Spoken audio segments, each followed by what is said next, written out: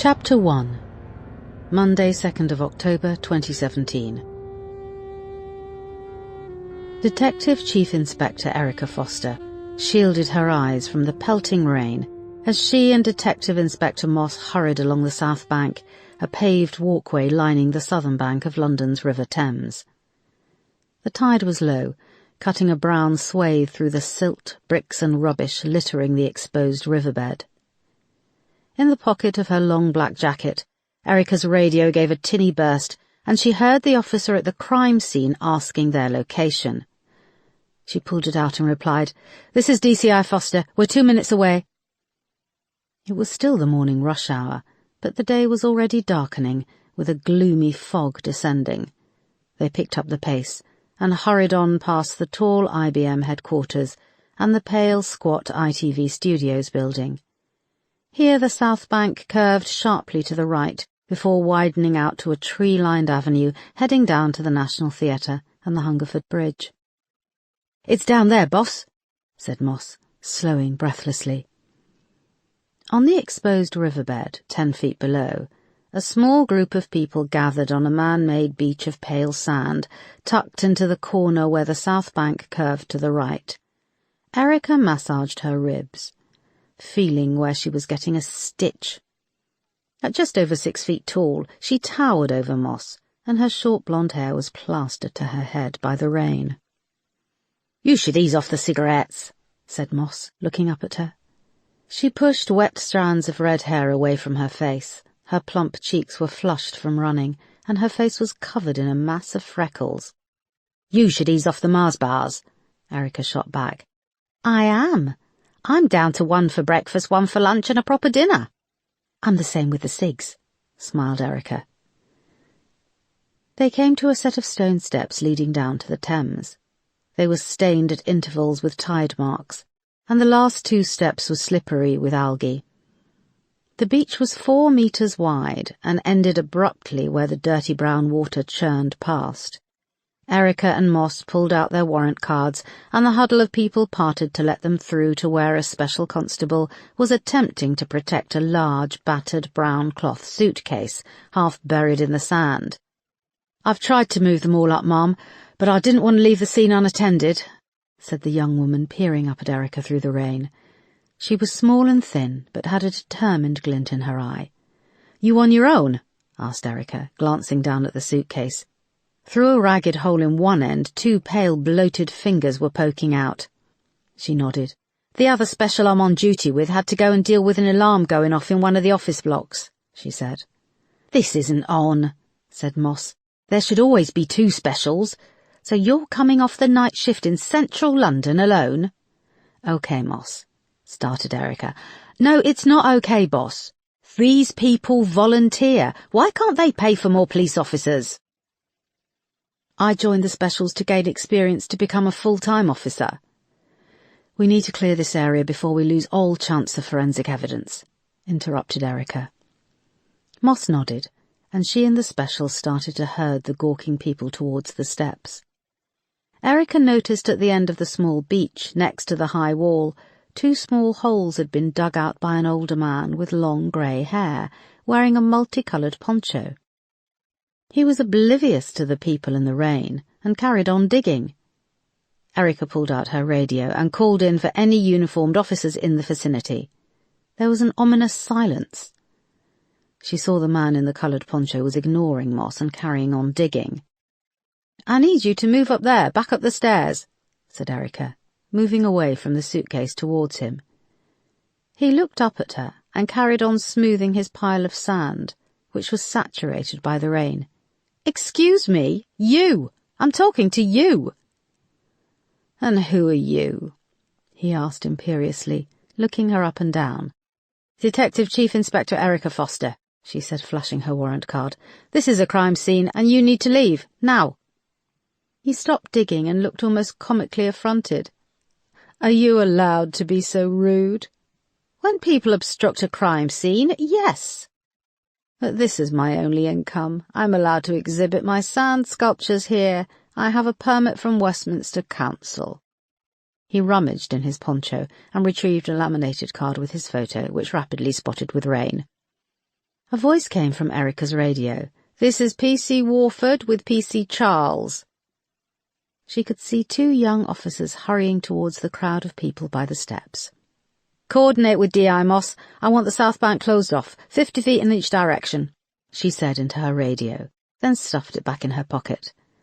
The man was still holding out his permit. "You can put that away." "You have a very unfortunate manner," he said, squinting up at her. "I do, and it would be very unfortunate if I had to arrest you. Now go on up there." He slowly got to his feet. "Is that how you talk to a witness?" "What did you witness?" "I uncovered the suitcase when I was digging. It was buried in the sand." "Partly. It wasn't there yesterday. I dig here every day. The sand gets shifted by the tide." "Why do you dig here every day?" "I'm a sand sculpture artist," he stated pompously. "That is usually my spot. I do a mermaid sitting aloft a rock with fish jumping. It's very popular with—" "Did you touch the suitcase or move anything?" said Erica. "Of course not. I stopped when I saw the suitcase was split and there was fingers protruding." Erica could see he was scared. "Okay, go up to the walkway. We'll need to take a statement from you." The 2 officers in the special had cordoned off the walkway. Moss joined her as the old man staggered off to the steps. They were now the only 2 people on the beach. Pulling on latex gloves, they moved to the suitcase. The fingers poking through the hole in the brown material were swollen, with blackened fingernails. Moss gently worked the sand away from the seams and exposed the rusted zipper. It took Erica several gentle tugs, but it yielded, and the suitcase sagged open as she unzipped. Moss moved to help, and they slowly lifted it open. A little water spilled out, and the naked body of a man was crammed inside. Moss stepped backwards, putting her arm up to her nose. The smell of rotting flesh and stagnant water hit the back of their throats. Erica closed her eyes for a moment, then opened them. The limbs were white and muscular. The flesh had the appearance of raw suet and was starting to flake away, in places exposing the bone. Erica gently lifted the torso. Tucked underneath was a head, with black, wispy hair. "Jeez, it's been decapitated," said Moss, indicating the neck. "And the legs have been chopped off to fit inside," finished Erica. The bloated, badly beaten face was unrecognizable. A swollen black tongue protruded from between large purple lips. She gently placed the torso back over the head and closed the suitcase. "We need forensics down here, fast. I don't know how long we've got until the tide comes back in." Chapter 2. An hour later, the forensics team were at the crime scene. The rain continued to pour, and the fog thickened, obscuring the tops of the surrounding buildings. Despite the rain, crowds had gathered at each end of the police cordon to gawk at a large white forensics tent which had been erected over the body in the suitcase. It glowed ominously against the murky water rushing past. It was hot inside the tent. Despite the cold, the bright lights in the small space were causing the temperature to soar. Erica and Moss had changed into blue crime scene coveralls and were with forensic pathologist Isaac Strong, who was crouched down by the suitcase with his 2 assistants and the crime scene photographer. Isaac was a tall, lean man. His soft brown eyes and thinly shaped eyebrows were the only things to identify who he was through his hood and face mask. "What can you tell us?" asked Erica. "The body has been in the water for some time. You can see this yellow and green discoloration on the skin," he said, indicating the chest and the abdomen. "The cool temperature of the water would have slowed decay." "That's decay slowed down," said Moss, putting up a hand to her mask. The smell was overpowering. They paused, all staring at the battered, naked body, at how neatly the pieces had been packed inside, a leg each side of the torso, the knee joints folded into the top right and bottom left corner, arms crossed over the chest, and the decapitated head tucked neatly underneath. One of Isaac's assistants unzipped a small pocket on the inside of the suitcase lid and pulled out a small clear plastic Ziploc bag containing a gold wedding band, a watch, and a man's gold chain necklace. She held it up to the light, her eyes wide over her protective mask. "They could be his valuables, but where are his clothes?" said Erica. "It's like he's been packed, not dumped. Is there any ID?" she added hopefully. The crime scene photographer leaned in and fired off 2 shots. They winced at the flash. Isaac's assistant searched the pocket with a gloved hand. She shook her head. "Dismembering the body in this way, the precision and packing in the valuables shows forward planning," said Isaac. "And why pack in the valuables with the body? Why not take them? It's almost like whoever did this is taking the piss," said Moss. "It makes me think it could be gangland or drug-related, but that's for you to find out," said Isaac. Erica nodded as one of his assistants lifted the torso and the photographer took a shot of the victim's decapitated head. "Okay, that's me done," said the photographer. "Let's get the body moved," said Isaac. "We've got the tide to contend with." Erica looked down and saw one of the footprints in the sand was beginning to fill with swirling water. A young guy in overalls appeared at the opening of the tent with a fresh black body bag on a stretcher. Erica and Moss stepped outside and watched as Isaac's assistants unzipped the body bag, spread it open, then gently lifted the suitcase towards the stretcher. 4 feet off the sand it caught, and they almost lost their footing. "Hang on, stop, said Erica, moving back into the tent. A torch was shone onto the underside of the dripping suitcase. A length of pale rope had become entangled in the material, which was starting to bulge and fray under the weight of the body inside. "Scissors, quickly!" snapped Isaac. A pair of sterile scissors were quickly unwrapped and handed to him. He leaned underneath and neatly clipped off the rope, allowing them to lift the suitcase clear. It disintegrated as it was laid on the stretcher. He handed over the scissors and rope, and they were bagged up and labelled.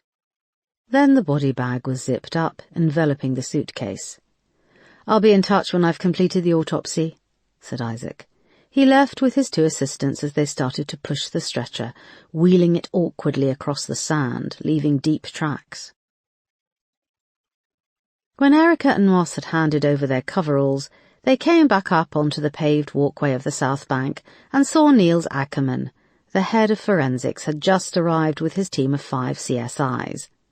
They would now attempt to gather forensic evidence from the scene. Erica looked back at the water encroaching the beach and doubted they would have much luck. Niels was a tall, thin man with piercing blue eyes, which today were a little bloodshot, and he appeared fed up and exhausted. "Nice weather for ducks," he said, nodding at them as he passed. He spoke excellent English with a faint Swedish accent.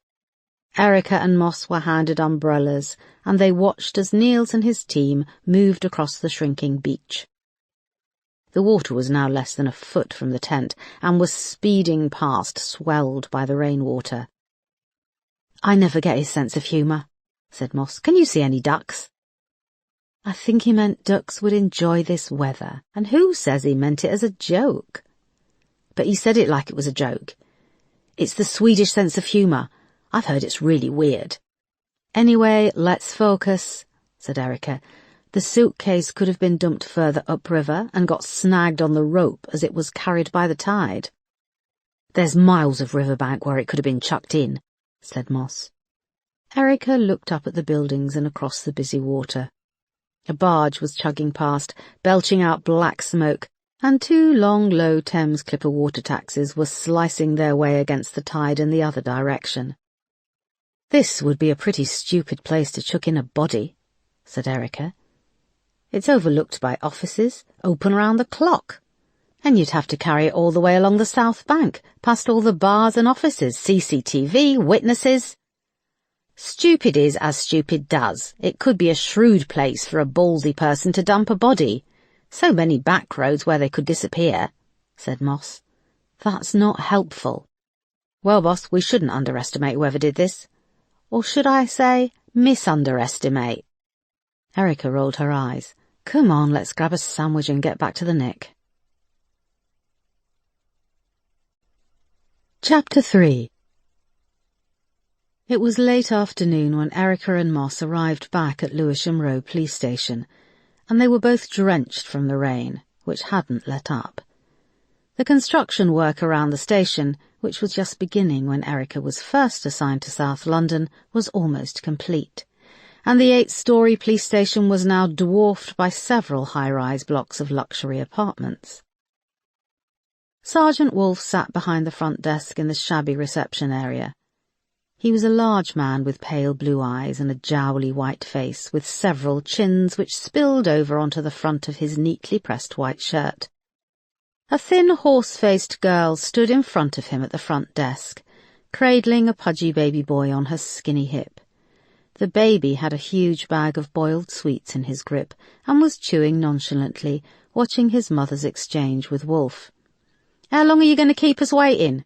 she demanded. "I got stuff to do." "That depends on your boyfriend and the 300 grams of cocaine we found up his bottom," said Wolfe cheerily. "You lot, I bet you've stitched him up," she said, jabbing at him with a long pink manicured fingernail. "Are you suggesting we planted it on him?" "Fuck off," she said. "Your mother wasted all that money sending you to finishing school." The girl looked confused. "What you talking about? I finished school like years ago." Wolfe smiled amiably and indicated a long row of faded green plastic chairs under a board of leaflets. "Please take a seat, madam. I'll let you know when I have more information." The girl looked Erica and Moss up and down and traipsed over, taking a seat under a notice board swamped with community information leaflets. Erica recalled her first day in London after being transferred from Greater Manchester Police. She had sat in the same seat and harangued Wolfe about how long she had been waiting, although her circumstances had been different. "Afternoon, ladies. Raining outside, is it?" said Wolfe, seeing them both with wet hair plastered to their heads. "Nah, just spitting," grinned Moss. "Is she in?" asked Erica. "Yes, the superintendent is warm and dry in her office," he said. The girl sitting with the baby shoved a handful of the boiled sweets in her mouth and made a sucking noise, glowering at them. "Careful you don't choke, madam. My recollection of the Heimlich manoeuvre is a bit hazy," said Wolfe, buzzing Erica and Moss in through the door. He lowered his voice and leaned forward. "Retirement is so close I can almost touch it." "How long?" asked Erica. 6 months and counting," he said. She smiled at him, and then the door clicked shut behind them. They moved down a long, low corridor, past offices where phones rang and support officers worked. It was a busy station, the largest south of the river, serving a large swathe of London and the Kent borders. They hurried down to the locker room in the basement, saying hello to some of the uniformed officers who were coming in to start their shifts. They went to their lockers and pulled out towels to dry themselves off. "I'm going to hit up missing persons," said Moss, scrubbing at her hair and face, and then stripping off her wet jumper and unbuttoning her blouse. "I'm going to beg for more officers," said Erica, drying herself off and sniffing a white blouse which she'd found at the back of her locker. When Erica had dressed in dry clothes, she took the stairs up to the superintendent's office. Lewisham Row was an old dilapidated 1970s building, and with the cuts to police budgets, the lifts were now something you avoided if you didn't fancy getting stuck for half the day. She hurried up the stairs 2 at a time, and then emerged into the corridor of the 8th floor. A large window looked out over South London, stretching from the gridlocked ring road running through the heart of Lewisham, past rows of terraced housing to the green of the Kent borders. She knocked on the door and went inside. Superintendent Melanie Hudson sat behind her desk, partially obscured by a mound of paperwork. She was a small, thin woman, with a bob of fine blonde hair, but looks could be deceiving and she could be a tough cookie when the situation warranted. Erica glanced around the office. It was just as shabby as the rest of the building. The shelves were still empty, and even though she'd been on the job for several months, Melanie still hadn't unpacked a row of boxes against the back wall. Her coat hung neatly by the door on one of 3 hooks. "I've just come from a crime scene on the South Bank. Male, violently beaten, decapitated and dismembered, and then packed neatly in a suitcase." Melanie finished writing and looked up. "Was he white?" "Yes." "So you wouldn't say it was racially motivated?" "You can be white and still be killed in a racially motivated attack." Melanie gave her a look. "I know that, Erica. I just need to be kept in the loop. Top brass is carefully watching racially motivated crime since Brexit. It's still early days. It could be gangland, racially motivated, homophobic. It was brutal. He was packed in the case naked, with a watch, ring and chain. We don't know if they were his. I'm waiting on the post-mortem and forensics. I'll let you know which box you can tick when I have more information." "What's your caseload like, Erica?" "I've got an armed robbery murder I've just wound up. There are a couple of others bubbling away in the background. I need to get an idea on this body, but it's not going to be easy. The face is badly smashed up, and he's been in the water a long time." Melanie nodded. "Was it a big suitcase?" "Yes." "You can't buy big suitcases anymore. I've been trying to get a family one for when we go away at half-term, but they don't do them because of the weight limits. Anything over 25 kilos, they charge you a fortune." "You want me to see if I can get you the suitcase when forensics finish up?" "Very funny. It's a valid point, though. Not many companies make suitcases big enough to fit 2 weeks' worth of beach gear, let alone a full-grown man." "What about stuffing? How many officers can you give me?" "I'd like Moss and DC John McGorry. Sergeant Crane is a good team worker." Melanie blew out her cheeks and searched through the paperwork on her desk. "OK, I can give you Moss and McGorry. And a civilian support worker. Let's see how this plays out." "OK," said Erica, "but there's something weird about this. I have a feeling I'll need a bigger team." "That's all you're getting for now. Keep me in the loop," said Melanie, and she went back to her paperwork. Erica got up to leave and stopped at the door. "Where are you off on holiday?" "Yekaterinburg." Erica raised an eyebrow. "Yekaterinburg, Russia?" Melanie rolled her eyes. "Don't ask. My husband is obsessed with out-of-the-way holiday destinations." "Well, you won't need sun cream in October in Yekaterinburg." "Close the door on your way out," she snapped. Erica suppressed a grin and left her office.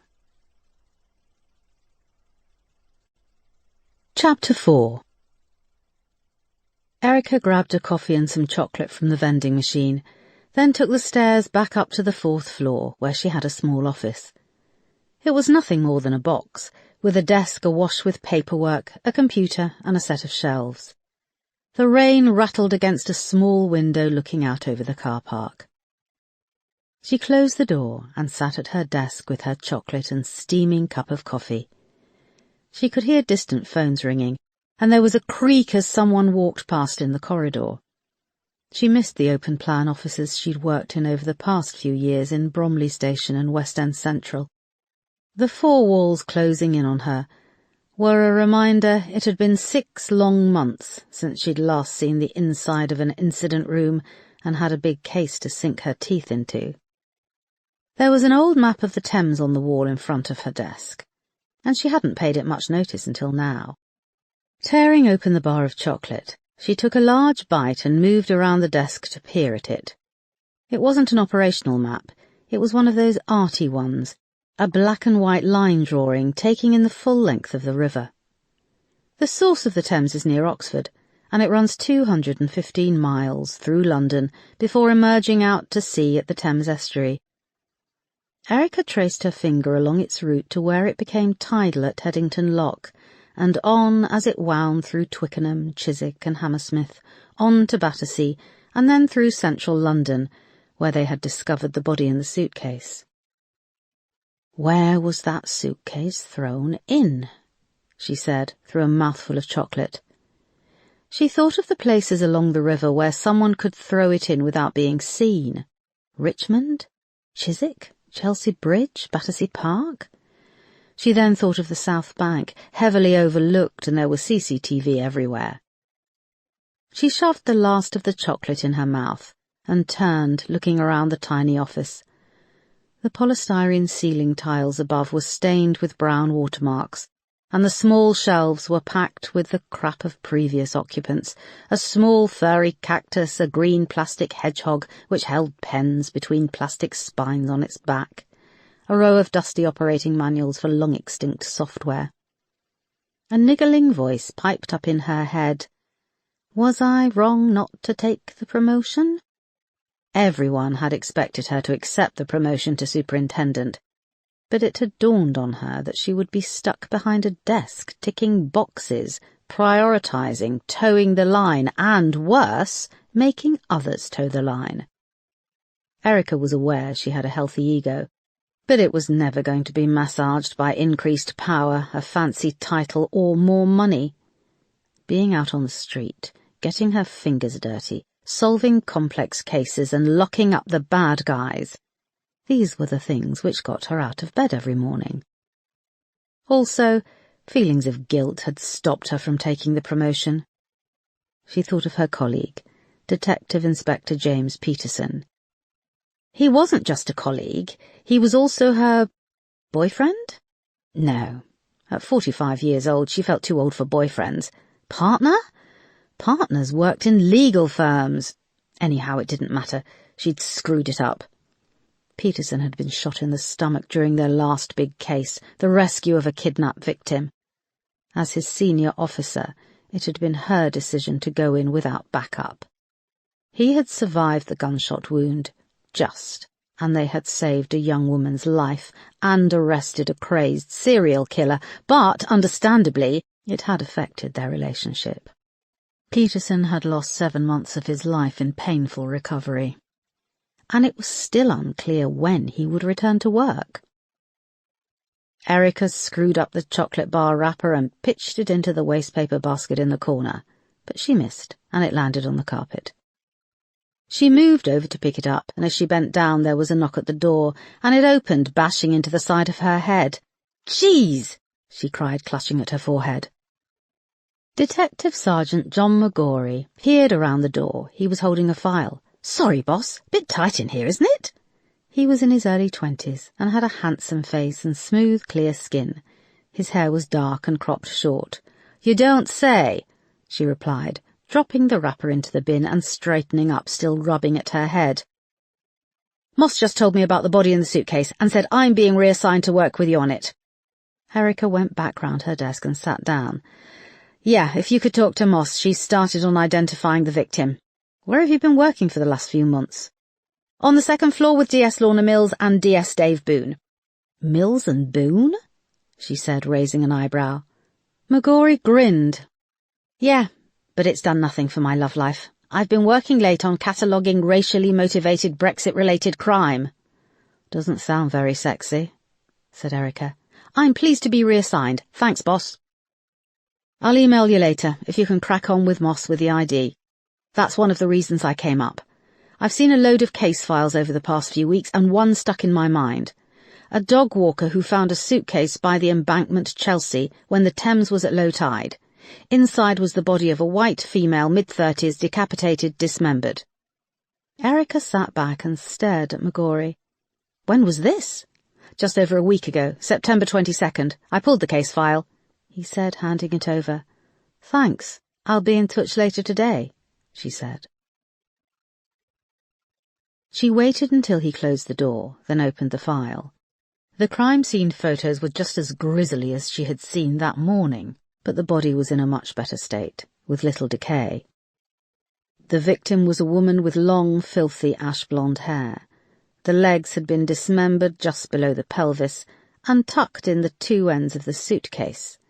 The arms were folded against her chest. With a female victim, this looked as if the corpse was being modest, crossing her hands over her bare breasts. Her severed head had been tucked in under the torso, and, like the male victim from the suitcase at the South Bank, her face was so badly battered it was unrecognisable. Erica looked up at the map of the Thames on the wall. So many places to dump a body. Or two. Chapter 5. August 2016.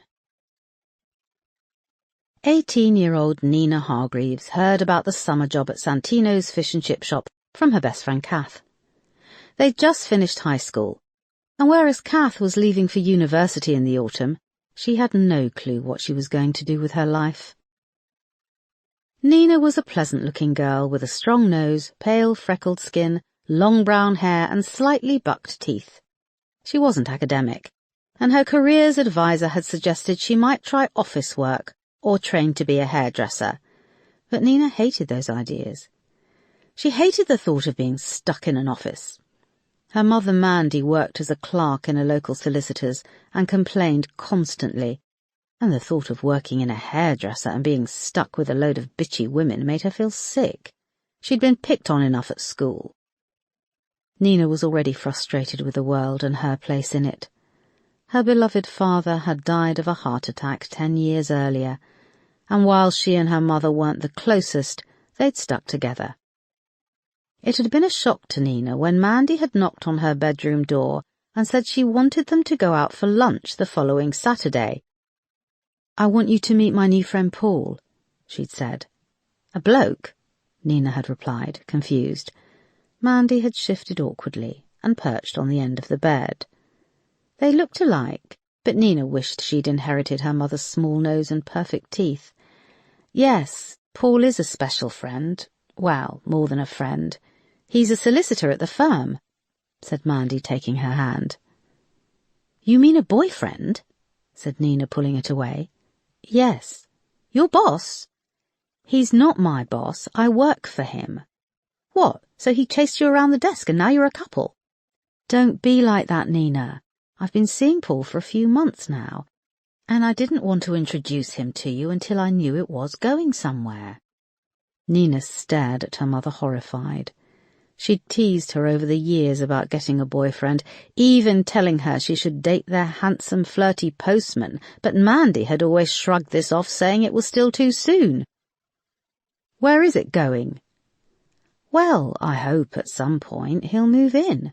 "What?" "Nina, you're 18 now. You won't be at home forever." "Won't I?" "Is that what you want? To stay in this bedroom for the rest of your life, still with the Hannah Montana wallpaper?" "Course not." "There we go then. I'm not chucking you out. I'd never do that. But you need to make your own life."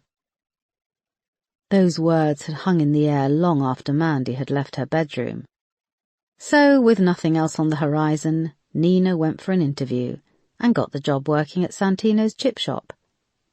Santino's was an old-school British chip shop tucked at the end of the busy high street in Crouch End.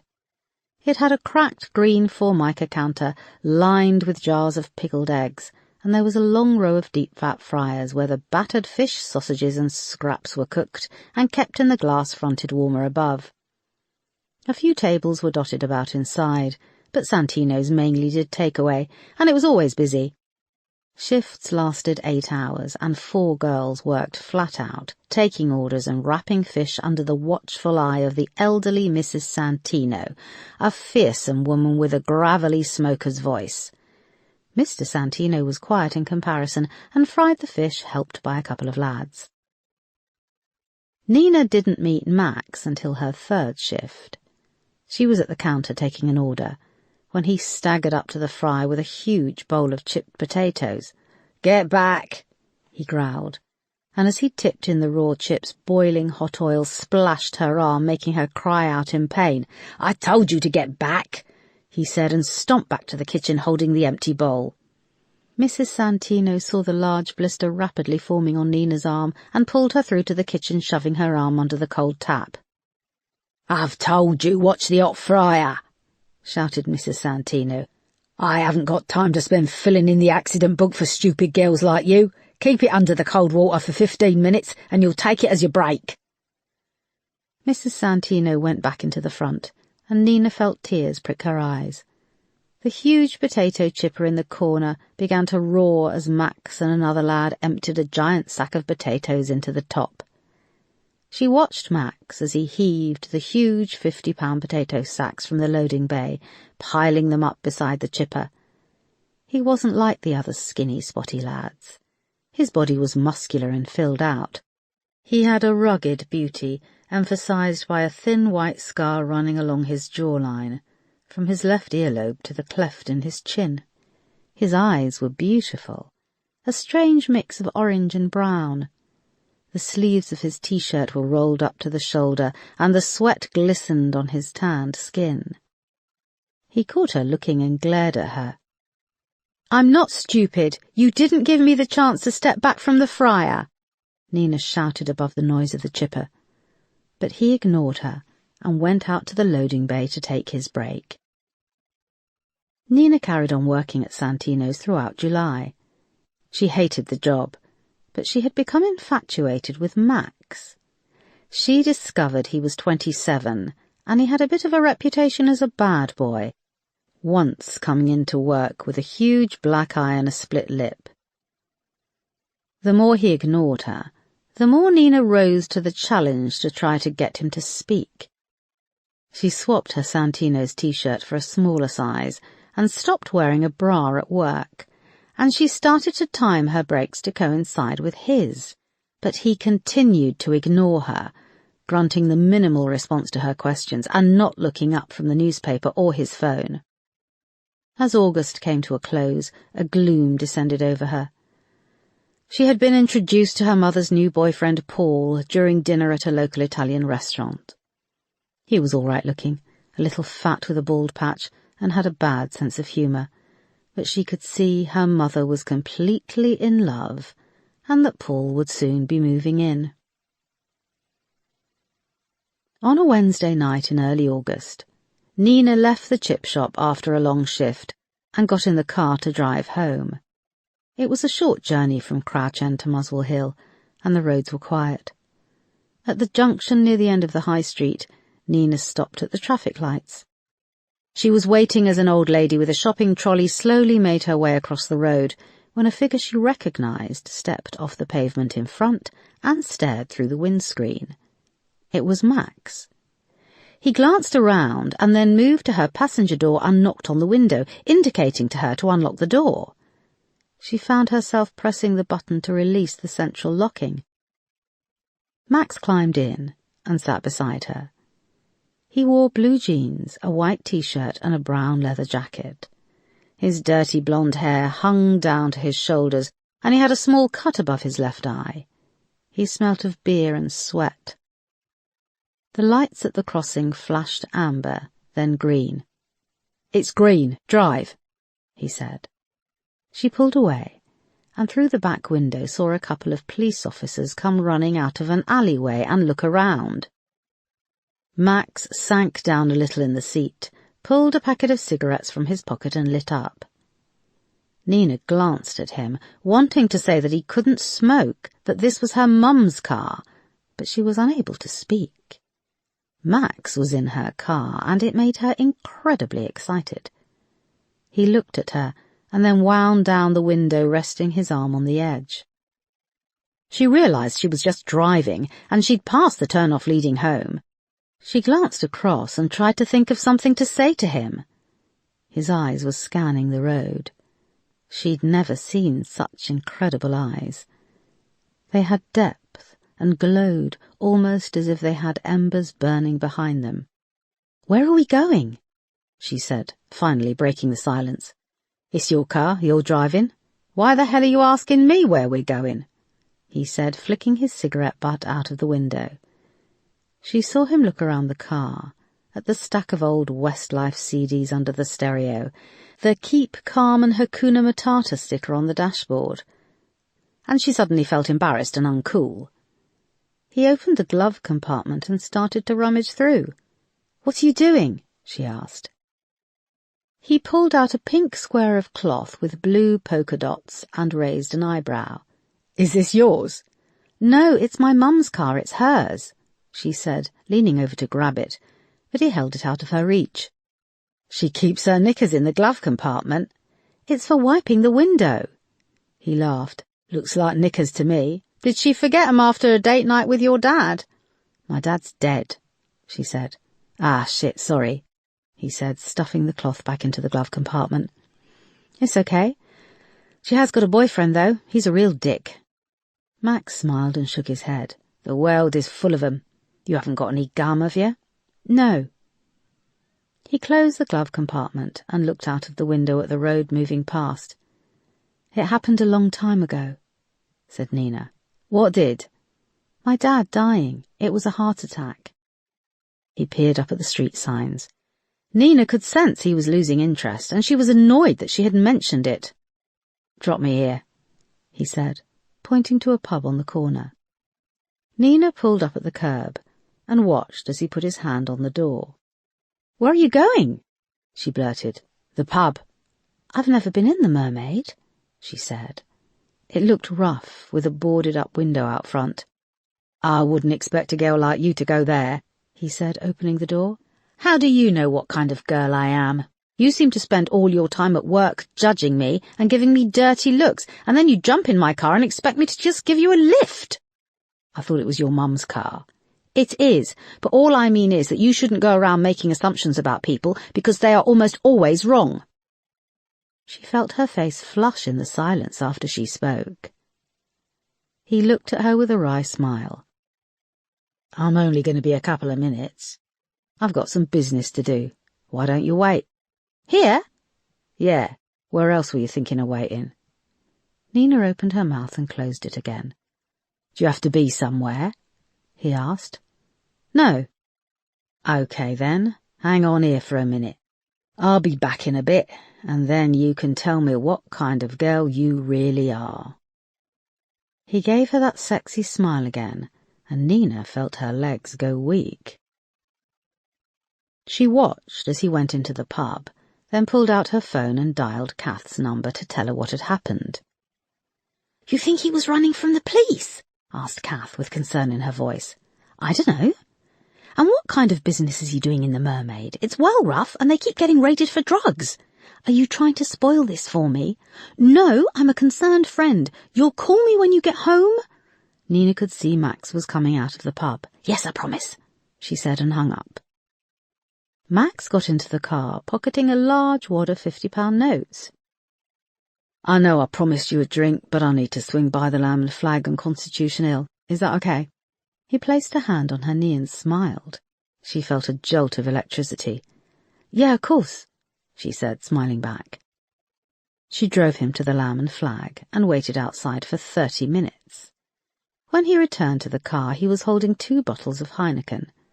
She started the engine. Straight ahead, he said. She started off up the road. It was getting dark and the streetlights were out. This is for you, he said, offering her one of the beers and taking a chug from the other. I don't drink and drive, she said primly, keeping both hands on the wheel.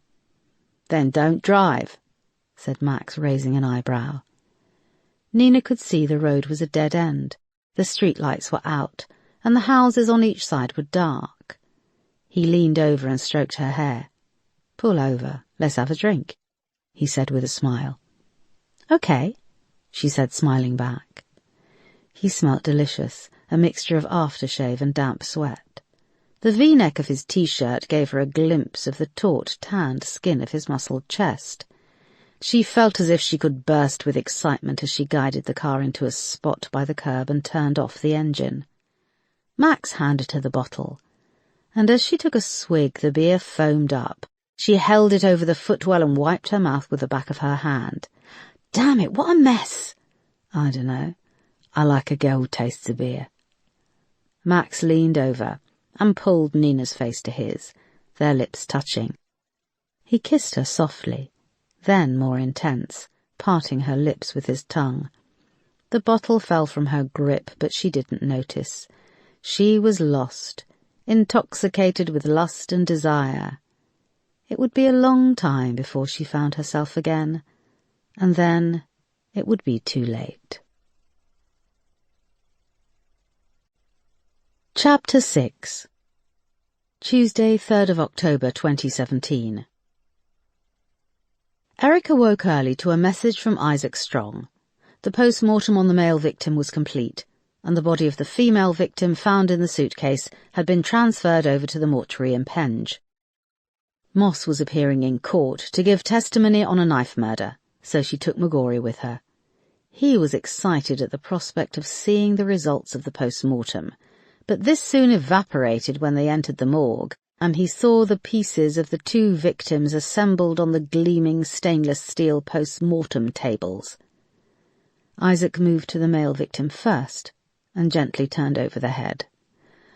There are extensive injuries to the back of the skull, which were inflicted with a large, heavy piece of concrete.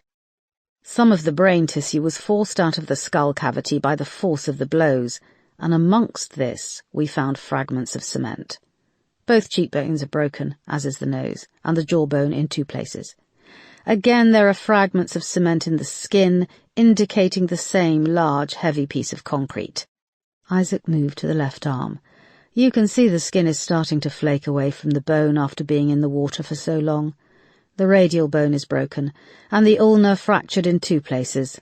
There are almost identical injuries on the right arm. He noticed McGorry creasing his forehead in confusion. There are 2 bones in your forearm, he explained, pulling up his sleeve to indicate. The ulna is the long bone that stretches from the elbow to the smallest finger. The second is the radial, which runs parallel, and is the larger and longer of the 2. He put up his arms to protect himself, asked Erica, lifting hers and crossing them in front of her face. That's for you to confirm, but the injuries are consistent with that theory, said Isaac. McGorry cleared his throat and took a deep breath and put a hand to his mouth. Are you okay? Asked Isaac. Yeah, fine, he gulped. Erica saw that he was now an odd green-grey colour under the harsh lights. Isaac went on.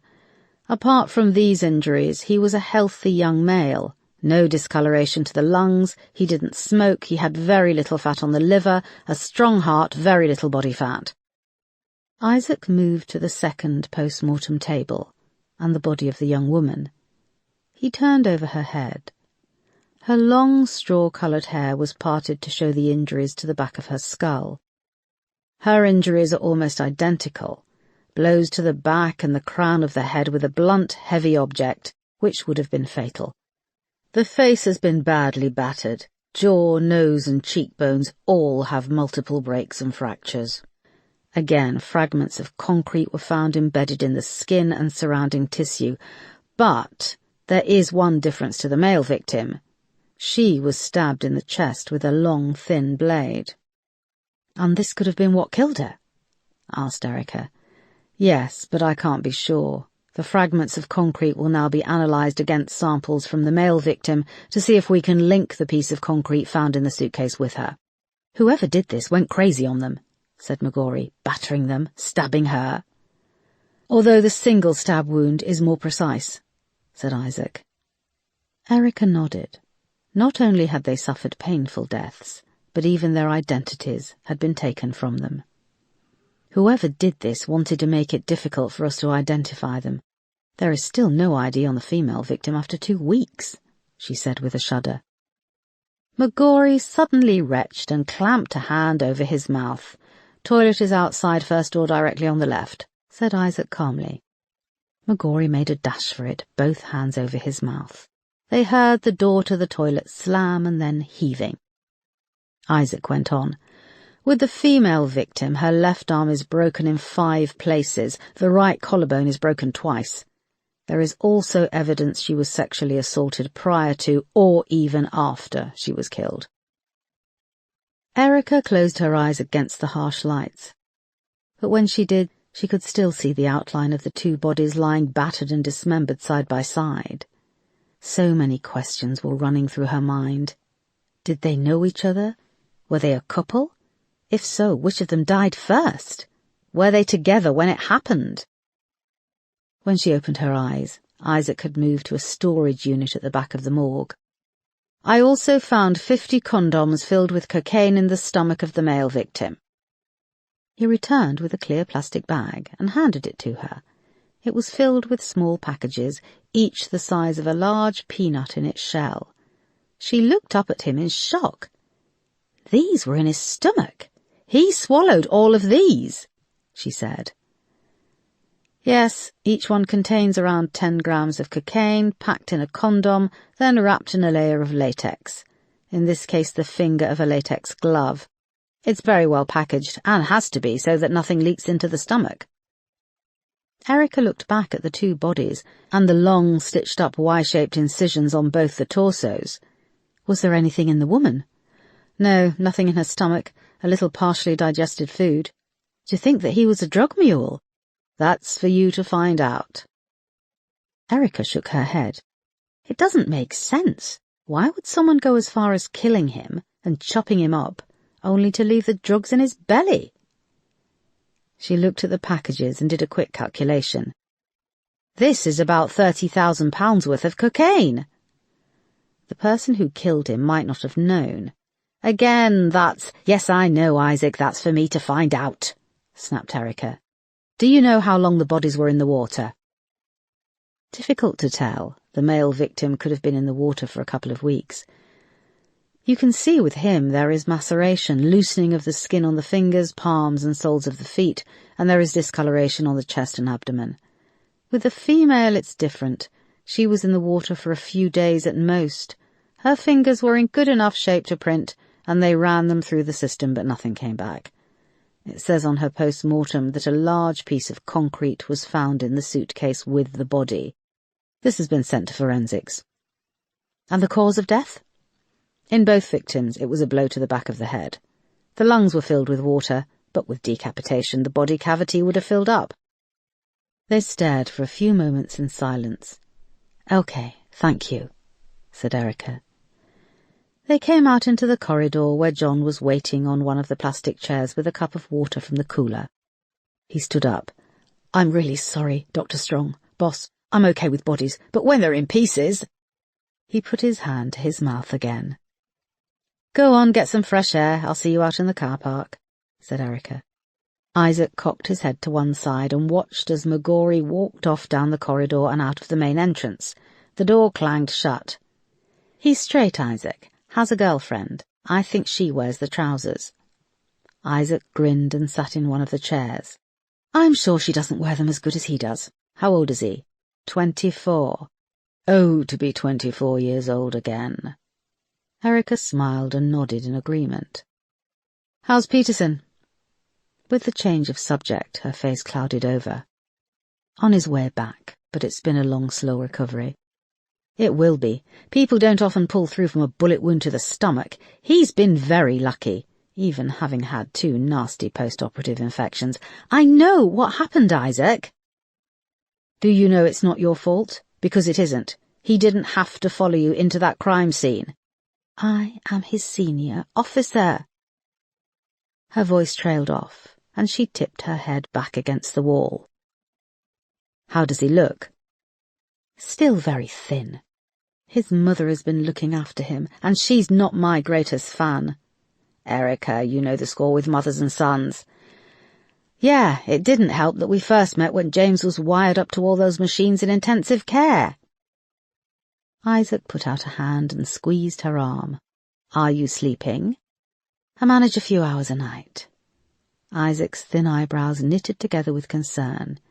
He got up and went to the water cooler, filling a cup with water.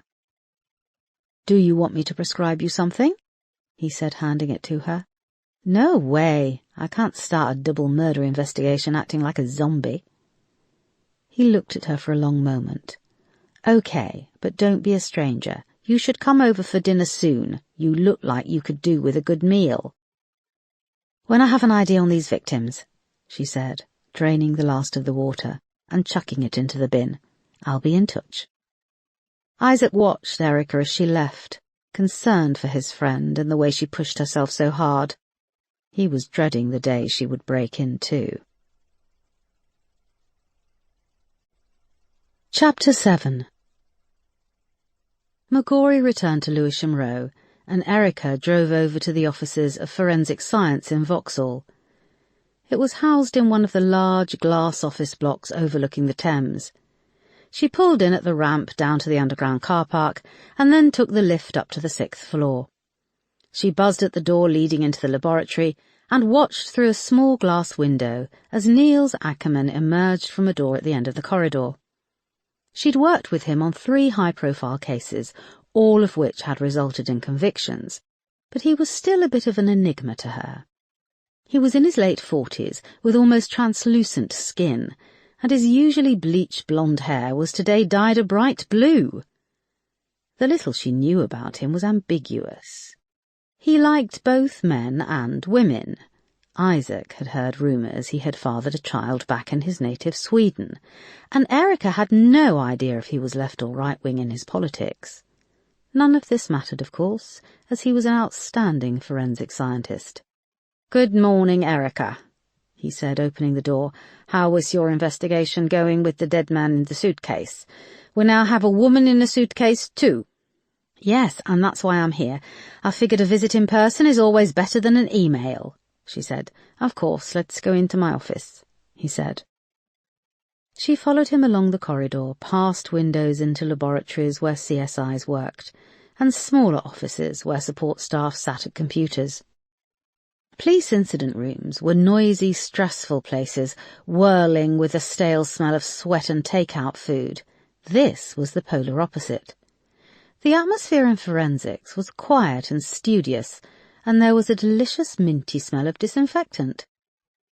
Niels's office was clean and smart, with a desk, a large bookshelf and a tall fridge. Under a window looking out over the river were 2 elegant armchairs in dark purple and a small marble-topped coffee table. In the centre of the table was a small orange and black speckled Murano glass paperweight. "Would you like a coffee? And a piece of cake, perhaps?" He went to the fridge and took out a large, moist carrot cake, turning to her with a grin. The snow-white icing had been shaped into glistening peaks. Erica felt torn between the need to press on with the investigation and her belly kicking off at the heavenly sweet smell of the icing.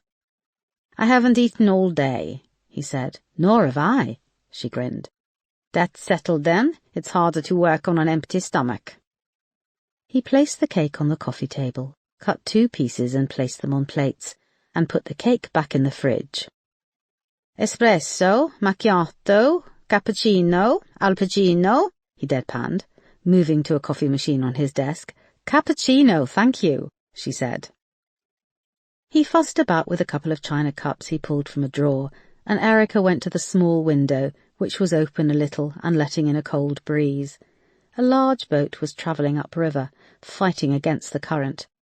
Niels finished their coffees, and they sat down. She watched him tackle his cake, sawing off a huge chunk and shoving it into his mouth.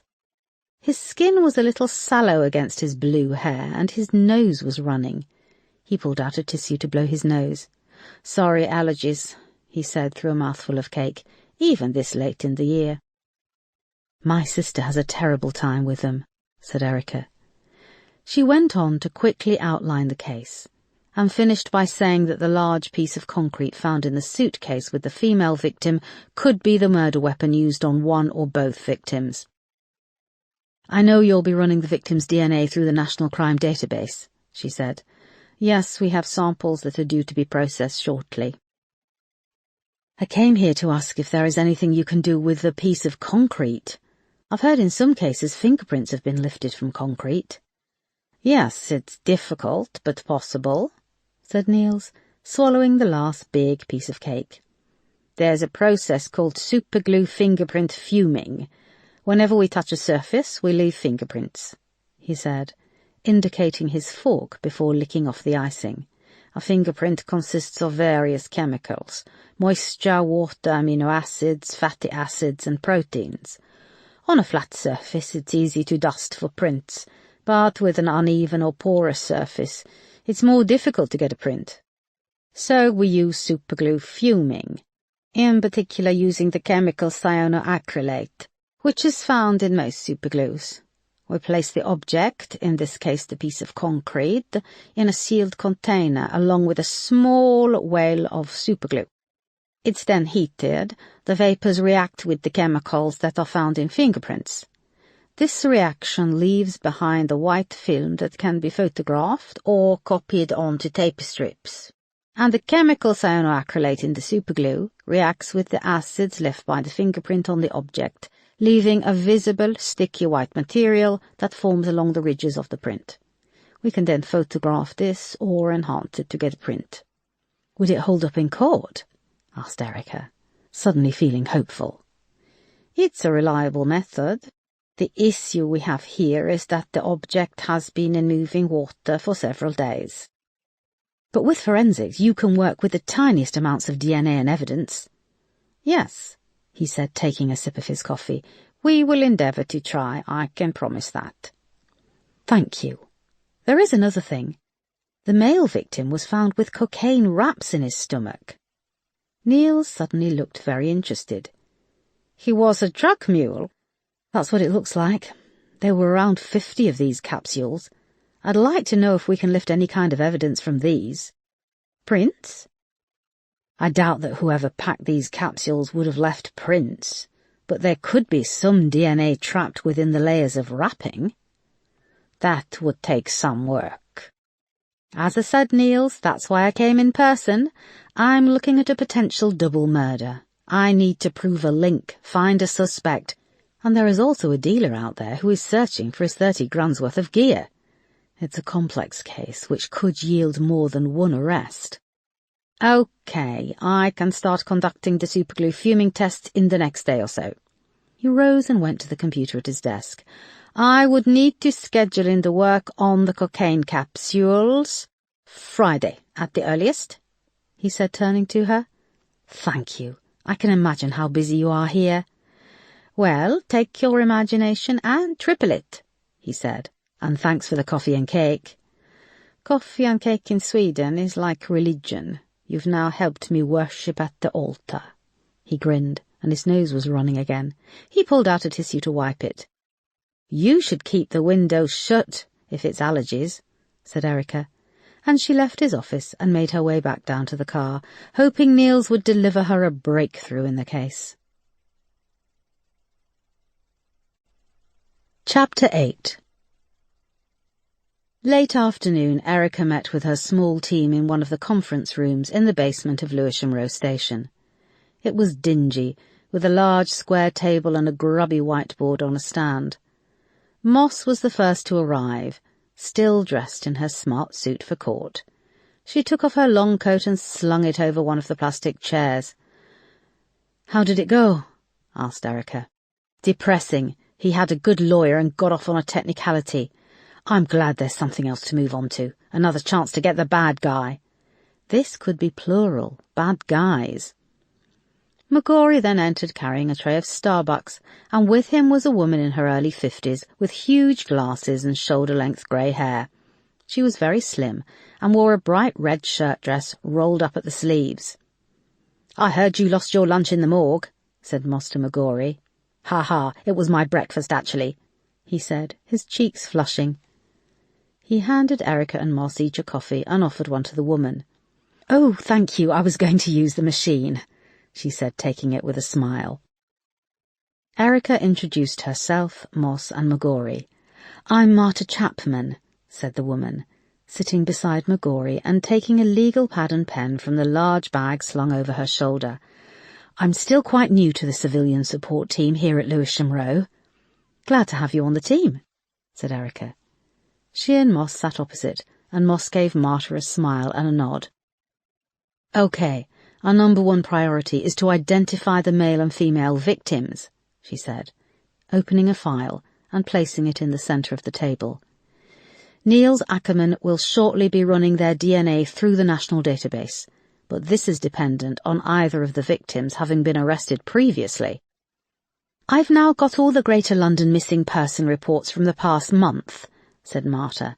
"It's a very broad swathe of data, but I can focus in on white males and females in the 20s to 30s age group." "I've got a contact on the Marine unit," started McGorry.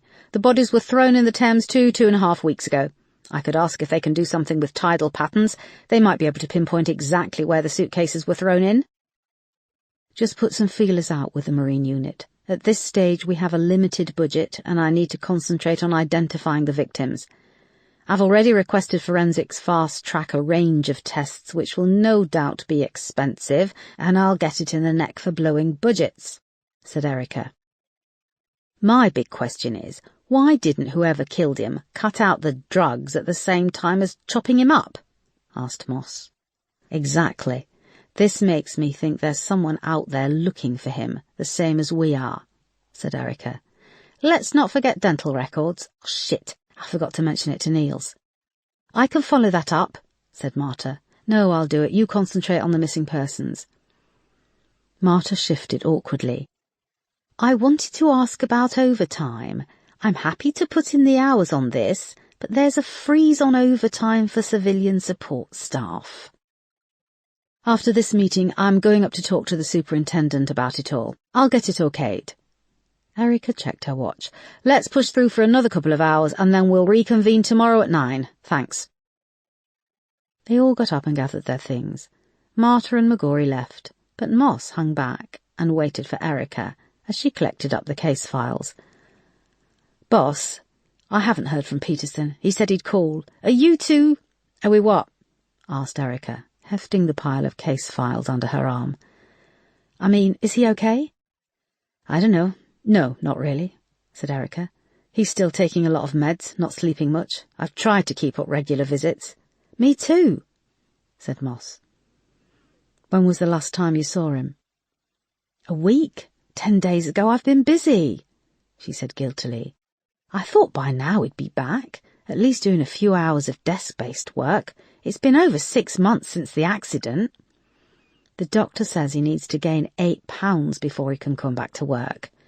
He's finding it hard with the surgery he had on his stomach, and he had the post-operative infections which screwed things up even more. It's the psychological stuff which takes longer to heal, and it doesn't help that he's stuck at home all day with the 4 walls closing in on him." Erica bit her lip and put her head down. She could feel tears pricking at her eyes, and as a distraction she started to check through the case files. There was an awkward silence. "I wish I could help him. I can gain 8 pounds on an average Sunday lunch," said Moss. "OK, well, I'll be in my office. On the end of the phone and email if you need me." "Thanks," said Erica. She waited until Moss had gone before she looked up from the pile of files. She moved to the door and closed it, flicking off the lights. Only then, in the darkness, did she allow herself to cry.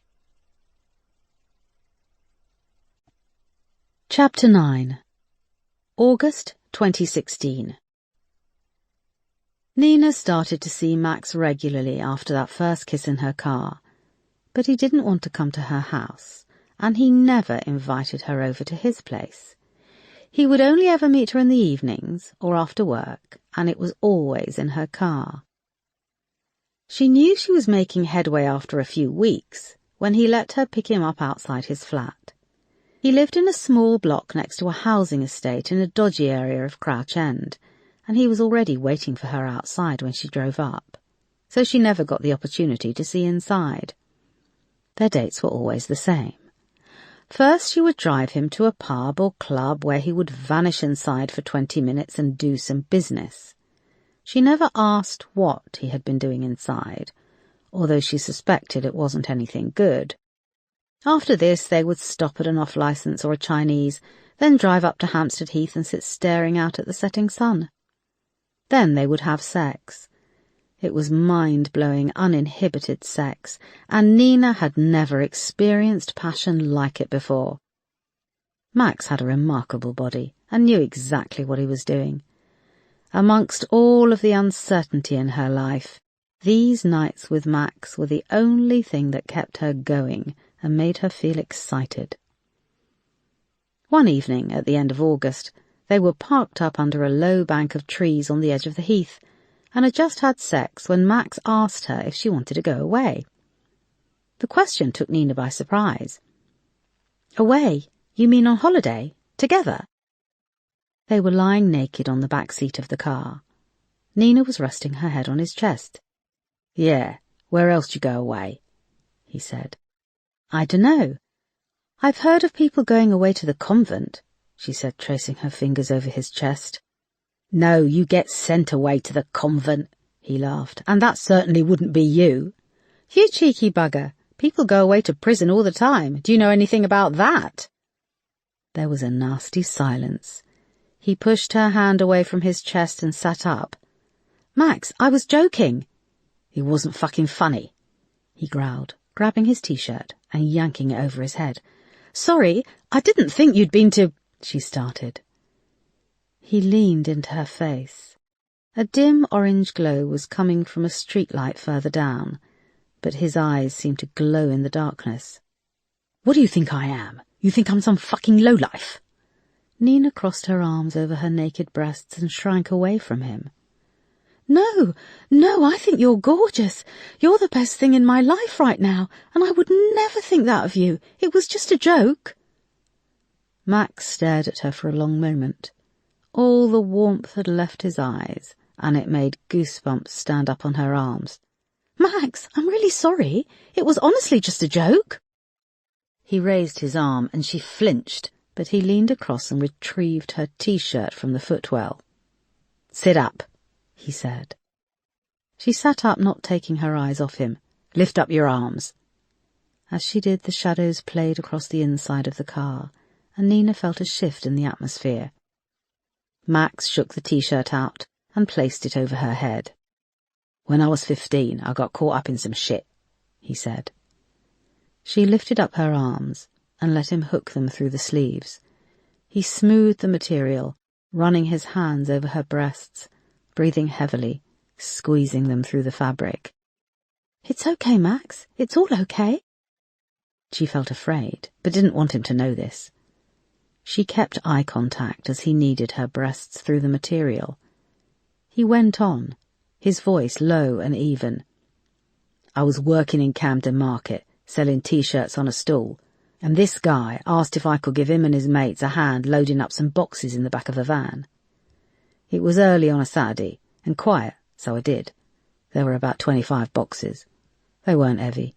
I think they had clothes inside. Just as we finished, the police showed up and arrested all the guys and me. Turns out they were stolen goods from a nearby warehouse. Did they let you go? Obviously you didn't know, asked Nina in a small voice. Nah, they booked me and banged me up in a cell. I'd been nicked a couple of times before, stupid stuff, shoplifting, breaking windows at a youth club, but all I ever got was a caution. I got a solicitor for the police interview, and I told them the truth. I didn't know, I was just helping out. Turns out it wasn't the first time stuff had been nicked from this warehouse in Camden, and it went to trial. As I told the truth in the interview, I was told that I should plead guilty, and I'd just get a few hours community service. Max, you're hurting me, said Nina quietly, as his hands were now gripping her breasts tight through the material. Sorry, he said, lifting them off her. He sat back on the seat and stared out of the window. Nina relaxed a little, feeling his attention had shifted. What happened? She asked. I got 2 years in Feltham Young Offenders. Fucking brutal it was. Locked up for 23 hours a day. There's fucking gangs. There were young lads there like me who got the shit kicked out of them. One bloke was in for nicking a phone from a little kid in a park. He got a year. Is that justice? And I was left to rot for what I thought was doing some lads a favour. I'll tell you, the people in charge in this country think they've got it sussed. They think justice works. They think they're in control. But I want to make it my mission to bring them down. They threw me into Feltham to make an example of me, but I want them to know they created a monster. He was quiet for a long time. Nina sat very still. She was now shivering in just her t-shirt. The seat underneath felt cold against her bare skin. Thank you for telling me, she said. I love you. He looked up at her, and she could only see his profile in the dark. You do? Yes. I think I love you too, he said. He put out his arm, and she snuggled under it, glad of the warmth coming from his chest. It's me and you, Nina. Me and you. Yeah, me and you, she said. She had been scared by his outburst, but understood what he had been through, and in her naivety, she thought she could be the one to help him, to change him. Chapter 10. Tuesday, 3rd of October, 2017. Erica knocked softly on the door of Detective Inspector James Peterson's flat. The communal hallway was empty, and when there was no answer, she put her key in the lock and opened the door, heaving 2 shopping bags inside. The hallway was in darkness and bathed in the light of the TV, blaring out the evening weather report. She moved through to the small open-plan kitchen living room. On the TV, the weather map was showing that heavy rain would continue over the next few days. She put the shopping bags on the counter and went over to the sofa. Peterson was fast asleep under an old blue blanket. The blue and grey light cast by the television played over his skinny face. His high cheekbones jutted out, and she could see the outline of the bones under his forehead. She put out a hand to wake him when her phone began to ring in her pocket. Peterson shifted under the blanket, but slept on. Erica moved quickly into the hall and answered. It was Niels Ackerman. "Sorry to call so late," he said. "No problem. I'm afraid there's no match on the DNA samples we took from the male and female victims. They're not in the National Crime Database." "Shit," she said. "I'll keep you informed about the superglue fingerprint fuming. I'm hoping to schedule it in the next few days." "Any chance you can do it earlier?" He sighed. "I'm sorry, no. We have a huge caseload and I'm working through as fast as I can. But I have you as a priority." "Okay, thanks, Niels. I really appreciate it." Just as she hung up her mobile, Peterson's landline began to trill beside her on the hall table. She grabbed it and answered, not wanting to wake him up. "Is that you, Erica?" said a voice. It was Peterson's mother, Eunice. She spoke with a very faint West Indian accent, which gave her voice warmth, but it was a commanding warmth. "Yes, hi, it's me." There was a pause, and Erica could almost hear the sound of the old woman's lips pursing. "Can I speak to James, please?" "He's asleep, alone, on the sofa." "Has he eaten the beef stew I made him?" "I don't know, I've just got here." "Erica, it's 9:30. "I had a long day at work." "He needs his rest. You being there means he's not sleeping." "I stopped by at Tesco to get him some food. What did you buy?" "Potatoes. I got him skimmed milk and ready break. The doctor said cereals and milk are good for his stomach." Erica could hear her voice getting flustered. How was it that she could hold her own with serial killers and violent offenders, but 75-year-old Eunice Peterson scared the crap out of her? "Erica, he needs vitamins, lots of vitamin C. You see I have the oranges there for him?" Erica could see a fresh towering pile in the fruit bowl on the counter. Eunice went on, "And Erica, when you visit, get there a bit earlier, please. James needs to be sleeping at this time." Erica was about to tell Eunice that phoning James at this hour would wake him up, but he suddenly appeared at her side, wrapped in the blue blanket. "Who's that?" he mouthed. "Oh, James has just woken up, Eunice. Here he is," said Erica, handing him the phone. She started to put away the shopping and saw yet more oranges were piled in the salad drawer in the fridge. She could hear Eunice's loud voice on the other end of the phone. "You need to tell that girl to let you sleep. Does she still have a key?" "Yeah," he replied awkwardly. "It's very easy to give out your door key to another woman, but much harder to get it back." "Erica has been good to me," he said. 8 hours, James. You need to sleep 8 hours. People these days think you can get by on less, but I swear by 8 hours, and I never have to see the doctor. And I eat lots of vitamin C. Are you running low on oranges?" "No, Mum," he said, looking at the huge pile in the fruit bowl. "Be sure to offer Erica some of my stew. There's plenty in the pot, and she's so pale and skinny." Yeah, I will. Now you get to bed, and God bless.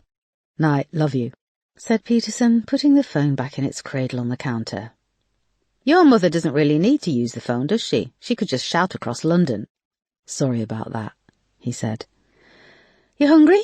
She asked, taking the lid off an earthenware pot on the stove, and seeing the beef stew rich with a spicy tomato sauce. What about some stew, washed down with orange juice? Or perhaps I can whip you up a nice bedtime drink of hydrogen peroxide. Very funny, he said, tipping out some ready breck into a bowl and adding milk. He put it in the microwave and pressed start. Why don't you just tell your mum you can't eat acidic food like spicy pot roast and oranges? I don't want to hurt her feelings. That's very British of you. The microwave beeped. She chucked him a tea towel to take the bowl out, and he gingerly carried it back to the sofa.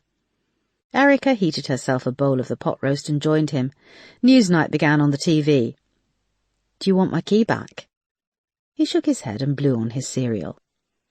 Moss was asking about you today. Is there any more news from the doctor? They need to get my metabolism sorted. I'm still losing weight, he said, not taking his eyes off the TV. They ate in silence for a few minutes. Then Erica started to tell him about the bodies in the suitcases and the cocaine found in the male victim.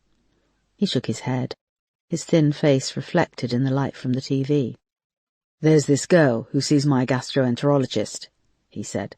She had a cocaine wrap burst and leak inside her. She's had to have the same operation as me. Partial removal of the stomach. She was a drug smuggler? Yeah. British? Yeah. Smuggled between here and Curaçao. What's her name? Zayda. What does she look like? He shrugged. She's normal, pretty. Is she now? Peterson's eyes left the television and he turned to face her. You really think I'm cruising the gastroenterology clinic for chicks? He deadpanned.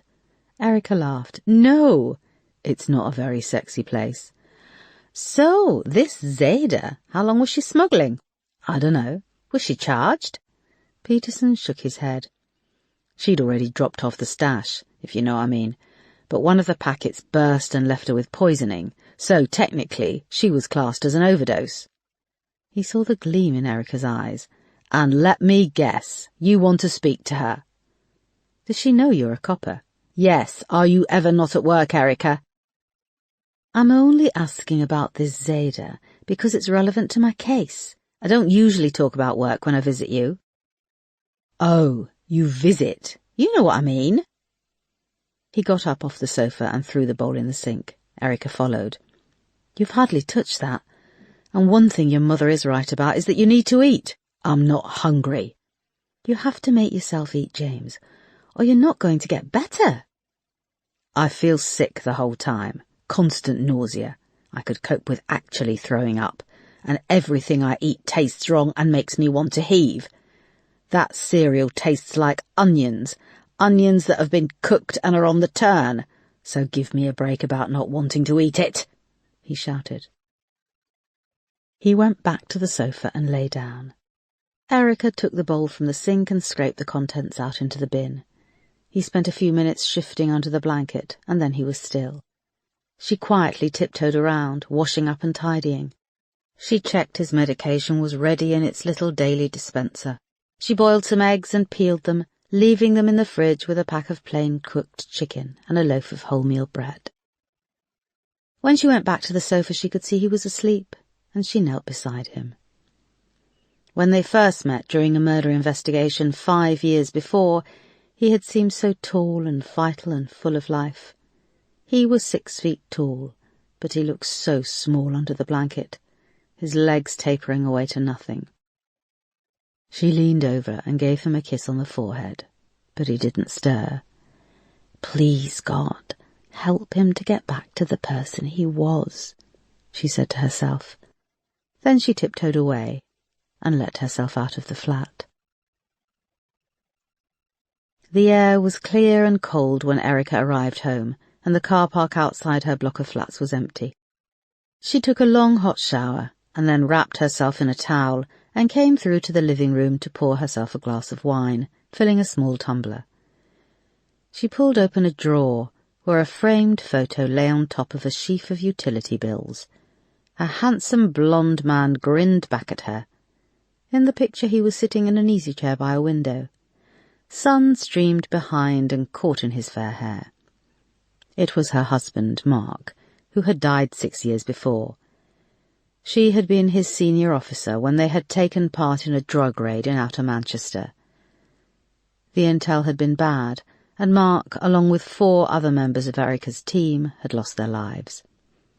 Feelings of guilt and remorse threatened to overwhelm her, and she took a long drink of her wine. The photo of Mark had been on the dresser in her bedroom, and when Peterson started to stay over, she had moved it into the kitchen drawer. Peterson. Another man who had followed me into danger. Erica closed the drawer. She picked up her tumbler and went over to the sofa. The living room was neat and functional. A sofa and coffee table both faced a small television. She went to pick up one of the case files when her phone rang on the coffee table. She saw it was a withheld number. When she answered, it was a young woman's voice with a Cockney accent. "Is this Erica Foster?" "This is she." Erica could hear a television in the background. "James just rung me up. He said you wanted to talk to me, to help with a case you're working on. Oh, I'm Zada Romero, by the way." "What did he tell you about the case?" "Not much. You found a body with a stash of coke in its belly. Look, I don't want to talk on the phone. I can meet you tomorrow morning at 9:30 at the Cafe Nero in Beckenham." "Yes, that would be very good." "James said you usually pay people to talk off the record." "Did he?" "Yeah, he said I'd get 200 quid, plus coffee and a bit of cake." "Yes." "Great. See you then." When Erica came off the phone, she couldn't help but smile. Chapter 11. The next morning, as agreed, Erica met Zada Romero in the Cafe Nero in Beckenham. She was a small, delicate woman in her late 20s, with a poker-straight bob of dark hair.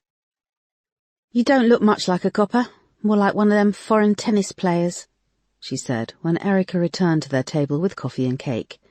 She spoke precisely, with a strong Cockney accent. "I was born in Slovakia, but I've lived in the UK for 25 years. Zada blew on her coffee and took a sip. They were sitting beside a large picture window, looking out onto Beckenham High Street, where people hurried past in the rain. "And this is all, informal and off the record?" she asked. "Of course," said Erica. It was busy inside the coffee shop, and a group of well-dressed women at the next table were cooing over a Birkin bag. $4,000 they cost," said Zada enviously. "I know, my sister Lenka called me last week from Slovakia in a complete lather. Her husband had just bought her one." Zada raised an eyebrow. "Lucky sister, what does her husband do?" "He runs an ice cream parlour."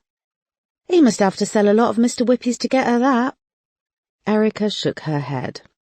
"The ice cream parlour is a front. He works for the mafia." "But you're a copper," she said, scooping up some of the milk froth from her cappuccino with a spoon. "Not in Slovakia." Zada sucked the froth off the spoon, tilted her head at Erica, and seemed to decide she could trust her. "James filled me in on your case, as much as he could. There's going to be someone looking for that amount of coke." "I figured that part," said Erica. "I worked in narcotics and Greater Manchester Police for 6 years. "Yeah, I think they should just legalise drugs. You're never going to win the war." "Really?" bristled Erica. "If ordinary freight vans delivered legal merchandise, then people like you wouldn't make a living." Zada leaned in and tapped the spoon on the table. "It's not my living, Erica. It was survival. My beauty salon went under in 2009 and I lost my house and all my savings. I managed to get a small flat and claim benefits, but it had a tiny extra bedroom, so they threatened to cut my money. I then found a lodger, one desperate enough to rent a tiny airing cupboard, but she would bring men back at all hours, one of whom tried to rape me in my bed, so that was the end of lodgers for me, and I lost the flat and ended up in bed and breakfast. The only reason I smuggled that gear is because I was desperate. It was either that or prostitution, and something told me it was the lesser of two evils, so don't you judge me. We're all a few pieces of bad luck away from having to make horrible choices to survive." She sat back, silent, and carefully wiped a tear from her eye. Erica pulled out a tissue. "I don't want it," she shot back, taking the small serviette from the saucer of her coffee and dabbing her eyes. "Okay, I hear you," said Erica. She let Zada compose herself, then asked, "How many times did you do it?" "3. Swallowing the gear, boarding a plane, delivering at the other end." "Where did you smuggle it to?" "I took stuff out to Spain twice, and Curacao. It's the devil's work. I've never felt fear like it. You fear being caught, you fear the time bomb you have ticking inside you, and then packets are so huge. I practiced swallowing using trunks of carrot. I thought to myself, I'm a drug mule, but at least I'll be able to see better in the dark." She smiled and shook her head. "The first time I did it, it all went like clockwork. The second time I got ill from the food I ate at the airport before the flight." "What did you do when that happened?" Zada shifted uncomfortably. "I had to wash them all in the toilet on the plane and swallow them again." She forced herself to look Erica in the eye, but she looked ashamed. Erica put her coffee down, feeling queasy. "How did you get into it?" "I bumped into this bloke outside the job centre in Catford. He could tell by the look of me that the wolf was at the door. He took me out to lunch. Mind you, it was at the Weatherspoons, but it was a free lunch. An extra meal before I had to break into my gyro. He told me all about smuggling gear and said I could earn 10 grand in cash each time. Our victim was found with a belly full of drug wraps. How soon would he swallow those before leaving? That's what I need to establish, if he was leaving the UK or if he had just arrived back." "You would do it as close to leaving as possible. He could have been straight off a flight, but he would usually have to deposit what he'd swallowed pretty fast." "What happens when you get to the other end, to your destination?" "You meet with whoever it is you have as a contact. They take you to a place where you can pass the merchandise, and they check it's all there. They check through the packaging to make sure it's all intact. When I made my last delivery, they discovered one of the wraps had burst in my stomach." "What did they do?" "They took the drugs and they left me," she said matter of fact. "They left you? Where was this?" asked Erica. "At this office block, an old office block near Heathrow. I was found unconscious by a cleaner in the corridor outside." "I'm sorry." "The police took the second part of what they'd paid me, 5 grand. What do they do with the money?" "The police have it." "I know, but what happens to that money?" "It will be held until the case is closed, and then the police force could go through civil proceedings to have it used for public projects to pay down public debt." Zada shook her head. "No one gives you a break in this world." "What can you tell me about the people you worked for?" "First names, that's all I know. And even then I don't know if they were real. But they know me. They have my passport details."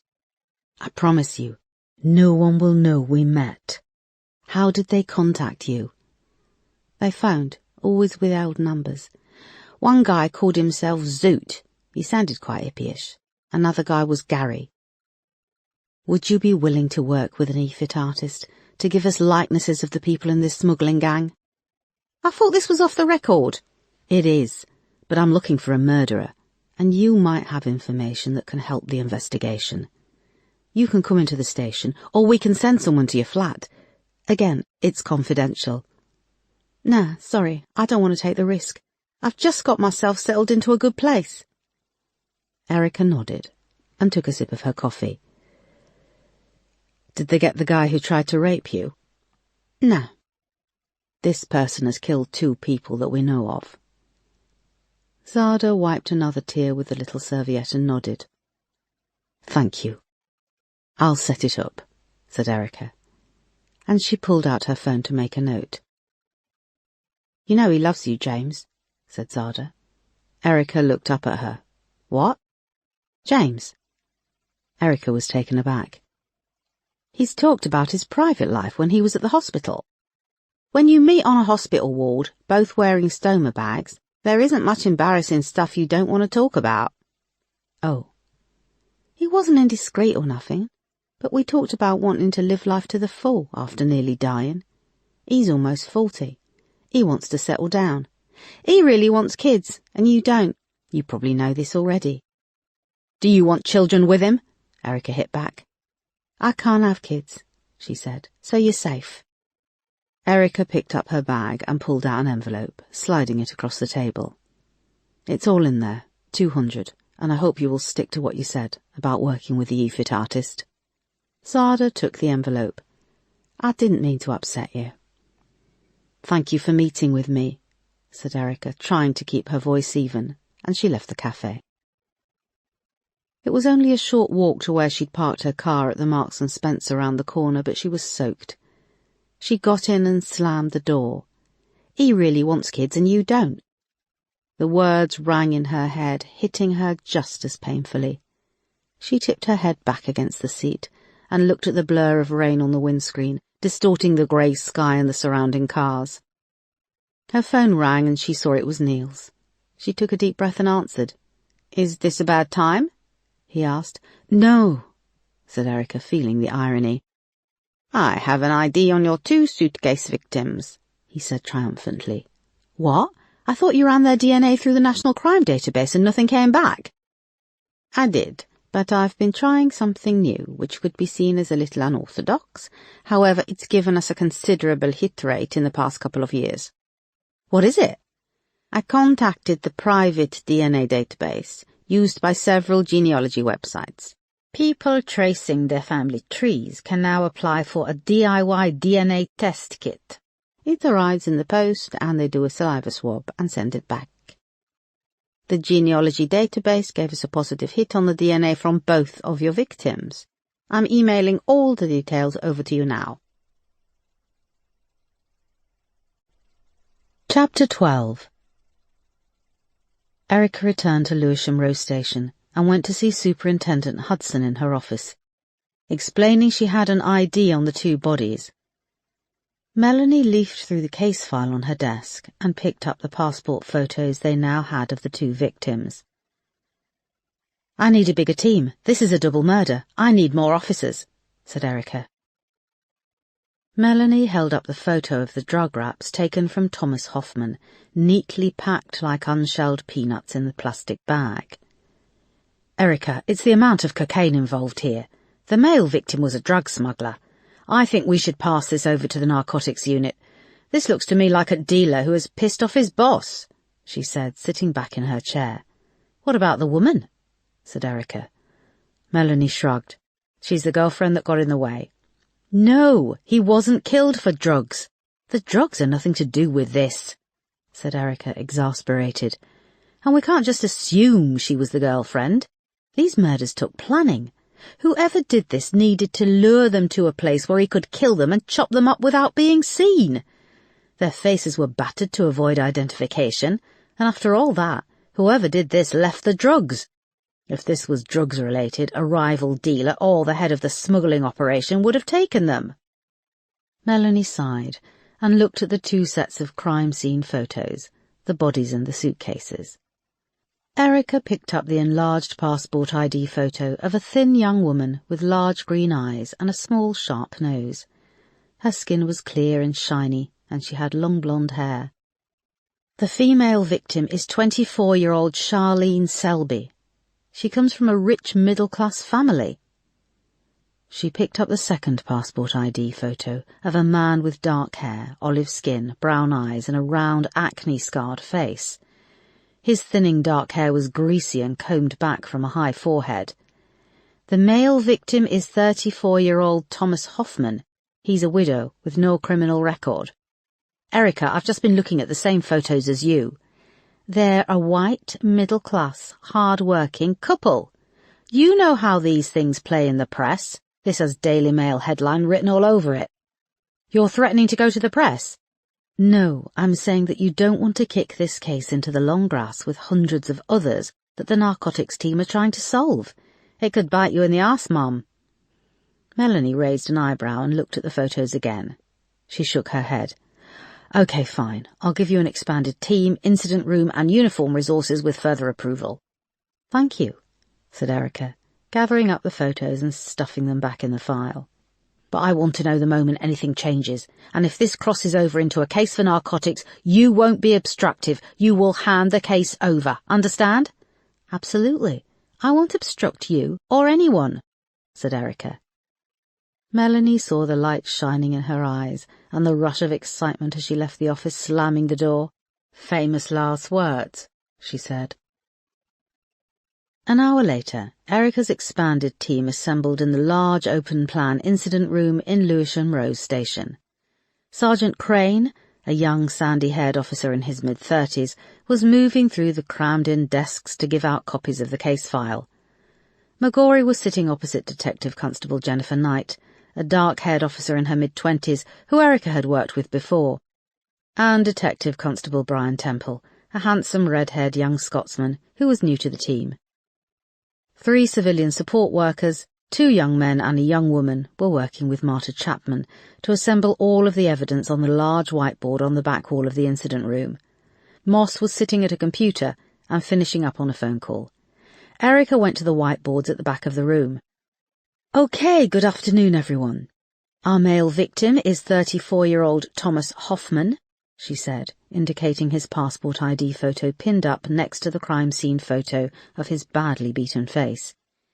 "He's a British national, born in Norwich, no family or siblings. The last known address we have for him is in Dollis Hill, northwest London. He's been married twice. His first wife, Mariette Hoffman, is still alive, but his second wife, Debbie, died 2 years ago. He has no record, not even a parking ticket. I want to know everything about him, financial, mobile phone records, and all social media." She moved along the whiteboard to the second passport ID photo. "The second victim is 24-year-old Charlene Selby. She is also British. Her parents, Carl and Daphne Selby, are registered as shareholders of Selby Autos Limited, which is a very successful car dealership in Slough." "Do we know if they were reported missing?" asked Moss. "No, neither of them have been reported missing, which is rather odd," said Erica, tapping both of the pictures. "We need to see if there is a link between Charlene and Thomas.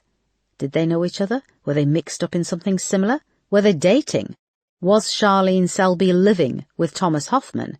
If she's registered as living at home, why haven't her parents reported her missing?" Erica moved to a large map of the Thames dominating the centre of the whiteboard. "The suitcase containing Charlene's body was found 2 weeks ago by a dog walker at low tide below Chelsea Bridge. This is a residential area. There's flats all along here. We found the suitcase with Thomas's body 2 days ago, 2.8 miles further down the river, close to the National Theatre. In both instances, the suitcase had snagged onto something, which prevented it from moving any further down the river. McGorry, you mentioned talking to the Marine unit about tidal patterns?" "Yes, I'm waiting to hear back from Sergeant Lorna Crozier, who works for the dive unit. I sent her the dates and coordinates yesterday, and she says it can take a couple of days to look at the tidal patterns." "Okay. We're waiting on toxicology results for both victims, and Niels Ackerman over at Forensics is working to try and lift prints from the concrete block found in the suitcase with Charlene Selby.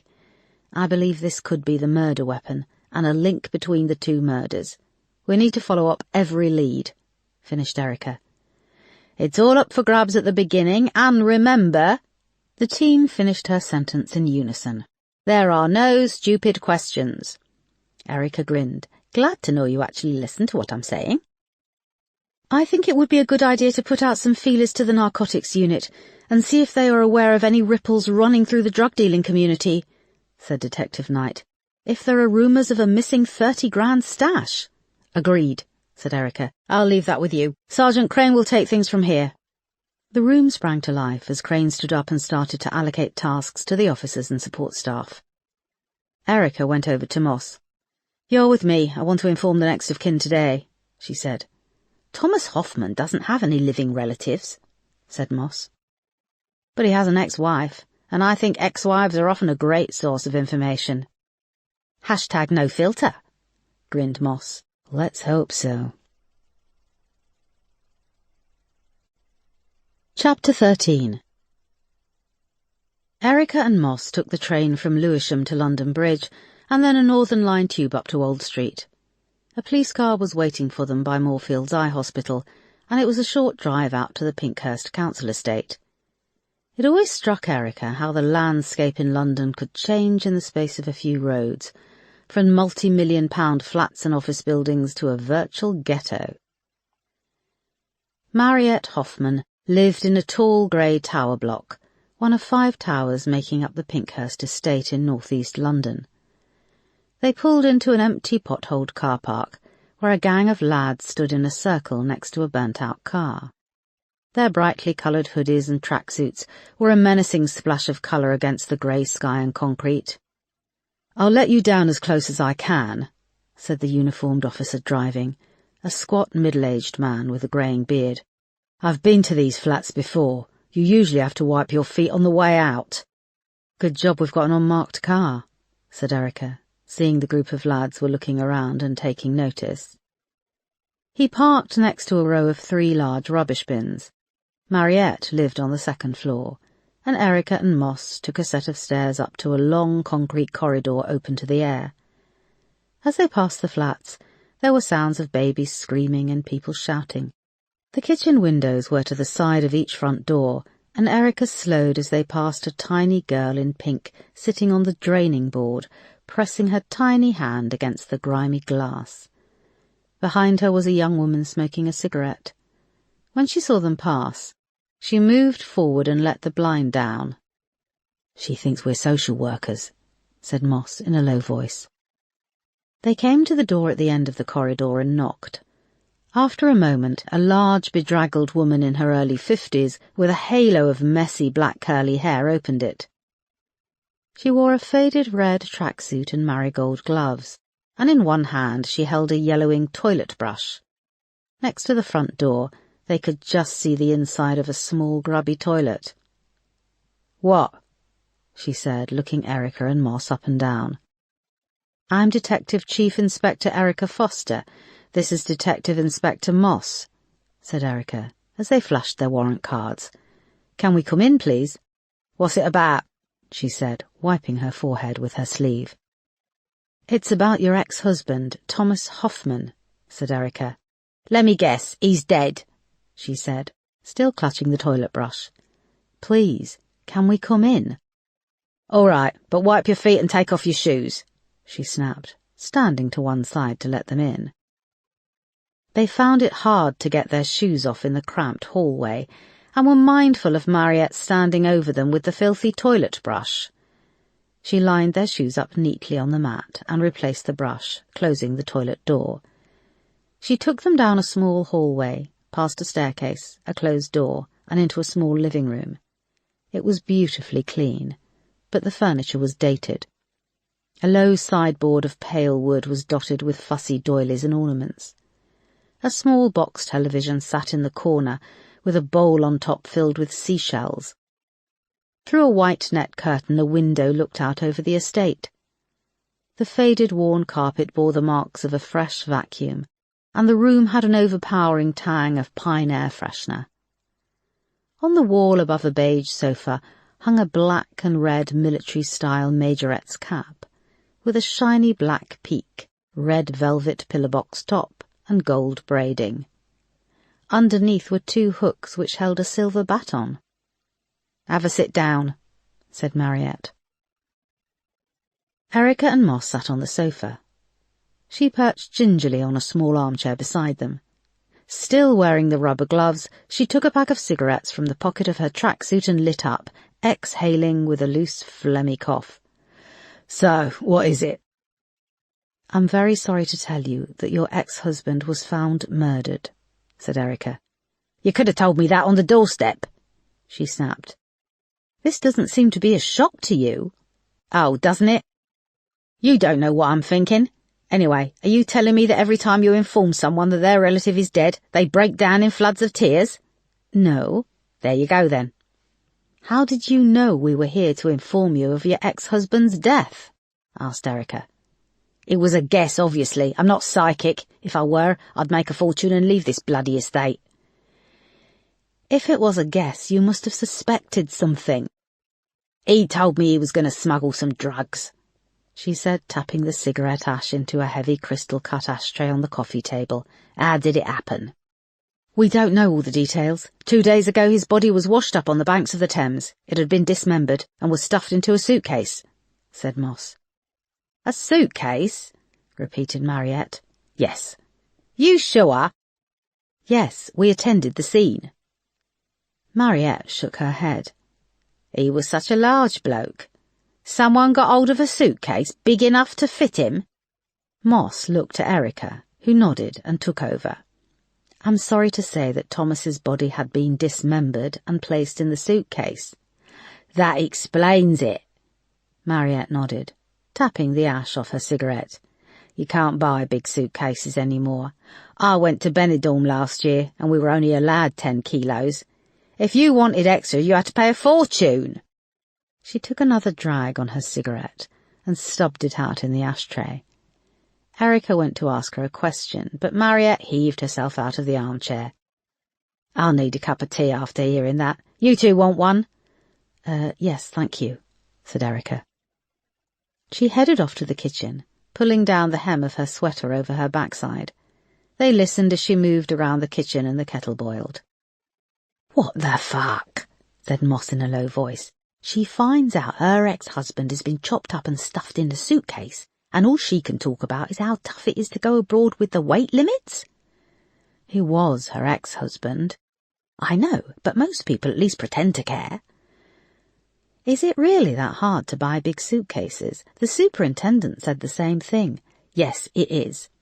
"Shows how little I go on holiday," said Erica. A few minutes later, Mariette returned with a tray of tea things and set it down on the coffee table.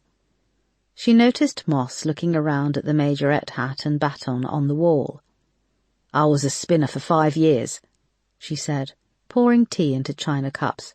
"Then I got too old. You could only be in the troop until you were 18. They bent the rules and let me stay until I was 19, but then I outgrew the uniform and they said they didn't make them any bigger, the bastards." She passed Erica and Moss each a delicate china cup and saucer.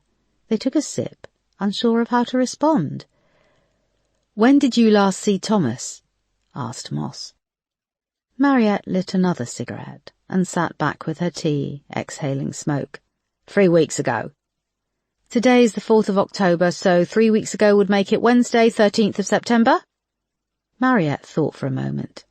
Nah, it was the day before, a Tuesday, because I'd got me gyro that day, and I bought cake for when he came. I get me gyro every 2 weeks on a Tuesday. So, Tuesday, 12th of September, you saw him.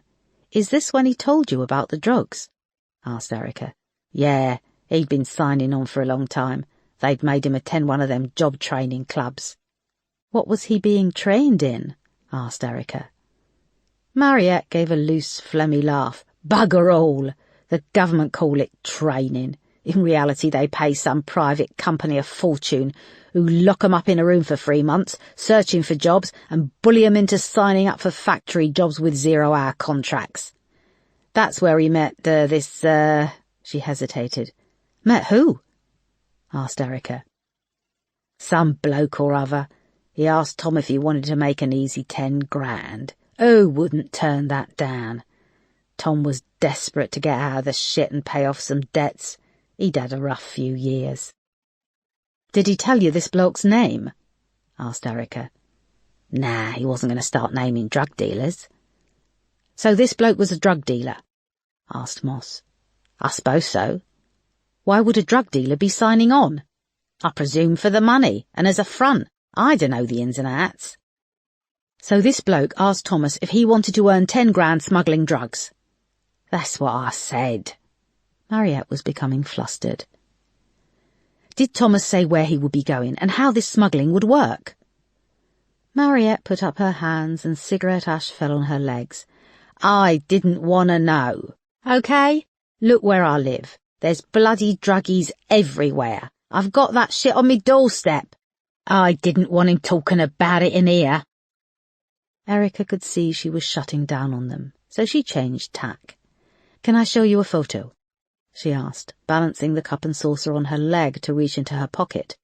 It rattled in the saucer, and Mariette leapt up from the armchair and grabbed it. Please watch the spills. This sofa is very pale and it shows everything," she said, placing the cup and saucer deliberately on the coffee table with a coaster.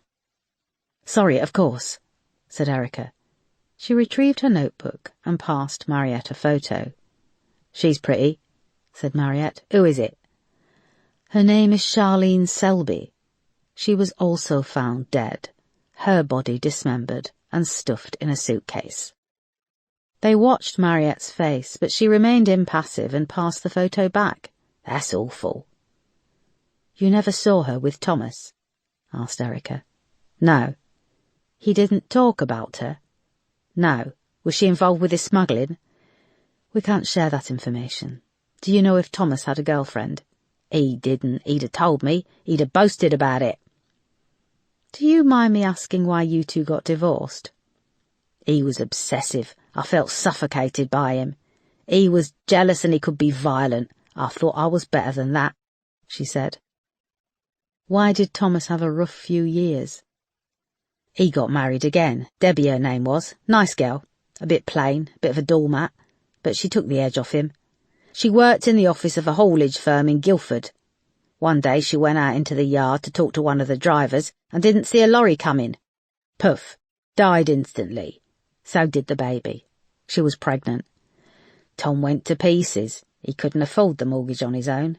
Lost his job. He came back to London hoping he could get a fresh start. I let him stay here for a bit, but we fought. So when he found some work, he got a flat in Dollis Hill. Then the work dried up, so he had to sign on." "Didn't you think it was strange that you hadn't heard from him in 3 weeks?" asked Erica. "We weren't in each other's pockets." "Did you know his family?" "His mum and dad died when he was 18. He didn't have any brothers or sisters." Erica and Moss exchanged a glance. "I'm having a hard job putting his life together. We've drawn a blank on Debbie's relations. Her parents are dead. She was also an only child," said Erica. "Drawn a blank, have you? I'm sure you two live happy lives with plenty of cash, a comfortable home in a safe area. Your neighbours probably lean on the fence to chat to you when you mow the lawn. Look around. This is what happens when you don't get a good start in life," she said, jabbing her finger on the arm of the chair, "and no bugger gives you a break. I don't have a circle of friends, or go for dinner parties, or to book clubs. I grew up in children's homes, shunted between foster parents." "I'm sorry," started Erica. "Oh, I don't want your pity. I'm just telling you why you can't find evidence of Tom's full and happy life. It didn't exist. Now, are you going to drink that tea I made for you?" They drained their cups and placed them back in the saucers. "Would you be willing to come and formally identify Thomas?" asked Erica. "What, in bits?" "Yes, it's a formality." "Go on then," she said. "Thank you, and we may have more questions." "Oh, may you? What do you expect me to say to that?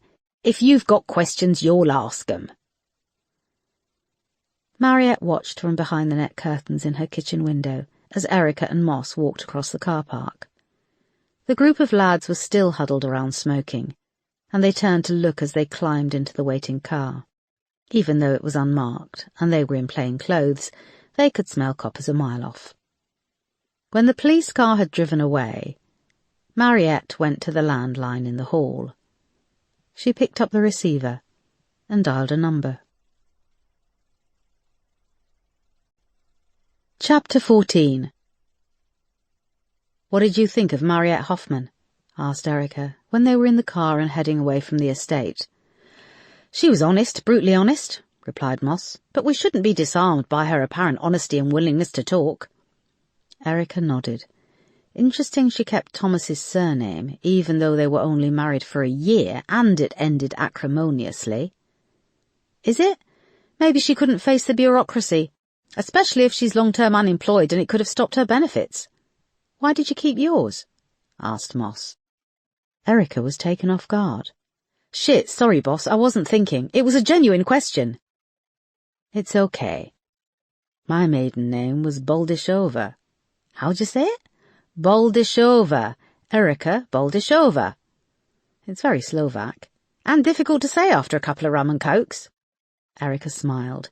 It was easier to keep being Erica Foster, and it's a little piece of Mark I get to keep. What about you and Celia? She's Celia Granger, and I'm Kate Moss. She saw the driver glance at her in the rearview mirror. Not the Kate Moss, obviously. Obviously, he laughed. Cheeky bastard, grinned Moss. She went on. I suppose we both kept our names when we got married for our careers. Jacob is Moss Granger, which sounds quite posh, I suppose. Let's do some digging on Mariette, find out her maiden name and where it leads us. She could be one of the last people who saw Thomas Hoffman, said Erica. They hit the start of the evening rush, so it took almost 2 hours to drive over to Uxbridge in West London. Charlene Selby's parents lived in a long, leafy avenue, a world away from the Pinkhurst estate. At a set of black iron gates, Moss got out of the car and went to a small intercom embedded in the brickwork, and was ready with her warrant card when a woman's voice answered. She sounded wary and didn't want to let her in, but eventually relented, and the gates swung inwards. A long tree-lined drive took them to a large manor house, and they parked beside a huge ornamental fountain.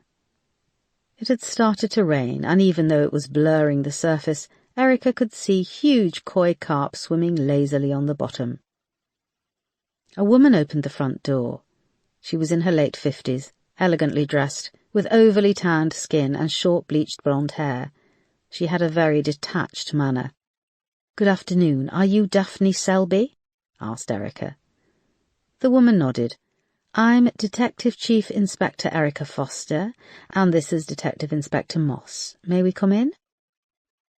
Erica and Moss flashed their warrant cards. Daphne peered at them and nodded.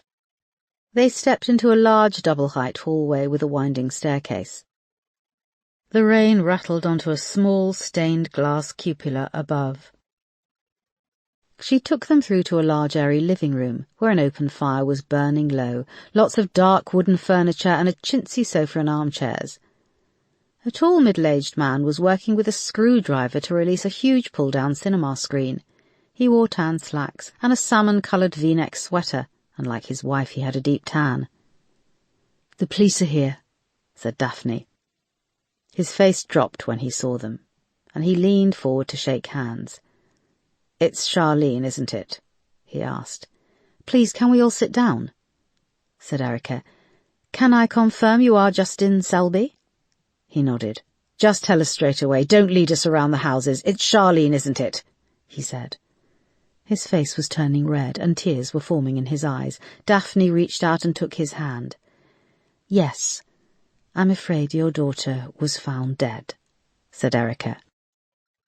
Justin staggered to the sofa, helped by Daphne. Erica and Moss waited until they were seated and each perched on an armchair. Daphne and Justin held each other for a long time, sobbing, and then Erica gently gave them the rest of the details. "Do you feel up to us asking a few questions?" asked Moss softly. "Like what?" asked Justin, wiping his eyes with the back of his tanned hand. He wore several gold rings and a gold identity bracelet. "If we knew someone who would do that to our daughter, no." "Can I ask why you didn't report Charlene as missing?" A sad, despairing look passed between Justin and Daphne. "We were estranged," said Daphne. She had a very soft voice. "Why was that?" asked Erica. "Drugs. She was a drug addict," said Justin. "There's nothing more destructive than a kid with a drug problem and an allowance. They destroy themselves and they attract all kinds of hangers-on. She's been an addict for the past few years." "We'd cut off her allowance in the spring," said Daphne. Despite her voice being soft, it was strong. "She's been to rehab 4 times. You have to understand. We did it. We did it to try and help her. The doctor said she had to reach rock bottom. We didn't even know her address." "You said you found her body on the South Bank? By the Thames?" "Yes. Now there's no way of putting this nicely," started Erica. "Her body was found inside a suitcase. It had been dismembered." Daphne began to cry. "When did you last see Charlene?" asked Moss. 3 weeks ago, It was the day when we get new cars in at the showroom. She came to the showroom on Love Lane. This is your car showroom? Asked Erica. Yeah. He put his arm around Daphne. Do you mind telling us what happened? Justin laughed bitterly. She wanted to take one of the cars on a test drive. I bet it was that bloke who was with her, said Justin. What bloke? Asked Erica. He heaved and sobbed and managed to get control of himself. When she came to the showroom, there was a bloke with her. A big, dirty bloke with dark hair. She just rocked up out of the blue demanding the keys. I said she couldn't take it. She said she was sober. Then he joined in and made a scene. What kind of scene? She was shouting. He was getting up in my face, saying how he knows all about us, how we don't care about Charlene. Like this stranger had the right. I would have lamped him, but we had 2 clients in that day. Both of them do a trade-in every year. We're talking 300 grand of business sat there in the showroom, watching it all. His voice tailed off. So I'd let them take the car. What time of day did they come to the showroom? Asked Moss. 2:30ish. 3 weeks ago on Tuesday was the 12th of September. Does that sound right? Daphne lifted her head, wiped the tears from her eyes and nodded. Did you get the man's name? Asked Erica. No, he was big, he stank of booze. We didn't bring her up to hang about with people like him. Erica took a small photo of Thomas Hoffman from her bag and held it up. Yeah, that's him, said Justin. Have you arrested him? No, he's also dead.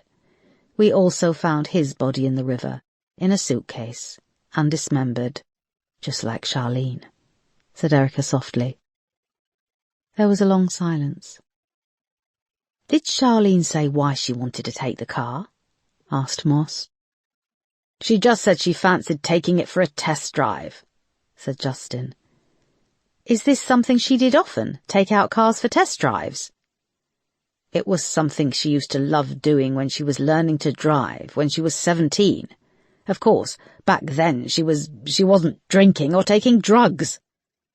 After they took the Jaguar, we didn't hear from her, and she didn't return it that day or the next.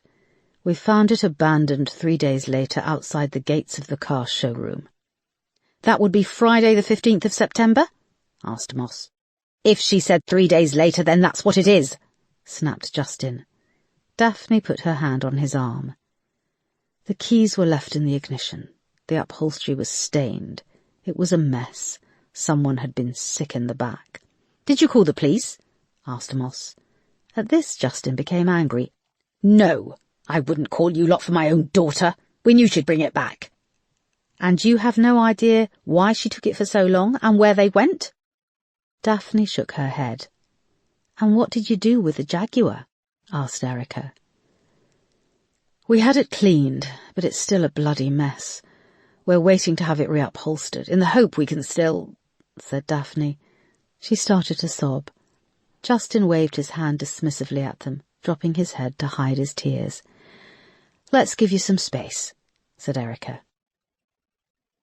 Erica and Moss retreated from the living room, past the staircase and into a bright, airy kitchen, looking out over a beautifully kept garden, with a sandpit and a child's swing set and a slide. Erica filled the kettle at the sink. If they cut off Charlene's allowance, where was she getting her money from? She asked. How did Thomas fit into the equation? Was he using drugs? I wish we had the toxicology reports back on their bodies. She plugged in the kettle. On September the 12th, Charlene went to the car showroom with Thomas. That's the same day that Mariette says Thomas went to see her, said Moss. He saw her in the morning, so it could just be coincidence, but I don't buy into coincidence. They were silent for a moment, and listened to the sound of the kettle starting to boil. Erica moved over to the large stainless steel American-style fridge. It was covered in post-its and a Weight Watchers diet sheet.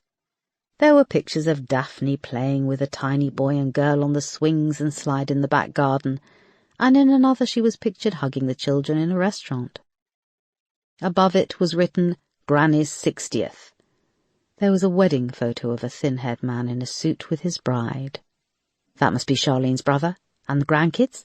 Asked Moss. In the top left-hand corner, There was a photo stuck on under a smiley face magnet. Erica lifted it off the fridge. It was taken at a party, and it was a family photo with Daphne, Carl, the small kids, and Charlene, who was standing on the end. She looked emaciated, with messy hair, and was holding a bottle of beer, but despite her bedraggled state, she was still an attractive woman. The smiley face magnet had been placed over her part of the photo. "They looked like they'd been expecting to hear that Charlene was dead," said Moss. "I can't imagine living like that, waiting for the call, or the police at the door." The kettle clicked off, and they made tea for the grieving parents. Chapter 15. August 2016. Nina and Max were staying above an old-fashioned pub in a small village on the edge of Dartmoor. It was a tall, thin building of granite blocks, perched at the edge of a small village. Nina woke early and looked over at Max sleeping beside her, and to the window where the sun streamed through onto a threadbare red carpet. Holding a T-shirt to her bare chest, she went to the window and opened it. She hadn't seen much when they'd arrived late last night. The air was fresh and a little chilly, but the sun was already climbing up a clear blue sky. She could now see for miles across a vast expanse of green hills. A group of walkers were passing on the road below, the clacking of their sticks mixing with murmured chatter. As they hit the grassy moor, the clacking ceased and they moved away, their chatter receding. The view was spectacular. Nina was a London girl through and through, and she was struck by just how much colour there was, so many vivid shades of green, stretching away for miles to the grey-topped mountains in the distance. She heard a whistle and turned her head. Approaching from the village in the other direction was the young dark-haired guy they'd got talking to in the pub last night. He was handsome but very skinny, and he'd been very flirty with her. "Hangover?" he asked, squinting up at her with a toothy grin. "A little," she said, twirling a strand of her long hair between her fingers and smiling. "You still up for going on a hike?" "I dunno, Max is still asleep." She felt fingers close over her arm, and Max was behind her. "Who are you talking to?" he snapped. "Look, it's Dean," she said, pointing. "Put some fucking clothes on," he said, seeing the T-shirt clutched to her chest and pulling her away from the window. He looked down at Dean. "Wait there, we'll be down in a bit." He slammed the window shut. Max stomped off for a shower in the bathroom down the corridor, and Nina sat on the bed, confused. Last night had been fun. They'd had a late dinner in the pub downstairs, and when Max had gone up to get a round of drinks, he'd returned with Dean, who he'd met at the bar. "This is my Nina, isn't she gorgeous?" Max had said, introducing them. "Beautiful," Dean had agreed, ogling Nina's breasts through her T-shirt. Max had seen him do this, and had nodded in agreement. Over drinks, Dean told them he was camping a few miles away, and as the night wore on and they became drunk, he confided that he was in the area to sell drugs at the local folk festivals. Nina didn't say much, and listened to the boys as they bonded over shared experiences growing up in children's homes and foster care. They stayed until last orders, and then there had been an odd moment when they all stumbled into the foyer. Max was between them, an arm slung over each, and he'd pulled them together, their faces pressed against his. Dean had run his hand over Nina's breasts, and then Max's chest, breathing heavily with an intense love light in his eyes. "I really want you both," he'd slurred. "Go on, back to your campsite," Max had said. "You'll keep." Nina wondered now, in the cold light of the next morning, if she had gone too far. After an awkward breakfast, where Nina tried and failed to make conversation, Max decided that he did want to go for a hike.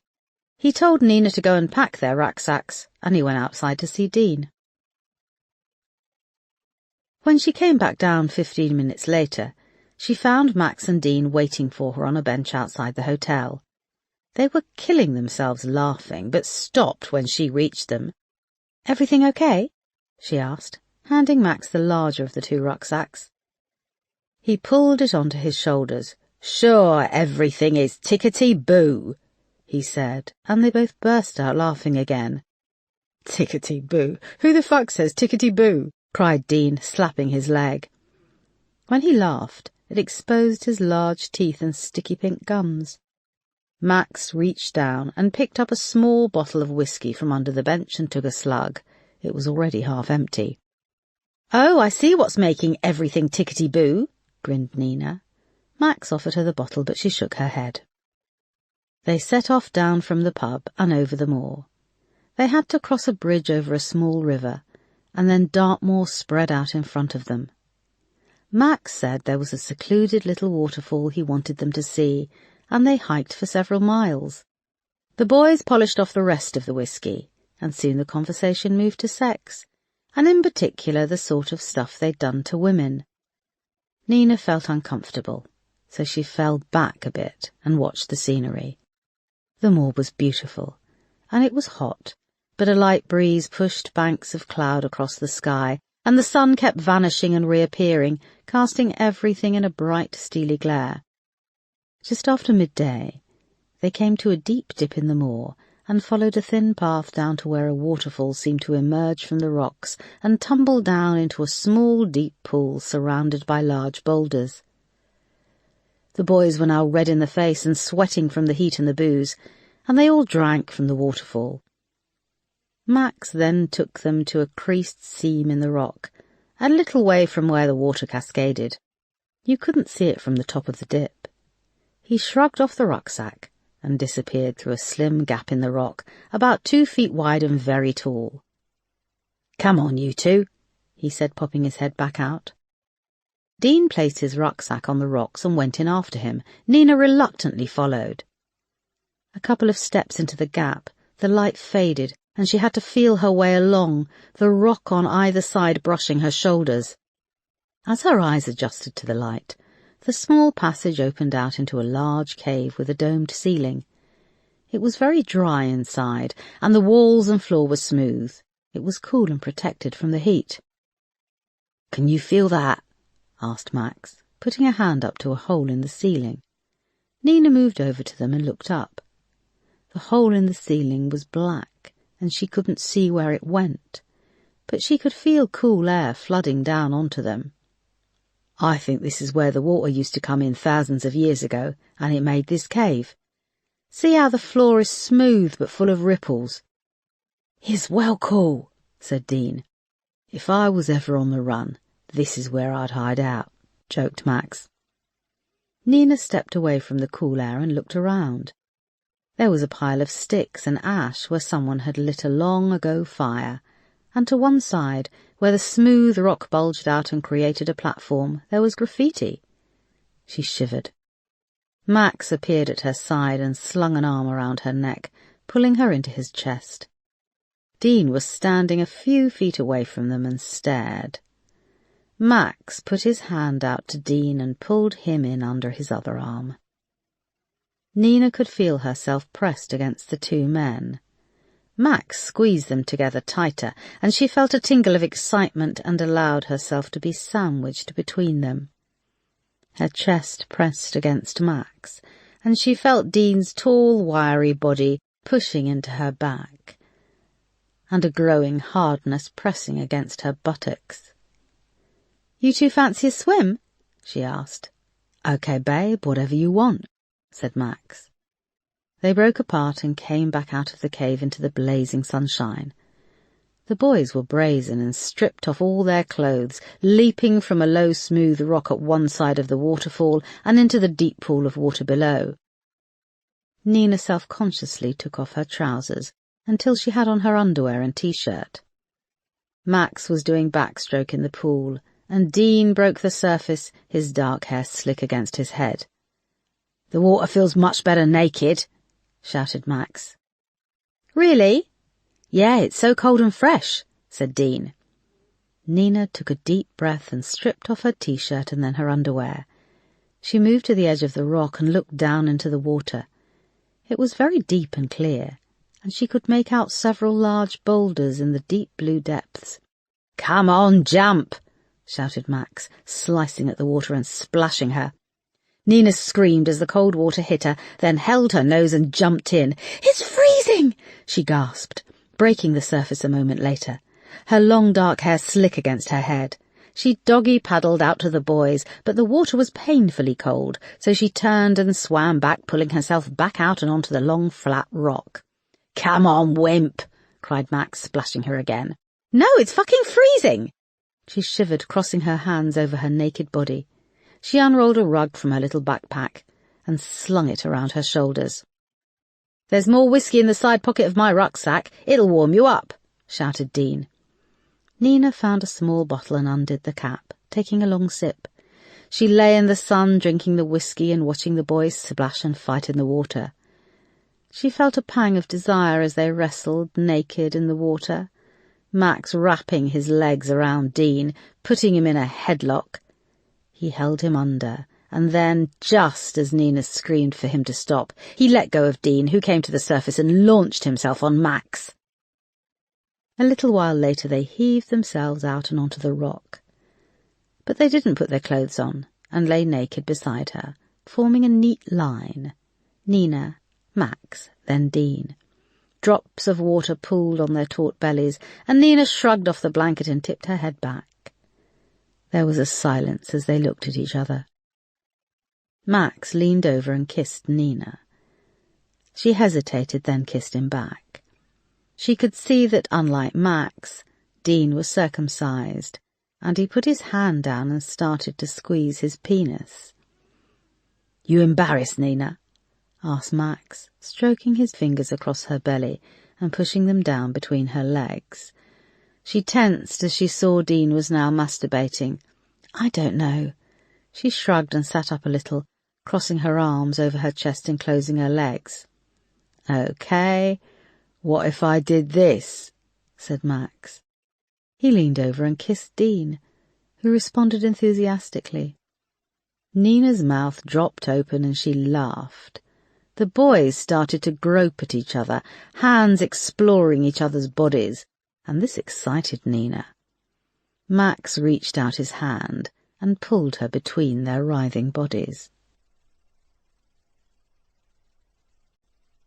Chapter 16.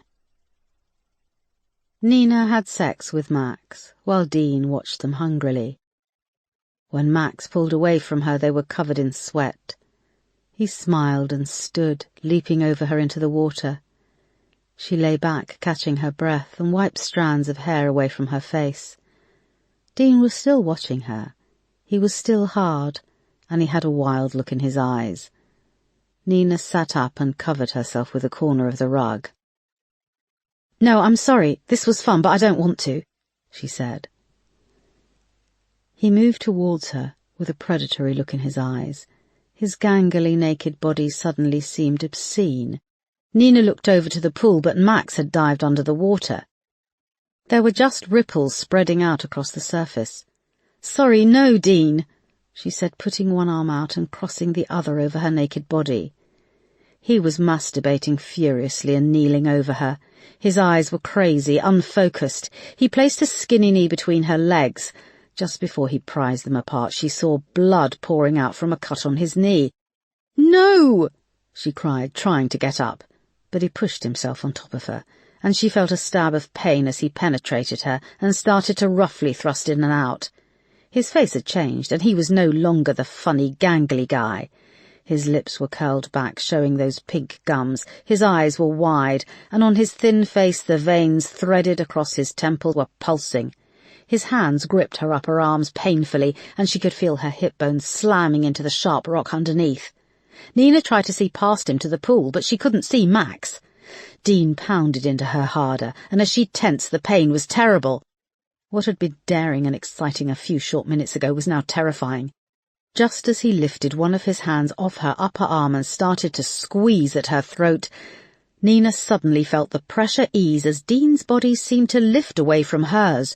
She thought at first he had relented, but Max had him by the hair, with one arm hooked between his legs, and he threw him down onto the rock. Dean leapt up, his face red and eyes bulging, and he punched Max in the face. Max staggered back and almost fell into the pool, but he recovered and was on top of him on the bare rock, punching him over and over. Then he reached over, grabbed a rock and hit Dean over the head. Dean lay still, blood running from his nose. Max took a deep breath and started to batter Dean's head with the rock, reducing his face to a pulp. Nina was in shock at how quickly it had happened. She didn't cry out. She was frozen, her legs still wide open. Dean was on the rocks, lying very still, and she couldn't see his face for all the blood. Max stood up slowly, still holding the rock in his hands. His face, arms and torso were splattered with blood. Nina glanced down and saw her skin was spotted with blood. She could just hear the sounds of the waterfall and the birds singing in the breeze. Max turned and dropped the rock into the deep water. "Are you okay?" he asked, kneeling beside her and seeing the blood. Nina went to say something, but felt her stomach contract and she threw up over the rocks beside her.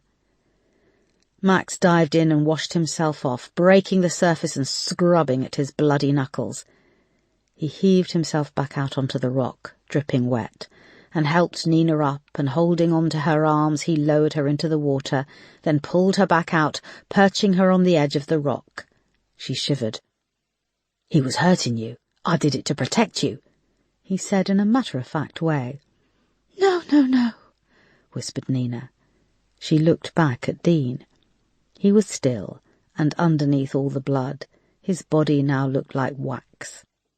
Max pulled on a pair of shorts, his walking boots, and grabbed Dean by the ankles and dragged his body off the rock and away up the thin path, his head bouncing off the uneven path.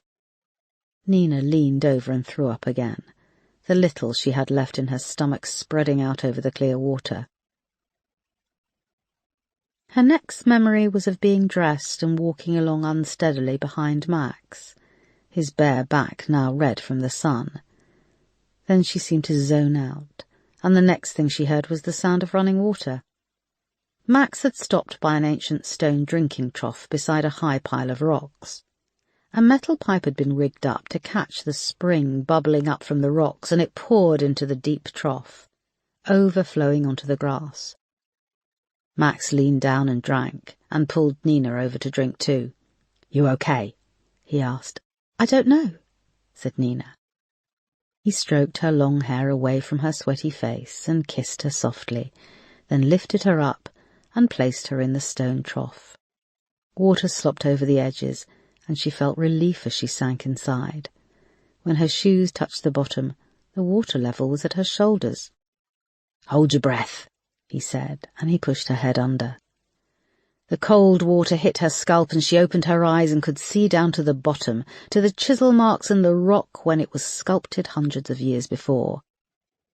She felt the pressure of Max's hand on the back of her head, and he lifted her out and sat her on the grass. Next to the trough was what looked like a mossy-shaped donut. It was such a vivid green colour, and it looked soft, almost edible. She leaned over and pulled at it, and tugged a piece away to reveal a piece of smooth white millstone. "Where is he?" asked Nina, another wave of fear and nausea overwhelming her. "There's an old well, a deep hole, a little way from the waterfall. I chucked him in with his backpack, and then piled in a load of rocks. No one will find him." He crouched down and looked her in the eyes. "He was raping you, Nina, and he could have killed you. He told me before that he'd killed another lad when he was banged up in young offenders." Nina shook her head. "But you killed him." Max grabbed her face in his hands and shook her. "I acted in self-defense. He was going to kill you. You hear me?" He let go. "Please, Nina, I love you. I did it for you, to save you." They were silent for a long time, and then Max said they should get going, to get back to their hotel before it got dark. Chapter 17. Wednesday, 4th of October 2017. "Could this be two people, two murderers working together?" said Detective Constable Brian Temple. He had a warm Scottish accent. Erica turned away from the crime scene photos on the whiteboard. "You did say there's no stupid questions, Mum," he added. His accent made Mom sound like Mum. I'm not your mother, said Erica. I prefer boss. Okay, boss, he said unfazed.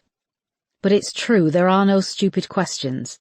What makes you think 2 people did this? Everyone in the incident room turned to look at Temple. He was a big bloke, and he sat forward in his chair, pointing at the crime scene photos with his pen. It's hard for one person to overpower 2 people. Thomas Hoffman was a big guy.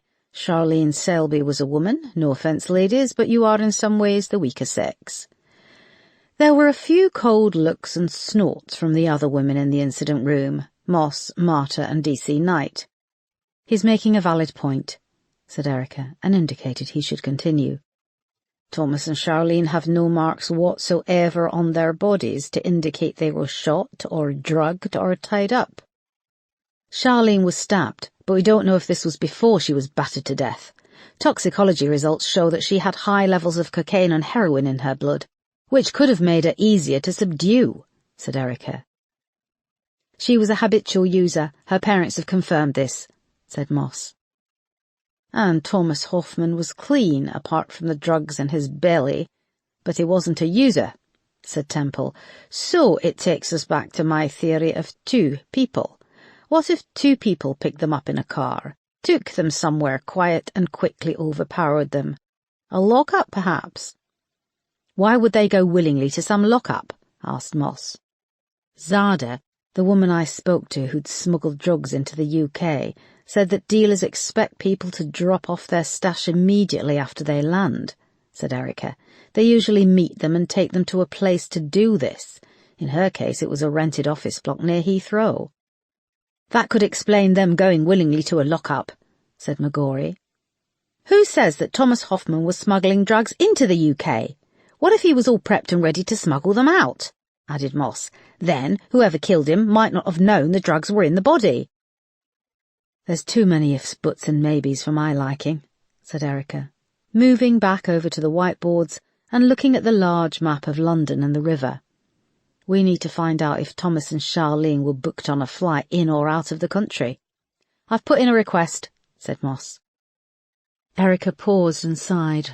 Okay, and what about the Jaguar they borrowed for 3 days? Do we know where they went? I've also put in a request to the National ANPR Data Centre. The number plate would have been clocked by the CCTV in and around central London. I'm expecting the data ASAP. Good. It seems Moss is doing all the legwork, snapped Erica, eyeing the rest of the team. To be fair, boss, only officers of my rank and above can access records from ANPR. I'm the only detective inspector, with Peterson not being here. There was an awkward silence. Erica looked back at Thomas Hoffman's passport photo on the whiteboard. He'd renewed his passport 18 months previously, 6 months after his wife died. There was a blank, haunted look in his eyes, which she identified with. She'd had to have her warrant card renewed when she returned to service after Mark's death. Her photo had that same look.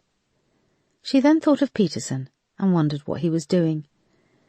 She pictured him on the sofa in his flat, his thin frame huddled in a blanket. She shook the thought away and turned and realised that Crane was now talking.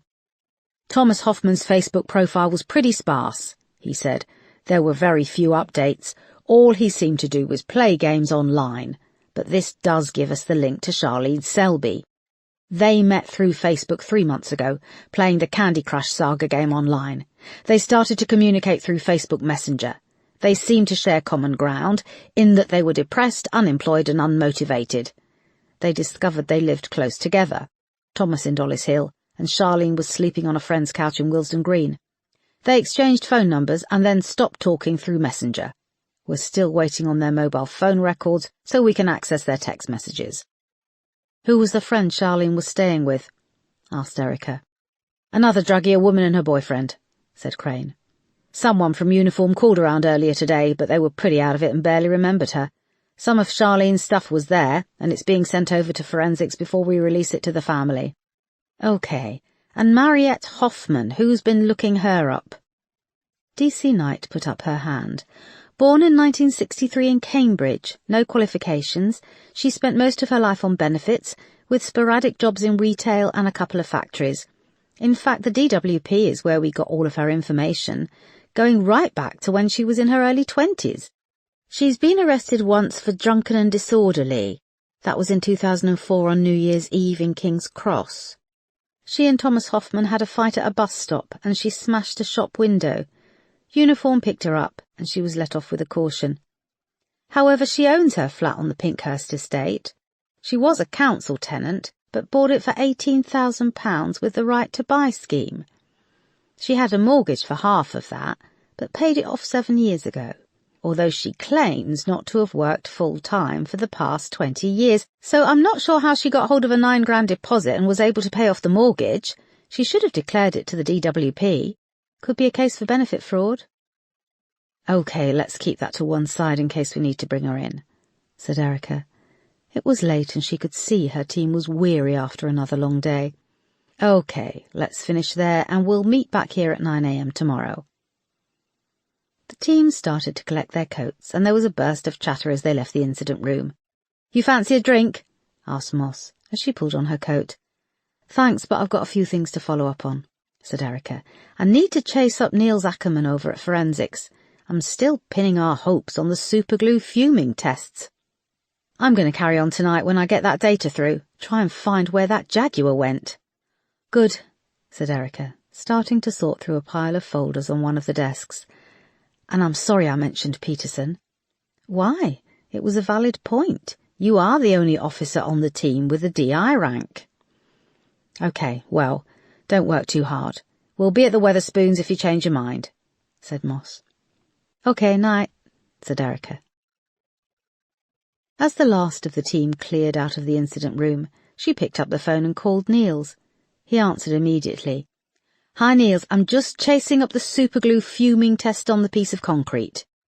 He sounded disappointed to hear her voice. Oh, hello, Erica. I'm actually just about to set up the test. One of my lab assistants is prepping as we speak. Great. When do you think you'll...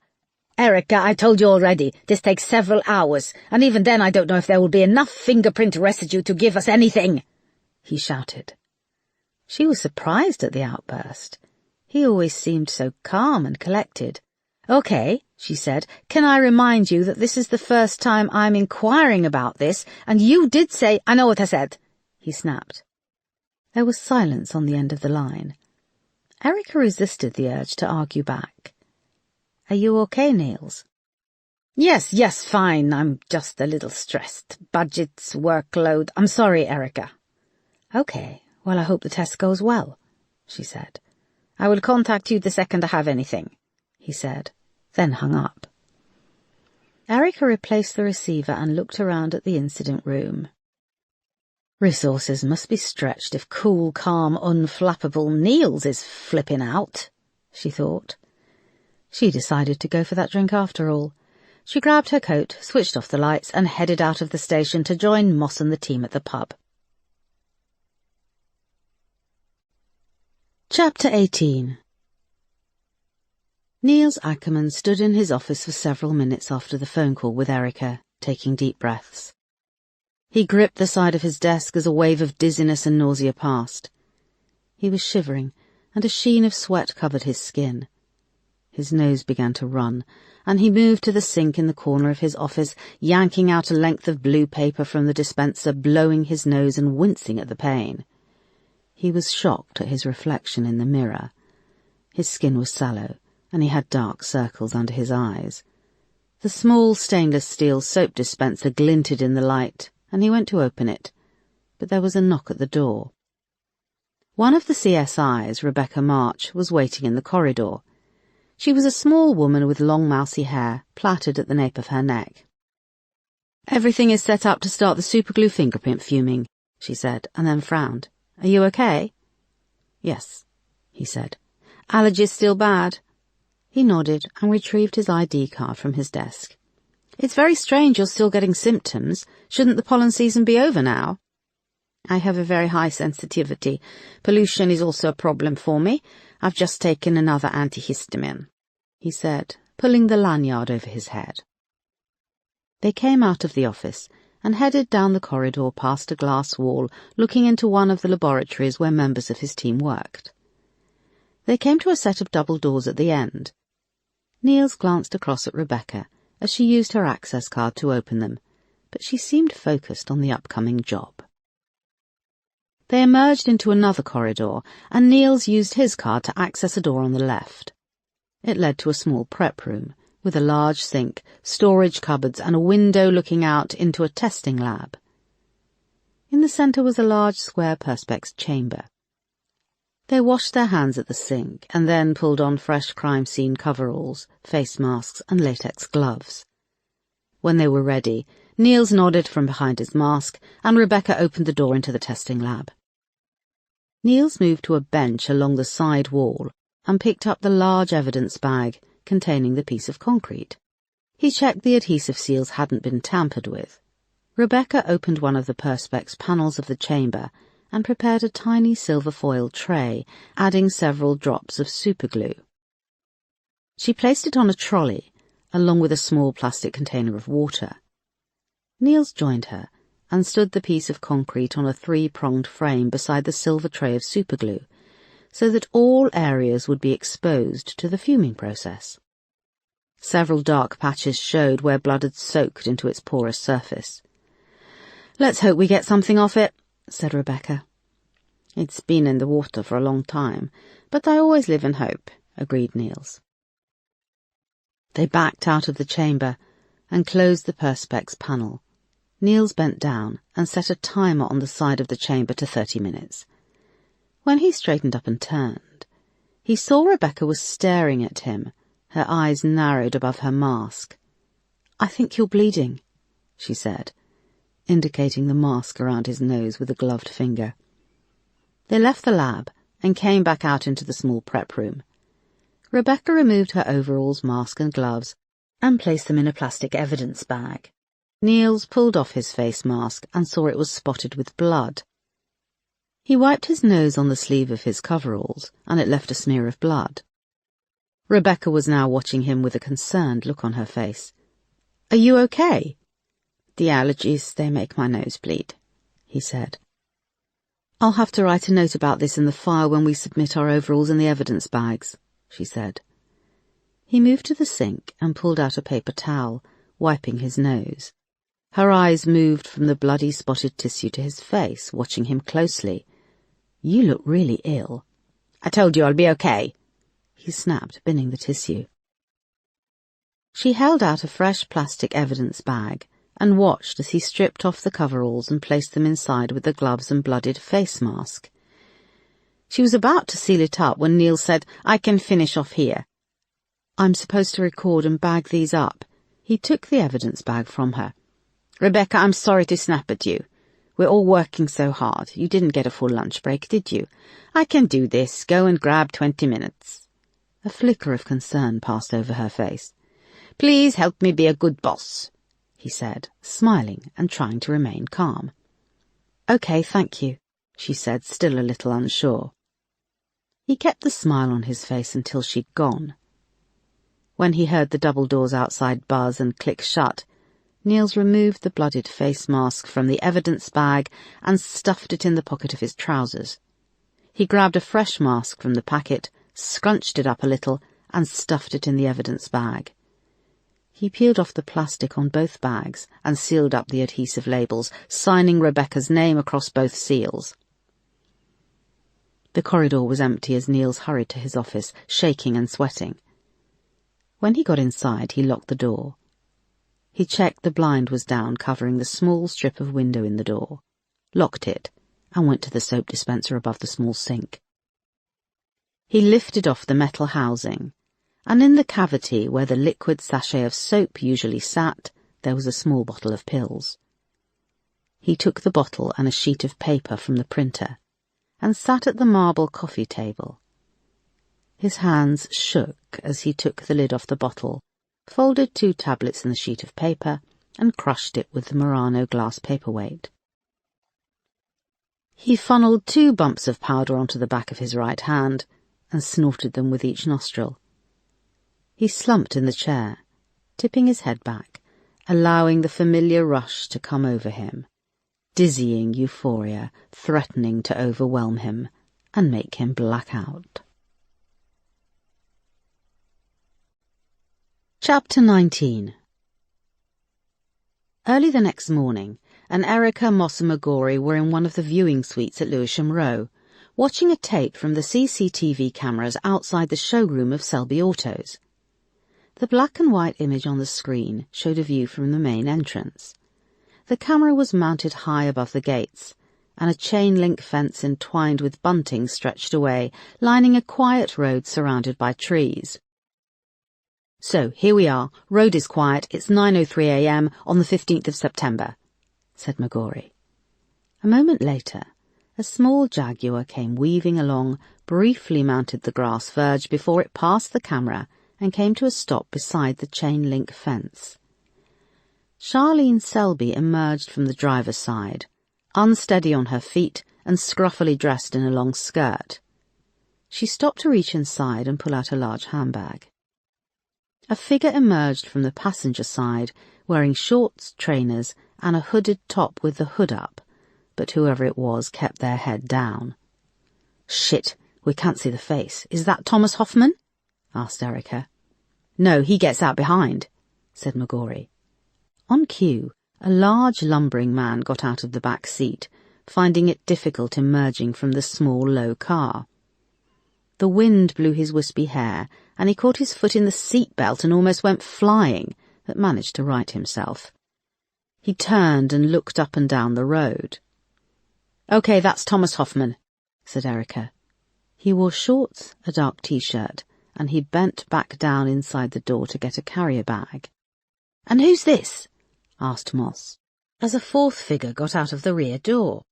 It was a woman in sleeveless top and sarong, with a baseball cap pulled down over her face.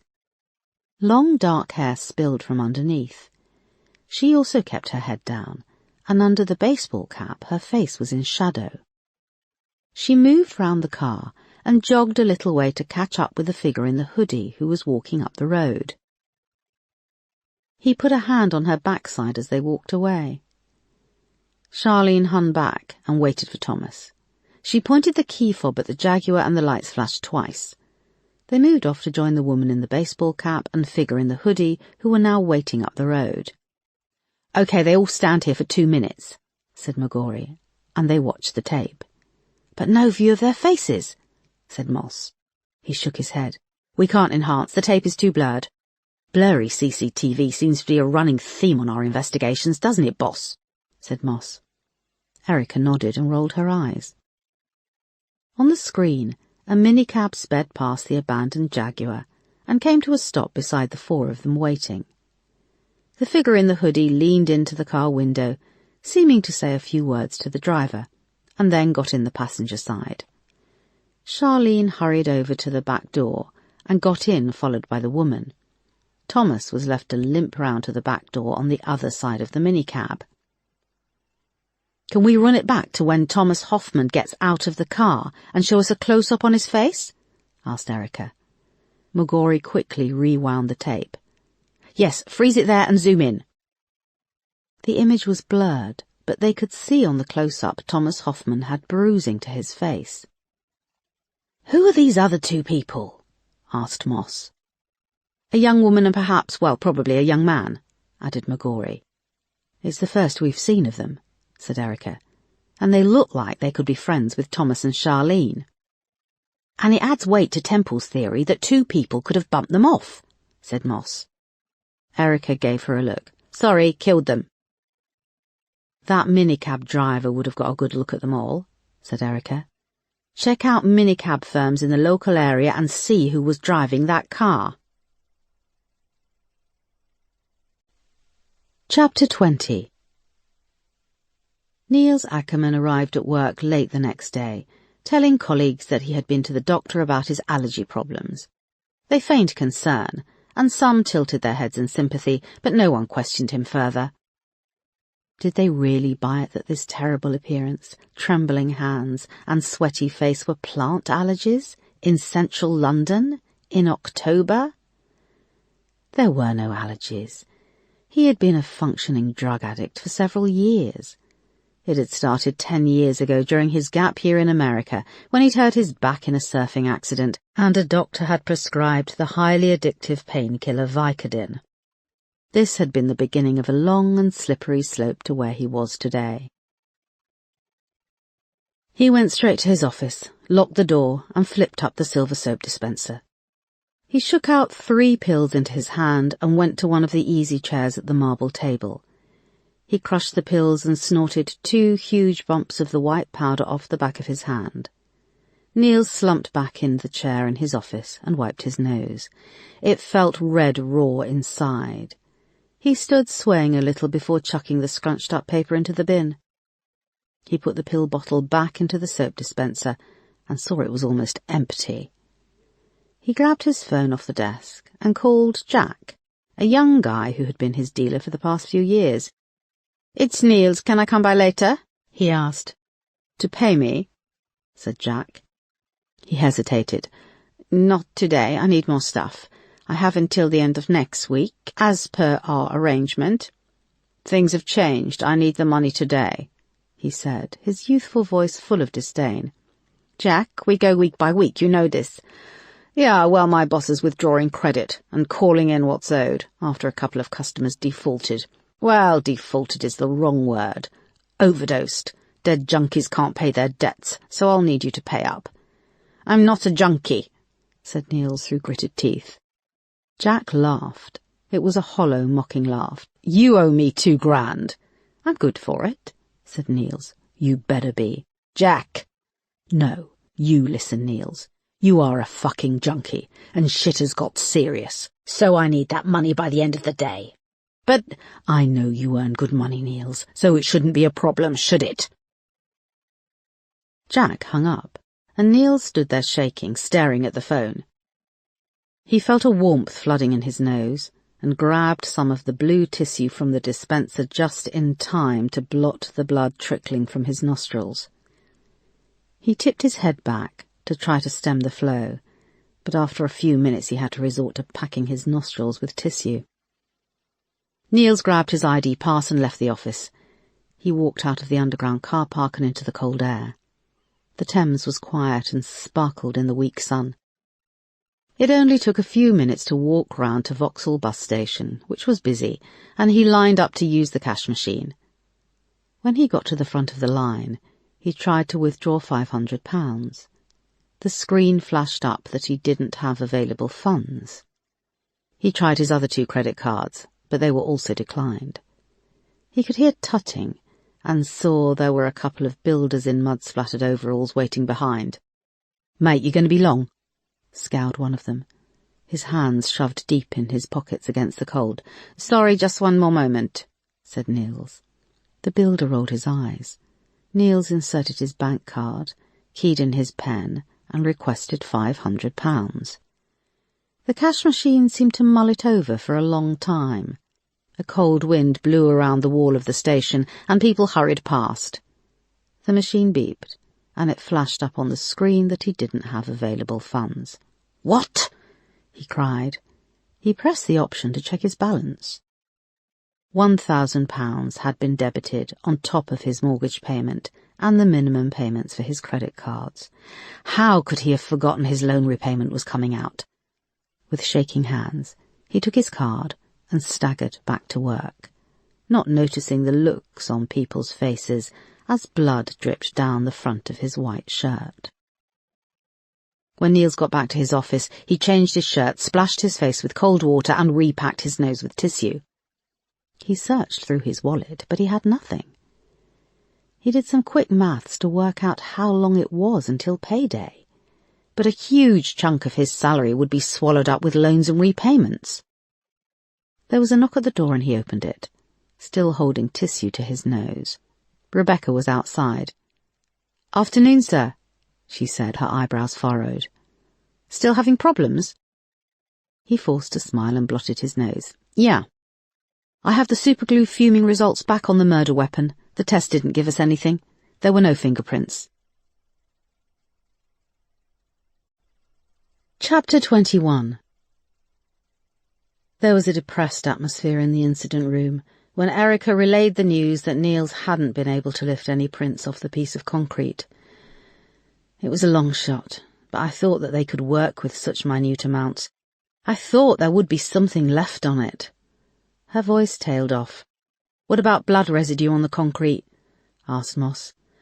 "They'll run further tests, but the blood is soaked into the porous surface of the concrete. It's going to take time. It's a complicated process. What else do we have?" "Thomas Hoffman booked 2 flights to Jersey, one in his name and one for Charlene. They were due to depart on Sunday, 17th of September, from Gatwick," said McGorry. "Obviously they never boarded the flight." "When did he buy the tickets?" asked Erica. "Thursday, 14th of September. So there's a chance he was going to smuggle cocaine over to Jersey or onto some other destination. "I'm following up on everything, boss. I've put in a request for CCTV in case they showed up at the airport. I doubt someone will be stupid enough to abduct them from the departure lounge, but it's always worth checking," said Erica despondently.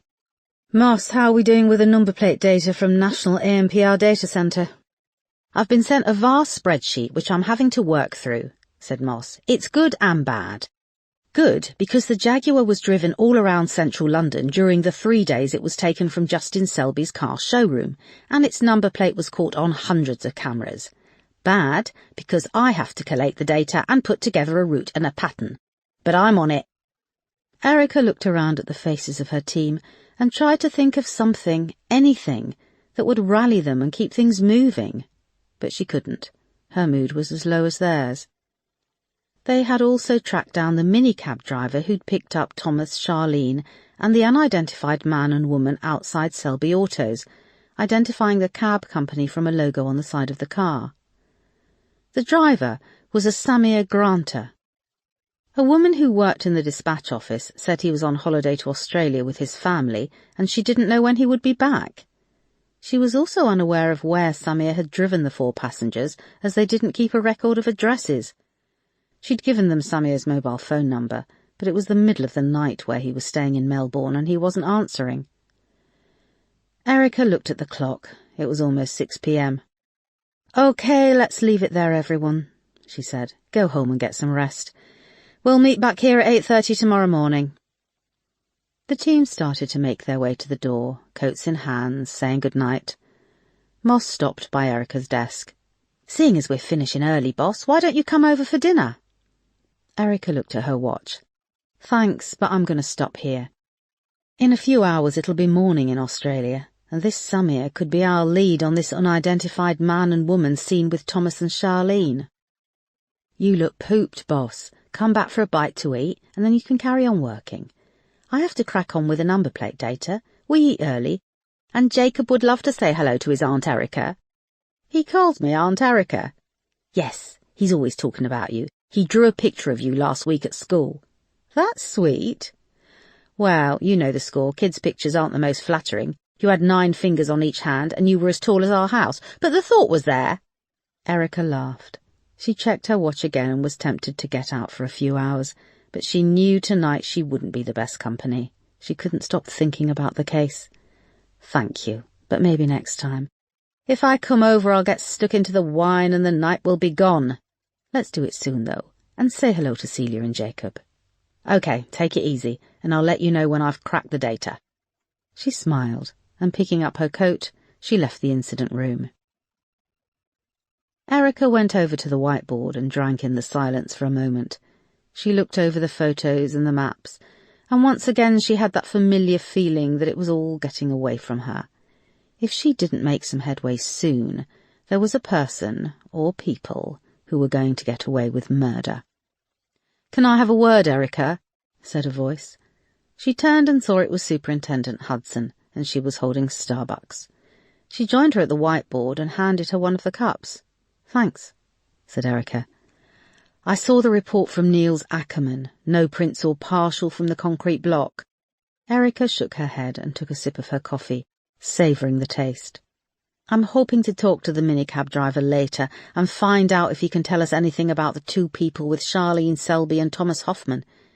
We're also sifting through CCTV data of the Jaguar's movements." Melanie nodded. "I know you work on instinct, Erica, and I respect that, but I need to keep this investigation moving. What are you pursuing with the drugs found in Thomas Hoffman's stomach?"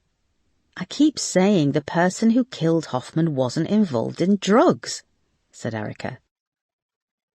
I've been in touch with DCI Steve Harper over at Narcotics. Erica went to protest, but Melanie put up her hand.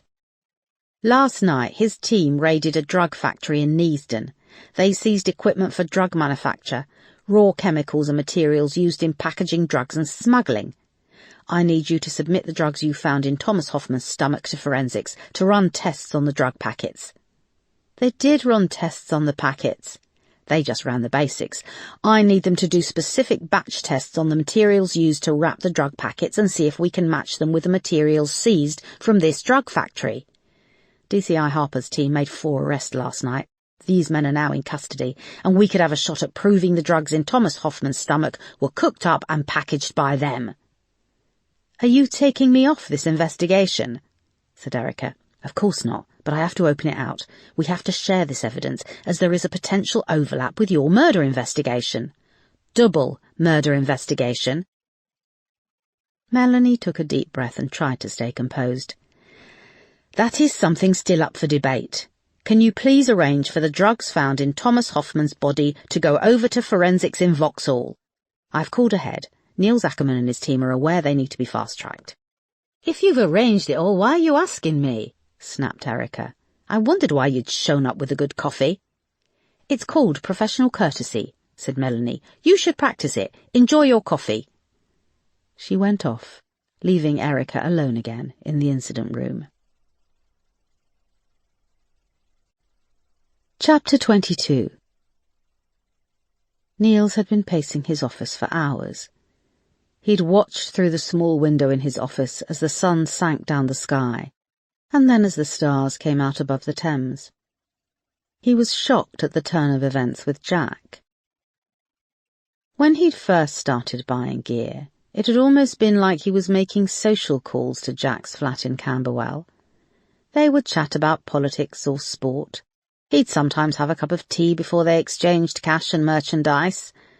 But now that kid had called him a junkie. Niels had called Jack back to try and appeal to him and ask for more time, but Jack had threatened him. Niels, I know you work in the forensics unit in Temple Wharf, 4th floor. I know who your boss is, and I know his direct number, and I know where you live. What? You're going to barge in here and break my legs? Niels had cried, horrified, wondering how Jack knew this information. If you don't pay me, Niels, I'll do worse stuff than break your legs. I'll leave your legs, 'cause you'll need to run away from the fucking chaos I calls you. I will destroy you. I will destroy your reputation, he said calmly, before ending the call. Pacing his office, Jack's final words echoed around his head. £2,000 wasn't a huge amount, but it was money he couldn't find quickly. He owed money to 2 friends already. And as he sat, sweating, his heart pounding, he realized they probably wouldn't be in his life much longer. He had been avoiding their calls. Could he ask one of his colleagues? No way. You borrowed a £5 at most from colleagues, and that's colleagues you know quite well. He opened the fridge, pulling out the stale remnants of the carrot cake. He shoved a piece in his mouth and began to chew, hoping the sugar would do something for the terrible cravings, but no sooner had he swallowed he had to rush to the sink where he threw it up. As he was running the tap and rinsing it away, his phone rang. It was Erica Foster, explaining that she needed to deliver the narcotics taken from the stomach of Thomas Hoffman for further tests. "What time were you thinking?" he asked.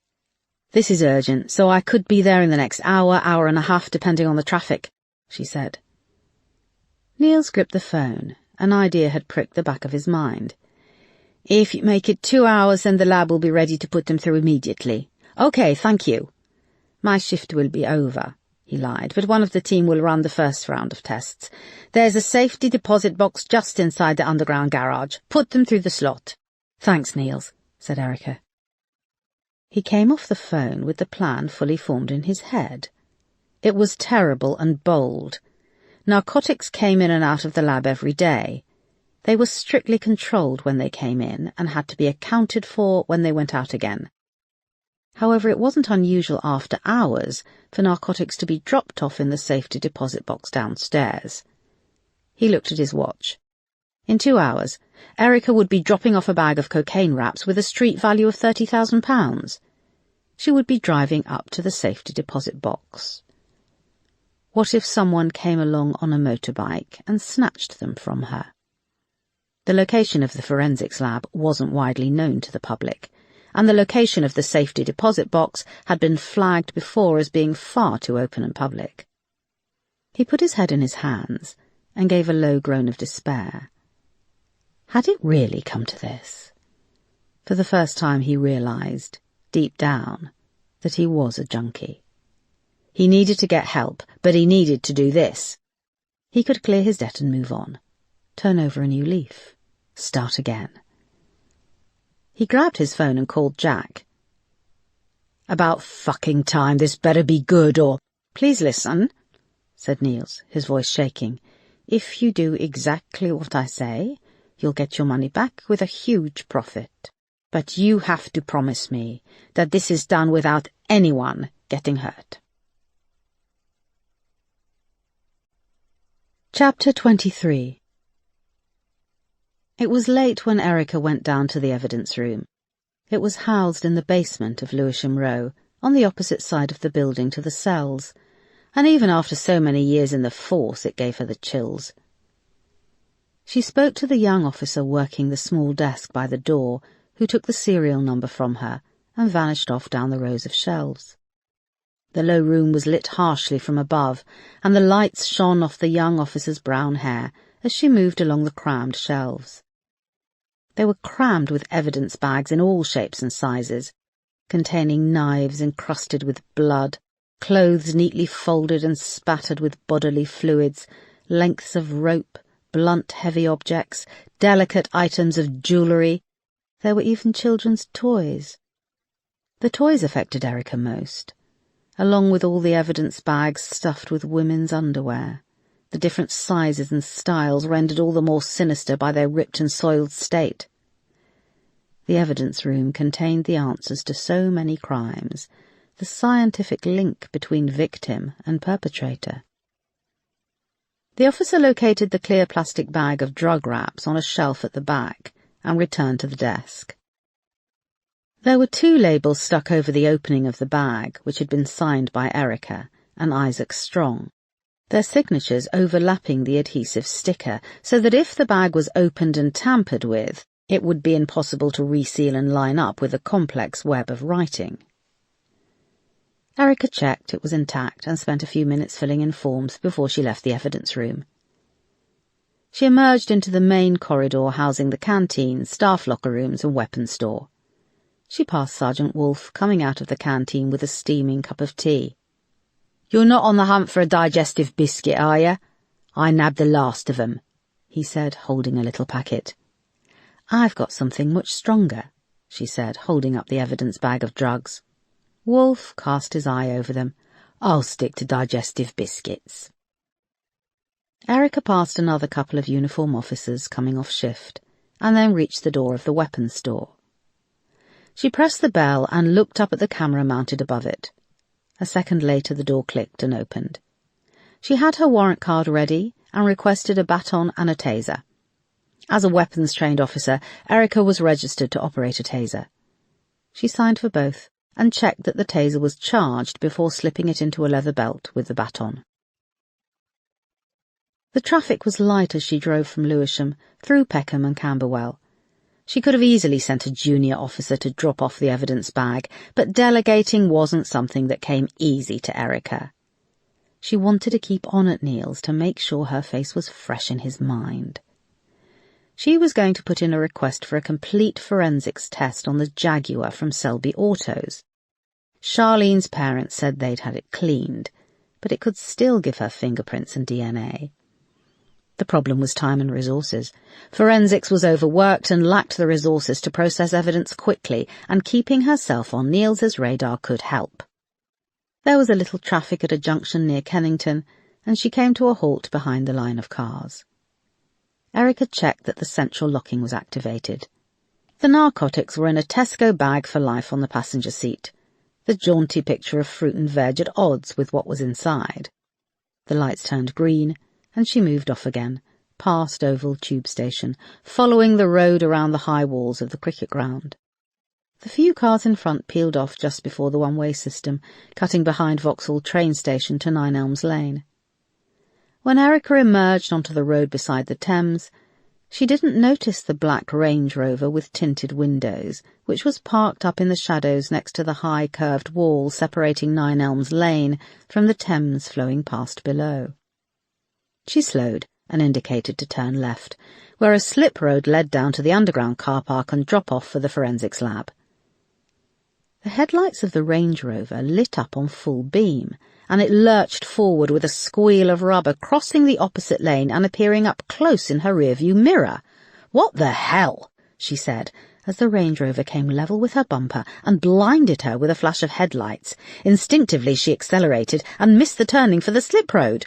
The Range Rover accelerated and with a jolt made contact with her rear bumper. Erica grappled with the steering wheel, trying to remain in control of the car. The road hurtled past on each side, and she reached for her radio on the seat next to her, but the Range Rover fell back and then increased its speed, ramming into the back of her car. Her radio and the taser belt slithered off the seat and landed in the passenger footwell. Whipping past in a blur on either side were warehouses and a chain-link fence and a lane busy with traffic and the high wall separating road from river. The Range Rover fell back a little, so she floored her accelerator in the hope of putting distance between them. But as the speedometer moved from 80 to 90, the Range Rover kept pace, hitting her again. "Shit!" she cried, as a line of red lights appeared ahead, where traffic was waiting at a junction. The Range Rover dropped back, and then started to overtake with a honking of horns from the opposite lane. It rammed into her right side, pushing her to the left. Erica gripped the wheel as the car bumped and bounced into an uneven slip road. It was a single lane leading down between two chain-link fences. There were no streetlights, and the Range Rover kept on at her, ramming her from behind, and she had to grip the steering wheel to keep control. Her mind was whirring, trying to keep up with what had happened in the space of 60 seconds. The single-lane road banked sharply and curved to the left. A large corrugated building with a loading bay loomed up ahead, and in front of the large roll-up door was a raised concrete platform around 6 feet high. The Range Rover braked and dropped back. Erica slammed on her brakes, coming to a screeching halt a few feet from the concrete platform. She reached down for the radio in the passenger footwell, but before she could get hold, she heard the engine roar and her head hit the dashboard as the Range Rover slammed into the back of her. It pulled back with a squeal of rubber and rammed into her again. The bonnet crumpled like cardboard as it hit the low wall of the loading bay. Erica was dazed and she could hardly move her head after the impact. Blood was pouring from above her left eyebrow. The Range Rover stopped a few feet behind her, its engine idling. Then the headlights went out, plunging her into darkness. "Shit! Shit!" she whispered, trying to move quickly, gritting her teeth against the pain. The loading bay was surrounded by warehouses, blocking out much of the surrounding artificial light. She felt in the passenger footwell and her hand closed around the radio, but when she tried to call in for backup, there was no signal. "What?" she said, pressing frantically at the buttons. She tried again, switching between signals, but there was nothing but dead air. She turned her head and winced. The Range Rover's headlights were off, and she couldn't see any movement inside. She pulled at the door handle, but the front wing had been pushed back over the driver's door, preventing her from getting out. Erica tried the radio again, and felt around for the leather belt with the taser and baton. "Control, are you reading me?" she hissed. She saw the button just under the steering wheel and pressed it, activating the blue lights and high-pitched sirens of her unmarked police car. The Range Rover was still and dark. Erica clambered over to the passenger side, her long legs and long dark coat becoming briefly entangled with the gear stick, and she tried the passenger door, but this too was jammed. She shouldered the door, feeling pain shoot through her body, but it still wouldn't budge. She was about to squeeze through to the back seats, but remembered the doors and windows were disabled for carrying suspects. She reached through, wincing at the pain, and tried both doors, but she was right. Erica was now panicking and sweating under her thick coat. She leaned forward and tried to open the electric windows in the front, but they weren't working. The door frames were bent inwards. She looked at the back window, and it was now steaming up. Her mind was working fast. Did they know she was due to drop the evidence bag? The lab's location wasn't known to the public. Why else would someone force her off the road? Through the steamed-up back window, Erica saw the doors on the Range Rover open. 2 tall figures in black slowly got out. They approached the car carrying crowbars, and both wore full-face balaclavas. Erica looked around and saw the buckle of the leather belt containing the taser and the long baton poking out from under the passenger seat. The car rocked as one of the black-clad figures tried to lever the boot open with the crowbar. Erica reached under the passenger seat as the driver's window burst inwards with a shower of glass. The cold air and the sound of the blaring siren rushed in. She turned to the figure at the window. His eyes glowed beadily through the holes of the balaclava. "Show me your hands," he said, pointing a gun at her. Chapter 24. October 2016. The events on the holiday in Dartmoor changed Nina. Max had helped her back to the hotel that night, confiscated her phone, and given her tablets which made her sleep. When she woke late the next day, she still wanted to go to the police. "I was defending you," said Max incredulously. "Nina, he could have killed you, and in return you'd have me put away." "They wouldn't put you away if we told the truth," she'd argued. "And what is the truth, Nina? It's something that we know, me and you. But what about the police, who'll look at my record? The DNA evidence left on him, the fact I dumped his body and we walked away. Would a judge and jury believe the truth, or would they look at me and just see a murderer?" "But that's how things work," she replied weakly. "You tell the truth, and it will all be okay. My mum always says that if you speak the truth, then things will all work out." Max shook his head and took her in his arms. "You need to open your eyes as to how the world works, Nina. It's not just my DNA is on him, yours is too. Do you think the police will believe you, any more than they believe me?" "He tried to rape me." "You had sex with me as he watched, and you were draping yourself all over him the night before in the pub. They'll hear you were acting like a slut, and a judge and jury would think the same." She buried her head in his chest and began to sob. "Do you know what prison is like for young pretty girls like you?" he said, rocking her like a baby. "He's lying at the bottom of a deep, deep well. They'll never find him. He was a loner, a drug dealer, and a rapist. You remember his hands around your neck, don't you, Nina?" She'd pulled back and looked at him and nodded, her face red with tears. "He could have killed you." "If he had killed me, would you have gone to the police?" "Course I'd have fucking gone to the police," he snapped, pushing her away. "I did this for you."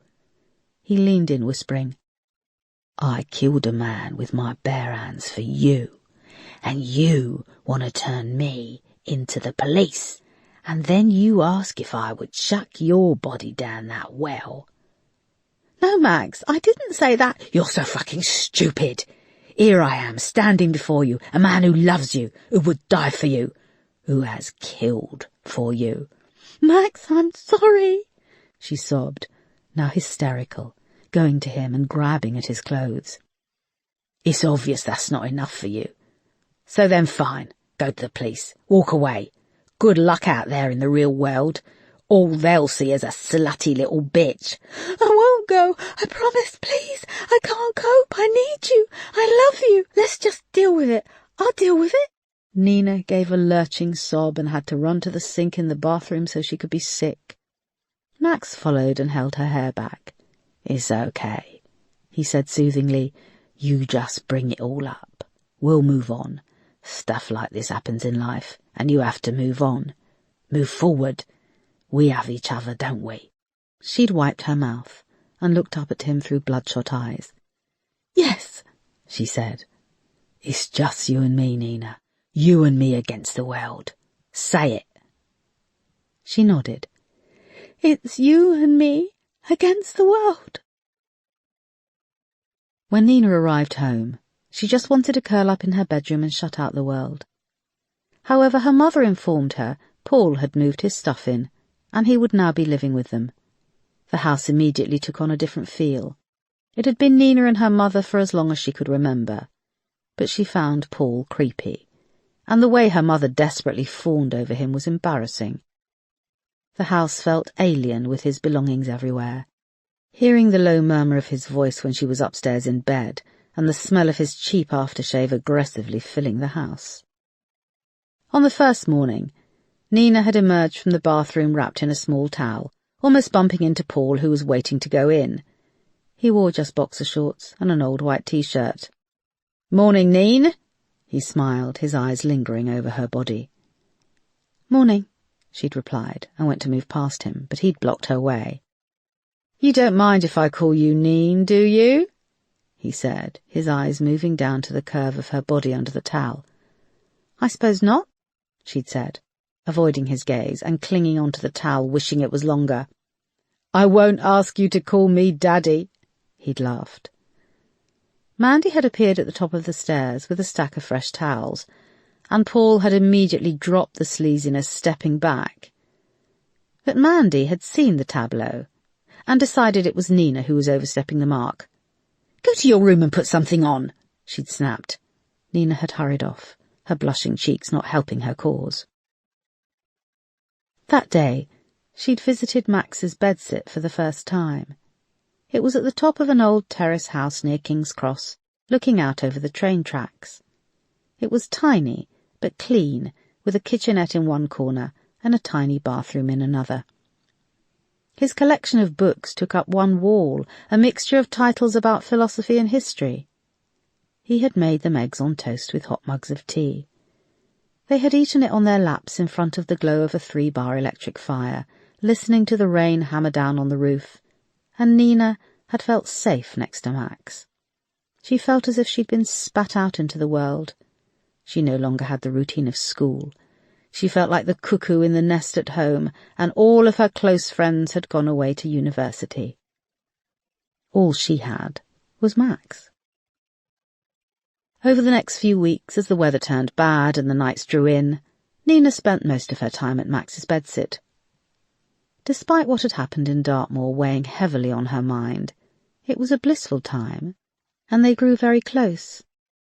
Nina was shocked at his intelligence and how articulate he could be.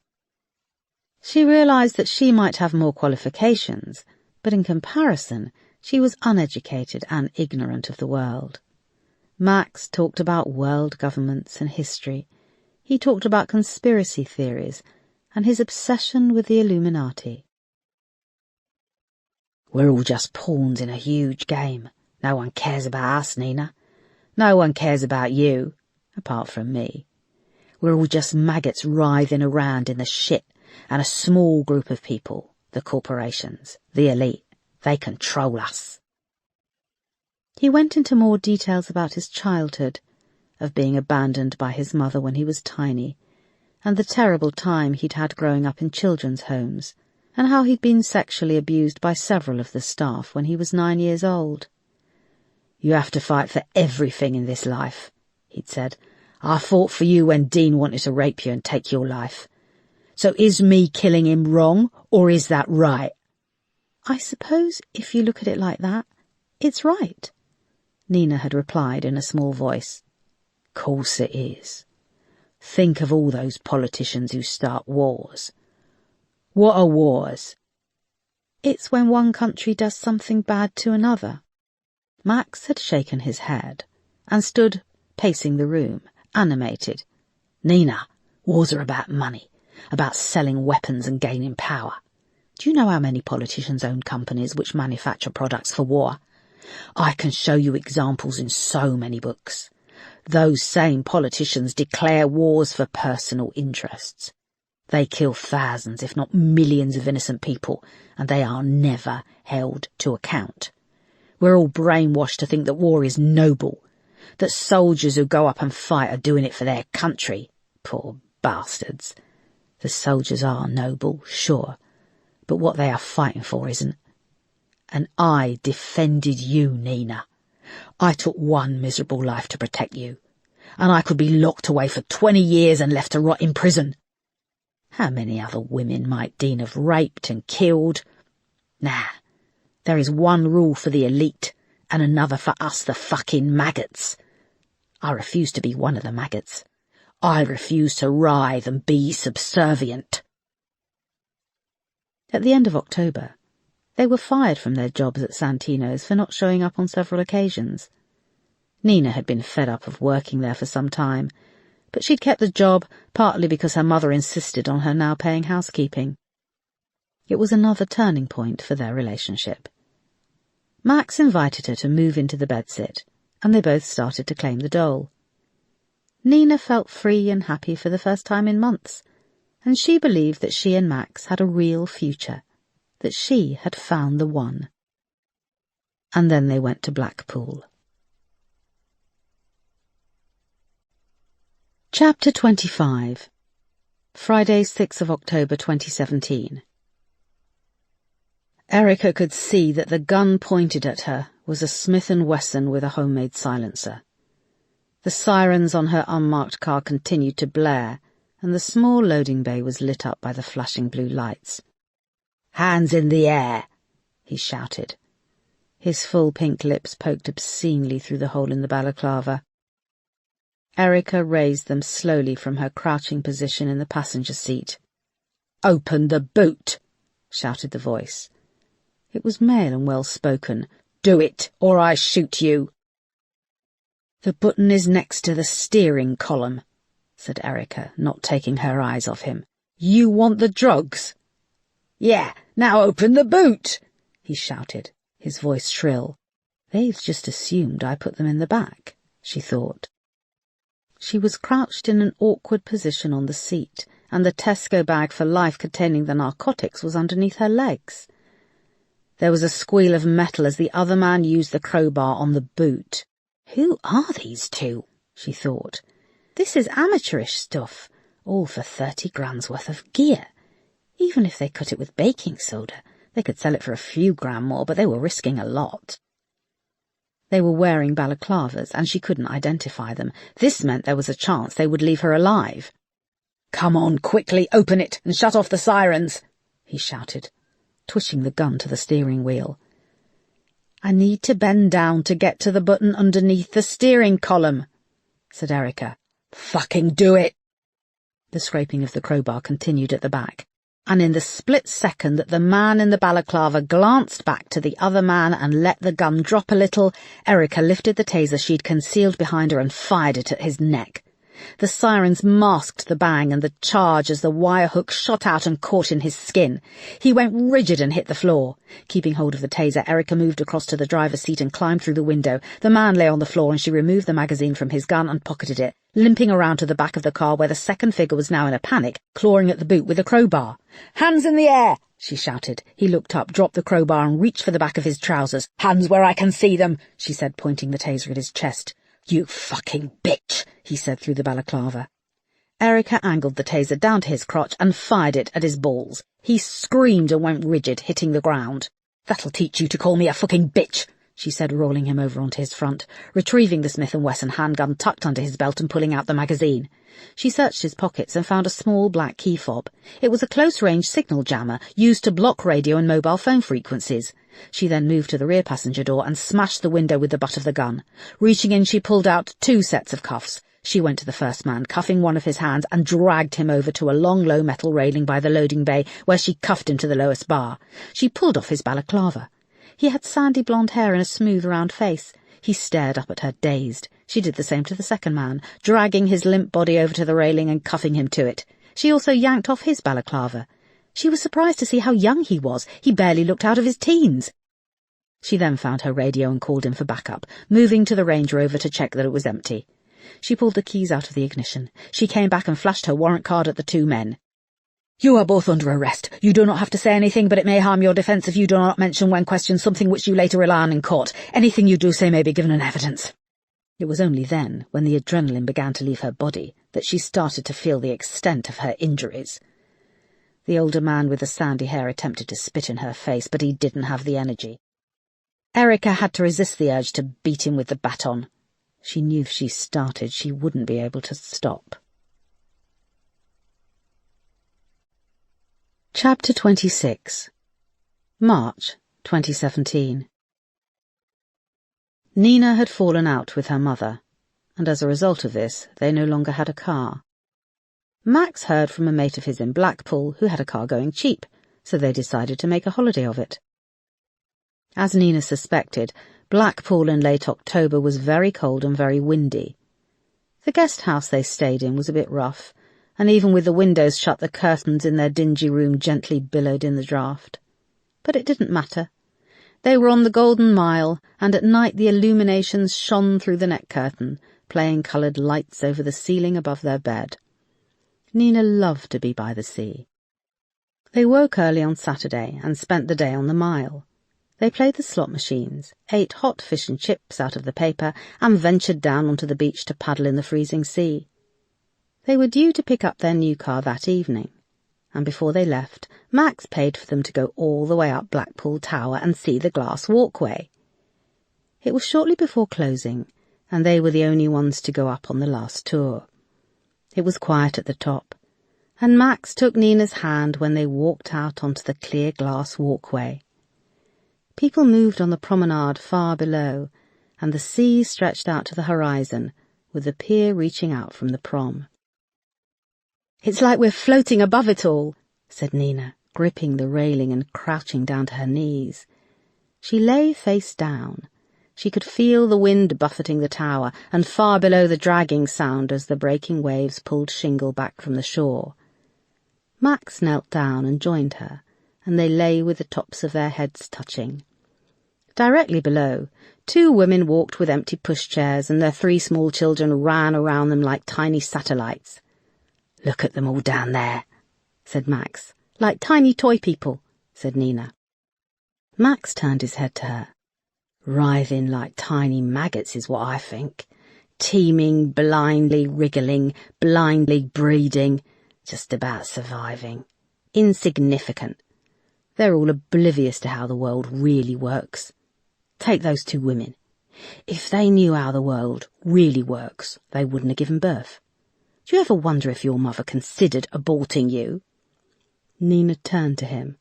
"No, and I know she wanted me, despite the fact we're not talking. I know she loves me." "You do?" "Yes." "My mother wanted an abortion, I'm sure of it, but she was too far gone when she found out she'd fallen." Nina looked at the top of his head, the weak sunshine catching in his golden hair. She felt so many emotions for him: lust, pity, fear. But her love for him always floated above these, making them seem insignificant, like white noise. "You don't talk about your mum much," she said. "I'd love to hear about her." "She was a cunt, that's all you need to know," he said. "I'd piss on her grave if I knew where it was." "Max, we could find out, I'm sure. Not that I want you to piss on it, but we could leave some flowers." Max turned his head to her so their foreheads were pressed together. "That's why I love you, Neen. You see so much good in things. And even though I know you're wrong, it's nice to see the world hasn't yet destroyed you." "The world is a good place, Max," she said, kissing him. He kissed her back and turned to look down at the swarming crowds far below, the top of their heads still pressed together. "I imagine being up here with a big red button," said Max, "and I can press it at any time, and it will drop a bomb on the lot of them, put them out of their misery. A nuclear bomb would vaporize them all." "What about us?" asked Nina. "You're with me, Neen. I've got the red button. I rule the world, and you're my queen." He grinned.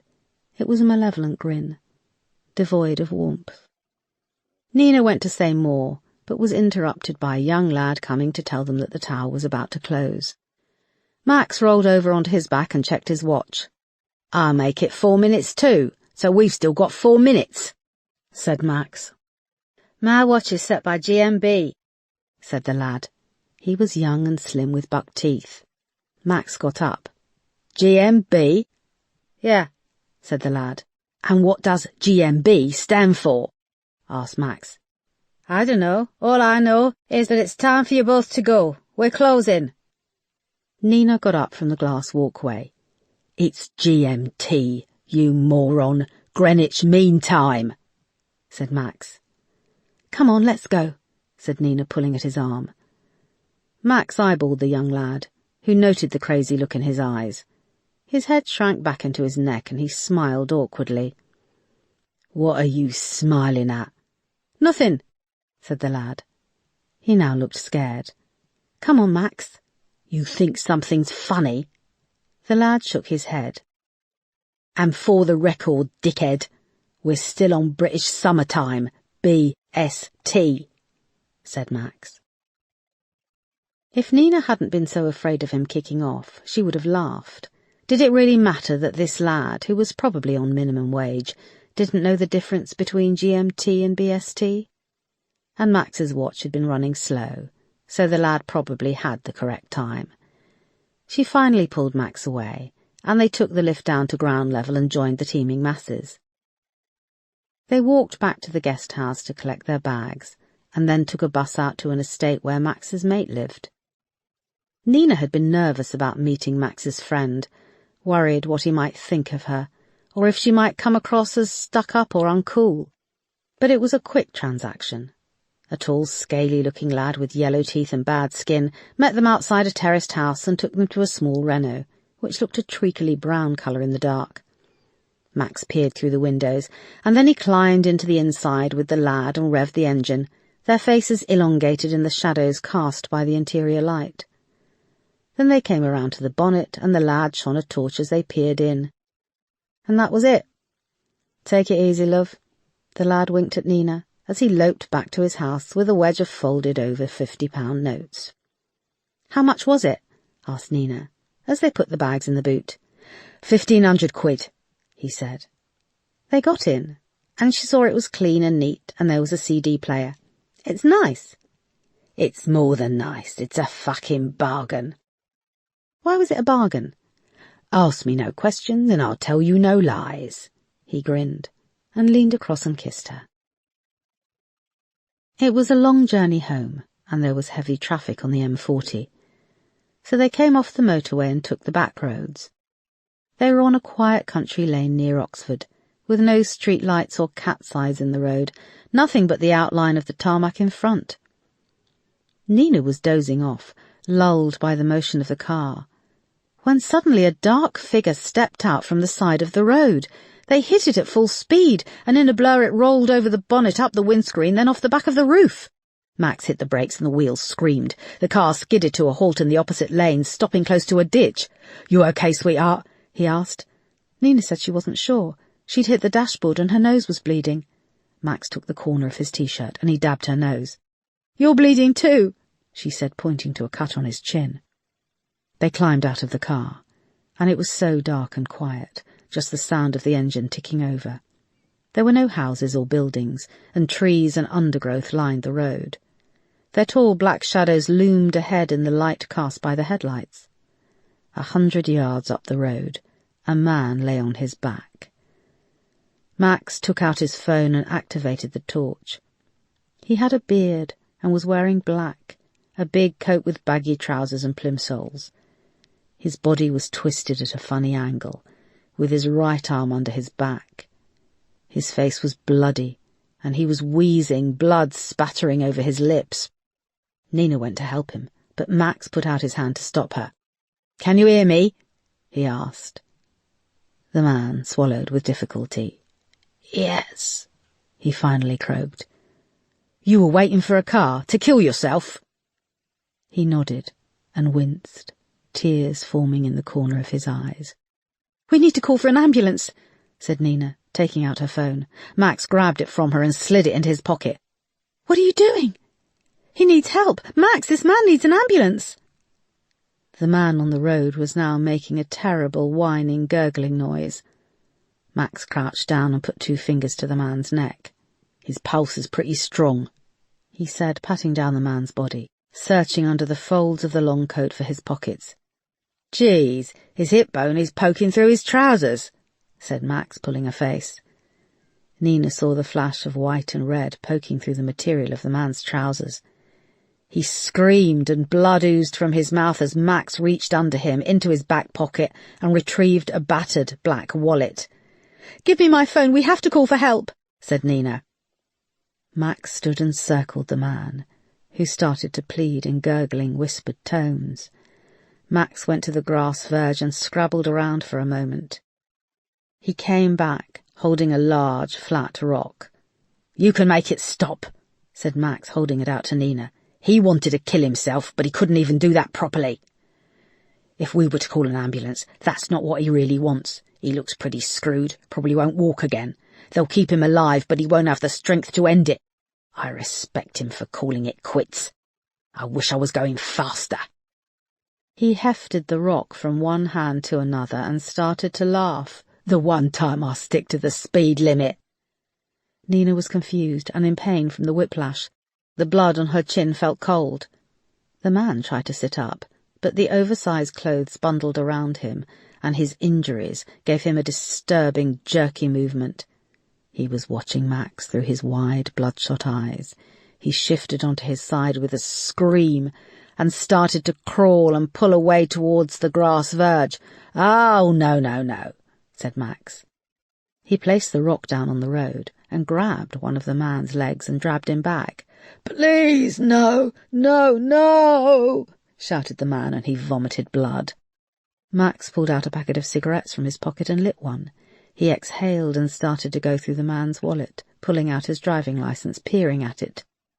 "Derek Walton," he said, reading. "Walton." So they were the Waltons growing up. Wonder if it was a big family.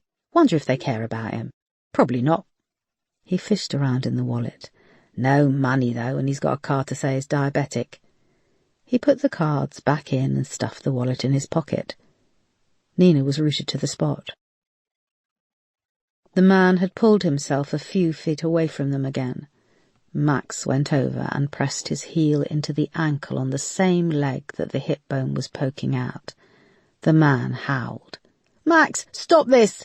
"Nina, he's a maggot, a pathetic little maggot. You're just watching him, and you've sat there and listened and agreed with me all this time about how the world works. You've agreed to live a life free of rules and bowing and scraping. You need to prove to me that you want to live a life by my rules. Put this man out of his misery. Think of it as a test." He held the rock out to her and pressed his heel down harder. The man gave another gurgling wail. "No, Max, no, please. You have to see that the world is a good place. I agree with what you say, but there is light and dark. There has to be. I love you. You know that." "Do you? Is there an us, or do you just humour me? I can find someone else. Some other girl who wants to be with me." "Please, Max," she whimpered. But he fixed her with those caramel eyes burning with orange and pushed the rock into her hands. "It can be over in a second, and you'll be helping him, Nina. You'll be shining some light into the darkness. If I'd hit a deer, you wouldn't think twice about putting it out of its misery. You'll be his saviour. He wanted to die, Nina. He wanted to end it all. And the longer you wait, the longer you keep him in misery and despair." Nina took the rock. It was heavy and smooth in her hand, cool and smooth. She looked down at the man reaching out towards the edge of the road, his head turned to her, wincing, eyes full of fear and face smeared with blood. "Max, Go for the face, bridge of the nose, hold it high and bring it down fast," said Max insistently. He came to her and smoothed the hair away from her face. "You can only talk the talk for so long. You can't be just a spectator, Nina. I killed Dean to protect you, and you accepted that. You accepted that the rules don't apply to us. I took a risk for you. I risked my life. Do you believe that?" "I do believe that." "Good. Then look at this. I had a drink earlier. If we call the ambulance, the police will come. I'll be tested. They'll look at how much booze I have in my blood. They can see if I was speeding, which I was. This man stepped out of nowhere and used us to end his life. Or he tried. You can save him, and you can save me, Nina." Nina was now crying, and the man was frantically trying to pull his leg free from Max's foot. "Do this, Nina.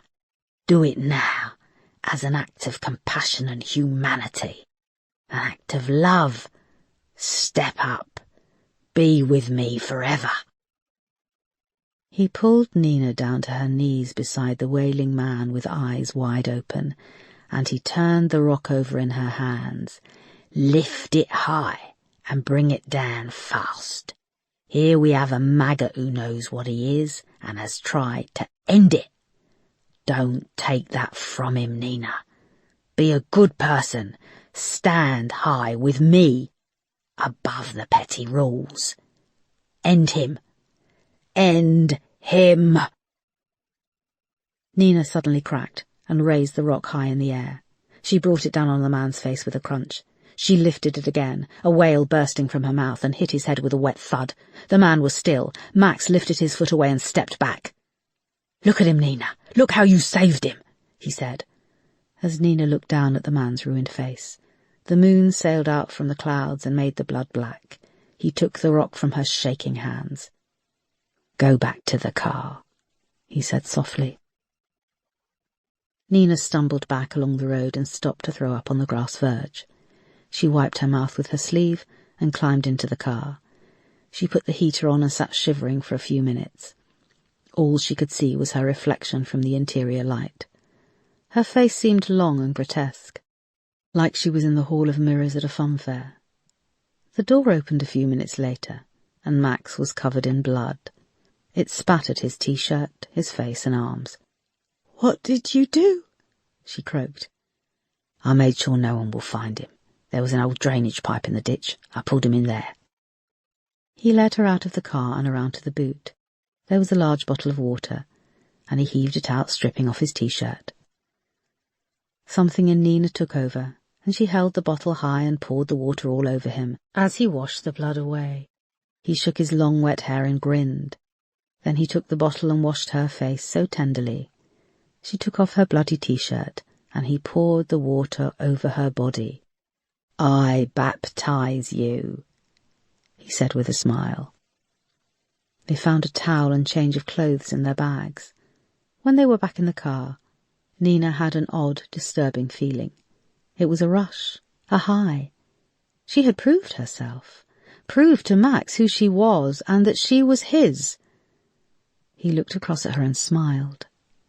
"I love you even more now," he said. He started the engine, and they drove away.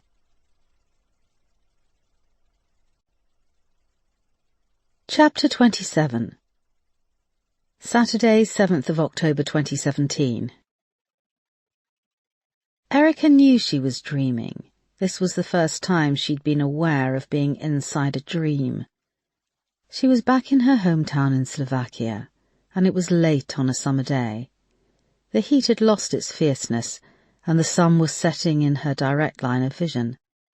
She brought a hand up to her face, shielding her eyes from the golden light, and she saw a young girl a little way ahead of her, running across a huge expanse of concrete. The girl stopped and turned back, smiling. She wasn't more than 11 or 12. She was barefoot and wore a thin blue summer dress, covered in mud and grass stains from playing. Her long blonde hair was in a long plait, and she had strong, pretty features. At first, Erica thought it was her sister Lenka or her niece Carolina. But it was another girl, a young girl she had seen often over the years in her imagination. Erica's body was aching. Her face felt swollen. But when she put her hands up to feel her skin, it was smooth and youthful. Her blonde hair was long and tied at the nape of her neck. The girl smiled and beckoned for Erica to catch up with her, then turned her head and started running. The sun dipped down behind a large building opposite, and Erica could now see that they were on the wide, flat roof of the theatre in town. The girl reached the edge of the roof and sat with her bare feet dangling down. Below was the town square, paved in a mosaic of grey and white stone, and in the centre a group of children played by a fountain. Handsome buildings lined the edges of the square, and, painted in pastel, blues, greens and pinks, looked almost edible, like sumptuous icing. Erica and Lenka had often played on the roof of this theatre, and it had been a building site for most of their early years. She reached the edge of the roof and reached out to touch the girl's hair, which sparkled in the sunlight. "Watch me jump, Mum," said the girl. "No," started Erica, but the girl gripped the edge and pushed herself off, hurtling towards the square below, arms and feet flailing, hair flowing out. Erica moved forward and peered over the edge. The drop was a dizzying 80 feet, but there was no little girl lying broken on the mosaic stones in the square. There was just the sound of laughter as the children played below, and the gentle spatter of the water in the fountain. She searched the square and found the girl paddling in the fountain, unhurt and waving up at her. "Mum, she called me Mum," said Erica. She knew it was a dream, but the words felt real in her mouth.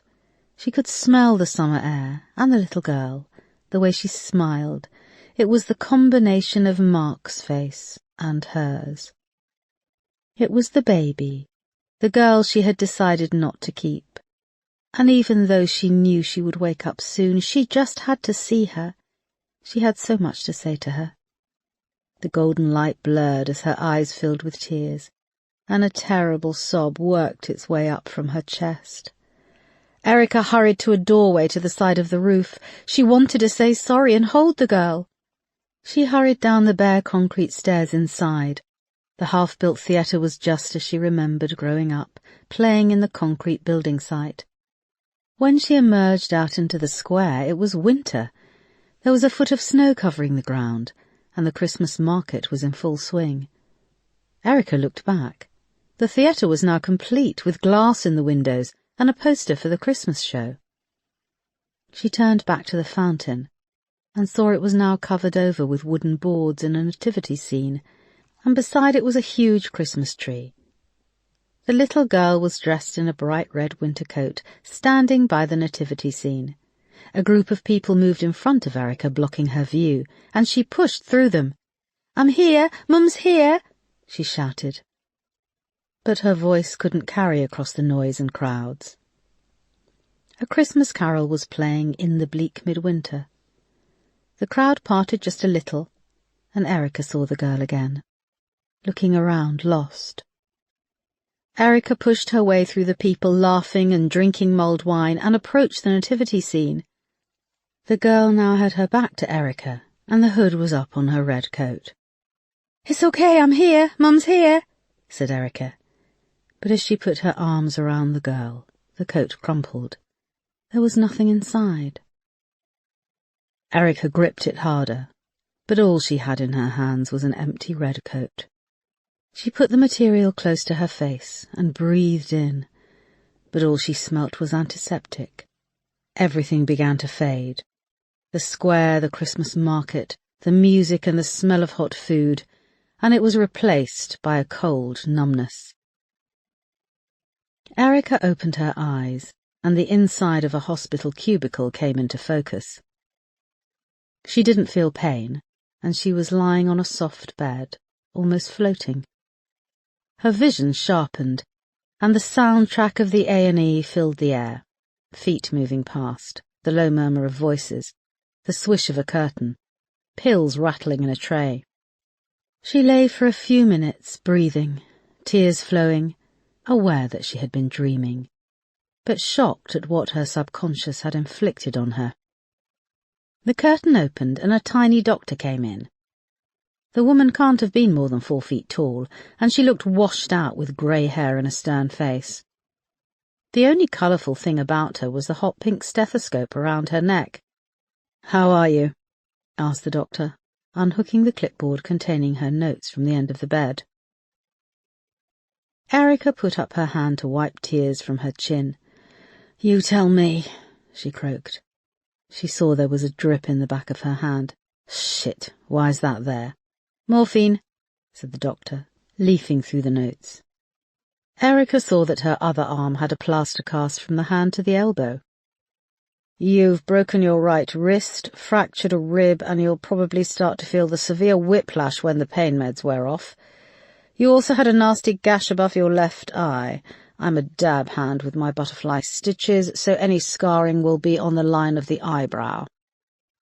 Erica put her hand up to her neck and the brace she wore. "Where am I?" she asked. Her voice sounded thick and strange, and she touched her face. She couldn't feel where she touched, but the skin was puffy and misshapen. UCL Hospital in London. I know where UCL is. I see you're a police officer. Detective Chief Inspector Foster, she said, looking at her chart. Erica remembered the wreckage of her car, and the two guys trying to take the bag of drugs. I have to talk to my boss. Where's my phone? She asked, sitting up. Please lie back, said the doctor, gently putting her hand to Erica's shoulder. You won't be able to work for some weeks, and we need to keep you in under observation. You have a nasty concussion. A nurse came through the curtain and nodded to the doctor. He checked the drip. The doctor went on. You haven't put anyone down as your next of kin. My sister is in Slovakia. They don't speak English. What about in the UK? Anyone you want us to call? Erica briefly thought of Peterson, but shook the idea away. Yeah, Kate Moss. The doctor and nurse exchanged looks, and the nurse moved over to consult the chart. Pressure is normal, temperature slightly elevated, he said in a low voice. We do need to monitor for any signs of hallucination. She has had a battering, agreed the doctor. She turned to Erica again. Why do you want us to call Kate Moss? No, not Kate Moss. Detective Inspector Kate Moss. She's a colleague on my team in the Met, said Erica. The doctor took down the phone number, but still didn't seem convinced. Now, please, I just need my phone. I need to talk to my superintendent. There's a murder case I'm working on. I'm sorry you have to rest, said the nurse. I want my bloody phone. I can lie here and look at a phone. The doctor cocked her head and stared at her. I don't want to have to sedate you. Erica lay back and grimaced. How long am I stuck here? Another 24 hours at least. We'll be moving you to a ward when a bed is available. The doctor and nurse left the cubicle, swishing the curtain back round, and Erica looked up at the ceiling, her head spinning. Despite her frustration, she drifted off to sleep. Chapter 28. Erica slept fitfully until the morphine started to wear off, and the remaining hours until she was allowed to leave hospital seemed to stretch with only the ceiling and a ward full of sedated old ladies for company. The doctor gave her a final check-up and a stern reminder that she had to rest for at least 4 weeks, and then Moss appeared in the ward. "Geez, boss, you look beat up," she said. "Thanks," said Erica, wincing as she picked up her coat and the large paper bag of medication. "I saw my face earlier when I went to the loo." "I'm not going to lie. The right side of your face does have a look of the Bride of Wildenstein." Erica smiled. "You're a bitch. Ow, it hurts to move my face." "Good job, 'cause you're not known as a smiler," said Moss, helping her with the coat. She tried to put it over the hand with the plaster cast, but saw it was too thick. "I think we're going to have to drop this over your shoulders." They moved slowly along the ward and out down the corridor. When they got to the double doors at the end, Moss held one open and Erica gingerly slipped through, and they reached the lift. "It's the broken rib, isn't it?" Erica nodded. The lift doors opened, and they squeezed in next to a bed carrying a small old lady propped up on pillows who stared at them. They travelled down 2 floors in silence until the lift stopped and the orderly wheeled out the bed. "Tell me what's happening," said Erica. "I was 2 out of it when the first responders arrived at the scene. How long was I in for?" 2 days. It's Monday morning. Superintendent Hudson is sending someone to get a statement from you tomorrow. You'll have to account for handling the 2 firearms belonging to your attackers and why you removed the ammunition. You also have to give clear reasons why you fired your taser. Erica gingerly turned her head in her neck brace to look at Moss. "Are you kidding me?" "The firearms were being pointed at me, and they targeted me, I think, because I was carrying 30 grand's worth of narcotics. I think it's because you deviated from the rule book and tasered one of them in the balls. It was apparently quite a dicey procedure, removing the barbs from his ball sack." "You didn't have to do it, did you?" grinned Erica, wincing. "I'm not the best person to navigate a ball sack." The lift came to a halt and they got out, making their way slowly across the gloomy car park. Moss helped Erica inside the car, and she yelled out in pain when her seatbelt was strapped across her. She drove out very slowly, but she could see Erica grimace when they went over the speed bumps. When they were out on Warren Street and heading back to Lewisham, Moss started to fill her in. The two men you arrested are Eduardo Lee and Simon Dvorak. They are a couple of middlemen in one of the central London drug networks. They were tipped off that you'd be delivering the narcotics. Who tipped them off? Moss paused, a pained look on her face. Kate, who? Niels Ackerman, she said. What? No. Niels? Moss nodded. Sorry, yes. Melanie has been on it like a dog with a bone. She was looking at everyone who knew you were going to forensics in Vauxhall. Niels made a call to 2 people 90 minutes before you left for Vauxhall. One was to a Jack Owen, a student whose flat in Camberwell was raided this afternoon, and a large quantity of cocaine, cannabis resin and ecstasy was seized. He, in turn, had called Simon Dvorak, who you tasered in the balls. Simon is further up the chain of supply. Well, was, before he lost his liberty, and narrowly lost his right. OK, Moss, I get the idea. Sorry. They're all now in custody and being questioned. How was Niels mixed up in all that? There's still a lot we don't know, but he was screened positive for opiates, cocaine and alcohol when he was arrested. One of his colleagues came forward about an incident in one of the labs when he bled onto a forensic face mask, and he switched it for a clean one. Obviously it would have been screened to rule out contamination, and his drug taking would have shown up. Niels is deep in debt. The bank is about to repossess his flat. He owed £2,000 to Jack Owen. Jack has been his drug dealer for the past 2 years. Erica was glad that they hit the Blackwell tunnel. The dim light allowed her a moment to wipe away her tears. I'm sorry this happened, said Moss. Erica shook her head. Niels has worked with us on so many cases. The disappearance of Jessica Collins, the Darryl Bradley case. He was someone I trusted, someone who had been a big part of our team. I know, said Moss. And I don't want to be the bearer of bad news, but the Met is freaking out. He was responsible for key testimony and evidence in so many cases. It was his testimony that put away Simone Matthews, for fuck's sake, cried Erica, wincing as she put her head back against her seat. Simone Matthews was a case Erica and her team had worked on 2 years previously. Matthews had been an unassuming geriatric nurse who had gone on a revenge-killing spree in London, breaking into the homes of 4 men and suffocating them with a plastic bag. Despite confessing to all the killings, her defence ruled that she was suffering from paranoid schizophrenia.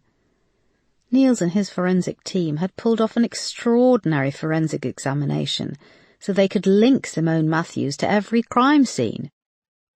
Simone was being held indefinitely at Broadmoor Psychiatric Hospital. It's still early days, said Moss. On a positive note, we have Jack Owen, Simon Dvorak and Eduardo Lee all in custody. We have their vehicle, mobile phones, and we're hoping that some kind of deal can be done to implicate people higher up. What about Niels? He's in custody too, at Belmarsh, looking at 10 to 12 years, and of course he'll never work again in forensics. Erica stared out of the window as the Olympic Park slid past, and then the O2 Arena, all lit up in the darkness. Niels must have known what they would do to me. He knew that they might kill me for those drugs, she said. You think you know people, said Moss. Most people are put on this earth to disappoint us. But he must have been desperate. Drug addiction, it changes people. Their personality gets lost. What about the case? It's been assigned to one of the larger teams in murder investigation in West End Central, and DCI Harper is also now pursuing the drug angle with Thomas Hoffman's death. What about you? I'm off the case too, along with the rest of the team. She looked over at Erica. How long are you signed off for? I don't know. I've been told I can't work for a couple of weeks. Seeing how you look, boss, no offence, but you'll need longer than a couple of weeks to get better. Erica looked at her face in the small mirror.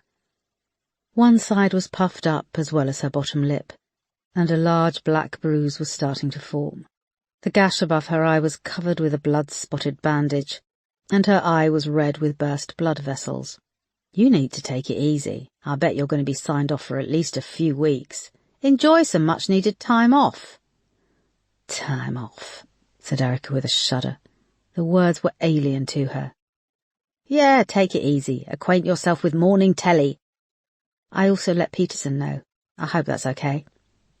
Erica looked at her reflection in the mirror again. Fine. He wanted to come with me, but I thought that you could do with some space. Erica felt an overwhelming tiredness flood over her, and she tipped her head back and closed her eyes. I just need to go home. I just need to sleep, and I need more painkillers, she said.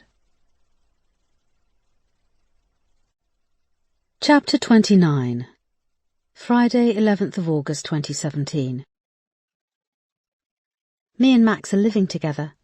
Cohabiting, my mother would call it, if me and Mum were speaking.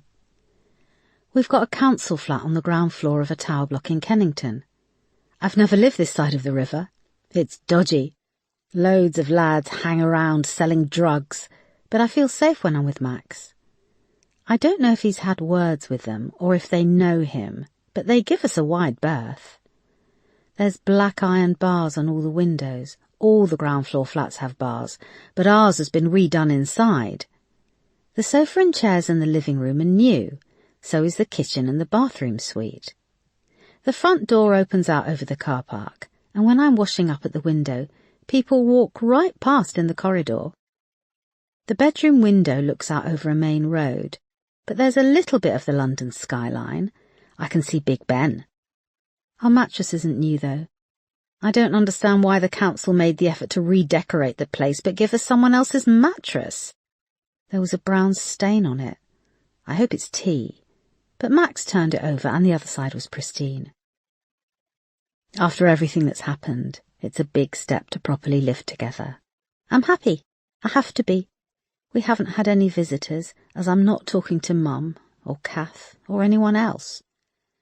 I used to think I saw Max all the time and knew him, but living together is different.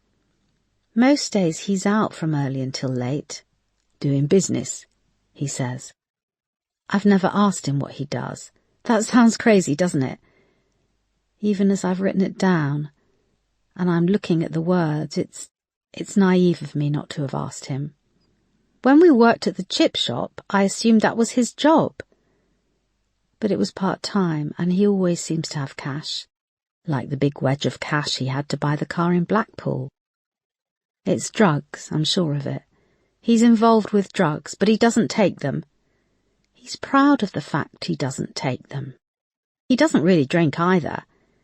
His only vice is his books. It took 5 carloads to get all his books into the flat, and he wouldn't let me unpack them from the boxes. They're all stacked around the walls of our bedroom, right up to the ceiling. There was only one set of keys when we got the flat. I did ask Max to get another set cut, but he said he doesn't trust handing over our key to anyone. He said he'd been on the list for a council flat for years, but he'd turned one down in the past. He loved this one because it had bars on the windows. When he leaves the house, he takes the key. I can't go anywhere. I have to stay in. It's fine. I know he loves me. He wants me here for him. Chapter 30. Sunday, 20th of August. I was loading the washing machine this morning and I heard Max shout my name. I came through to the kitchen and the front door was open. The little mixed-race boy who lives upstairs was standing on the step by the kitchen door with his hands in the pockets of his jeans. He can't be more than 5 years old. "This kid wants a piece of toast," said Max. "She made me some the other day," said the little boy, pointing at me. He had chubby cheeks and a towering mass of afro hair, which was a rich, shiny brown. He was confident and well-dressed for a 5-year-old, in jeans, a bright blue Adidas t-shirt, and an expensive little pair of trainers. "Can I have that jam?" "So this kid, who has nicer shoes than me, eats my food?" said Max. I can see a whole loaf of bread on the counter. You can spare a piece, man. Despite their age gap, Max and the little boy were squaring up to each other, chests puffed, chins up, and hands outstretched. Does it look like I run a fucking canteen? Go on, piss off, said Max, kicking the door shut. I could see the outline of the little boy through the frosted glass, and then he moved away. Max shook his head and sat back down, picking up the newspaper. It was just the once, I said. The kids on this estate, I see them hanging around in the car park all day. Some of them can only be 3 or 4. Their mothers must chuck them out in the morning. He looked up from the paper with his angry eyes, and my voice tailed off. That's 'cause their mothers are on the game, Nina. You think they should be indoors with a Disney video playing and the sound of Mum getting fucked in the background? And should I bust my arse all day to feed their bastard spawn? He took a bite of his toast and sat back, waiting for an answer. My legs started to shake. It was only when I took out the bin the other day. He was waiting at the door when I got back. He asked for a drink of water, and he cried, saying he was hungry. I didn't tell him that I gave a little girl and another little boy some toast too. The outline of the little boy appeared again through the door, and his small palms slapped against the frosted glass. "Please, I want some toast, please," he whined. Max threw down the newspaper and got up. I flinched, but he moved past me to the door and yanked it open. "Change your mind?" he said, looking up at Max with a smug little grin. Max grabbed the washing-up bowl from the sink, which was full of dirty water, and he dumped it all over the little boy's head. All his cockiness vanished, and he burst into tears, tea leaves, coffee grounds, and some of last night's noodles sticking to his wet hair and T-shirt. The washing-up bowl clattered as Max chucked it in the sink, and he leaned down and hit him round the face. The boy fell back with a nasty thud on the concrete. "Knock on my door again and I'll fucking kill you. Then I'll kill your fucking whore mother," said Max, and he slammed the door. He wiped his hands on the dishcloth and sat down at the kitchen table with his newspaper. I could hear the little boy crying. "Why did you do that to me?" he said in a voice so full of confusion that I wanted to open the door, scoop him up, and give him a cuddle. But I was frozen, too scared to do anything.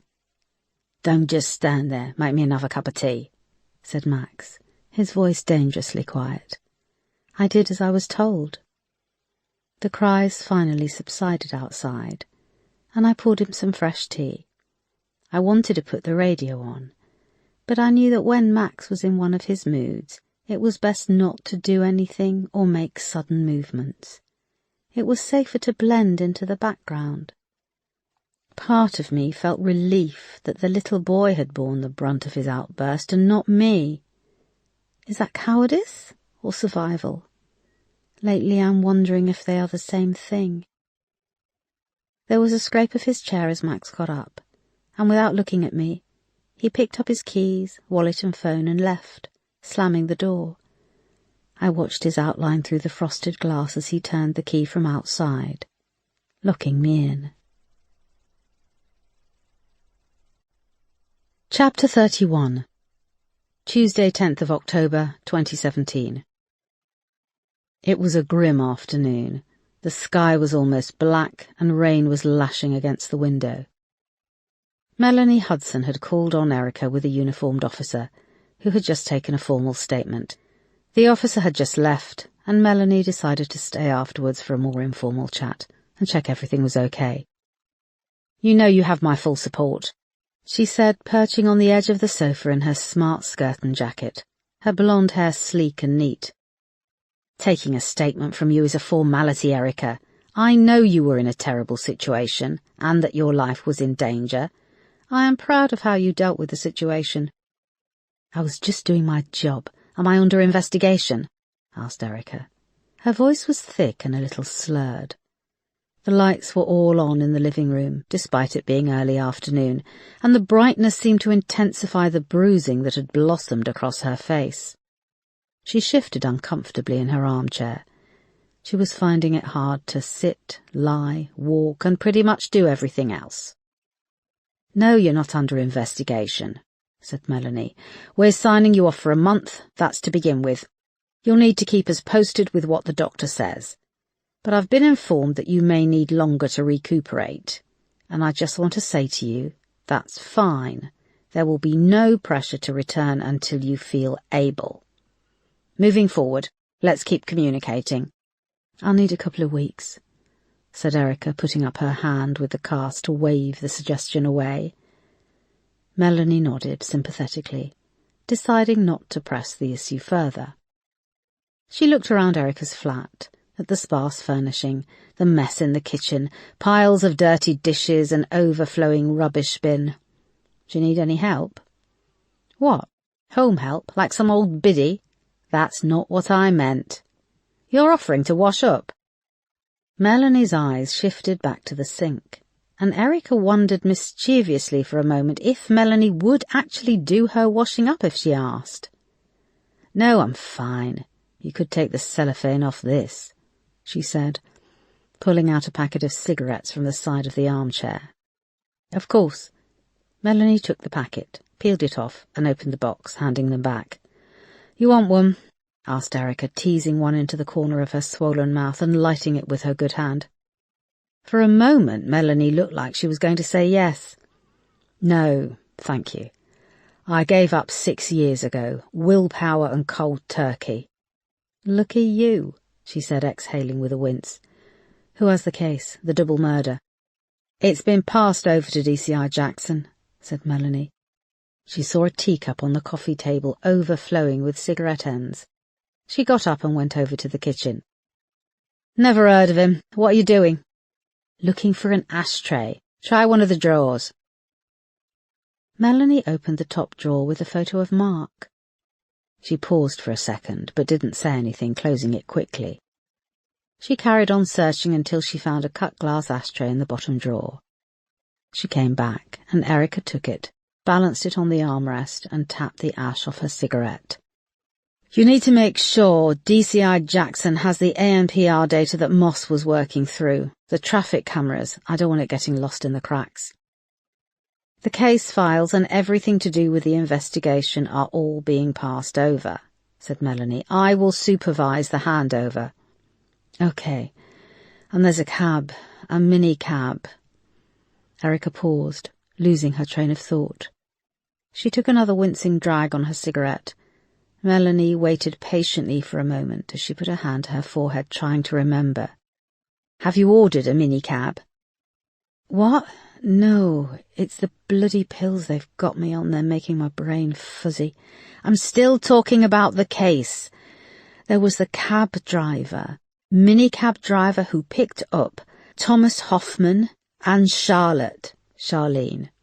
Yeah, Charlene. I was trying to get in contact with him before, but he's been away on holiday. Australia, that needs to be followed up by the new team. He could be the only witness to... Please. You need to rest. You need time to recuperate. You were involved in a nasty attack. Have you got anyone coming in to help? Friends or family? Course I have, said Erica defensively. Melanie nodded. She knew Erica didn't have much family, and that they were in Slovakia. She was aware of a relationship of sorts with Peterson, and that Moss was a friend, but the rest of Erica's life was a bit of a mystery. Although, looking around the sparse flat, she wondered if Erica had much of a private life outside work. Erica could see Melanie sizing her up, and the pity on her face was worse than the pain she was feeling. Are we done? She said. Melanie picked up her bag and stood up. Yes, Erica, phone me if you need anything, any time. If there's an emergency, if you need a lift to the hospital or to get some shopping, I can be your friend as well as your boss. Erica fixed her with a hard stare. She hated being pitied. But you're going on holiday next week. Well, yes I am. For 2 weeks? Yes. So you're just being polite? There was an awkward pause. Melanie opened and closed her mouth. And where are you going? Yekaterinburg, in Russia. Yes. It's a cold and miserable place. Why aren't you taking him to Disneyland like every other normal parent? Erica exhaled and fixed her with a cold stare. Melanie retrieved her coat from the back of the sofa. I'm just going to pretend that's the pain medication talking, she said, and she let herself out of the flat, slamming the door. Erica tipped her head back and flinched as her swollen face hit the side of the chair. Shit, she said. Chapter 32. Monday, 28th of August 2017. Max has been locking me inside the flat for the past week. I should have said something the first time he did it, but I didn't, and when he came home, I'd made a big effort with my hair and makeup and got dressed up. I served him dinner and then we had sex, and I felt an all-consuming lust and love for him. Nothing feels right without him. I need him. There's a voice inside me which disagrees, but it seems to be growing fainter by the day. A voice which tells me this isn't right. I've been rationalising it in my mind, why he locks me in the flat. I keep telling myself I have all the food I need, clean clothes, a TV, computer, we've even got Netflix. I've been watching the kids outside the window, playing in the car park. They give our front door a wide berth, and I miss them. I only gave them food and drink that one time. There's something healthy about talking to little kids. They see the world in such a pure, honest light. I'm sure if Max had locked them in, they'd have piped up, "Why have you locked me in this room?" Just like the little boy asked Max, "Why did you do that to me?" I've heard them knocking on the door of the old lady at the end. She's not very friendly, but she gives them water. Last night Max came home and actually made a joke about locking me in, but I didn't realise at the time. He had a flower, a white lily, and he tucked it behind my ear saying, "You're my little Aung San Suu Kyi." I didn't know who that was, so I just laughed, vacuously, hoping that this was the correct response. Later in bed, after we'd had sex and his breathing had settled down to a slow rhythm, I noticed one of the books piled up around the walls was written about Aung San Suu Kyi. I got up and slipped it out from his place between books about Nazi Germany. I flicked through it and realised why he'd used that name. She was a political prisoner who spent a long time under house arrest. Does Max think I'm dangerous? That I'll talk about things? That he has me under house arrest? He shifted in bed, so I quickly replaced the book and came back to lie beside him. I spend so much time running back over conversations we've had, and if we row, I try to work out how it happened and what I did wrong. I don't really sleep much at night. I like to watch Max sleep and feel his body close to mine, but I can't relax. I also have nightmares. I see the old man who stepped in front of the car. The man I killed. There, I've written it down. I killed a man. That's what I did. I killed him. He might have lived, and he probably would have died, but I took his life at that moment. I also have nightmares about that walk we did across Dartmoor to the waterfall. In the nightmare, Max and me are on the run, and we've come to his hiding place, the cave under the waterfall. In my dreams, it's just like I remember it. The smooth, half-hidden entrance, the high ceiling of undulating rock. But when we go inside, Dean is there, waiting. He's dead and rotting. Bits of flesh are hanging off his body. Max holds me down as Dean comes towards me, the veins pulsing in his forehead. Luckily at that point I've always woken up. His body must still be there, buried deep in that well. I've buried everything so deep in myself that I worry, one day, it's all going to come spewing out. For months after that journey home from Blackpool, I worried I would blurt it out to a stranger, or in a shop, or when I was on the phone with my mum. I don't have to worry about the last one anymore. That's why I decided to write this diary. I have to put that voice down on paper, the voice in my head that's slowly diminishing.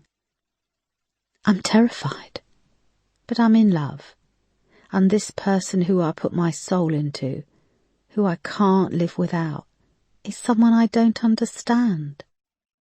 Someone who wants to keep me like a possession. There's a huge mirror screwed to the wall in our bedroom, and I keep this diary hidden between the back of it and the wall. Chapter 33. Wednesday, 30th of August, 2017. Max arrived home with 2 people tonight. He didn't offer any explanation as he unlocked the door and they filed into the kitchen after him. There was a big scruffy dark-haired guy and this pretty blonde woman. The guy introduced himself as Thomas. The woman said she was Charlene. Thomas was lanky and a bit sweaty, but he had a rugged handsomeness. Charlene was pretty with nice clothes, and she had a mulberry handbag, which I assumed was a fake.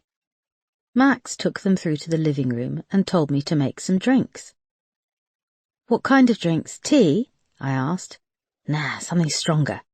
That Black Label Smirnoff with Coke. In the decent glasses. I fixed 4 drinks and stuck in some ice, then came through to the living room. Max had the TV on VH1, and they were watching Lady Gaga's Poker Face video. Thomas was sitting next to Max, and Charlene was in the armchair. They were all smoking. I put down the drinks, and as I reached down to get the ashtray from the shelf under the coffee table, I smelt the leather of her mulberry bag, the rich fragrance of supple leather. Is that real or fake? I asked. Real, she said absent-mindedly, sipping at her drink. She swallowed and did that gurning thing with her chin that druggies do. Can I hold it? I asked. Charlene shrugged and nodded. Then her eyes sort of rolled back in her head for a moment. Thomas didn't seem to be on drugs and was talking to Max about his ex-wife, Mariette. She's getting worse with her cleaning. When I saw her the other day, her hands were red raw from all the bleach. It hurt me to look at them, he was saying. My attention went back to Charlene's bag. I picked it up. It was soft and luxurious, a beautiful dark blue, and it had a buttery-coloured lining. I've always wanted a handbag like this. They're crazy expensive. Yeah, they are, she said, but her eyes were on Max. He had placed a long, wide wooden box on the coffee table. It was old, with a 2-tone pattern of light and dark wood. He lifted the lid, and nestled inside in neat rows were bags of white powder, pills, a block of something brown which looked like muscovado sugar, but I knew it was cannabis resin. Lady Gaga's Paparazzi was now playing on the TV, but the atmosphere in the room was almost studious. Max took out 8 little bags of cocaine from the wooden box. I need my handbag back, snapped Charlene, grabbing it from me. She started to rummage around inside for her wallet and took out a credit card and a £10 note. Max opened one of the little bags and tipped a small amount of the white powder onto the glass tabletop. Charlene knelt down and cut 2 lines of the powder. Rolling up the note, she snorted one and then offered the note to Thomas, but he declined. She sat back on the carpet and wiped her nose and snorted. Told you it was good shit, said Max, watching and smiling as the effects washed over her. Thomas rubbed at his sweaty face with a huge hand. You all right, love, he said, reaching out and touching her shoulder. He had a kinder face. Hers was pretty but pinched and a bit mean. How long have you 2 been together? I asked. Max shot me a look. A couple of months, said Thomas proudly, getting up off the sofa and sitting on the carpet next to Charlene. Her eyes rolled in the sockets and her head flopped back. He pulled her into him for a hug. She farted loudly. It stunk. And a moment later I got up and opened the window. Max shot me another look, but there was mirth in his eyes. Doing a line always gives her a bit of wind, especially after the purer stuff, said Thomas. as if she'd had nothing more than a couple of slices of brown bread with a high fibre content. There was something a bit creepy about the way Thomas protectively held Charlene, like he owned her, like she was a possession. After a few minutes and a couple more Lady Gaga songs played on the TV, Charlene seemed to come back to her senses. "This is such good shit, Max," she said. Leaning forward, she swept the 6 bags of cocaine off the coffee table into her mulberry. "I do have to owe you." There was a long silence. Max looked at them for a long moment. "You know she's good for it, Max," said Thomas, putting his arm around her again, but she shrugged it off and got to her feet. "He knows I'm good for it," she said confidently. "Course," said Max. She licked her finger and pressed it against the last of the white powder on the table and rubbed it into her gums. When they were gone, I started to clear away the cups and clean the table. "How long have you been a drug dealer?" I asked, spraying multi-surface cleaner on the coffee table and wiping it with a cloth. Max was stuffing the box in his backpack. "Sorry about that. I don't like to do business at home," he said. He came over to me and I straightened up, shaking out the cloth. "It's dangerous," I said, looking up into his eyes, which were glowing with warmth. He shook his head. "I'm high up in the organisation, and it's better for you not to know anything, okay?" I nodded. "And business has been good lately. I was going to get you one of those mulberry bags." "Really?" I said. "Yeah, only the best for my girl." And the sad thing was, I believed him. Chapter 34. Tuesday, 12th of December. Just after 6 this evening, a Jaguar drove into the car park. A small green Jaguar, like the one James Bond drives. It roared up in the shitty potholed car park out back, bouncing along past a few shitty old cars and kids playing. It screeched to a halt outside the window. Max climbed out, tucking his long blonde hair behind his ears. He had on jeans and a brown leather jacket, and he looked pretty damn sexy. He unlocked the door and was grinning. I hadn't seen him grin for a long time. "What's this?" I asked. "Your chariot. Fancy a spin?" I was about to cook. "Fuck that," he smiled. He grabbed my arm and pulled me over to it.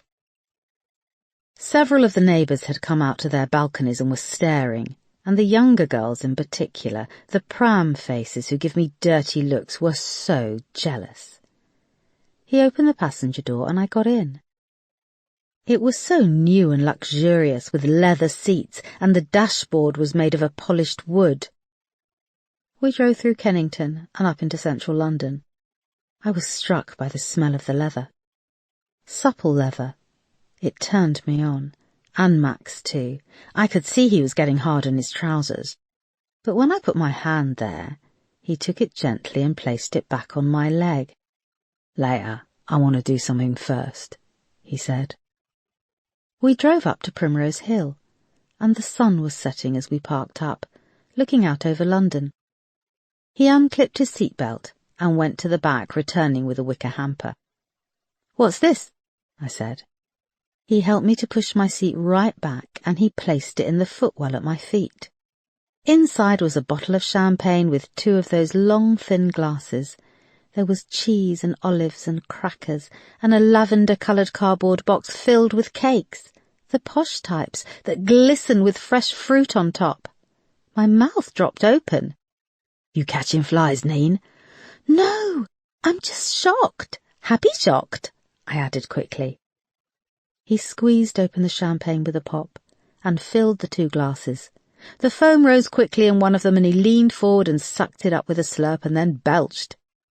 "Shit, not very classy. You could tell I was never a waiter," he said, handing me a glass. "To us. To you, Neen. The best thing that's happened to me." I clinked glasses with him. "I know I've been a nightmare, Neen, but it's me and you. Me and you, and I love you." "I love you too," I said. I was reeling inside. I looked around at the car, at him, and at the sun setting golden over London, stretching out ahead of us. I always wanted to come here. Did you ever read the 101 Dalmatians? I shook my head. No, I saw the film. The book is leagues better. I love how the dogs come up onto Primrose Hill for the twilight barking, and they talk to each other. They talk to other dogs miles away. That's not true, though. I like to think it is. And we don't have a fucking clue what dogs are actually saying when they bark. I like the idea that when dogs bark, they're talking to each other. Stupid though, innit? He said, running his hands through his hair. No, it's not, it's magical, I said. And it felt magical there with him. I felt like I did when I first got together with him that first night when I stopped at the traffic lights near Santino's chip shop and he climbed in my car. He smiled and topped up my glass. One day we'll have a car like this, Nina, I promise you. I smiled and nodded, not wanting to risk breaking his mood with a question. But he answered it for me. You remember that couple who came round the other night, Charlene and Thomas? I won't forget her farting. That's etched on my brain. Max smiled for a moment. Then he was serious. She still owes me for the gear she bought. How much? Enough. She's a trust fund kid. Her dad owns a car dealership. I've taken this car as insurance. She gets it back when I get my money. And when I get my money, it will be with a hefty chunk of interest. You didn't... What? Beat 'em up? Nah, it was her idea, stupid cow. Fucking rich kids are the worst. Daddy has cut off her allowance, but he always relents, apparently. In the long run, I'll make even more money off the stupid bitch. I nodded and bit into an olive. These are delicious, I said. They better be, they cost enough. He looked at me and ran his tongue around his teeth. What? I wasn't going to do this until later, but fuck it. He opened the door, got out of the car and went round to the back, returning with a giant shopping bag which he placed in my lap. It was a luxurious grey and had a bow on top and the Mulberry logo embossed in gold. He saw my shock. Go on, open it, he said. He took my glass and I undid the bow.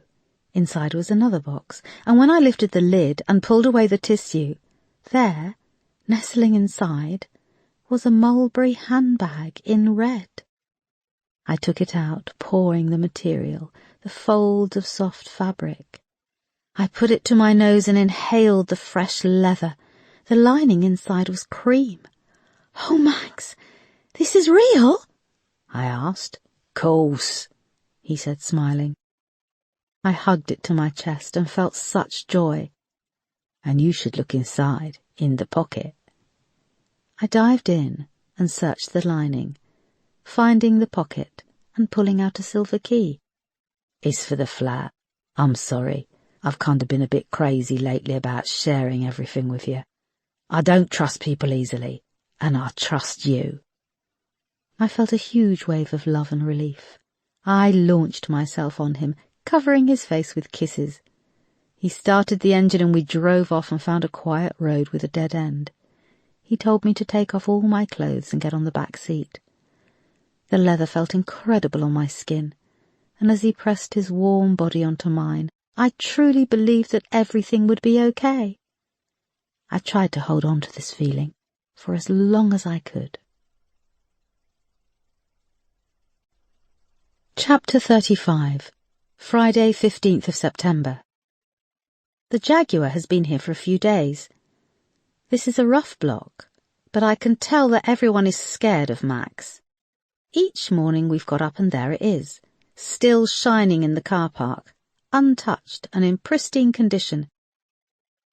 As the days have passed, I felt Max's mood darken. I've wanted to ask how much money Charlene and Thomas owe him, but haven't dared. Then they showed up at the door very early this morning, when we were eating breakfast. Charlene looked out of it and was well dressed as usual, but her eyes were dilated, and there was an unwashed smell about her. Thomas was sweating, and his Man United t-shirt had damp patches under the arms. They sat down at the kitchen table, and I got up and busied myself making tea. Max listened with his arms crossed as Charlene cried, and Thomas explained that Charlene's parents have cut her off. They always pay her monthly allowance, even in the past when they've said they'd cut her off. They haven't meant it. So, I get to keep the Jaguar, that was the deal, said Max. No, cried Charlene. My dad would get the police involved if you did that.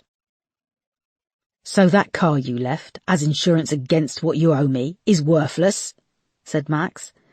It's from my dad's dealership, shrilled Charlene, her eyes wide and chin gurning.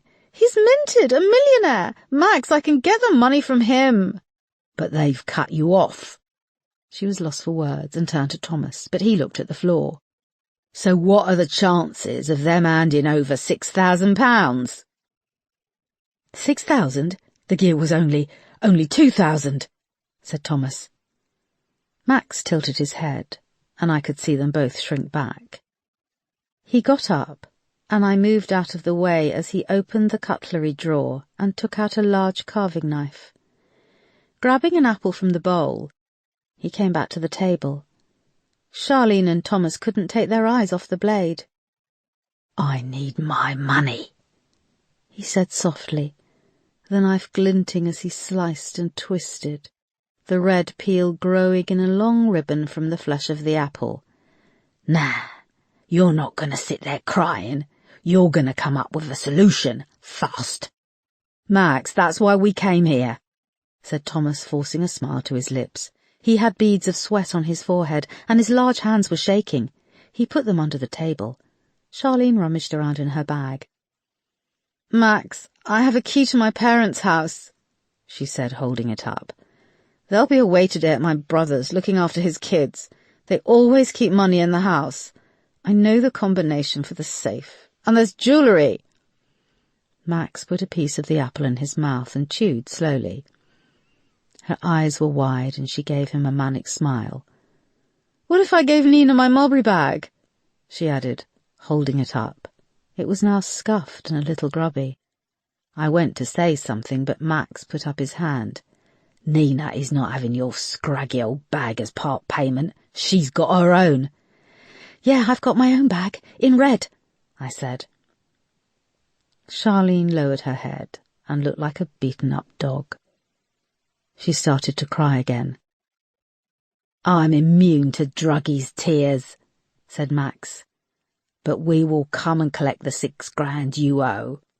"You will?" said Thomas, taking Charlene's hand in his. "Yes, right now. But you two try any funny business and I swear to God I'll kill you," said Max. He looked at me, and I nodded in agreement, feeling a surge of power. Max was in charge, and I was with him.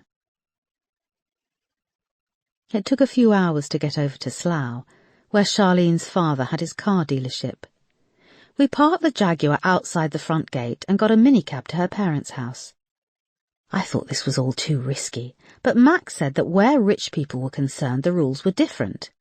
Her parents would be out, and we would be letting ourselves in with a key. And as Charlene was the only one with a key, she would be the one to take the blame. "How can you rob a place where you have the key?" he'd said. "I want you with me if anything goes wrong. It will look like we're guests, a couple's thing." I wasn't sold on it, but things had been good between us.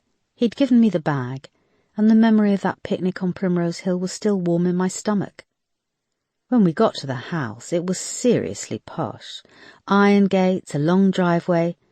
At the top of a driveway was a huge fish pond, and it was a really beautiful garden. I could see how mad Max was getting when he saw all of this. "She grew up amongst this, had all this opportunity. I fucking hate her even more," he hissed in my ear. When we got to the front door, she put her key in, but it didn't work. "They must have changed the locks," she said, looking back at them all. "What about the back door, babe?" asked Thomas. He was now sweating, and the hair was sticking to his bald patch. "Wait here," he added to me and Max, and they disappeared around the back. The minicab driver was waiting in the car, parked up by the fountain, and he was absorbed in his phone. I walked over to the fountain and peered down into its depths, where some huge fish swam, covered in blotches of red and white. Suddenly an alarm went off. I looked up and a blue light was flashing on a box at the front of the house. It was very loud, and it cut through the silence. Max looked agitated and went to the windows and peered inside. He pulled out his phone and tried a number, but there was no answer. "Mate, I'm out of here," said the minicab driver, starting the engine. "Wait," said Max. He pulled me around the fountain and we got in. "What the fuck is going on?" said the driver as he floored the accelerator, spraying up the gravel in the driveway. "We thought she had a key. It's her parents' house," I said. We zoomed down the long drive with the sound of the alarm still ringing behind us. We came to the large iron gates and he slowed. "If these don't open automatically," started the driver, but there was a pause and they swung inwards. We were halfway along the smart avenue when 2 police cars passed us, but Max didn't look relieved. "They still owe me 6 fucking grand," he growled in my ear. Chapter 36. Monday, 16th of October 2017. Erica sat in front of the TV with a cup of coffee and a cigarette. She was watching it side on, glancing out of the window periodically at the leaves falling from the trees into the car park. It was almost like she couldn't quite acknowledge the fact she was enjoying watching television mid-morning on a weekday. It was a show about botched plastic surgery procedures. She'd seen it last week, and it occurred to her when she was making coffee that the show was on and she was eager not to miss it.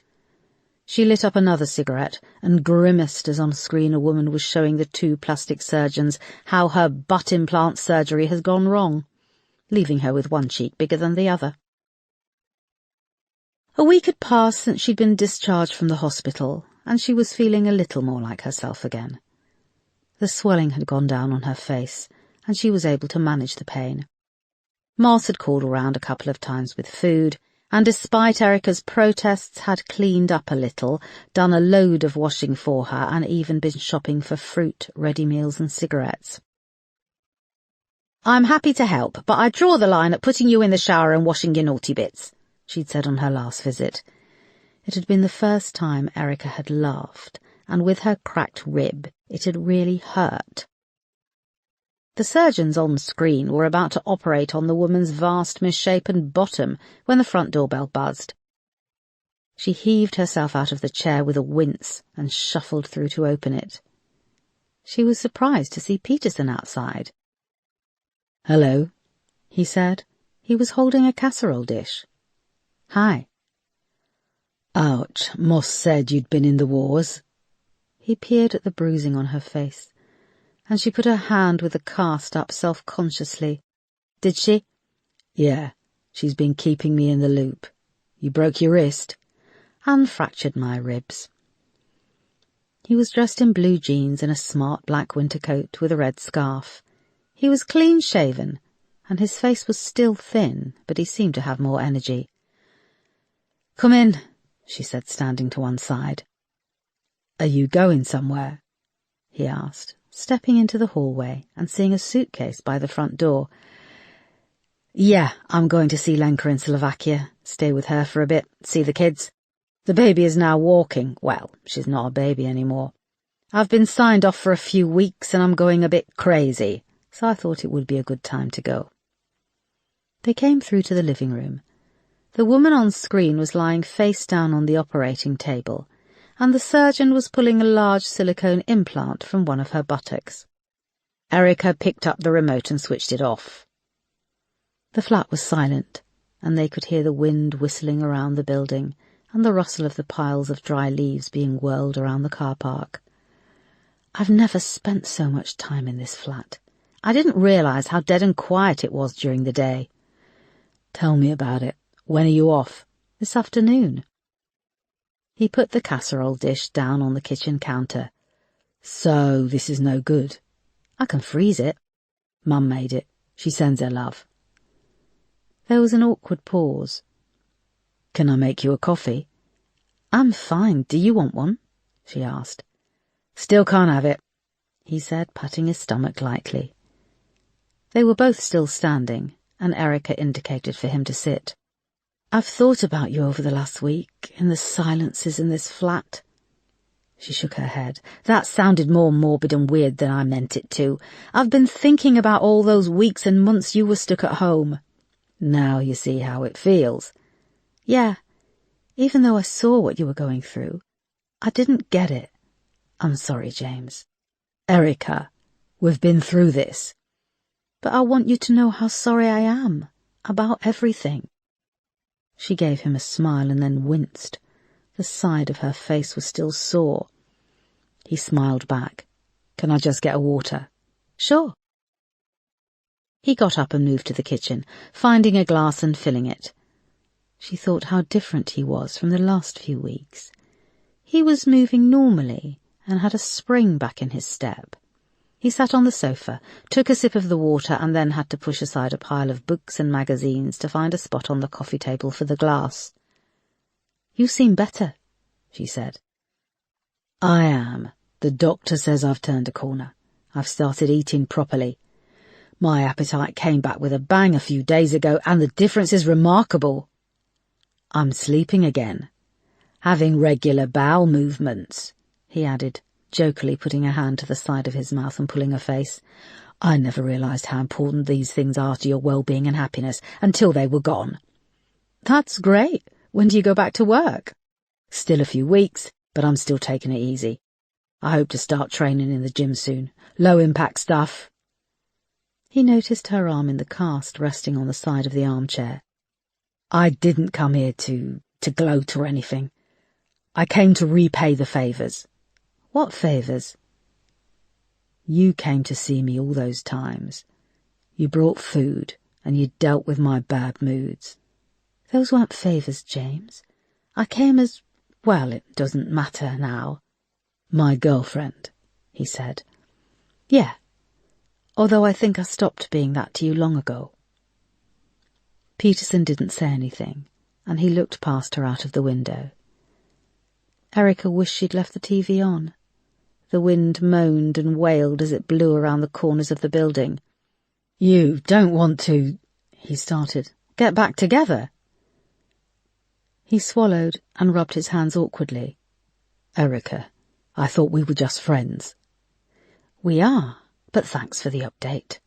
I now know how you feel," said Erica, recoiling at his tone, which indicated that he was letting her down gently. "Did you think we were getting back together?" "No." "Then what?" he asked. "I don't know. You're British. I thought it was part of the deal that as a British person you never talk about your feelings. I thought we were just going to let it fizzle out." He nodded. "Okay, good." "Okay, good? Did you come here to put the official stamp on things, to dump me?" "No, but you brought this up." "No, I didn't," she said. "Erica, you just did. I was coming here just to give you some food and say hi." "Well, you brought the food. You said hi. You can fuck off." He shook his head. "You can be such a bitch." "Yeah, well, I've been called worse." He got up and went to leave, then stopped. "Erica, we are going to have to work together, and I want to put on the record that I don't blame you for what happened. Things have changed between us, that's all. Our relationship just wasn't meant to be. Can we just move on? Be friends?" "You just called me a bitch, and now you want to be friends?" "I said you can be a bitch. I didn't say you are one." "Well, seeing as we're putting things on the record, you're an asshole to come here when I feel like shit and start this." She felt tears prickling her eyes and she put her hand up. "Just go. Go!"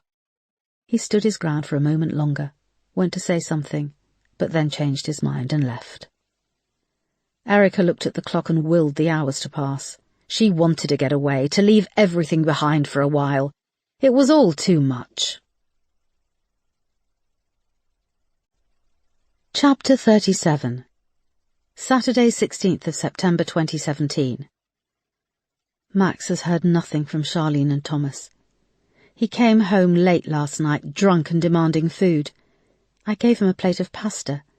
I'd made it earlier in the evening, but after a few hours in the pan it had dried out. He shoved a forkful in his mouth and then spat it out. "What's this?" "I made it earlier. I didn't know when you'd be back," I said. I was sitting opposite him at the kitchen table, and I had that familiar sinking feeling of dread when I knew things were about to turn bad. It's like the air starts to buzz around my ears and a cold trickling feeling starts in my stomach. I began to sweat and shake because I know whatever I do, however I answer it, it will be wrong. "This is fucking dog food," he said, stabbing at it with his fork. "You think it's okay to feed me food not fit for a fucking dog?" I tried to catch my breath as I started to cry. "Oh, turning on the tears now, are we?" "You're scaring me," I cried. He threw the plate of pasta at the wall behind me. I felt the sauce splatter my back. "Why are you just sitting there? Clean it up." I pushed back, the chair scraping as I slowly got up. "Clean it up." I flinched as he came around the table, grabbed the back of my hair and turned my head to the wall. A streak of red was smeared down it. "What is this shit? I work my arse off and you make this shit." I squeezed my eyes shut, trying to clamp down my emotions, but tears escaped and ran down my face. I thought things had been getting better. But then this shit had happened with Charlene and Thomas, and now he was taking it all out on me. "Would you eat this?" he said, still gripping my head and picking up a handful of the cold pasta. I did eat it. I didn't get the rest of the words out because he shoved a handful of the pasta into my mouth and rubbed the rest over my face. I tried to spit it out, but he kept his hand on the back of my head and the other pushing the sloppy mess into my mouth. I could feel it slipping to the back of my throat, and I couldn't breathe. The sauce was in my eyes and it stung and I couldn't see. Max suddenly let go and I dropped down on the floor, heaving and trying to get my breath. I heard the back door slam and the lock turn. I cleaned myself up, and the mess, and it was then that I saw he had taken my phone. This can't continue. I'm going to leave him. When he comes back, I'm going to have a knife ready, and I'm walking out. Chapter 38. Monday, 18th of September. I sat at the kitchen table all night, facing the door with a huge carving knife on the table in front of me.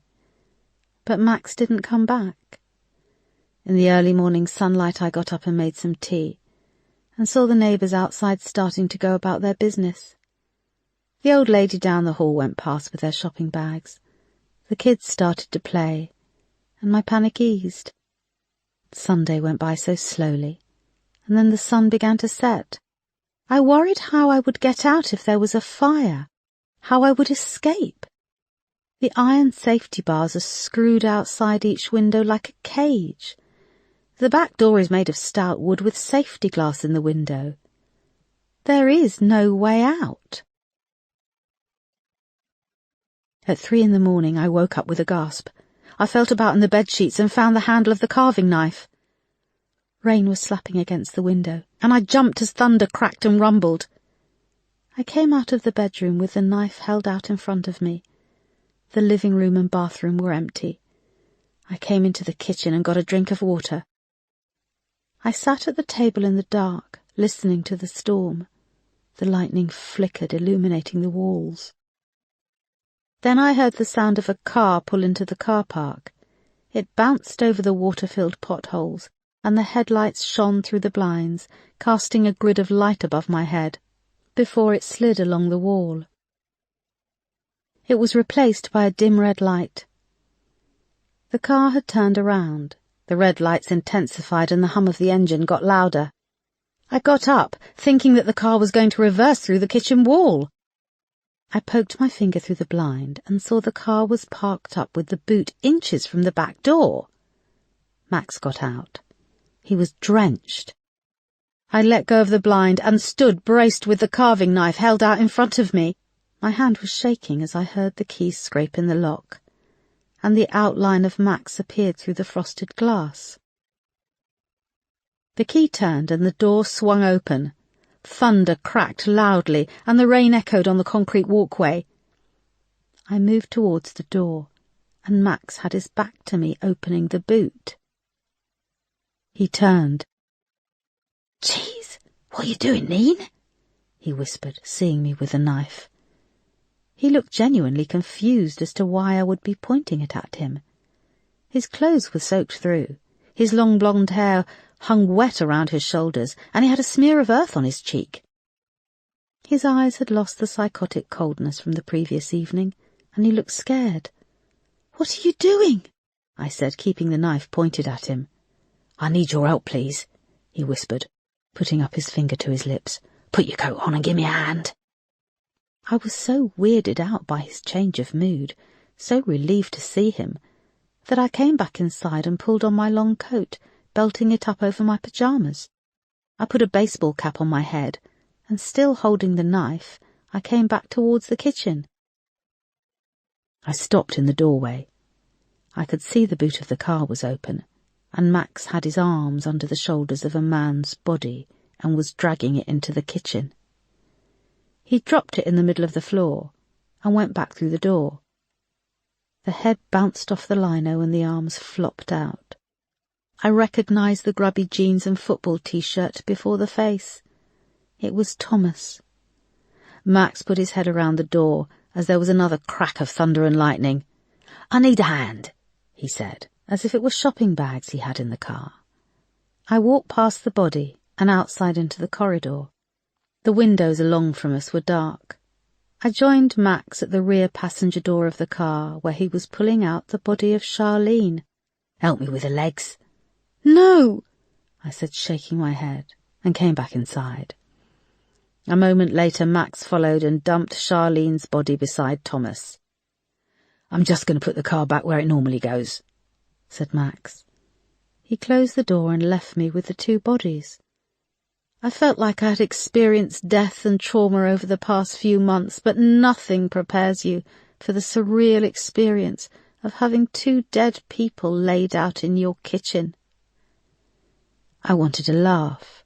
It wasn't funny, but a laugh escaped my mouth. It didn't sound like a laugh, though. It was a strange, panicked sound. Charlene's clothes were torn. She wore a long skirt and a blue blouse, but the buttons were open and one of her breasts was showing over the cup of her bra. Her blonde hair was matted with blood and her nose was completely flat. Thomas's face was a bloody mess and his arms were flopped out at a funny angle. The back door closing snapped me out of staring. Max was inside with two large suitcases which he'd propped up against the counter. He checked the blinds were closed and tied back his hair, pulling an elastic band from his wrist. He went to the sink and took out the big roll of black bin liners. He tore one off and shook it open. "Can you hold it, Neen?" I shook my head. I still had the knife. I was gripping it, but it was like it wasn't there. He gave it no more than a glance, and took off Thomas's, then Charlene's shoes and dumped them in the bin liner. As he bent down to do it, I saw the butt of a gun poking out from the back of his jeans. I saw myself moving over, pulling it out and shooting him. It would take no more than a few seconds. He now had a pair of scissors, and with a whistle of fabric cutting, he slit Thomas's football shirt up the front and one of the arms. He caught the skin at the top of Thomas's right arm and swore, but cut the rest of it off, and then dropped it in the bin liner. There was a thick layer of dark hair across Thomas's chest, but his skin didn't look real. It was a pale yellow. Max turned and started to cut off the jeans, which wasn't as easy. "You killed them?" I said. "Yes, they were going to leave the country. They'd booked flights to go to Jersey." "How did you find out?" "I've got mates. I know people who keep an eye out for these things when people owe money." "Jersey? Why Jersey?" "I dunno. Something to do with her dad. What a couple of fuckers. They were clearing off, leaving for good." He was now cutting off the right leg of the jeans. Charlene's body shifted on the kitchen floor and she sat up. I was too afraid to move, but finally I screamed as she reached up with a strange misshapen arm and lifted the gun out of Max's trousers. "Jesus Christ!" he said.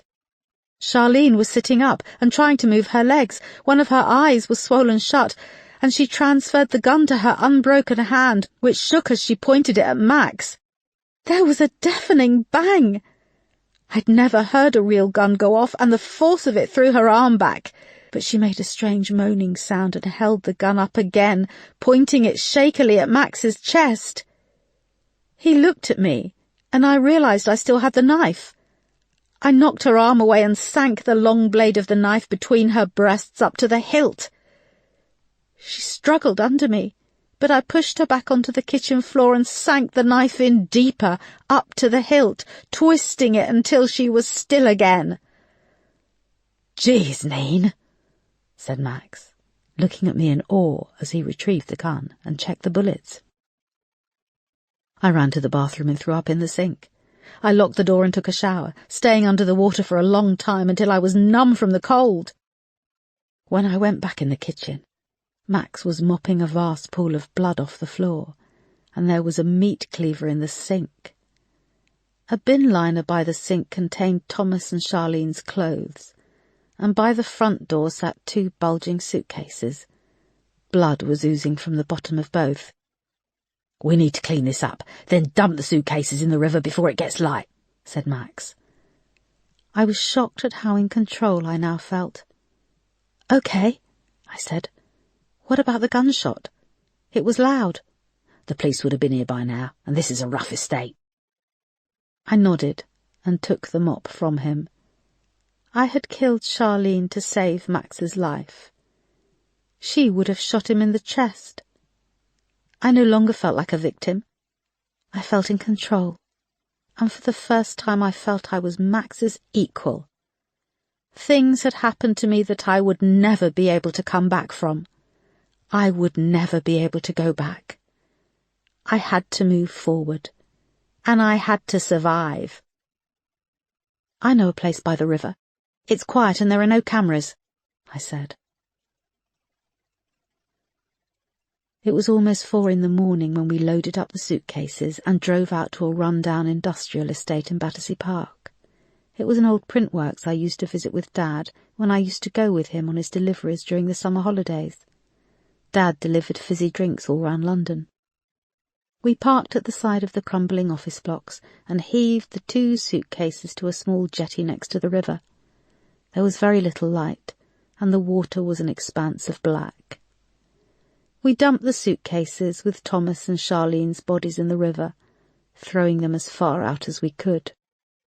And with a splash they were gone, sucked down into the water rushing past.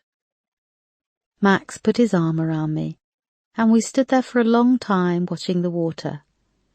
It looked black, like ink. Chapter 39.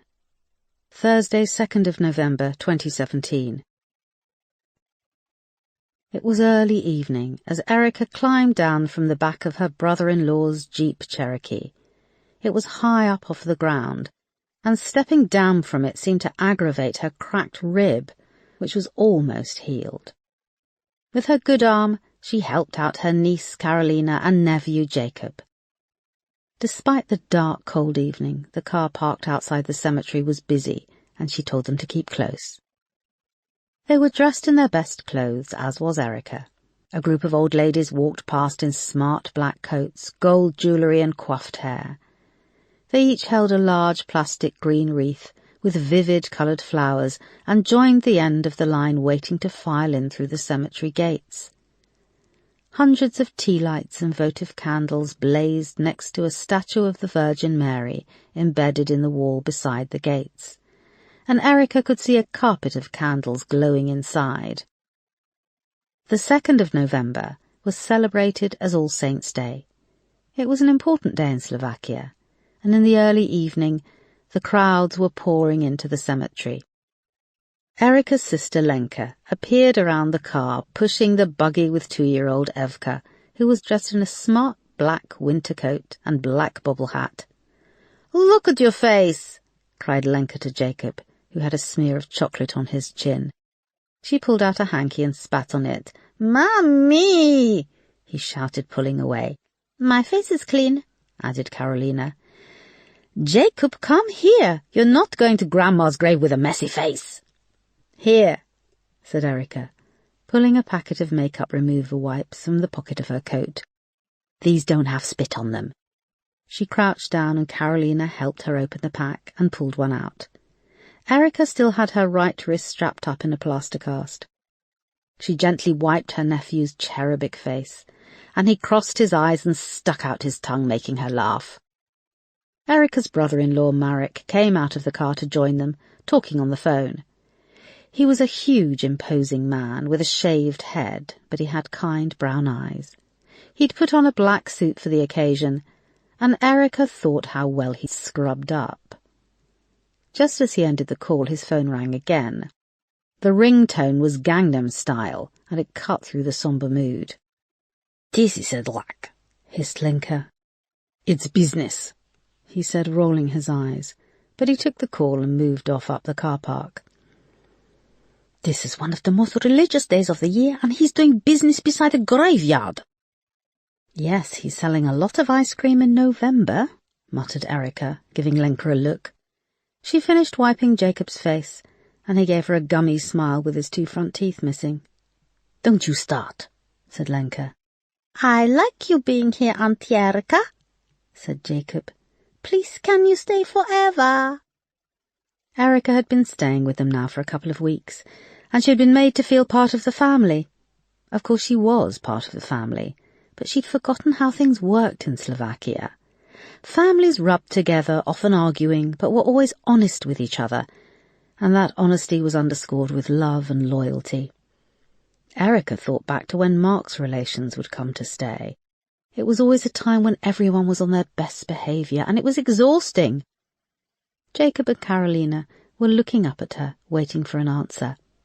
"I can't stay forever, but I'll be here a little longer, until I'm all healed up," she smiled.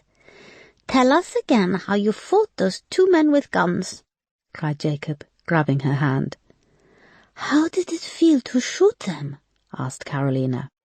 "It was a taser I shot them with. It's not a gun. It fires an electric shock into—" started Erica, but a couple of old ladies walking past gave her a funny look. "Maybe we should talk about this afterwards when we go for hot chocolate."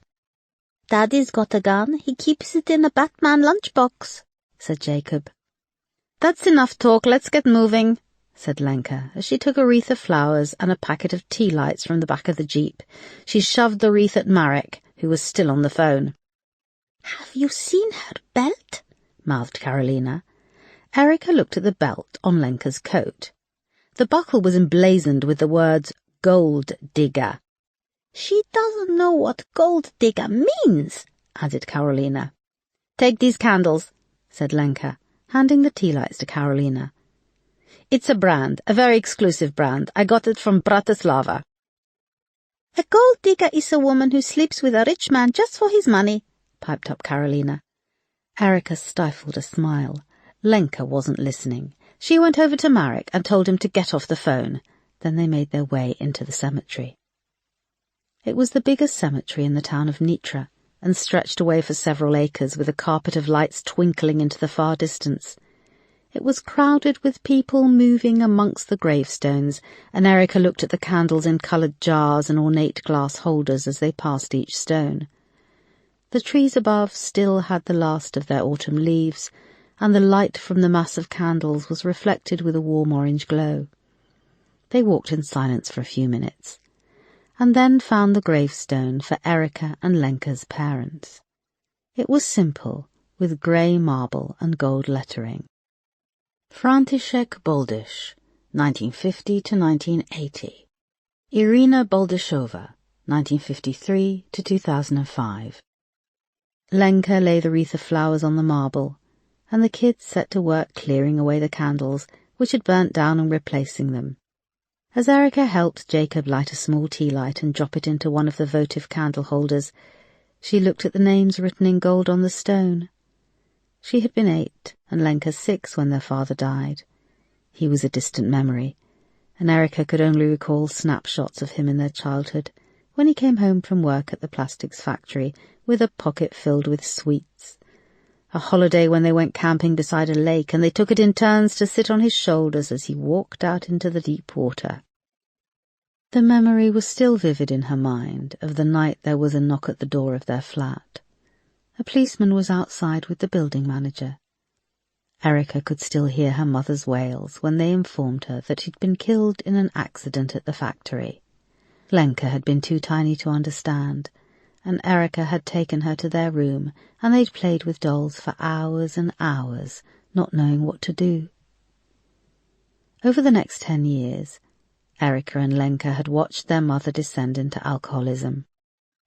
Erica shook away the memories she didn't want to dwell on. She looked over at Lenka and Marek, holding hands, Jacob and Carolina, standing in front of them next to little Evka, who was looking at all the candles in wonderment.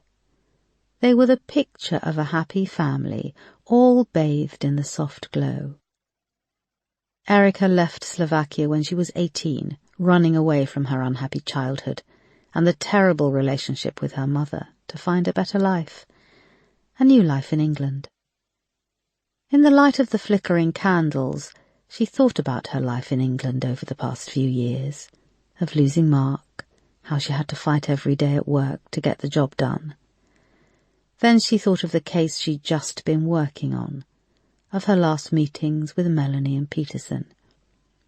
She knew that she and Peterson were over, but hearing it from his lips made it concrete. And what had it been, their relationship? It had been a minefield in many ways. She was his senior officer. They worked together, and it had been such a big thing for her to commit to another man after Mark. And she hadn't fully committed. She knew that now. Looking at Lenka, so happy with her family and her life in Nitra, Erica wondered if running away had been worth it. And what had she been running away from? Lenka stayed and made a life. Erica was heading towards 50 as a widow with no children, a career teetering on the brink of failure. Niels Ackerman's betrayal had cut her deep, and the ramifications of what he had done were still yet to come to light. She had friends in London, Isaac and Moss, but she always kept them at arm's length. She struggled to see anything positive in her future. "You look sad, Aunt Erica," said Jacob, his little brown eyes glowing with concern. "It's a sad time of year," she said, wiping away a tear. "Do you miss Uncle Mark?" Erica nodded. "He was nice. I don't remember him too much, but he smiled a lot." The tears were running down Erica's cheeks now, and Lenka crouched down beside her.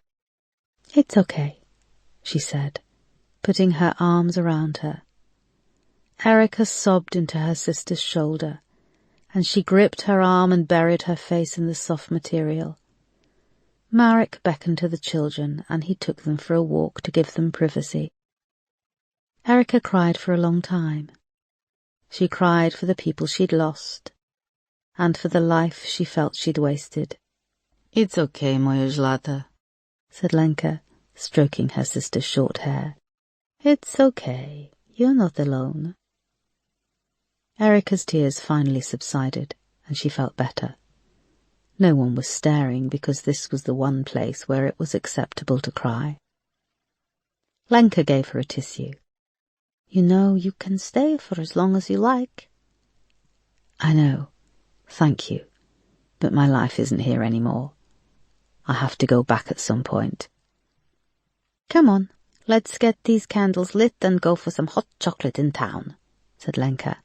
"And then I'll get Marek to take the kids and we can have a few drinks." Erica nodded and smiled, and they lit the rest of the candles. Chapter 40. Friday, 17th of November. I haven't written this diary for ages. I think I've needed time to adjust and process everything that happened. When I stabbed Charlene, it changed me. It was like I stepped out of myself and into a different person. It's not that I don't feel guilt and horror for what I've done, But I feel like I'd been beaten down and taken the initiative, and taking control has given me the awakening that Max is always talking about. I understand him. The world isn't skewed in our favour. You have to take what you need. You have to fight to survive. It's like I'd just decided I no longer wanted to be a victim. The voice in my head used to say, "Why don't you like me? Why are you doing this to me? What am I doing wrong?" I felt empowered when I pushed that knife into her chest. The lying, cheating, druggy bitch. When we arrived back from dumping the bodies, we stayed up talking. I asked Max what he wanted from life and how we could make it happen. He was taken aback at the question. He told me he wanted to get out. He said that his dream would be to emigrate and leave this shithole of a country. Save some money and go to Spain or Morocco and run a bar or a farm. "In this country, I'll always be scum," he said. "I'll always be the kid with a criminal record. The whole class system is stacked against me. I could hang around and wait to win the lottery, and even then I'd be seen as vulgar and undeserving, or I could make it happen for myself." "We could make it happen. Let's work together. Stop thinking I'm against you. We're in this together. I've killed. I've got blood on my hands. We're equals. Let's make it happen," I said. Our talk was transformative. The whole nature of our relationship changed, and we settled down to something approaching normality. In the weeks after we dumped Thomas and Charlene, we've kept our heads down. There has been very little made of them going missing. Their bodies washed up a couple of weeks after we dumped them, but the police are clueless. There was a little flurry of activity online and a sidebar in one of the newspapers, but then it all went quiet. In the meantime, we've been making plans. And to make our plans a reality, we need money. Last night we went out in Soho. Max has been dealing to this gay guy who works in the city, who recently let slip that he owns a penthouse flat in Drury Lane. I thought this would benefit from more investigating. A penthouse flat in Drury Lane would be worth millions, and he might have a few of those millions lying around at home. We started the night in Q Bar and got a table in the corner. Max got a lot of attention from the lads behind the bar, and I could see how he stood out. He had on a new shirt we'd bought that afternoon, and it was quite tight and showed off his muscles. His hair was now long and fell past his shoulders. He has that kind of hair which looks good without anything being done. He had on a brand new baseball cap, and where his hair hung down from the cap, it shone under the coloured lights in the bar. It was getting busy, and a couple of guys had offered to buy him drinks, which he accepted. As far as I knew, Max was down the line straight, but he was happy to lead these guys on with a bit of chat in return for some seriously expensive drinks. It was strange to see things work the other way. I'm so used to panicking in clubs and pubs when I'm with Max, trying not to appear too flirty or make eye contact with anyone for fear of his jealousy. We'd been there for an hour when a really tall, handsome guy came over, and Max introduced him to me as Daniel. He was very polite and beautifully dressed.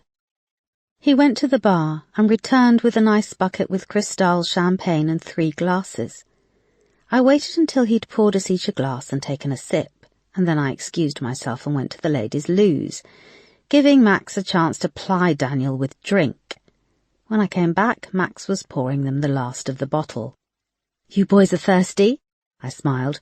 "We can get another bottle if you like," said Daniel. "Fuck yeah," Max smiled, downing his champagne in one. We drank the next bottle just as fast, and then Max and Daniel went off to dance. I was a bit shocked as they hit the dance floor, and Max ground himself up against Daniel. I sat there and drank the rest of the champagne, feeling jealous. After a couple more songs, the guy went off to the toilets and Max came back. "You seem to be enjoying yourself," I said. "This is the only place I ever want to stick my cock," he said, reaching down and grabbing my crotch. I opened my legs slightly. "Don't you forget it," I said. "He's invited us back to his place, Neen. The fucking penthouse apartment. How far do you think you'll have to go? I said. What are you going to do with him? I wasn't normally this forthright with him, but I was jealous. He was mine. He belonged to me. For so long I felt like I belonged to him, that it was nice for a change to realise that he also belonged to me. Max leaned close across the table and took my hand. He pulled it down to his right pocket and rested my hand on the bulge of his gun. It felt bigger in his pocket, and I could feel him getting hard underneath it. "We're going to make ourselves some serious money tonight," he said with a grin. "This is what we've talked about." "Don't go crazy, Max." "He'll live," he grinned. A moment later Daniel came back from the toilets. He was swaying on his feet and his eyes were a little glazed. He downed the rest of his champagne, and we left the bar. We took a cab the short journey to Daniel's apartment. I have never been in such a beautiful place, like a posh hotel. Daniel barely noticed me when we arrived, and after he'd fixed us all drinks, I excused myself and went to the bathroom. He had framed photographs along the walls in the hallway. I think they were his family. They shared his dark looks. One woman featured in almost all the photos, and there were several of just her and Daniel. I think it was his mother. She was very tiny and well-dressed, with an Imelda Marcos-style haircut. The bathroom was vast and beautiful, with white marble and gold taps. Stuck to the huge mirror above the sink was another picture of that woman, much younger and cradling a tiny dark-haired boy that must have been Daniel.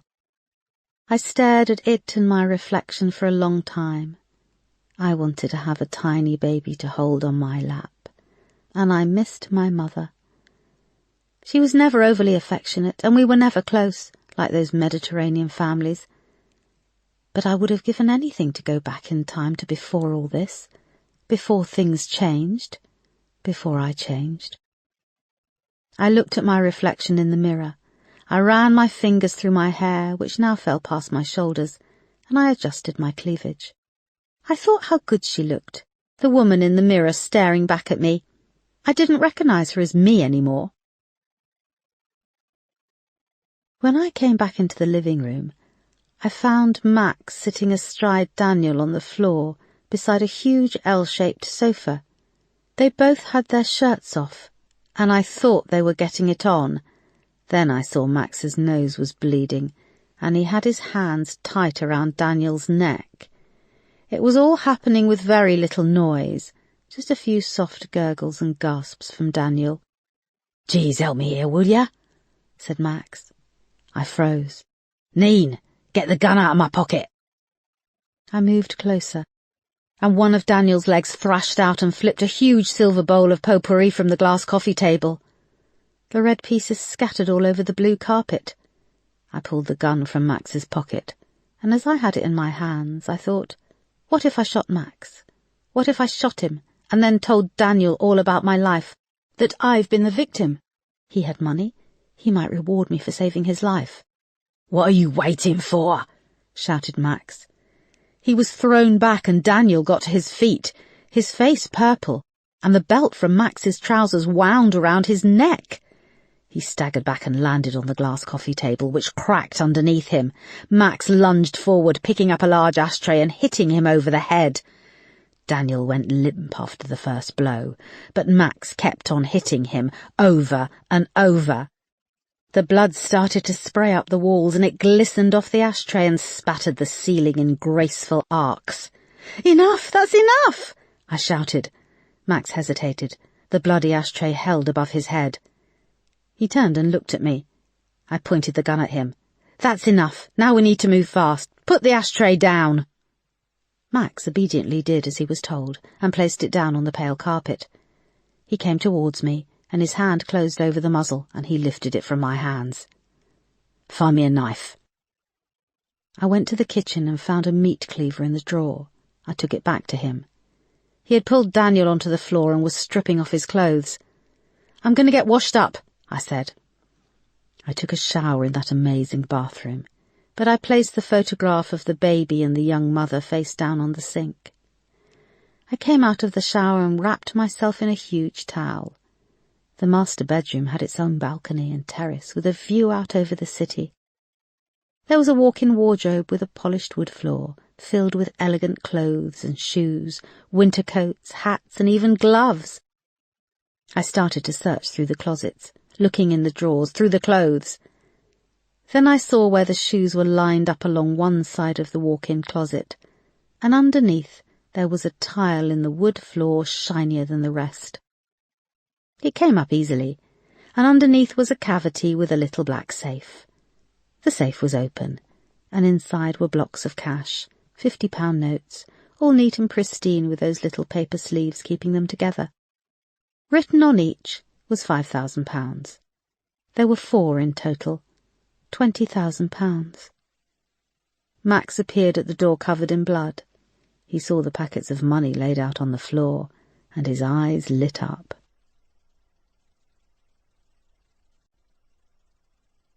Chapter 41. Sunday, 18th of November.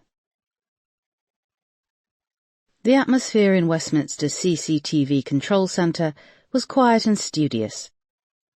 Along one side of the room was a video wall where vast screens displayed the live feeds from CCTV cameras all over London. At 4:15 a.m, 2 figures reached the top of Covent Garden in central London and made their way up to the tube station, heads down, faces obscured by baseball caps. They walked with purpose, ignored by a few drunk people passing by. The taller of the 2 figures was pulling a suitcase on wheels. The first CCTV camera, close to the Apple store on the top end of Covent Garden, caught them as it made its sweeping arc, moving from King Street, where a hunched-over tramp shuffled along with a shopping cart, over the cobbles between the pillared St. Paul's Church and the giant arches of the glass-covered market, and then came to a stop with a view of the Royal Opera House. Covent Garden is never completely empty, even at 4:15 a.m. As the 2 figures in the pulled-down baseball caps passed over the computer screen of a young officer, he noted them and peered closer. They were white and well-dressed, pulling a suitcase. It was freezing cold, and they were moving fast, walking with purpose.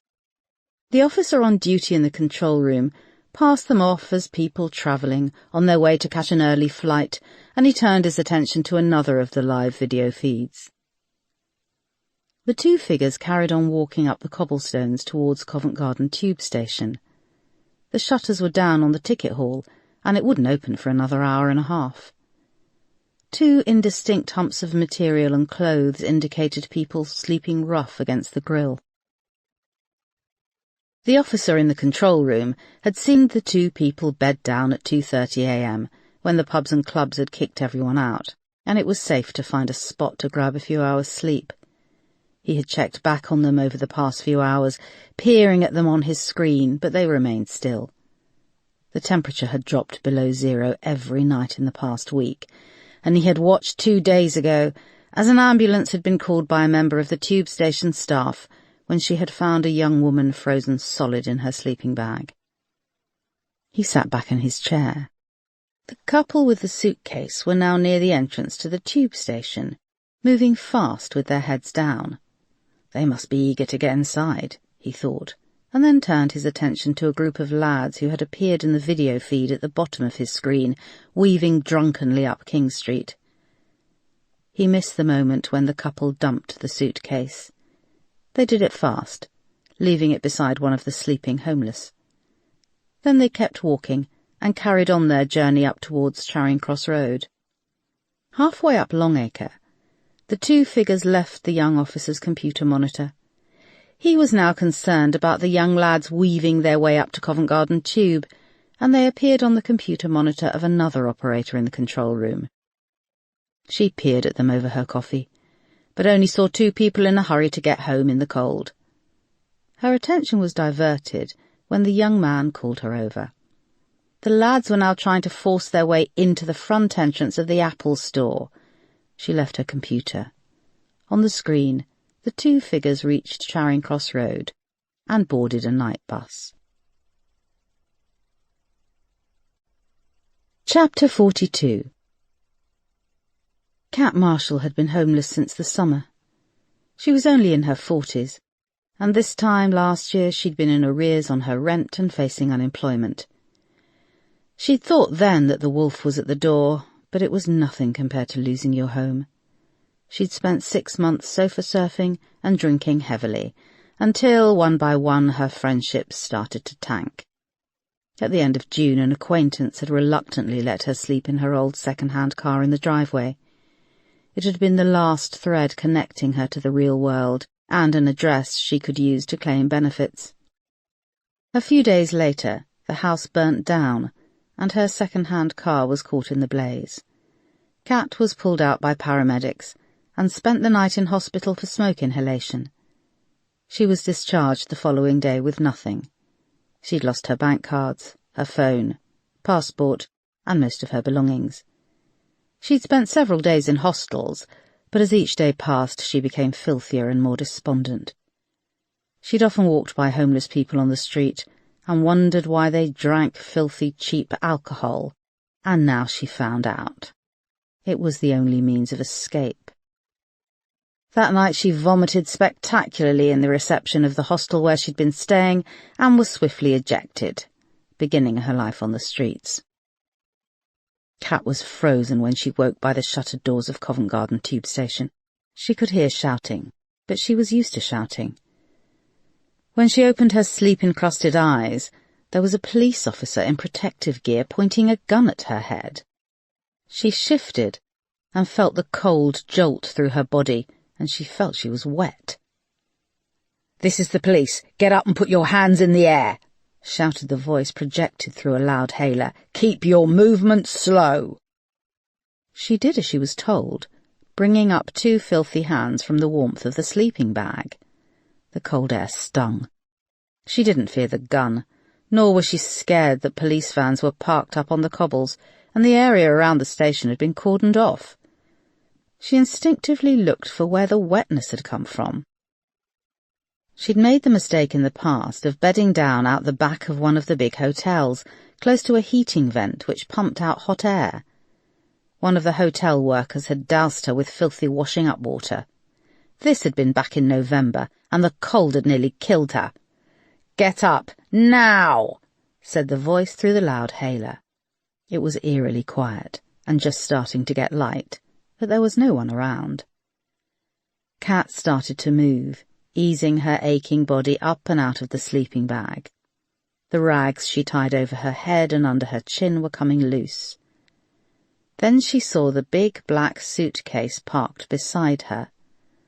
A large pool of red was seeping out from underneath, and it was all over her sleeping bag, and had soaked through to her legs. She put up her hands and screamed. Chapter 43. The taxi dropped Erica outside her flat in Forest Hill, and she paid the driver and pulled her suitcase across the car park. When she'd left to go to Slovakia, she had barely been able to open the taxi door, but now she was almost healed, physically at least. It was very early on Sunday morning. She'd caught the 4 a.m. flight from Bratislava, and with a clear road from Luton Airport, she was home just before 9 a.m. The last of the autumn leaves had fallen, and she noted how grey everything looked. When she opened her front door, she was greeted by a pile of post on the mat, and it was very cold inside. She parked her suitcase by the bedroom door and moved through the flat, opening the windows a little to let the air in, and she cranked up the heating. She opened the patio door. An icy breeze flooded in as she stepped out onto the small square of patio. The air felt different in London. The cold was cruel and damp. She took a pack of cigarettes from her pocket and peeled off the cellophane with her house key. Her plaster cast was now a little grubby, but it bore the scrawling signatures of Jacob, Karolina, Evka and Lenka. She ran her finger over the felt-tip pen and the smiley-faced Jacob had drawn, the little squishy heart from Karolina and the tiny squiggle from little Evka. For the first time, she hadn't wanted to come back to London, and she'd been having crazy thoughts of retiring early. buying a small house with a garden and living on her police pension in Nitra, for once letting life take her where it wanted to lead. But the case, the bodies in the suitcases, had been niggling at her, and as she recovered her health and started to feel well again, that restless niggling feeling had returned. She teased a cigarette from the packet and lit up. The 2 small trees in the tiny communal garden were now devoid of leaves. She heard the sound of the patio door unlocking in the flat above, and she quickly darted back underneath the small veranda. She had been away for a few weeks, and her neighbour Alison above was chatty at the best of times, but she'd have weeks of pent-up questions, and Erica would never get away. She heard Alison moving about above her, the sound of the plastic chairs being dragged across the balcony and a clothes dryer being opened out. Alison had the nose of a bloodhound and probably smelt her cigarette, but if she did, she took the hint and went back inside. Erica relaxed and lit another. She was halfway through it when she heard the door buzzer. "Shit," she muttered. Alison had decided to come down and get the gossip. She debated answering when it buzzed again.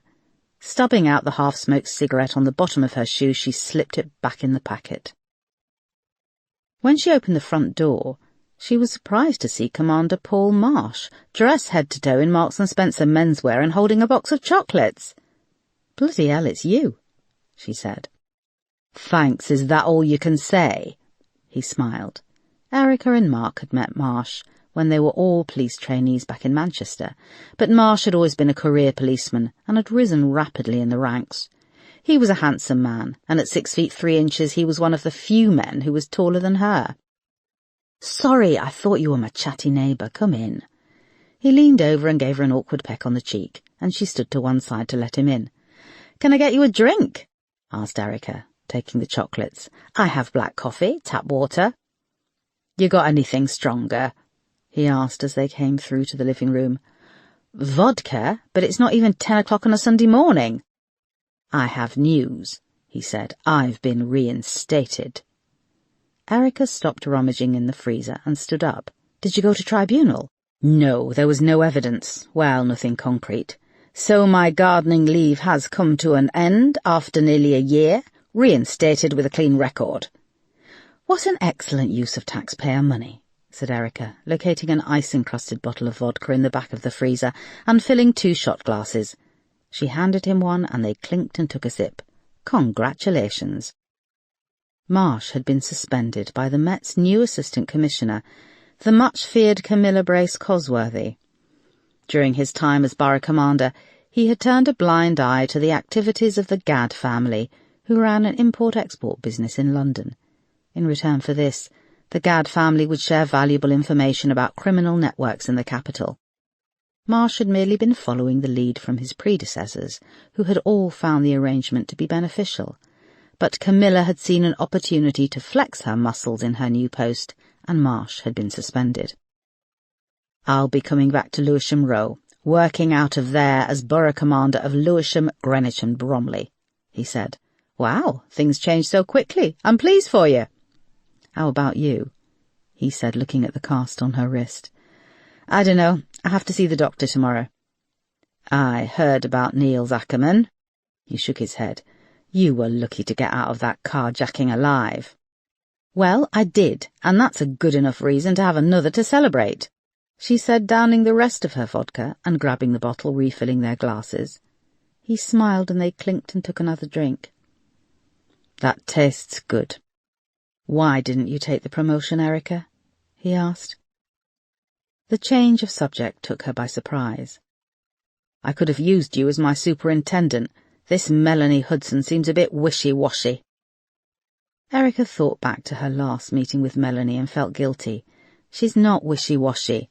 Why didn't you take it?" "I didn't join the force to fill in paperwork and get stuck in an office. I know you did."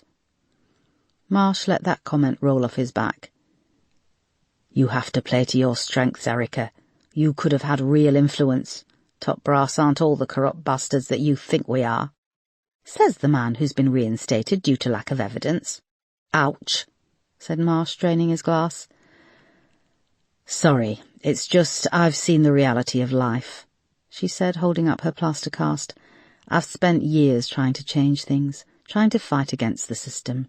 Where does it get you? This doesn't sound like the Erica Foster I know and call my friend.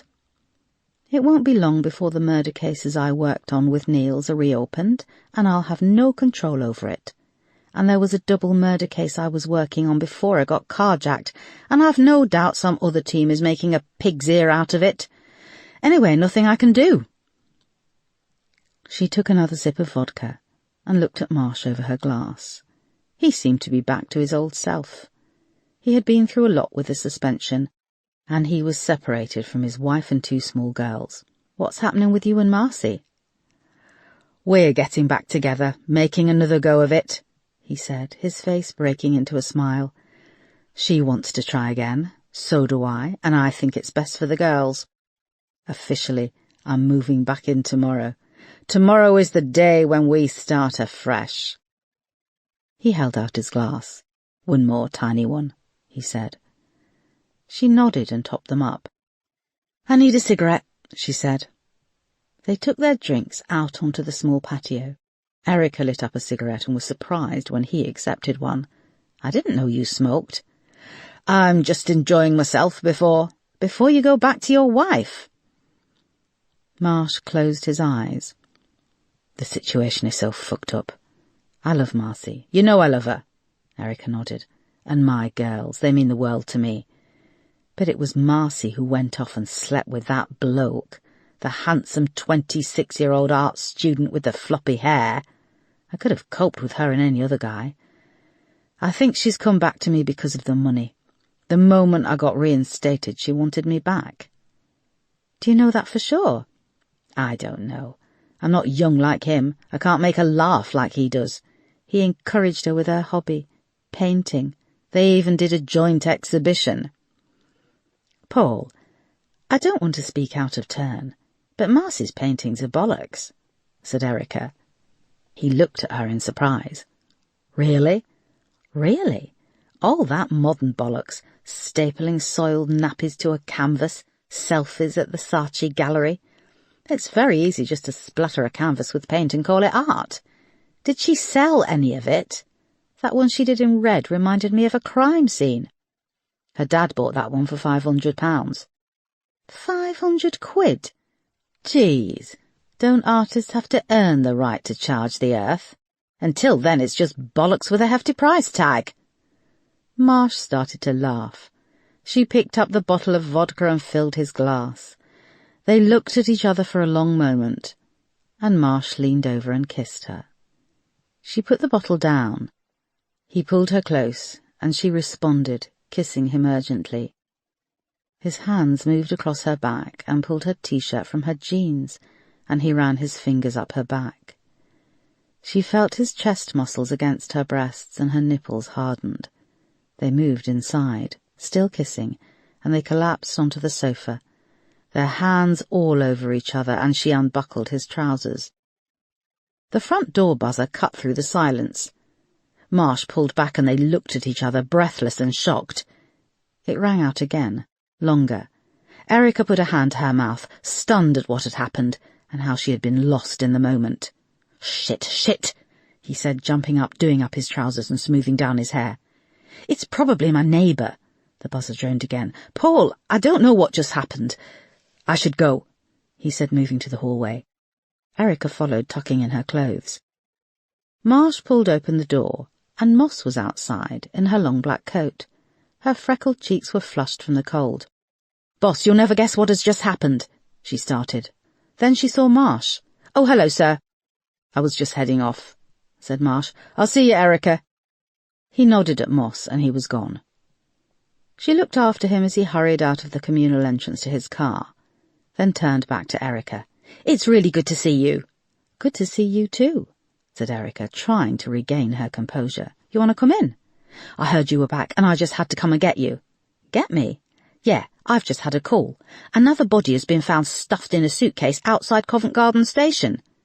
Erica gripped the doorframe. What? I know we're not on the case, but I figured you'd want to check it out. Of course. Good, I've got my car. Erica's eyes lit up. She grabbed her coat, and they left the flat. Chapter 44. Erica and Moss were waved through the police cordon in Moss's car, and they had the novelty of driving across the cobblestones of the deserted Covent Garden. The huge Christmas tree outside the covered market swayed in the wind, and they drove past a small crowd that was gathering at a police cordon by the Royal Opera House. They parked the car opposite the boot store and walked up to the police cordon. Further up towards the tube station, they could see the pathologist's van and a large Met Police support vehicle. They showed their warrant cards to the officer at the cordon, and they were signed in. They walked up to a second cordon, where they were met by a young woman who gave them paper coveralls. As they were suiting up, Erica saw it was Rebecca March, one of the lab assistants who worked for Niels. They recognized each other at the same time. "How are you doing?" she asked, helping her to pull the sleeve over her plaster cast. "I'm doing fine," said Erica. "I thought it was allergies, his strange behaviour," she said. "How stupid was I?" "You're not stupid," said Erica. "You were being a good colleague. Good colleagues trust each other. It was Niels who broke that trust." Rebecca nodded, and Erica and Moss headed up to the crime scene. A white crime scene tent had been rigged up to the left side of the grills covering the entrance to Covent Garden tube station. They were met by a forensics officer they had never met before. She was very short with piercing green eyes. She had a broad Irish accent, which sounded very jolly through her face mask. "I'm Cariad Hemsworth," she said, her eyes crinkling with a smile. "I'm Niels Ackerman's replacement. Your timing is impeccable. We've just had to take swabs from the poor lady who got mixed up in all this." "The homeless woman?" asked Erica. "Yes, we're going to have to make sure she's given new clothes and looked after. All her worldly goods are now bagged up and on the way to the lab." She took them into the crime scene tent. It was tight inside, and underfoot was the mosaic tile of the tube station concourse. Isaac was working with a crime scene photographer to document the scene. A hard-shell black suitcase lay open on the tiles, and inside, packed in, were the bloody limbs of a naked male. The victim's head was severed from the torso and stuffed in under the arm. The face was a bloody mess, with matted black hair.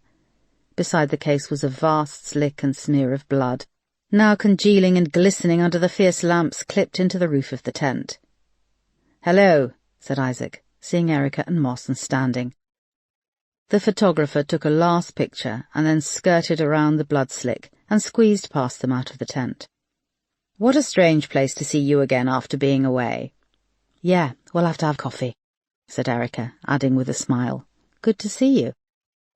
Isaac smiled in return, and then turned to the body in the suitcase. "We believe the victim is 28-year-old Daniel D'Souza. How do you already have an ID?" said Moss. Isaac passed them a couple of evidence bags. Inside was a blood-stained driving licence with a picture of a handsome olive-skinned young man with jet-black hair. "Face is smashed in, body has been chopped up, and this time, whoever did this, packed in his ID, wallet, keys and mobile phone," said Isaac. Cariad retrieved a piece of paper in a clear plastic evidence bag and handed it to Erica. "And he left a note," she said. It was a single sheet of paper, which had some blood spatter on one corner. It was written in a crazed scrawl. "This is our 5th victim. Do you clans even know that we've killed 4 people? You know of Thomas Hoffman and Charlene Selby, but what of the others? It's getting boring. At least you could make things interesting and attempt to track us down. Or have you all just been sitting around snorting the blow I left in Tommy's tummy? Ta-da!" "Jesus," said Erica, looking up at Moss. "There's 2 of them." Chapter 45. Erica and Moss arrived at Lewisham Road just before lunch. As they walked into the reception area, Sergeant Wolfe was helping one of the support workers decorate a small fake Christmas tree by the door. "Long time no see," he said, giving her a smile. "How are you feeling?" All right, unlike that fairy, she said, indicating the knackered-looking Barbie doll with a silver star sticky taped to its head. Yes, she does look like she spent a few hours in the cells, grinned Wolf, and pulling open her legs, he plonked her on the top branch of the tree. He moved around the desk and buzzed them through the door. Good to see you back, said Wolf, giving her a wink. Moss hurried along behind Erica as she started up the stairs towards Melanie's office. Erica knocked on the door, but didn't bother to wait and walked right in. Melanie was sitting at her desk and looked up from her computer. "Erica, what are you doing here?" she said, surprised. "And hello, Kate." "Hello, Mum," said Moss awkwardly, joining Erica. "We've just come from a crime scene," said Erica. "A 28-year-old male, found chopped up and dumped in a suitcase outside Covent Garden tube station, and this time the killer's left a note." "Killers?" Erica took a copy of the note from her pocket, smoothed it out and slid it across the desk. Melanie took it and started to read, then turned it over in her hand. "Bloody hell. Hang on, when did you get back from being away? You're still technically on sick leave. I was going to ease you back in and I wanted to talk to you." "Consider me eased back in. I'm ready to work, and I want back on this case, please, Mom." Erica smiled at her hopefully. "OK, how do we know this is genuine?" asked Melanie. "We never released anything in the press about the drugs we found inside Thomas Hoffman," said Erica. "This is genuine, and they are still way ahead of us. What is the progress of the case? How far have the team got with it over at West End Central?" "I don't know. I think it's been kicked into the long grass." Erica rolled her eyes. "Well, I'm here, and I want the case back. There are still 2 killers out there." Melanie looked at the note again and nodded. "OK, let me know what you need." A few hours later, Erica approached the incident room in the basement of Lewisham Row and saw through the glass partition that the team was assembled. The chatter died down when she entered. "Afternoon, everyone. It's good to see you again," she said. "And good to see you back on your feet, boss. How you doing?" said Sergeant Crane. All eyes in the room looked at the plaster cast on her arm, and she saw looks of pity. She took a deep breath and held up the wrist with the cast. "I'll just say that sticks and stones may break my bones, but nothing will stop me from finding this killer." "Nice one. You should put that on a bumper sticker," said Crane. "Now, I'm sure you'll all be aware of what happened with Niels Ackerman, but we have to move on. We can't dwell on the betrayal of a former colleague. It won't stop us doing our jobs to the best of our abilities. Each and every one of you are valuable to this investigation." There was silence in the incident room, as everyone nodded, sombre expressions on their faces. "OK, I'll bring you up to speed with what we have," she said, scratching at the edges of her plaster cast. "This morning, the body of 28-year-old Daniel D'Souza was found chopped up and dumped in a suitcase outside Covent Garden tube station." She indicated a photo from the crime scene next to a photo taken of Daniel on a beach holiday. He was smiling into the camera with blue sky and sand behind him. A note was left with the body. In it, the killers state they killed Thomas Hoffman and Charlene Selby, Daniel D'Souza, and 2 others. "Was he a model? He's a handsome lad," asked McGorry, peering at the photo of Daniel. McGorry had been called in from a walk in the park with his girlfriend and was still wearing his Sunday clothes, jeans and a Chelsea football top. "Fancy him, do you?" said Crane. "No, it's a statement." Crane pulled a face. All right, it's a valid point," said Erica. "Everything is up for grabs, but no, he wasn't a model. He worked for a hedge fund in the city." "Didn't I say early on that I thought this was 2 people working together?" said D.C. Temple in his soft Scots accent. "Yes, and that was duly noted. Well done. But we need to do more than guess correctly," said Erica. She moved to another image on the whiteboard. "We've had this through from a security camera on the entrance to Daniel D'Souza's apartment. The image shows Daniel in front, and behind him are 2 other people. The woman's face is slightly blurred, but I think she's a young woman. The man behind her has his head down wearing a baseball cap, so his face is obscured. The timestamp on this image is just after 10 p.m. yesterday evening." Erica pointed at an image next to it. Then almost 6 hours later, at 3:47 a.m, you can see the man and woman leaving, pulling a black suitcase. John, can you kill the lights? McGorry went to the door and turned off the lights. Erica nodded to Sergeant Crane, who turned on the projector.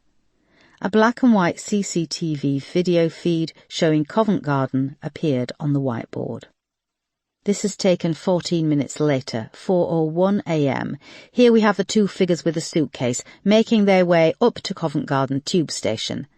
Daniel D'Souza's flat is just a few minutes' walk from this location. The angle changed to a view of the tube station, and Erica pointed at the video the moment that they left the suitcase by the row of sleeping homeless people and carried on walking out of shot. The video on the whiteboard went blank and was replaced by the footage taken from the CCTV camera at Selby Autos. Now, if we revisit the CCTV footage from the 12th of September, when Charlene Selby dropped off the Jaguar at her parents' car dealership, again we have these two unidentified people. The male with long blonde hair, and a similar build to the male seen at Daniel D'Souza's, and the same with the female. "They've gone to vast lengths to conceal their identities from us," said Moss, "but now they've left the victim's ID in the suitcase along with a note." Erica went to the light switches and flicked them on. The team winced as the fluorescent lights came back on. "OK, I want a full profile of our victim Daniel D'Souza, and we need to find out the identity of these two people. I'm going to get hold of the cyber team and see if we can enhance this blurred image of the woman taken in the entrance to Daniel D'Souza's flat. I also want that Jaguar from Selby Autos tested for DNA from top to bottom. Carriad Hemsworth is our new contact over at Forensics. Let's make it our mission to get her fully invested in this case. Now, let's get to work." The rest of the afternoon passed in a flurry of activity, and Erica was surprised at how quickly she had slipped back into work mode. Just before 5 o'clock, Moss came over to Erica's desk with a case file. "Got a moment?" "What?" "I've been inputting case files into Holmes, and something came up. There was an unusual case of a body found 10 days ago, in a drainage ditch on farmland a few miles from Oxford off the M40. "Why is it unusual?" asked Erica. "It was the body of a male in his late 50s, and he was partially mummified." "What does being mummified have to do with our case?" "It's the manner in which the body was killed which flagged as a match with our other victims. His face had been smashed in with a rock. Now, apart from the suitcase, this is the one thing which links Thomas Hoffman, Charlene Selby, and now Daniel D'Souza. The killer smashed in their faces, obliterating their identity. This body found in the drainage pipe still hasn't been identified, but the police managed to recover several large blood-stained rocks from the drainage pipe and some hair samples on the victim's clothes. The forensic pathologist in Oxford is an old colleague of mine. I can get in contact with her." Erica took the file from Moss and scanned the paperwork. "This could be our missing fourth victim," she said. "Yes, give her a call." Chapter 46. Erica returned home late from work, and details of the case were whirling around her head. It was one of those grotty November evenings, dark and damp. She was unlocking her front door when she ran into her neighbour Alison, a large, blousy woman with a mass of dark curly hair. She wore a long army print coat, and with her was her huge grey Great Dane on a lead. "All right, love, I thought I heard you were back," she said. She had a soft Welsh accent. "I just got back," said Erica, putting her key in the lock. "Was it Slovenia?" "Slovakia." "All right, is that different?" "Yeah, Slovenia is a different country." Erica opened the door, but Alison went on. "I've always wanted to travel, but Daisy's getting on now and I can't be asked with all the faffing to get a pet passport." The Great Dane looked up at Erica with a mournful face and lay down on the carpet with a sigh. "OK, well, have a nice started Erica, going to move through the door. "I haven't seen your fella around for a while, Erica. The one who looks a bit like Idris Elba. Such a dish she is." Erica tried to come up with an excuse which didn't give too much information away. She also didn't know how Peterson was doing. It had been several weeks since they'd spoken. He's been, ill, off sick from work. Oh, that's terrible. What was it? My late husband used to have terrible kidney stones. I'm telling you, kidney stones can knock you right back. And he had such a terrible time when he went for a piss. He kept passing them into the toilet, poor bugger. One was so big it cracked the lavatory pan.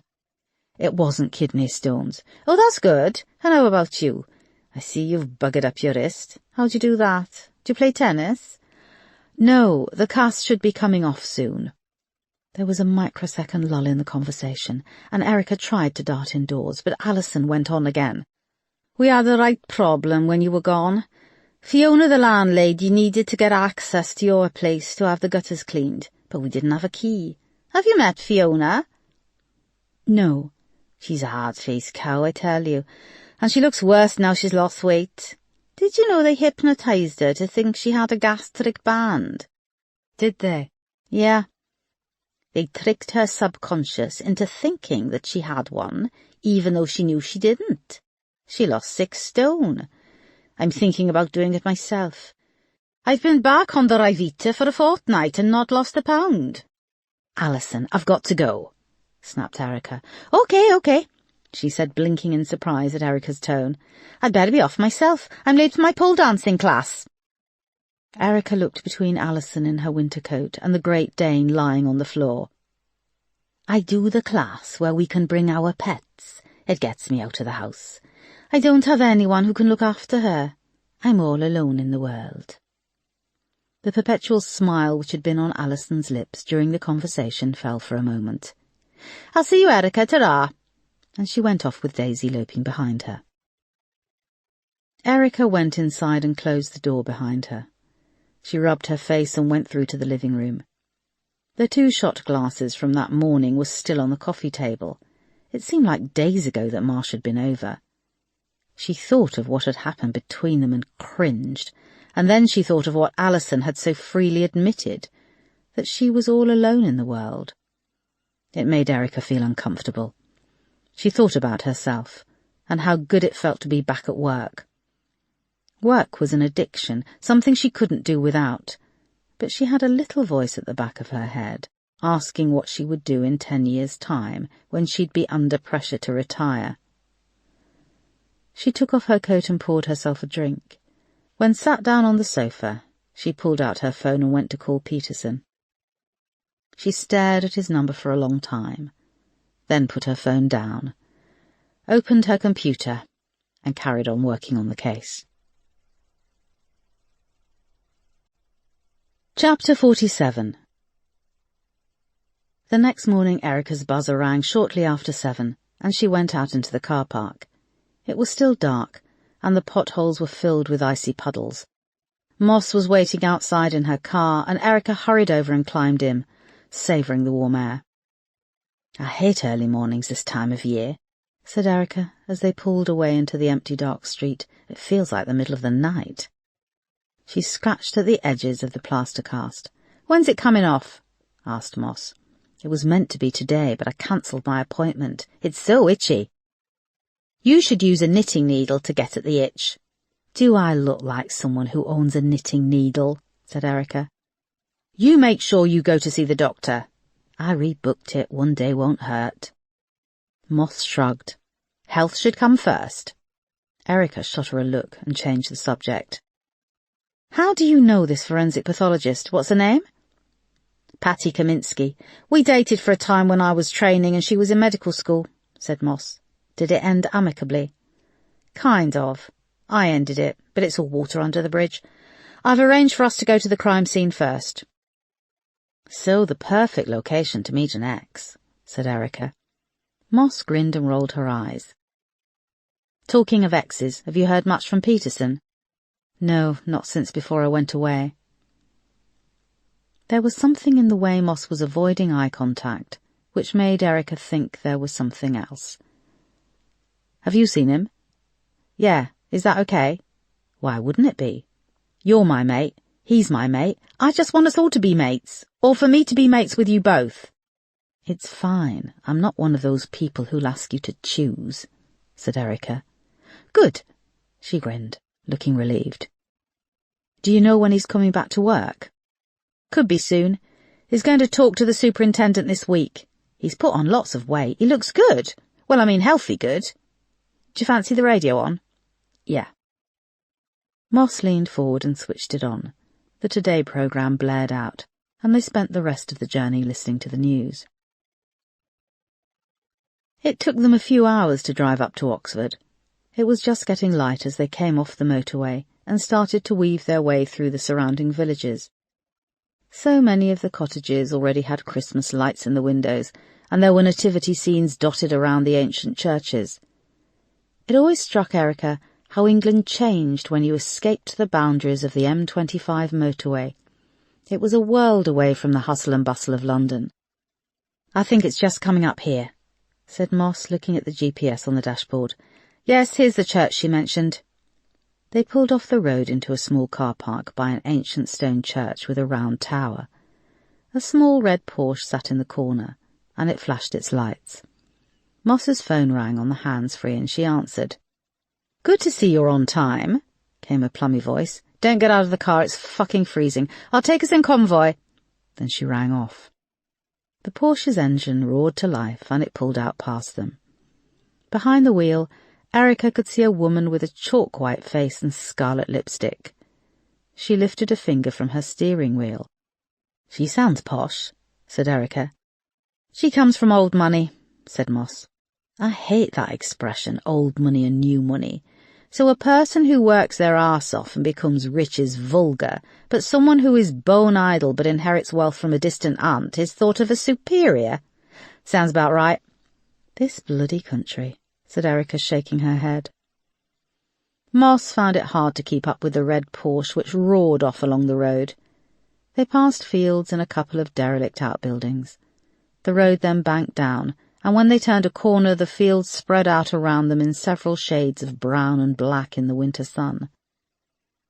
The Porsche was parked up by a ditch next to an old-fashioned white road sign, and Moss pulled in behind. When she turned off the engine, they felt the wind buffet the car. Patty was a tiny woman, with jet-black hair scraped back and kept in place by a dark green velvet headband. She wore black leggings and welly boots and a huge brown fur coat and gloves. Erica towered over her and had to shout above the noise of the wind roaring across the fields. Moss and Erica put on Wellington boots, and they followed Patty as she climbed down the bank of the grass and into a deep ditch hidden from view up on the road. It was very dry, and there were deep leaves underfoot. It was also very quiet as the wind stopped screaming, the walls of the ditch sheltering them. A couple of road workers found the body, said Patty, leading with Moss behind her, and Erica brought up the rear. She pulled out a torch and flicked it on as they approached the lip of a huge concrete pipe. Inside it had a dry, peaty smell, and underfoot there was a layer of leaves and the soil was cracked. I wanted to show you the inside of the pipe, said Patty, playing the torch over the curved walls. It was built to take the runoff from the surrounding fields, but another pipe was built over the field for a bypass, which means all the rainwater gets redirected away, and it's extremely dry down here. When they discovered the body, it was almost covered in leaves. It had lain down here for several months, but the low moisture content, added to the amount of nitrogen produced by the slowly rotting leaves, meant that the rate of decay dramatically slowed. He was mummified? Asked Erica. No, there was purification, but the body had also dried out. It's quite remarkable how the rate of decay can slow in the right conditions. You can see that there is very little in the way of insects in here. Did the police find any evidence of a murder weapon? They spent a long time down here sifting the leaves away, and they found several large stones and rocks around the body, which they took away. Erica walked further into the pipe, which extended away for 50 feet. The light dimmed, and Moss and Patty's voices receded. There was a strange atmosphere, as if the air was pressing down on her, and it was so dry. She swallowed a couple of times, and there was a metallic taste on her tongue. She took out her phone and switched on the torch, playing the light over the dry, peaty soil. She spied something on the earth next to the pipe, and knelt down, directing the light on her phone towards it. A small twist of brown thread was tightly bundled around something. Erica pulled on a latex glove and carefully pulled it from the soil. It was a lock of dark hair, around 4 inches in length, and it had been fastened with the thread at the end. Erica placed it in a small plastic evidence bag and sealed it up. Their next stop was the morgue, where Patty showed them the remains of the man who had been found in the pipe. She pulled out the steel drawer and unzipped the black body bag. His skin was a strange leathery brown colour, almost like beef jerky. "He's Caucasian," said Patty, seeing Erica's face. "Internal organs were fairly mushy, but I could see he has internal injuries, and he has a broken leg and ribs, a cracked pelvis. If you note, the right humerus bone in the leg is protruding from the skin. These are injuries consistent with him being hit by a vehicle, and his close proximity to the roadside would support this theory. However, if you see the face, he has been hit repeatedly with a rock or stone. I found fragments of rock in the skin. The cheekbones, nose, jaw and skull are all broken in several places. The cartilage in the nose had been forced up into the brain." "And that's not consistent with a car or vehicle impact?" asked Erica. "No. The force of the impact is centred on his ribs and leg, which would mean he was standing in the road when the vehicle hit him. He could have suffered some injuries to the face if he was thrown into the road, but there is no one impact point on his face. The kind of injuries he has are from being repeatedly smashed with a hard, blunt object." "And there's no ID?" said Moss. "As yet, no. He didn't have anything on him. His wallet was empty." They looked back at the mangled body of the man lying on the steel table. "I think someone hit him with a car and then finished him off to put him out of his misery," said Patty, as she slowly zipped up the body bag and pushed the body back into the refrigerated drawer. "Put him out of his misery and then stuffed him in the drainage pipe," added Erica. "What's happening with forensics?" "Everything has been sent off, along with several pieces of concrete found with blood spatter around the body," said Patty. "If you're saying we have a link to another case, I'm sure we can have things fast-tracked." "Do you think we're clutching at straws?" asked Erica on their way back in the car. "Do I think we want to link that murder with the others? Yes, but the psychology of smashing in that bloke's face, it could have been our killers. If we can match forensic material from that crime to DNA or bodily fluids found in Justin Selby's Jaguar, we could hit the jackpot." Erica nodded and stared out of the window into the blackness. A man and a woman. The psychology of that is just too disturbing. The dynamic of a dysfunctional relationship added in with committing murder. "And why do you think they're doing it?" "Fun, power, revenge, lust, money. Pick any or all of them. Everyday emotions bring out the worst in people." Chapter 48. The next morning Erica was called into a briefing with Superintendent Hudson and Commander Marsh in the large conference room at the top of the station. It was the first time she'd seen Marsh since he'd come to her flat the other morning, and he gave her a curt nod in greeting. Erica briefly outlined the case so far, and then shared some new evidence.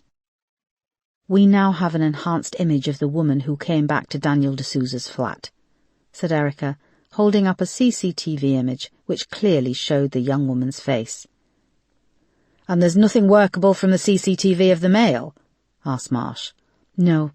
The cyber team were able to enhance the face of the woman, but he seems pretty savvy, or just lucky. He kept his head down. There was nothing to enhance. However, we have him wearing the same blue Von Dutch branded baseball cap in the footage taken from outside Selby Autos, and when he arrives at D'Souza's flat, and later on in the CCTV footage when they dumped the case in Covent Garden. They then walked down Longacre and took the N155 night bus, which goes towards Morden, through Westminster, Elephant and Castle, Clapham, etc. We've put in an urgent request with TfL for any camera footage they can give us." "Have we had anyone from the family identify the body of Daniel D'Souza? It would be ideal to have that in place before we put out anything in the media," said Melanie. "Yes, Daniel D'Souza's mother identified his body an hour ago. She lives close to his flat. He bought her an apartment nearby in Marylebone 2 years ago.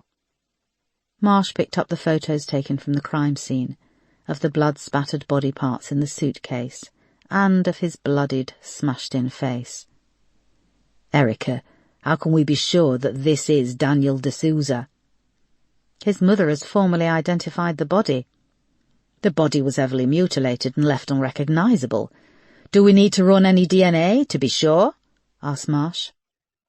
We had a family liaison officer visit Mrs. D'Souza yesterday. Daniel D'Souza is of Cuban heritage, and he had the mariposa flower tattooed on the inside of his left arm. Erica held up a post-mortem photo of the tattoo. It was a white flower with 4 petals, and the pale ink used in the tattoo had a ghostly sheen on his dark skin. His mother was aware of the tattoo, and this formed part of the formal identification, said Erica, a little more brusquely than she needed to. Now, I would like to release details of his murder. We've discovered Daniel was gay, and I would like to focus our appeal on the social networks, targeting the gay community first. OK, let's get in contact with Colleen Scanlon about this, said Melanie. You think this is a gay bashing? Asked Marsh. I don't know. The previous victims are from different social groups. I just think there's a lot of noise out there, and focusing this as a gay interest story will highlight the case more in the press, make it stand out, said Erica. I've got uniform asking around bars in Soho, and we're looking into several leads where D'Souza was seen on Saturday night. She paused. I also have an unidentified body found in a drainage pipe close to the M40 in an Oxfordshire village. It wasn't dismembered, but it shares several characteristics with these other murders. A look passed between Marsh and Hudson, and then Marsh spoke. So you think we have a Bonnie and Clyde thing going on here? I don't know. I want to keep our cards close to our chest. I need to be sure I can link all the murders before we go public, and I want to play down to the media that it was 2 people.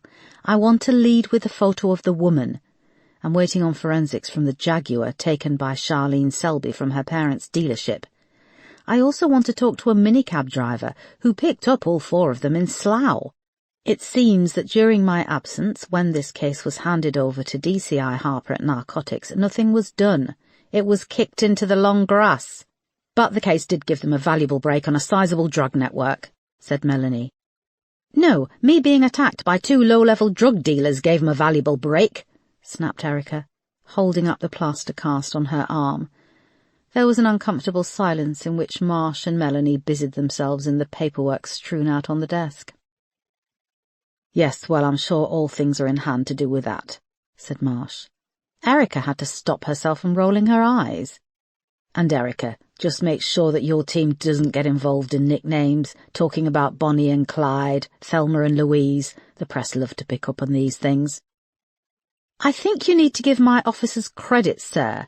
I have no leaks in my team, and you're the first person who's used these names, and the press will be more than capable of coming up with something on their own, and we'll have no control over it, said Erica. Just remember that stupid names stick, said Marsh. They stoke fear in the public, and they put the spotlight back on the police, and we always come out in an unfavourable light. Erica looked at him, and saw he was using his old tactics of deflecting and attacking. If the police were properly funded and not obsessed with PR and what people think of us, we could just get on with doing our jobs. Melanie interrupted. Erica, can I remind you that the commander has taken time out of his schedule to meet with us at very short notice? And I thank him for making time for us, said Erica with a hint of sarcasm. Now I'd like to get going with putting out an appeal for the ID on this woman, if that's okay with you, sir. Melanie looked at Erica and Marsh, who were almost squaring up to each other.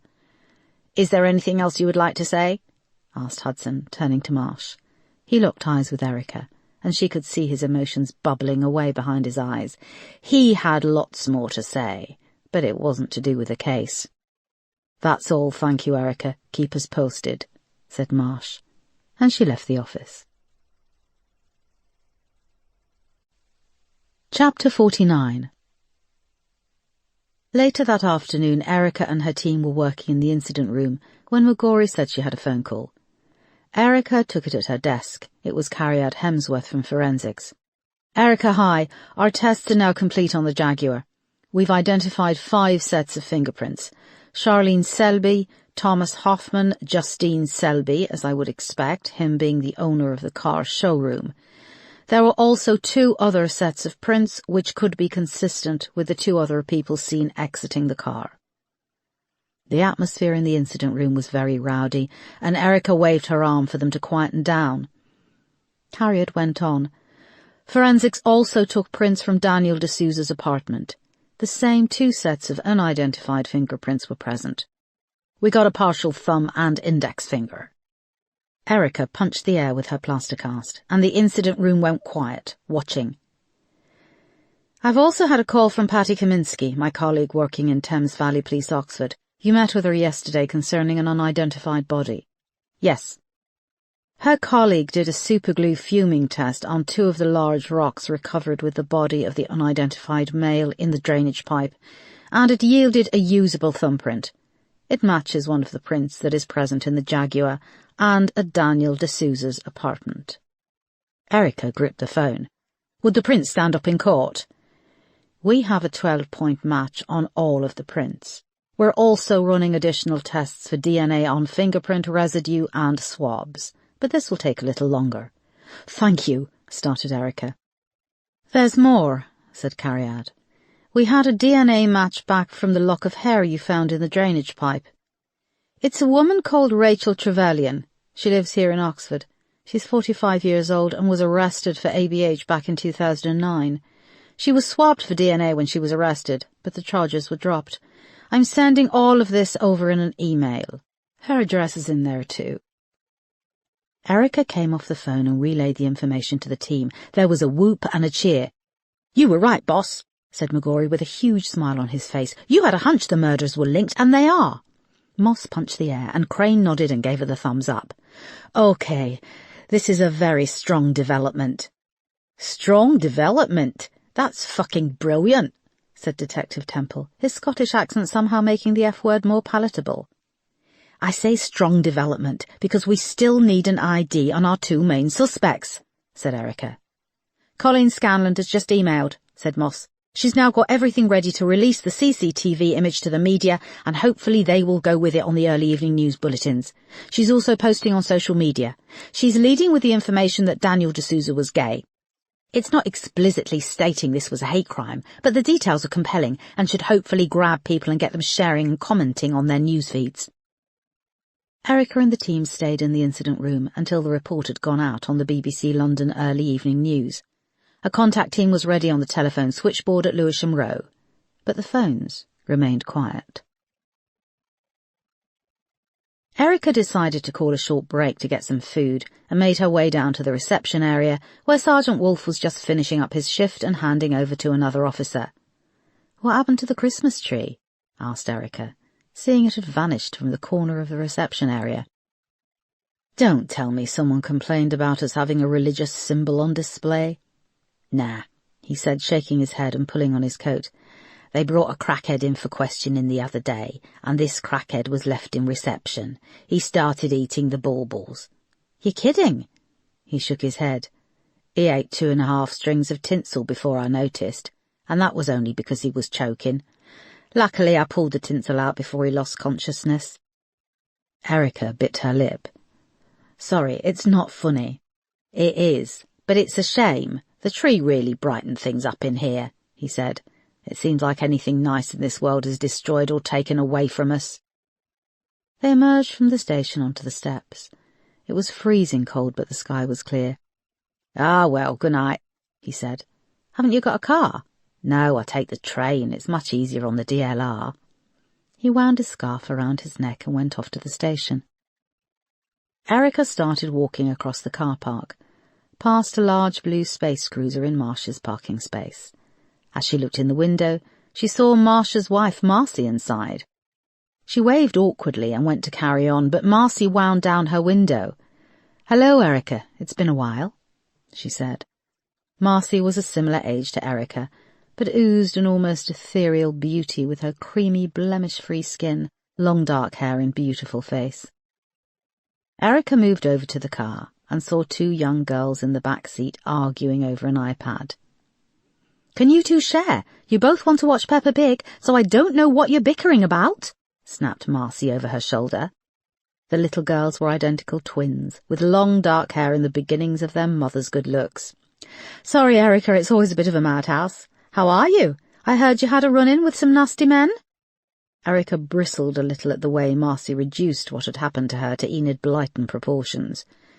Erica forced a smile on her face. Yeah, a cracked rib, whiplash and stitches, and a broken wrist, she said, holding up her arm. Didn't they offer you a promotion? You should have taken it. It's much safer behind a desk. She turned back to the girls, who were staring at Erica in awe. Do you remember Auntie Erica, girls? She's a friend of Daddy's. Both girls obediently squinted through the window at Erica and then said in unison, No, Mummy. I remember you both when you were born, and I've been to your house a few times, said Erica. The girls probably don't remember you because you usually bang on the door late at night. There was an uncomfortable silence and they stared at each other. Marsh then appeared coming down the steps of the station. Daddy, Daddy, Daddy, the girls cried and started to wriggle around in their seats. Marsh came to the rear passenger door, opened it and started to unbuckle them. Hello, you two, he said as they climbed out of the car seats and put their little arms around him. They wore matching pink coats with blue trousers and pink trainers. Bloody hell, Mummy has you strapped in tight. I don't want them to get in the habit of clambering around in the car, said Marcy. Erica noted how her nostrils flared when she spoke to Marsh. Marcy, you've got the child lock on the doors. You should let them out of the belts when you're parked, he said, adding, You'll keep me posted on the appeal. He didn't look Erica in the eye. Of course, sir, I'm just off to grab a sandwich. Well, if you're off to grab a sandwich, can we give you a lift? Said Marcy. This was one thing Erica didn't get about British people. They would cut you to the quick one moment with a barbed comment, but then would offer you a lift so as not to appear rude. No, thank you, I was going to drive, replied Erica. It had started to rain, and she pulled the collar up on her coat. Nice to see you, Marcy, and you too, girls. They all ignored her, too caught up in bickering about getting the girls back in their car seats. Erica sprinted to her car and got inside, relishing the silence. She waited until Marcy had driven away and then started the engine. Just as she pulled past the front entrance, Peterson came out onto the steps. He wore jeans and a thick black jacket, and he had lost the thin, gaunt look in his face. Erica slowed and wound down her window. Hey, how are you? She said. What are you doing here? I've been to see Superintendent Hudson about coming back. To work. She didn't mention it. He shrugged. I think stuff like that is confidential. Erica could see he was getting wet in the rain. Haven't you got your car? No, I came on the train. Let me give you a lift to the DLR. He pondered it for a minute and then came down the steps and got in. They both hesitated, and then he gave her an awkward peck on the cheek. How are you doing? He asked, looking at the plaster cast. This is coming off any day now, and I'm as good as new, doing great. You look almost back to your old self, too. Yeah, I turned a corner when I went away, Erica shot back. No, I was going to say when they got my meds right, and I've been able to eat and sleep. I've put on almost 2 stone. Are you coming back to work full-time? In the next few weeks, yes. And where have you requested to be placed? Murder investigation? Yes. Is that going to be a problem? It's going to be desk work for the first few weeks, he said. I won't make it a problem if you won't. You know I think you're a brilliant officer and a valuable part of the team, any team. Thanks for the review. It wasn't a review. The rain was now pounding on the roof, and they had reached the station. He thanked her for the lift and got out. James, wait! She blurted.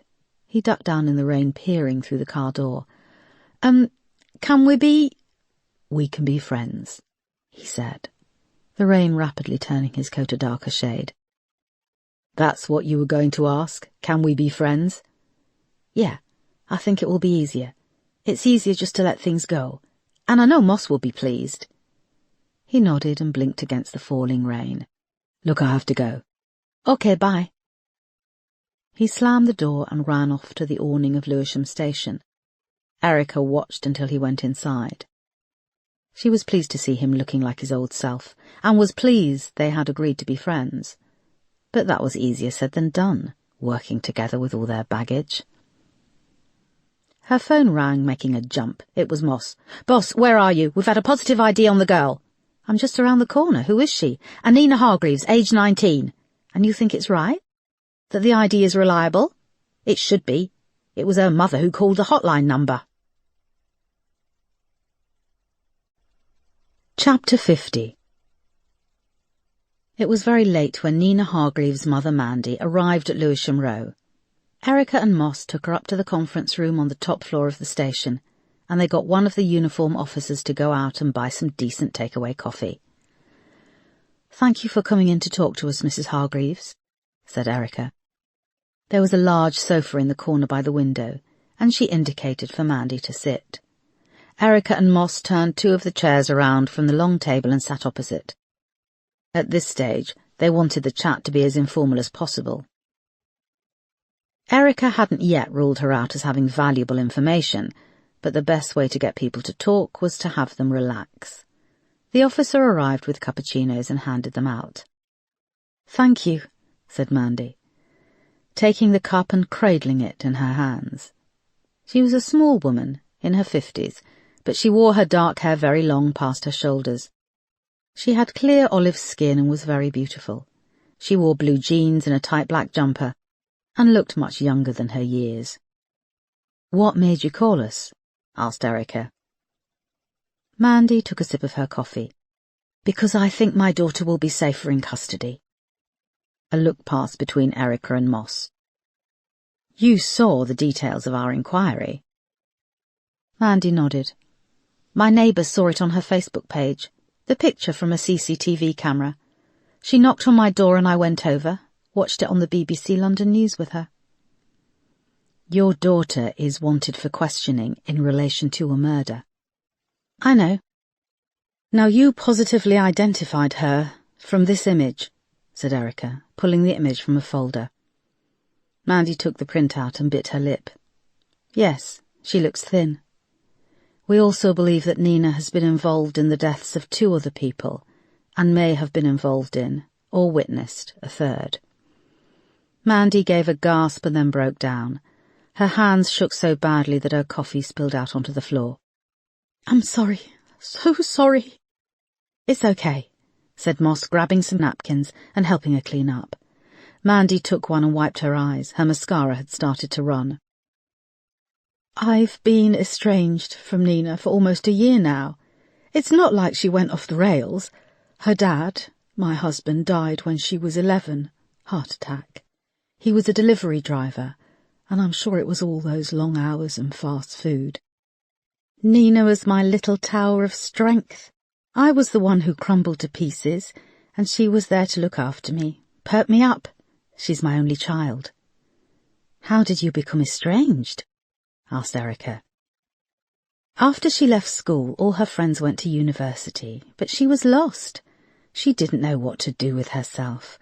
I wanted her to go to university, but we couldn't afford it, and she wasn't that keen, so I thought, what's the point of her getting into debt with loans for the next 20 years? She got a job at a local chip shop. There was this guy working there, older guy, who she got obsessed with. His name's Max Kirkham." She sniffed and wiped her nose with a napkin. "And are they still together?" Mandy picked up the printouts from the CCTV camera. "I'll bet you anything that's him," she said, pointing to the image of the man wearing the blue Von Dutch cap with his head down. Erica looked at Moss, whose eyebrows had disappeared into her hairline. "How can you be sure this is Max Kirkham?" asked Erica. "It looks like him. The hair, the nose, even though it's blurred. And because the only way she'll escape him is if they get caught, or if one of them dies. And then that would be the only way she would come back to me." She shook her head, and the tears started to flow again. "What do you know about Max Kirkham?" She took another napkin from Moss and wiped her eyes. "Very little. No parents that I know of. He says they both died and he was sent to a children's home. No other family. He's obsessed with weird stuff, like conspiracy theories and the Illuminati, guns and weapons. He tried to join the army, but he was refused on psychological grounds. He keeps hunting knives. I know he got into building air rifles. How old is he? He was 30. We went to his 30th birthday drinks. We? Me and my ex-partner. We broke up 6-7 months ago. That birthday party was an education, if you can call a bunch of angry white young men going mad in a pub a party. That was the night that the rot set in. I hadn't been happy about her and Max, and then things kicked off. Which pub was it? Asked Moss. I think it was the White Horse on Carradine Road in Crouch End. Filthy, violent shithole. I tried to get her to come with me that night, just to come home, to get out of that place and let Max sleep off whatever he was taking and drinking. But despite all the drink and the people, it was like he had eyes in the back of his head and was watching her. He came over from the other side of the bar and started hurling abuse at me. Called me the C-word. She shook her head. Nina took his side, said I'd been the one who was confrontational. She told me to go home and calm down. She said I'd upset him. I'd upset him! Mandy shook her head again. It was after that they moved in together, or she moved in with him. Do you know where they moved? No. You don't know her address? Asked Moss, sounding a little incredulous. Mandy looked up at her. Do you have children? Yes, I have a little boy. Being estranged from your child is one of the most awful things in the world. I tried to keep in contact, but she blocked me from Facebook. She deleted me from her phone. She dropped all her friends. She dropped off the face of the earth.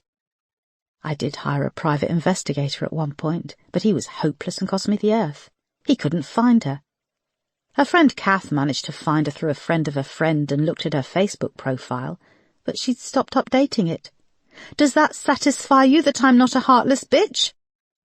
I'm sorry, said Moss. I know this must be hard. Yes, and we're very grateful to you for coming to talk to us, especially so late. Do you have a photo of Nina? Asked Erica. I've got loads of her, and I've got one of her and him, said Mandy wearily. She picked up her handbag and took out a small plastic Snappy Snaps album. The photo of him is in the back. I only kept it 'cause I thought I might have to give it to the police. You thought Max might murder someone? No, I thought Max would kill Nina. Erica and Moss took the album and flicked through the photos. They showed Nina from when she was 10 years old, wearing a brownie outfit beside a Christmas tree. She had her mother's dark good looks and smiled cheekily, her hands on her hips. She was an active young girl, and another photo showed her with a blonde girl in a swimming pool, another sitting on the sofa cuddling a cat, and then the photos moved to when she was in her late teens, and Nina was sitting in a restaurant, blocking the camera lens with her hands, a smattering of acne on her jawline. As they reached the back of the album, the final photo was of Nina behind the counter in a chip shop, wearing a white coat, hat and hairnet. I took that one without her knowing, said Mandy. Her first night working at Santino's chip shop.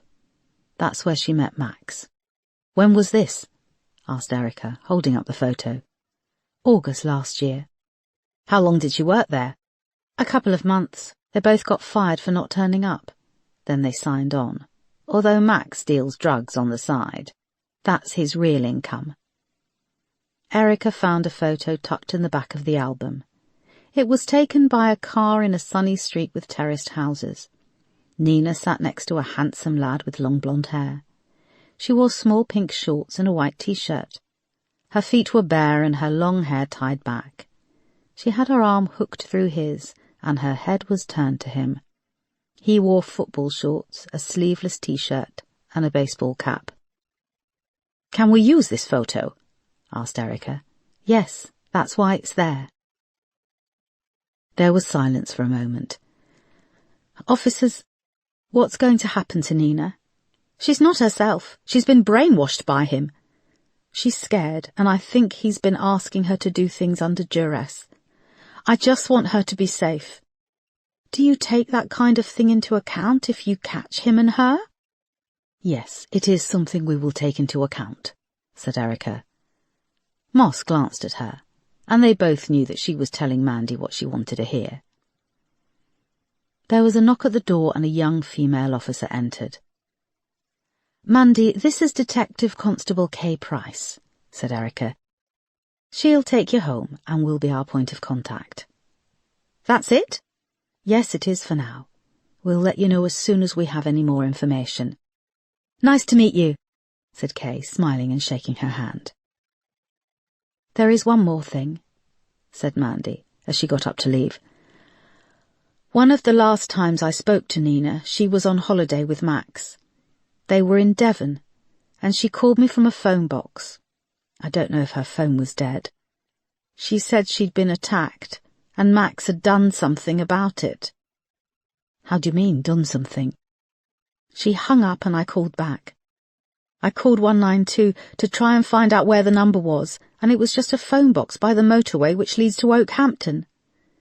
When she came home, she laughed it off and never spoke about it again.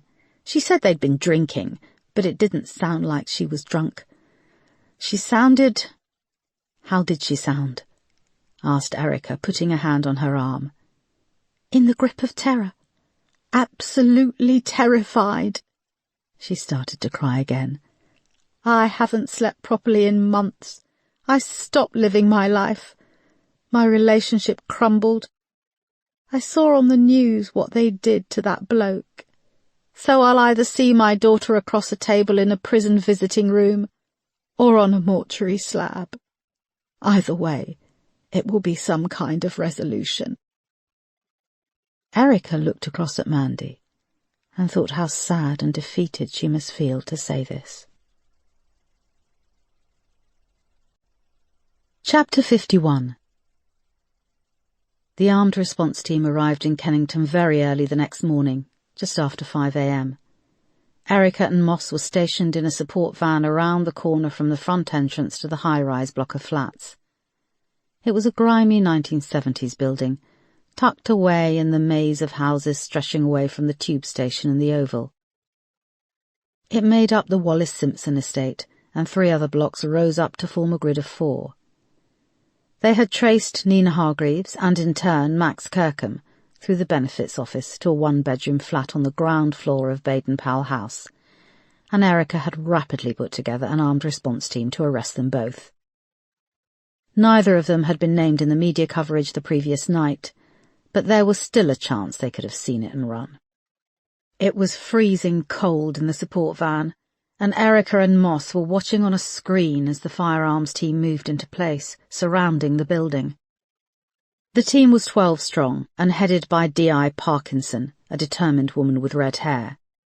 "She's like a thinner version of me with a rifle," Moss had joked, after Erica had conducted the 3:30 a.m. briefing at Lewisham Row. "We're in position. There are no signs of anyone inside the flat. No lights are on," came Parkinson's voice through the radio. "Just be on the lookout from above," replied Erica. "Above, below, our eyes are everywhere. This is a bloody rough estate." There was some interference and the radio fell silent.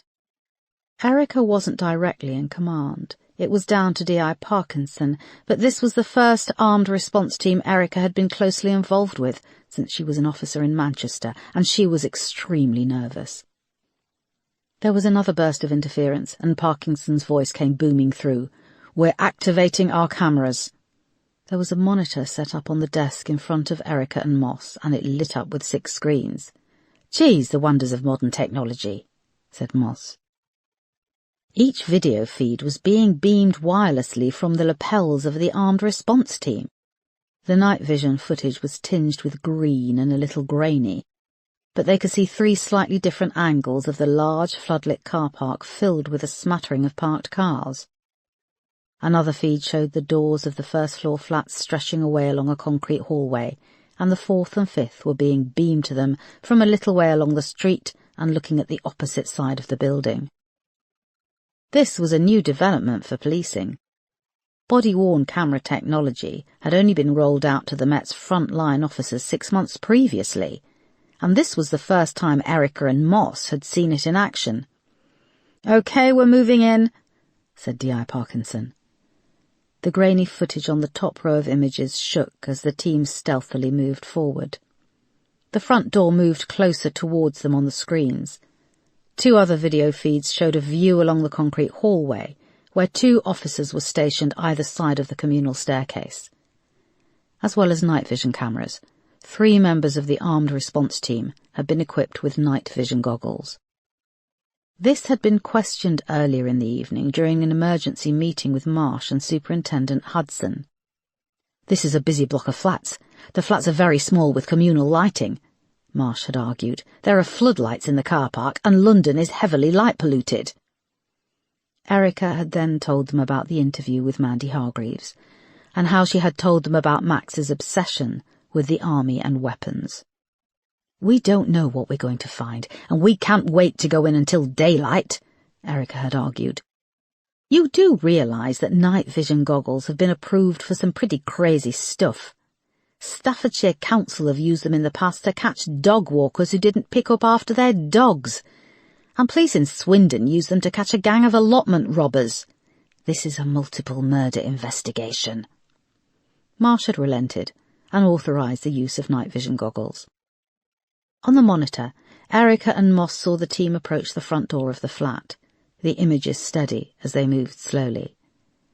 But on another feed from the bottom of the communal stairs, there was the sound of footsteps. And then 2 lads in tracksuits and baseball caps rounded the corner.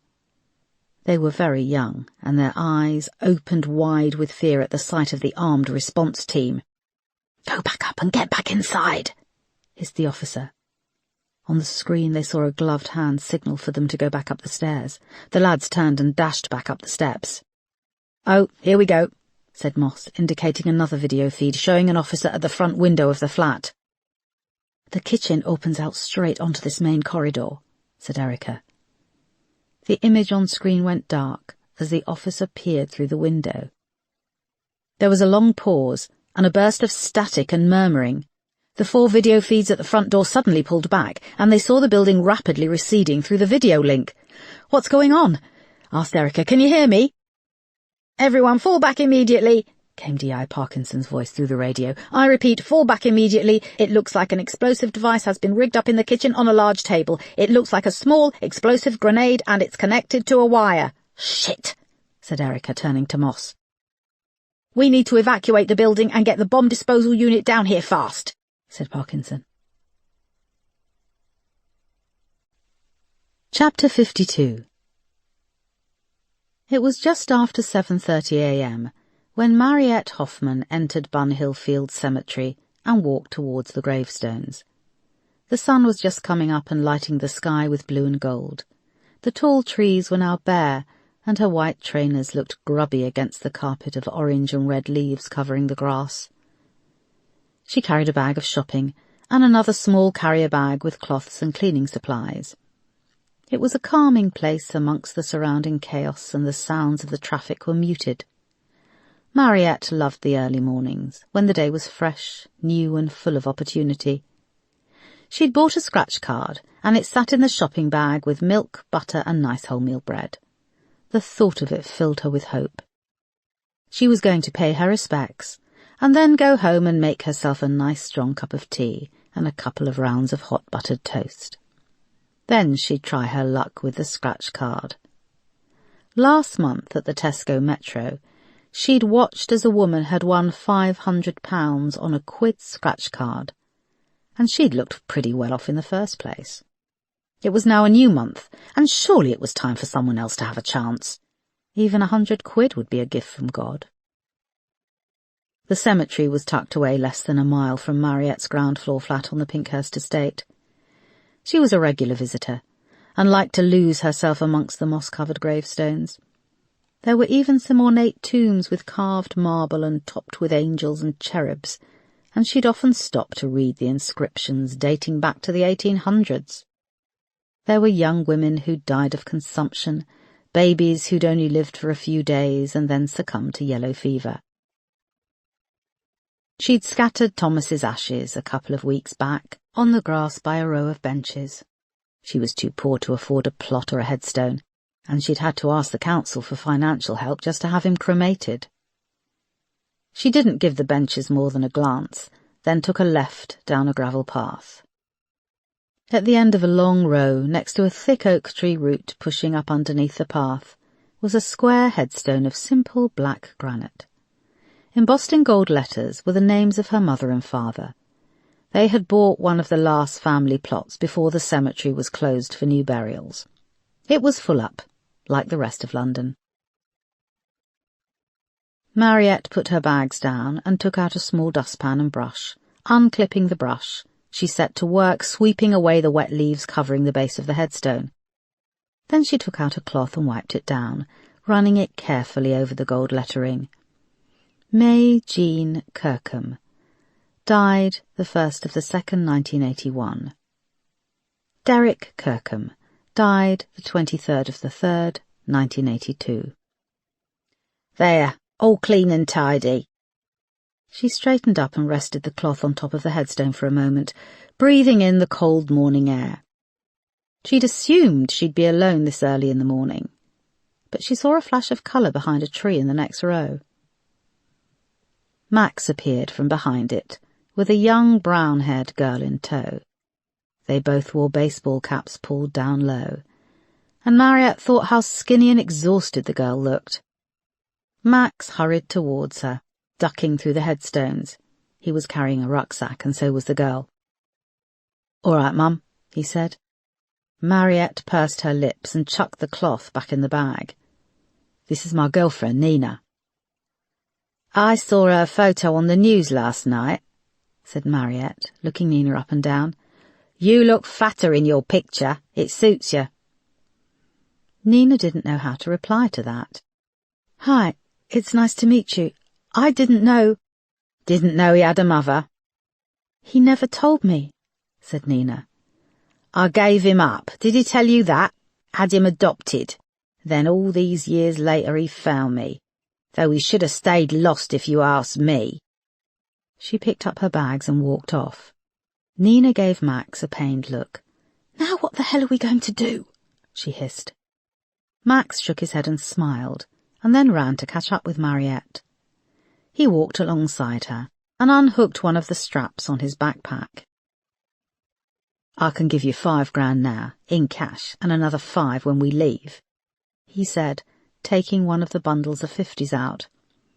Mariette stopped. She slowly put down her bags and took the bundle of cash, flicking it through her fingers, and then almost comically smelling it. She looked at Nina, who was hanging back at the end of a row of gravestones. What does she know? Everything. She knows about Thomas and Charlene.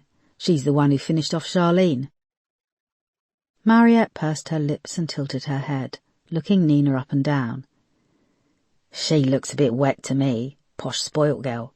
Likes a bit of rough, does she?" Max leaned in close to her face. "Listen, you bitter old cunt. That money is real and so is this," he said, holding up another bundle of £50 notes. "In return, we need to hide out at your place for a few days. I have a plan, and we'll be out of your badly dyed hair before you know it." Mariette seemed to take more offence at Max saying she dyed her hair badly than by him calling her the C-word. "Fine," she said. "Aren't you curious where I got the money?" "No," she said, taking the bundle of notes and stuffing it into her coat pocket. "Where's your car?" "It's outside the lock-up." Mariette took a bunch of keys from her other pocket. "You go now and park it inside. I'll take her back to the flat. We'll meet you there." Max took the keys and darted off towards the trees. "And you can take these bags," said Mariette, holding them out. Nina came over and took them. "Come on, I'll put the kettle on." Nina looked around and reluctantly followed Mariette out of the cemetery. Chapter 53. It took several hours for the bomb disposal squad to clear and search the building and ensure it was safe. They removed a small device they found sitting on the kitchen table and took it away for further analysis. Shortly before midday, Erica and Moss with the forensics team entered the flat shared by Max and Nina. As they walked through the small flat, Erica was struck by how sparse their possessions were. There was very little food in the fridge, some out-of-date milk and a small tub of spread. The bathroom contained nothing but a single bar of soap, a razor, and an empty box of tampons. The living room had some generic furniture and a small TV. There were no magazines or DVDs. "You think they cleared out all their stuff when the media ran the picture of Nina Hargreaves?" asked Moss. "I don't know, unless they were minimalists," said Erica. One of the CSIs in protective gear appeared in a doorway at the end of the hallway. "You should see this," he said. Erica and Moss followed. It was the bedroom, and it took a moment for Erica to work out what was different. On all four walls, piled from the floor to the ceiling, were books, hundreds and hundreds of books in all shapes and sizes. A small wardrobe sat on the opposite wall to the bed, and the books had been stacked around it and on top of it. None of the wall was visible, apart from a small piece above the door. The bed was unmade, and the room smelt musty. "I wonder if they ran a book club," said Moss. Erica heard the CSI stifle a chuckle behind his mask. She moved to the wardrobe and opened it. There were a few pieces of clothing hanging up, cheap women's stuff from off the market, and a couple of pairs of old jeans and a pile of underwear. There was also a stack of porn in the bottom. Erica pulled on a pair of latex gloves and pulled one of them out. It was extreme stuff. There were bondage scenes. In one of the pictures, a young woman lay strapped to a table with a gag ball in her mouth. Her eyes were wide with fear, and the skin across her breasts and stomach was red raw and mottled with blood. A man, naked apart from a black leather hood, stood over her with a riding crop. Erica flicked through and the images got progressively worse. She counted 27 magazines in total, and saw beside them was a stack of rewritable DVDs. Moss appeared behind her. "Boss, you should look at this." Erica replaced the stack of magazines and went over to the right-hand corner of the bed. At first glance, the books looked like they were stacked in blocks of colour, but on closer inspection, she saw that the books were duplicated many times. "He has 17 copies of Mein Kampf, all stacked together. There's another 25 copies of The Gates of Janus," said Moss. Erica pulled one of the copies out and looked at the cover. The Gates of Janus, Serial Killing and Its Analysis by the Moors Murderer Ian Brady, she said, reading. The cover had a hand-drawn image of Ian Brady. His intense glowering stare always gave her chills. "In each version he's made notes on every page," said the CSI, thumbing through another 2 identical copies. "There are books here about the Holocaust, psychology, hypnosis, philosophy. The whole wall on the left side of the wardrobe is stacked with copies of the Bible, the Old and New Testaments, the Hebrew Bible, the Quran, and there are 64 copies of American Psycho." Erica looked around the walls and saw that despite the volume of books, there were maybe 100 or so original titles, the rest were duplicates. "There's no law against hoarding the same copy of one book over and over, or reading religious texts," she said. "Yes, my wife has the famous 5 books, old and new editions," said the CSI. "The original books are completely class-ridden, aren't they?" said Moss. "I was quite shocked at how different the modern versions are when I read them to my son." "What's that got to do with anything?" said Erica. "Well, owning books and reading isn't a crime," said the CSI. "One can read widely and explore different opinions. It doesn't mean they agree with them. Despite the extreme nature of this particular library, I'm more concerned with the hardcore pornography in the wardrobe than words written on a page. Those women are real, and the terrible things that happened to them when the photos were taken are real. All these books is just a jumble of letters on a piece of paper." "True," said Moss. "But what's that saying? The pen is mightier than the sword?" Erica was about to change the subject, when another CSI appeared at the door. "We found something in the hallway," she said. They followed to where a full-length mirror had been lifted off the wall. The CSI held up a small exercise book in her gloved hand. Erica took it and leafed through page after page of diary entries in neat blue ink. "This is her diary," said Erica, scanning the pages. "It was jammed in the cavity behind the mirror," said the CSI. The hallway went dark as the blinds were lowered and the light turned out in the kitchen. "Can you close the doors to all the rooms?" asked a voice. The CSI who had discovered the diary moved to close the doors to the living room, bathroom and bedroom, and the interior of the flat went dark. Still clutching the diary, Erica moved to the entrance of the kitchen. It was in darkness.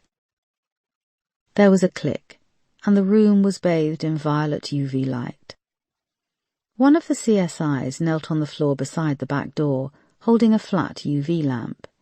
He started to play it slowly from the edge of the door towards where Erica and Moss were standing.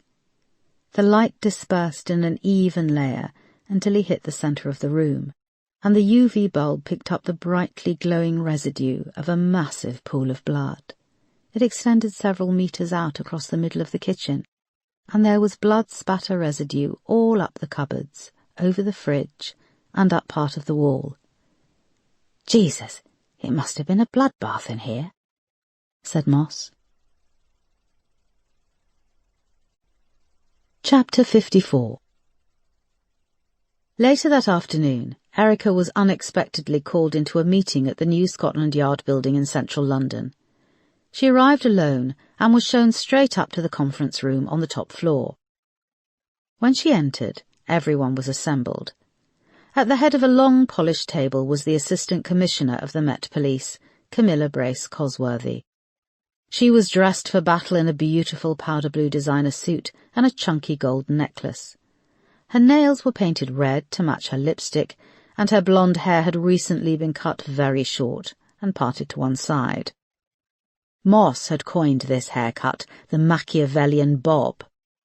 Beside Camilla, her assistant was poised to take notes, and to Camilla's right and left were Commander Marsh and Superintendent Hudson. They had both dressed up for the occasion. Colleen Scanlon sat next to Melanie. Next to Marsh sat a man and a woman.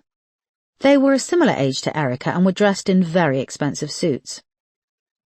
"I'm sorry I'm late. I didn't have very much notice we were going to meet. I had to come from the crime scene," said Erica, looking down at her plaster cast, scruffy black trousers, creased blouse and long black coat covered in fingerprint dust. She smoothed her hair down and took the seat next to Colleen.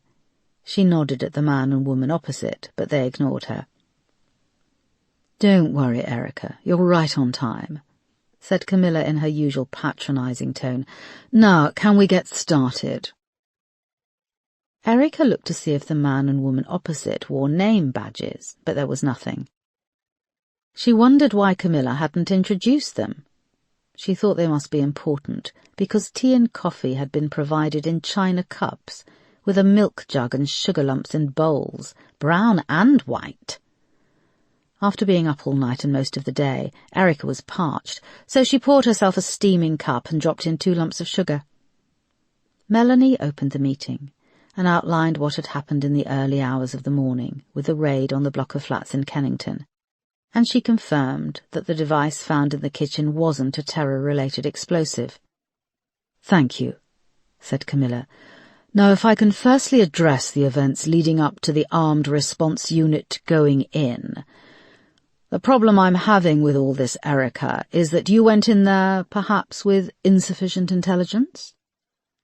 Erica put down her cup, surprised. "We did speak with the counter-terrorism unit beforehand." "I am here representing counter-terrorism," said the man, speaking for the first time. He had a smooth and rather high voice. "Then you know," said Erica. "And we told you the current threat level for terrorism was severe." "Sorry, can I ask who you are?" "I told you I represent counter-terrorism." Camilla then interrupted. "I think what we're all concerned about is that this device could have been triggered, and if it had been, it could have resulted in catastrophic loss of life. We're just concerned, Erica, that procedure is followed to the letter. Are you aware of the disruption this caused? The resources that had to be deployed to evacuate not just the building, but the surrounding area?" She cocked her head and stared at Erica. She felt anger rising in her stomach. "Ma'am, we had a positive ID on Nina Hargreaves and Max Kirkham. There was nothing to suggest that they would plant an explosive device. As I said, I contacted counter-terrorism to share intel. There are no known terror cells operating in that area. Max Kirkham has a previous conviction for petty theft as a teenager, and Nina Hargreaves has a clean record." Nina Hargreaves's mother stated that Max Kirkham was obsessed with air rifles, said Camilla, looking down at her notes. "She did, yes. That's why we had the armed response team, who went in prepared with assault rifles and body armour. This operation was done by the book, ma'am, but there are often things you just can't plan for. I think that the team headed by D.I. Parkinson should be commended for how they dealt with this safely and efficiently." Erica turned back to the woman opposite. "And if you don't mind me asking, what's your role here?" She shifted uncomfortably. "I'm a representative from the Home Office. If this had been a terrorist attack, we would have had to convene a meeting of Cobra. Of course, all this kind of stuff is well above your pay grade." Erica smiled and tried to remain calm. "With respect, I repeat again, it wasn't a terrorist attack." "It was a homemade explosive device, found in a central London location," said the woman, spreading her hands and looking around the table with amusement.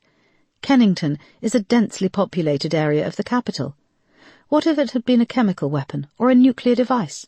We would have been looking at an exclusion zone including the Palace of Westminster, millions of people affected." "All valid points," said Erica, "but I don't know why I've been called to this meeting."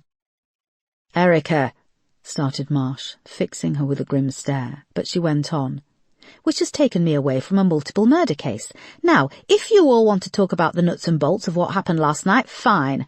I'd like it on the record that I had to fight for 2 of the officers on that armed response team to be issued with night vision goggles."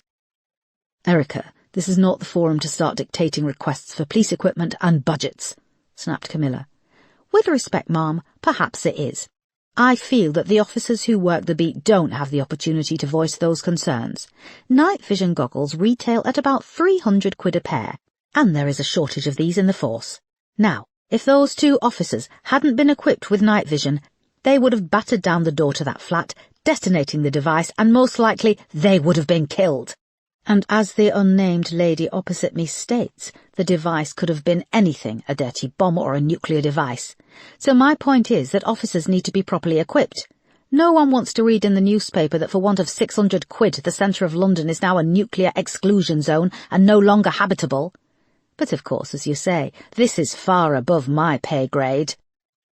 She sat back, shaking. There was a nasty silence. "Paul, Melanie, you are Erica's line managers." "Any thoughts from you?" asked Camilla, breaking the silence. Chapter 55. Marsh looked furious as he headed down in the lift with Erica and Melanie. "I'm sorry, I stand by everything I said in there," said Erica. "You put my arse on the line. You put your own arse on the line." "Erica," warned Melanie. "Sorry, no, I'm not going to be blamed for telling the truth. You think I'm stupid. I was called in there as a scapegoat. They were looking for someone to pin the blame on for this morning's expensive evacuation." "You don't understand how budgets run the force, Erica," said Marsh. "No, people run the force, officers. And who were those 2 suits? They were Home Office, weren't they? Why couldn't they have the decency to tell me their names? All this cloak and dagger stuff is so boring. Don't come to a bloody meeting and sit there with a face like a slapped arse. Why can't we work together instead of causing divisions and power struggles? It's exhausting." "It was only on Superintendent Hudson's recommendation that you were even allowed to attend," snapped Marsh. "I appreciate that, Melanie," said Erica. "She is your senior officer, and you will address her as such," shouted Marsh. "Thank you, Ma'am," said Erica. She knew she was winding Marsh up by staying calm, so she carried on. "I felt like I was the only one in that meeting who genuinely cared about this case, about catching Nina Hargreaves and Max Kirkham. You've never grasped how government departments work and how we have to work hand in hand with the civil service," said Marsh. "There is no one more committed than me to this case," said Erica, and this meeting was a waste of time. I should be back at the station. There was blood spatter residue all over that flat. Forensics found 4 different blood types. We also have a diary written by, we think, Nina Hargreaves, which goes into some detail about their crimes. Do you have any leads on their whereabouts? Asked Melanie. No, and that's what we should be having meetings about. They've killed 4 people that we know of, and I think we only found out who they were because they wanted us to. And that's something very dangerous for us to deal with. They came to the ground floor and the lift doors opened. They walked out into the street, and it looked like it was threatening to rain. Marsh still looked furious. I want you to supervise Erica on this case, Melanie. It seems, as usual, she needs reining in.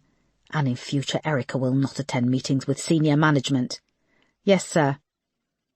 Marsh stalked off to his car waiting by the curb and got in without inviting them to join him back to the station. As it drove away, Erica turned to Melanie. Okay, I hear what everyone is saying, and I will work with you on this case. We've always got along and I respect you. It's okay, Erica. Between you and me, I quite enjoyed seeing you have a go at them about the budget cuts. Although you need to be careful with these cabinet office types. They are woefully cut off from the real world. Thank you, said Erica. And Marsh really squirmed when Camilla gave him a bollocking.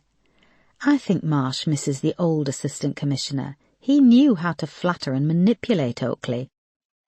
Okay, so what is your next move, Erica? I want to work forensics. Dig more into the background of Max and Nina. We need to find them. They must have someone who is working with them or sheltering them, said Melanie. We've put a hold on Nina Hargreaves' passport. Max Kirkham doesn't even own one. All airports, ports and stations are on high alert, and we've got all the nationwide crime agencies on board with their photos. Why didn't you say all of this back there in the meeting? Said Melanie. That's the officer I know who has her head screwed on. Erica shrugged. I know I'm stupid, but I'm sick and tired of dealing with top brass who have no clue how policing works. I hear you. Now I don't know where Marsh has stormed off to. He needs to be back here in an hour. Why? The 2 of you are going to make a formal statement to the press, said Melanie. Chapter 56.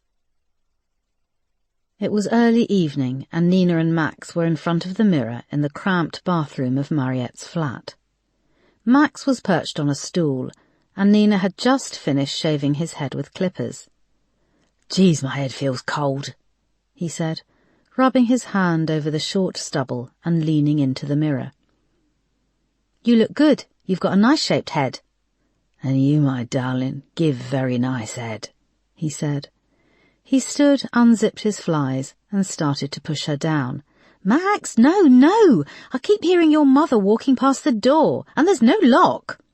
It will probably give her a thrill, he said, stripping off his clothes and jumping into the tiny shower cubicle. Nina started to pick up Max's long locks of blonde hair, and, checking if he was watching, she slipped one into her pocket. She looked around at the grubby bathroom with the avocado suite and the Spanish señorita knitted toilet roll holders. She found Mariette and her flat grubby and a little creepy. When they first arrived, Mariette had made her some tea and toast and pulled out all the old photo albums.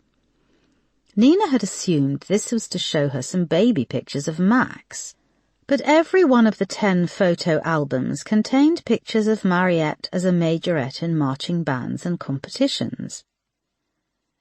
"Help yourself to whatever you want in the flat, love," she'd said, touching Nina's knee lightly. "But if I see you touching that hat or that button, I'll break your fucking legs." Nina had waited for Mariette to laugh or say it was a joke, but she hadn't. She'd followed Mariette's gaze to the hooks above the sofa, where the hat and baton were displayed, and she'd promised not to touch them. "Good girl, I think we have an understanding," she said. Nina looked at her reflection in the mirror. She'd already cut her shoulder-length hair extremely short, and with the aid of a home hair bleaching kit, she was now transformed. She tilted her head and liked what she saw. It was astonishing how different she looked.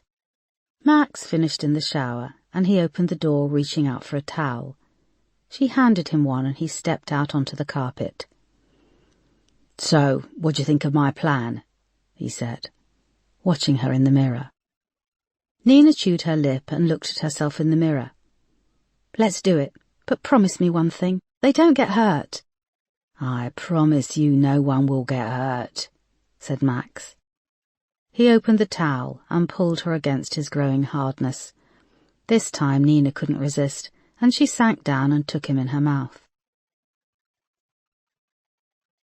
The plan had started to form early that evening, when 2 police officers had appeared outside Scotland Yard to make a formal statement about the Daniel D'Souza murder case, and that they were officially linking it to the murders of Thomas Hoffman and Charlene Selby.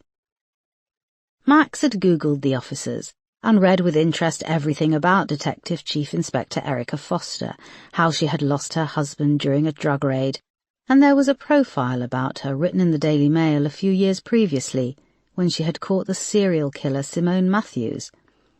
It painted a picture of a lonely, driven woman. No children, few friends, and Max decided their plan wouldn't work on her. She had no one who would miss her. When he Googled Commander Paul Marsh, something very interesting came up in the search results.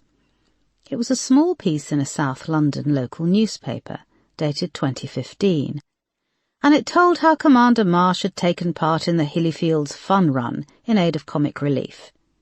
He'd run 6 miles dressed as Lady Gaga, helping to raise £10,000 for charity. The article showed Paul Marsh with his wife Marcy, who had made the costume for him, but it was the picture at the bottom of the article which really lit a fire in Max's mind. Marsh was pictured at the finish line with his wife Marcy and their 2 small daughters. He pored over the picture. They were identical twins called Mia and Sophie, cute as buttons, the pair of them. "I bet they would be worth a lot if they were to go missing," Max had said. "What do you mean?" asked Nina. "If you abduct just any old kid, the police always say that they don't get into paying ransoms.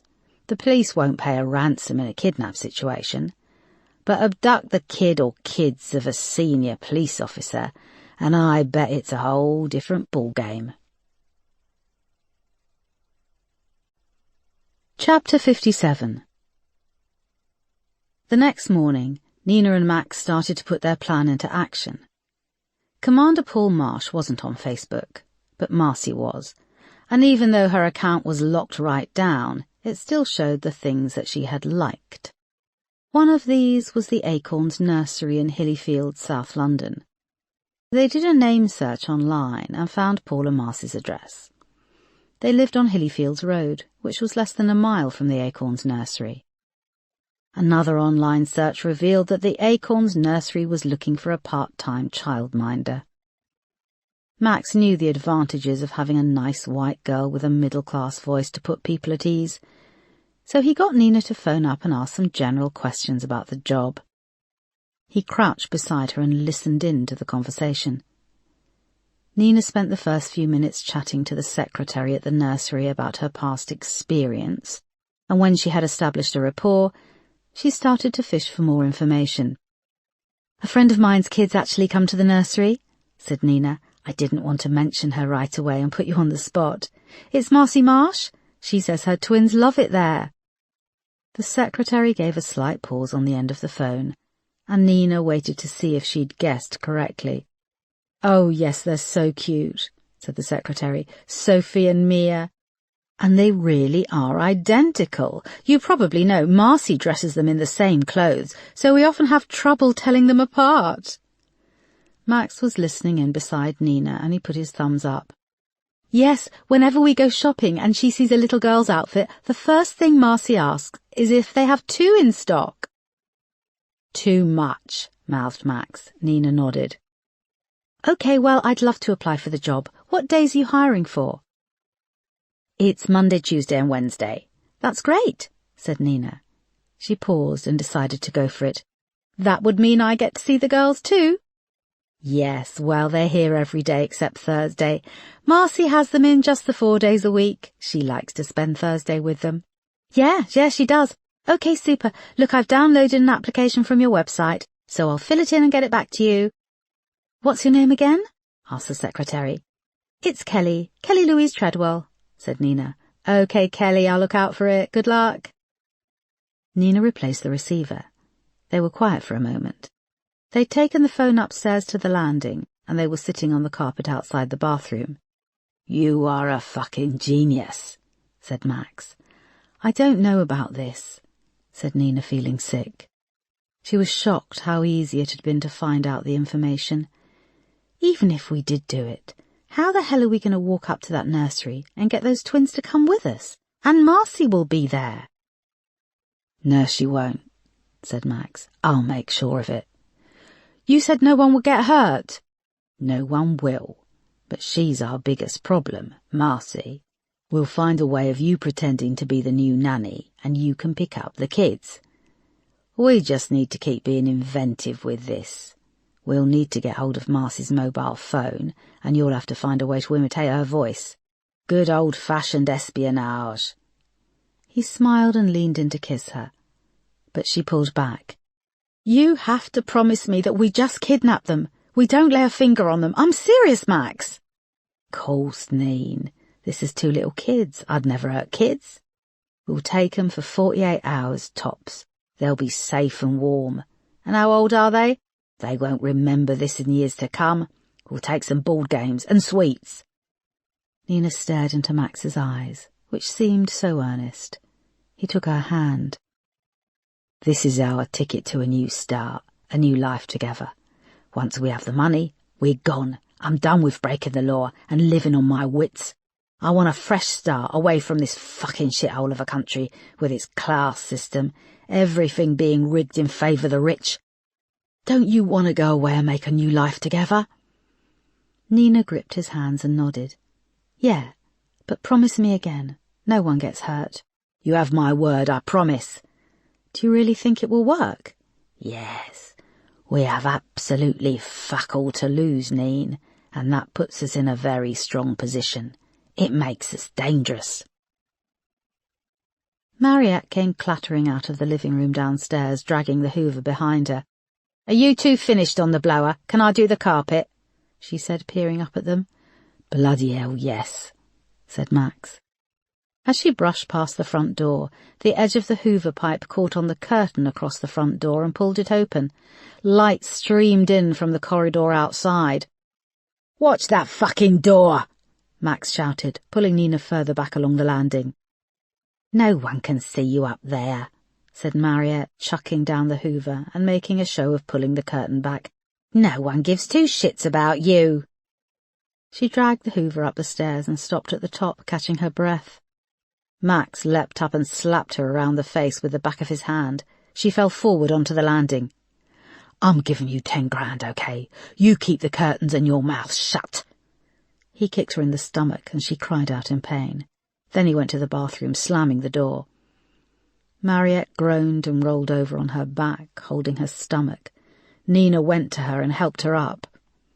Thanks, love, she said, leaning on the banister. I don't know what you two are up to, but none of this is going to end well. Things never turn out how you want it to. Nina didn't respond. She closed her mind and tried to concentrate on the end result. Chapter 58. Very early on Friday morning, Nina and Max drove out to take a look at Marcia's house in Hillyfields Road. Mariette kept an old white van in her lock-up, and she still had the old magnetic sign used by the plumber she'd bought it off. Max knew that for the plan to work, they'd have to keep the first part very simple. So they'd stuck the sign back on the side of the van, and he and Nina had dressed in overalls. It was a crude attempt at them posing as a plumber and his apprentice, but Max had realised long ago that if you acted the part and didn't attempt to hide, it was astonishing what you could get away with. They turned into Marcia's street just after 7:30. The sun was coming up, and the first weary-looking commuters were leaving their houses to go to work. They parked a few hundred yards from Marcia's house and sat in the van with a flask of tea, pretending to do some paperwork. Shortly after 8 a.m, Marsh emerged from his front door, got into his car parked by the curb and drove right past them. Nina lowered her head and grabbed at the flask on the floor, but Max stared right at Marsh as he passed. "Geez, he calls himself a police commander," said Max. "He didn't even see me, didn't even look at us, Neen. He was probably more concerned with where he was going to get his first cup of coffee." "You need to be careful, Max," said Nina, her hands shaking. "Darling, we now look completely different to our photos, and this is a posh area. We're two low-life plumbers. People won't give us a second glance." On cue, a woman came out of the front door next to the driver's window. She was dumpy and looked fed up, wearing the uniform black of the average London office worker. She locked her door and walked past the van, not even noticing them. "See?" said Max. Nina poured herself some more tea, but her hands wouldn't stop shaking. At 8:45, Marcy emerged from the front door with Mia and Sophie. Nina was shocked at how sweet the little girls looked, all dressed up in identical pink dresses, thick white tights and dark blue coats. The two little girls were chatting away as Marcy lifted them up into the back of the car and strapped them into their seats. Nina noted how beautiful Marcy was, with her long dark hair and gorgeous figure. When the twins were safely buckled in, Marcy climbed into the front and drove off. "Here we go," said Max, starting the engine. They followed after her, keeping a distance of 2 cars as Marcy dropped the twins off at the nursery, which was housed in a large converted end terrace house. "It's very close by, the nursery," said Nina. "Yeah, and the fucking lazy bitch still drives them," said Max. A few minutes later, Marcy emerged from the front door of the nursery and got back in her car. She was fiddling with her mobile phone as she drove, and she passed them without a glance. "Another one in her own world," said Max. They set off again in pursuit, following as she drove towards Forest Hill Station, where she bought a takeaway coffee and some bread from the bakery. Then she drove home. They followed her until the turn-off back to her house, and then Nina and Max turned in the opposite direction towards New Cross. "Okay, so we have the weekend to make our last preparations. We rehearse and run through everything, and then Monday morning we do it," said Max. Nina looked out of the windscreen and was quiet. This felt real, seeing the two little girls, seeing how much they loved their mother. "I clean out the back of the van, and we'll put blankets in the back," said Max, seeing her face, "and you can ride with them and give them sweets and stuff." "Okay, yeah." "This is about the money, not about hurting anyone." "I know." "We just have to hope that that bitch doesn't have any posh pals coming over for coffee on Monday morning." "People tend to come for coffee later in the morning, 11s and all that."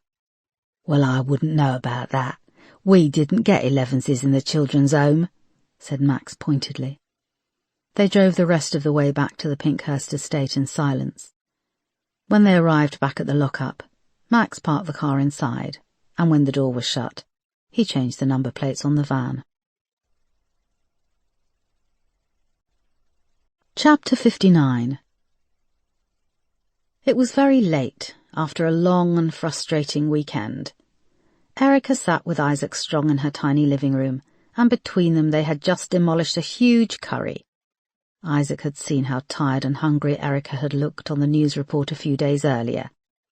He'd called her on Friday and Saturday evening, saying she should take a couple of hours to eat properly and have some downtime, but she'd told him she had to work. On Sunday, she finally agreed to dinner. "Now you have some colour in your cheeks," said Isaac, snapping a poppadom in half and dipping it into the little pot of mango chutney. "That was really good, thank you. That's what I miss when I go back home," said Erica, taking a long pull on her beer. "Indian food." "You don't have Indian food in Slovakia?" "Not really. Slovak cooking is very good, so we haven't gone all multicultural with our cuisine." "When did you come to the UK?" "In 1992, said Erica.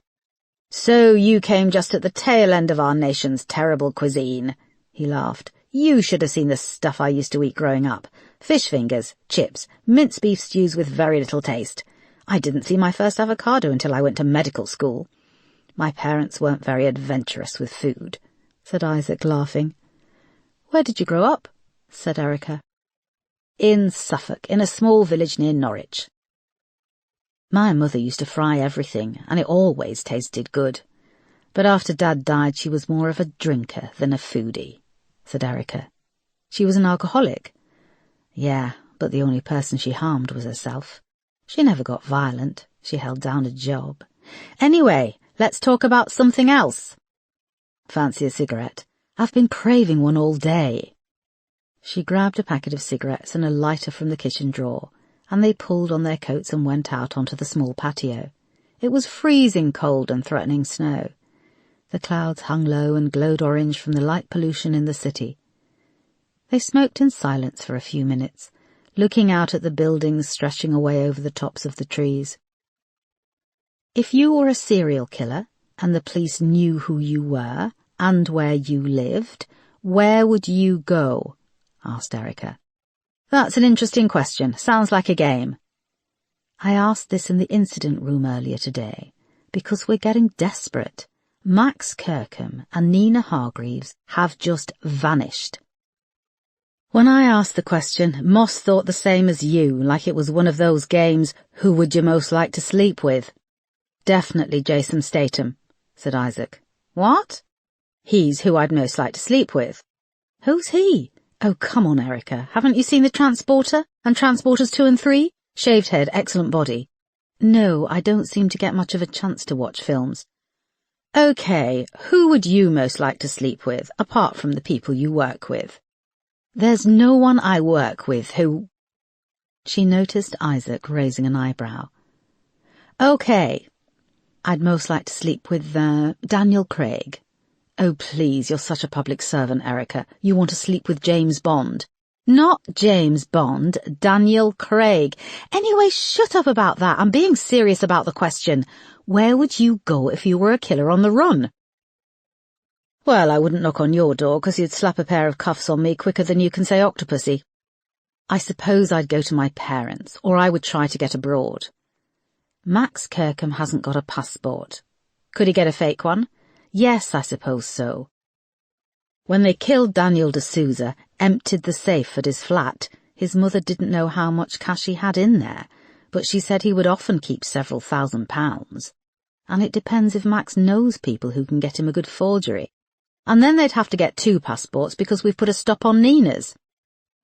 "It's incredibly difficult to go on the run. There are CCTV cameras everywhere, and this is a small country, let alone London being so densely packed with people.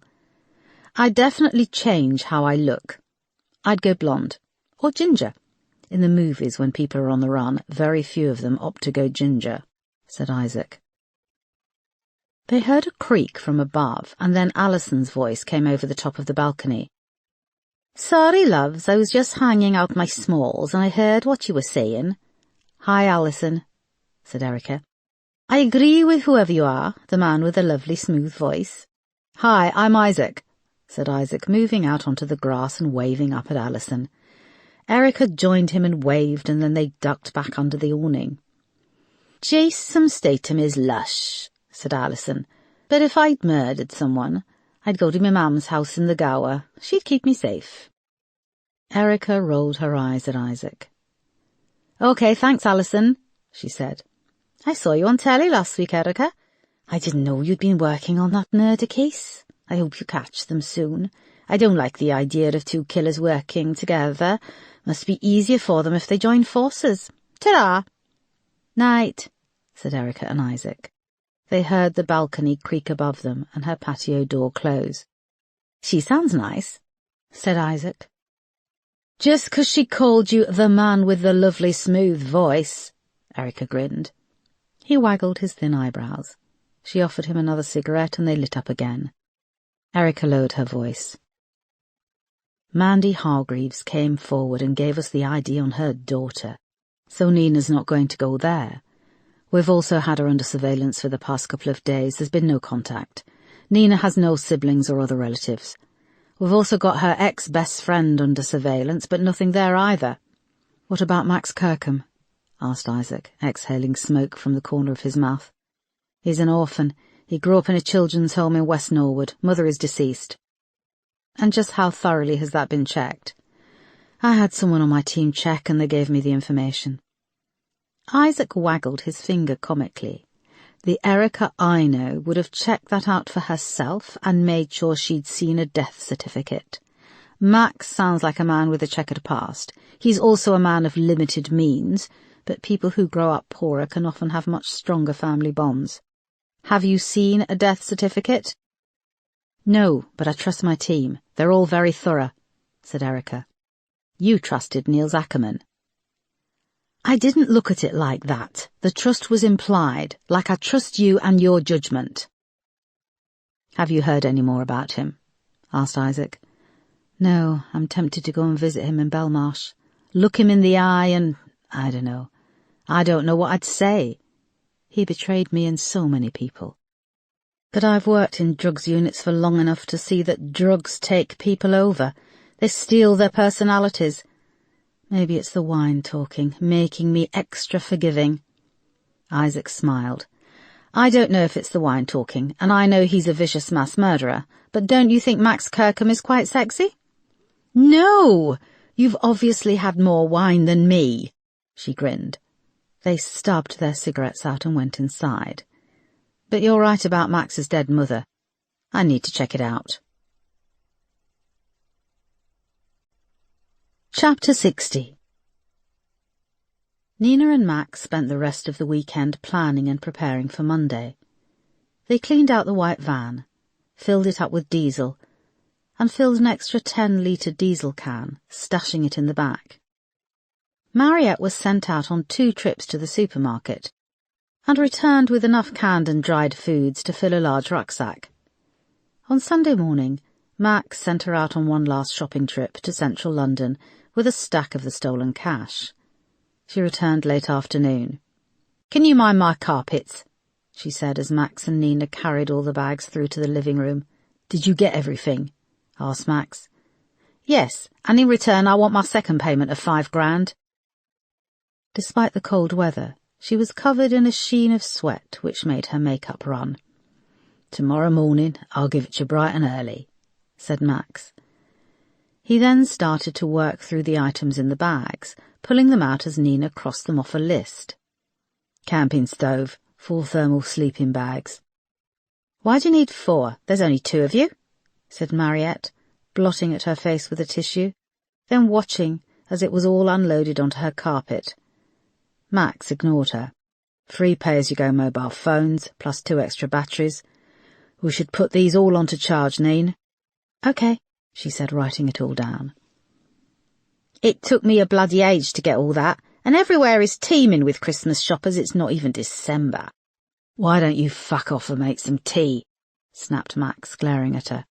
£5,000, that's what I keep saying. 5 bloody grand, muttered Mariette, leaving the room and closing the door. It's 10 grand, he shouted after her. He turned back to Nina, who was chewing on the pen nervously. He pulled out a big multi-pack of Haribo. Look, these are for the girls. They'll love them. There's all different stuff. Gummy bears, cola bottles. Nina smiled weakly and wrote it down. Max pulled out 2 spare laptop batteries, and then a long yellow and red plastic box. He whistled.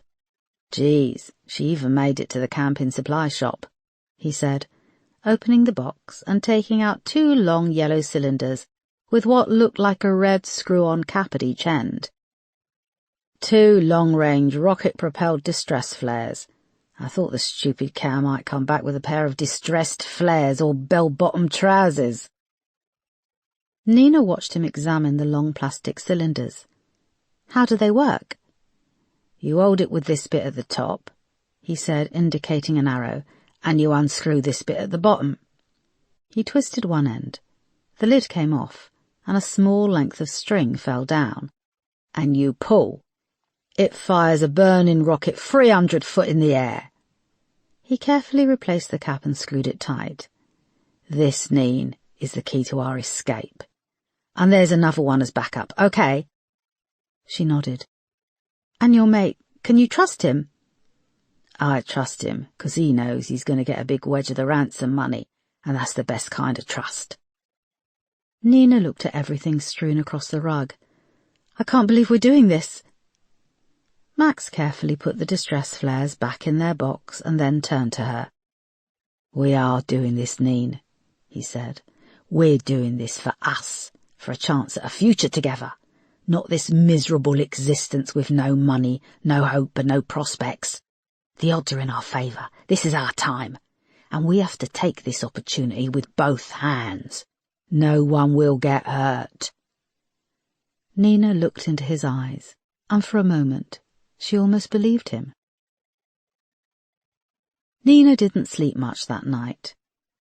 She watched Max snoring peacefully beside her for a couple of hours. Then she got up and padded downstairs to make herself a cup of hot milk. As she placed a small pan of milk on the stove and lit the gas, she caught sight of the landline sitting on its little table in the hallway. She tiptoed into the hall and listened to the sounds of the building. The clock ticking, the burning gas hissing on the stove. When she picked up the receiver, the dialing tone sounded warm and reassuring. She knew her mother's number off by heart. It hadn't changed since she was a little girl, when she used to practice answering the phone, picking up the receiver, saying, "Hello, 0208-886-6466, like her grandmother used to. With her heart hammering, Nina started to dial. 0208-886-646. Her finger hovered above the final 6. "You bailing on him?" came a voice which made her jump. She turned and saw Mariette sitting on the sofa in the dark living room. "No," said Nina, replacing the receiver. "Don't shitter." "What?" "Don't bullshitter," said Mariette, heaving herself up off the sofa. She shuffled into the hall. Under the harsh light from above, every line and bag on her face was accentuated. She wore a grubby white toweling robe, and Nina could see the outline of her cigarettes and lighter in the pocket. "You're scared, aren't you?" she said, putting her arms around Nina and kissing her on top of the head. "Yes." "Well, let me tell you, girl, I've spent most of my life being scared, and it's done me fuck all good." Nina started to cry. Mariette pulled back and slapped her around the face. "Now stop that. You need to take this opportunity to get out of the country. Do you hear me?" Nina put a hand to her sticking face, shocked. "I thought you didn't want to know what we were doing." "You think I'm stupid? You think I haven't heard? Now you're going to go with Max tomorrow, do you hear? If you don't, I'll call the police and I'll tell them everything. Do you know what they do to girls like you in prison? And do you think anyone in your family will give you the time of day? A modern-day Myra Hindley, that's what they'll call you." "I'm nothing like her," started Nina. "You've killed 4 people. They've got your DNA and photos of you. They can link you to the crimes. Are you fucking stupid? You'll go down for life. Unless you decide to end it in a police cell with a makeshift noose made out of a bedsheet." "You bitch," said Nina. Mariette grabbed her by the throat and slammed her into the wall. Her eyes were now cold and hard like Max's. $10,000 might not be much to a stuck-up little cunt like you," she said, leaning in close so her voice was a low whisper. "But it's the most money I'll ever see again in me lifetime. Now you're going to go back upstairs, and then you're going to leave tomorrow morning with my son, and do whatever you need to do to start a new life. We'll never have to cross paths again." She stared at Nina, whose face was now turning purple, and then let go. Nina sank to the floor, gasping for breath, as she slowly walked back up the stairs. There was a hissing sound, and then a smell of burning. "And your milk's boiled over," said Mariette. When they woke up, Mariette was out. After breakfast, Max left the £5,000 in cash on the kitchen table, and they came down to the van. With a new set of plates, they drove to Hillyfields Road and parked 100 yards down from Marsh's house. They waited and watched as Marsh went off to work, and then 45 minutes later, Marcy emerged with the twins. They wore identical green dresses, with thick blue jackets, hats, gloves, and thick green tights. Marcy lifted the two girls up into the back seat of the space cruiser, buckled them in, and then they drove away. Nina looked into the back of the van where they'd placed an old mattress and blacked out the windows in the back doors. "Max, they're only little," she said in a small voice. "How many times have I said this? We're not going to hurt 'em. If they do as we say, they'll get their kids back within a day or so. You've done far worse. You do realise that, Nina? 'Cause you're coming over all motherfucking Teresa, and we both know that isn't the case." "I know what I've done." "Good. Now we need to focus," he said. They passed the next half an hour in silence, and just as Nina was giving up on Marcy returning home, her car appeared in the side mirror and swept past them and into the driveway. They waited until she was inside the house, and then Max unbuckled his seatbelt. "Now, are we going to do this?" Nina looked into Max's eyes and nodded. "Yes, we are." Chapter 61. Marcy Marsh arrived home from dropping the twins at nursery and was unloading a shopping bag from the local organic store into the fridge.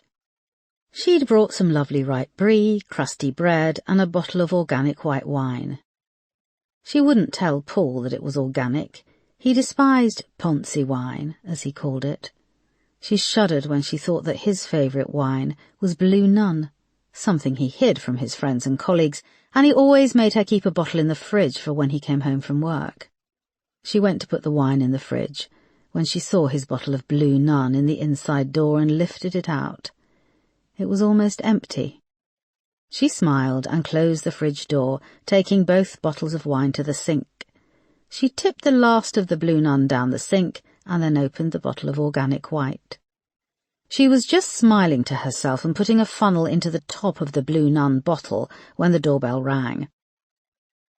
Marcy wiped her hands and went to the hallway, checking her reflection in the small mirror on the way. When she opened the front door, there was a lad outside with a shaved head, wearing thick black-framed glasses. He gave her a geeky smile and showed his ID, along with a black toolbox he was carrying. "Morning, love, I just need to read your water meter. Won't take me a second," he said. Marcy thought he looked a little familiar, but it was nothing more than a passing thought. "Okay," she smiled, standing to one side to let him in. "Your shoes are nice and clean, but do you mind taking them off?" "Sure, no probs," he said. He hopped on one leg as he slipped off the right and then the left shoe. Marcy saw he was wearing Bart Simpson socks. "Nice socks, you think?" "No," she said with a laugh. "My husband has a Bart Simpson t-shirt he can't bear to part with. It's almost disintegrated, but he insists on keeping it." "My wife got me these for Christmas," he said, pushing the glasses up his nose and grinning at her. Marcy looked him up and down with an almost appraising eye. She closed the front door and showed him down the hallway to the meter cupboard next to the kitchen door. She unlocked it, pulled the door open, and as she turned around, she saw the man was standing very close with a strange look in his eyes. He moved so fast that she only registered he had punched her when she hit the floor. She felt pain shooting through her face as he grabbed her by the hair and dragged her into the kitchen. He punched again, and then she blacked out. Max stood up and took a few deep breaths. He removed the glasses, which were blurring his vision. He could now see just how attractive she was. She wore tight white trousers which emphasized her curves, and a snug-fitting pink pullover. Her nose was a bloody mess, which was a shame. He knelt down and ran his hands over her shoulders and squeezed her breasts. He hitched up her pullover, unfastened her bra and took it off, exposing her breasts. He ran his hand over her smooth stomach, noting the cesarean scar. He unbuttoned her trousers and pulled them down to her ankles along with her underwear. He stared for a moment at her nakedness, her large pink nipples, dark pubic hair, the stretch marks on her thighs. He ran a finger through her pubic hair, and worked one finger inside her. "Oh, mummy, mummy, mummy, if only I had more time with you," he murmured, but saw that time was moving fast. He came back out into the hallway, opened the black toolbox, and pulled out a length of blue twine. Back in the kitchen he bound her legs at the ankle, flipped her over and bound her wrists behind her back. He shoved her bra into her mouth and pulled a pair of tights over her head, fastening them at the neck. He stood back. Her face was distorted under the tight, sheer material, but he could see the tights were cutting into her neck. He bent over and loosened them a little.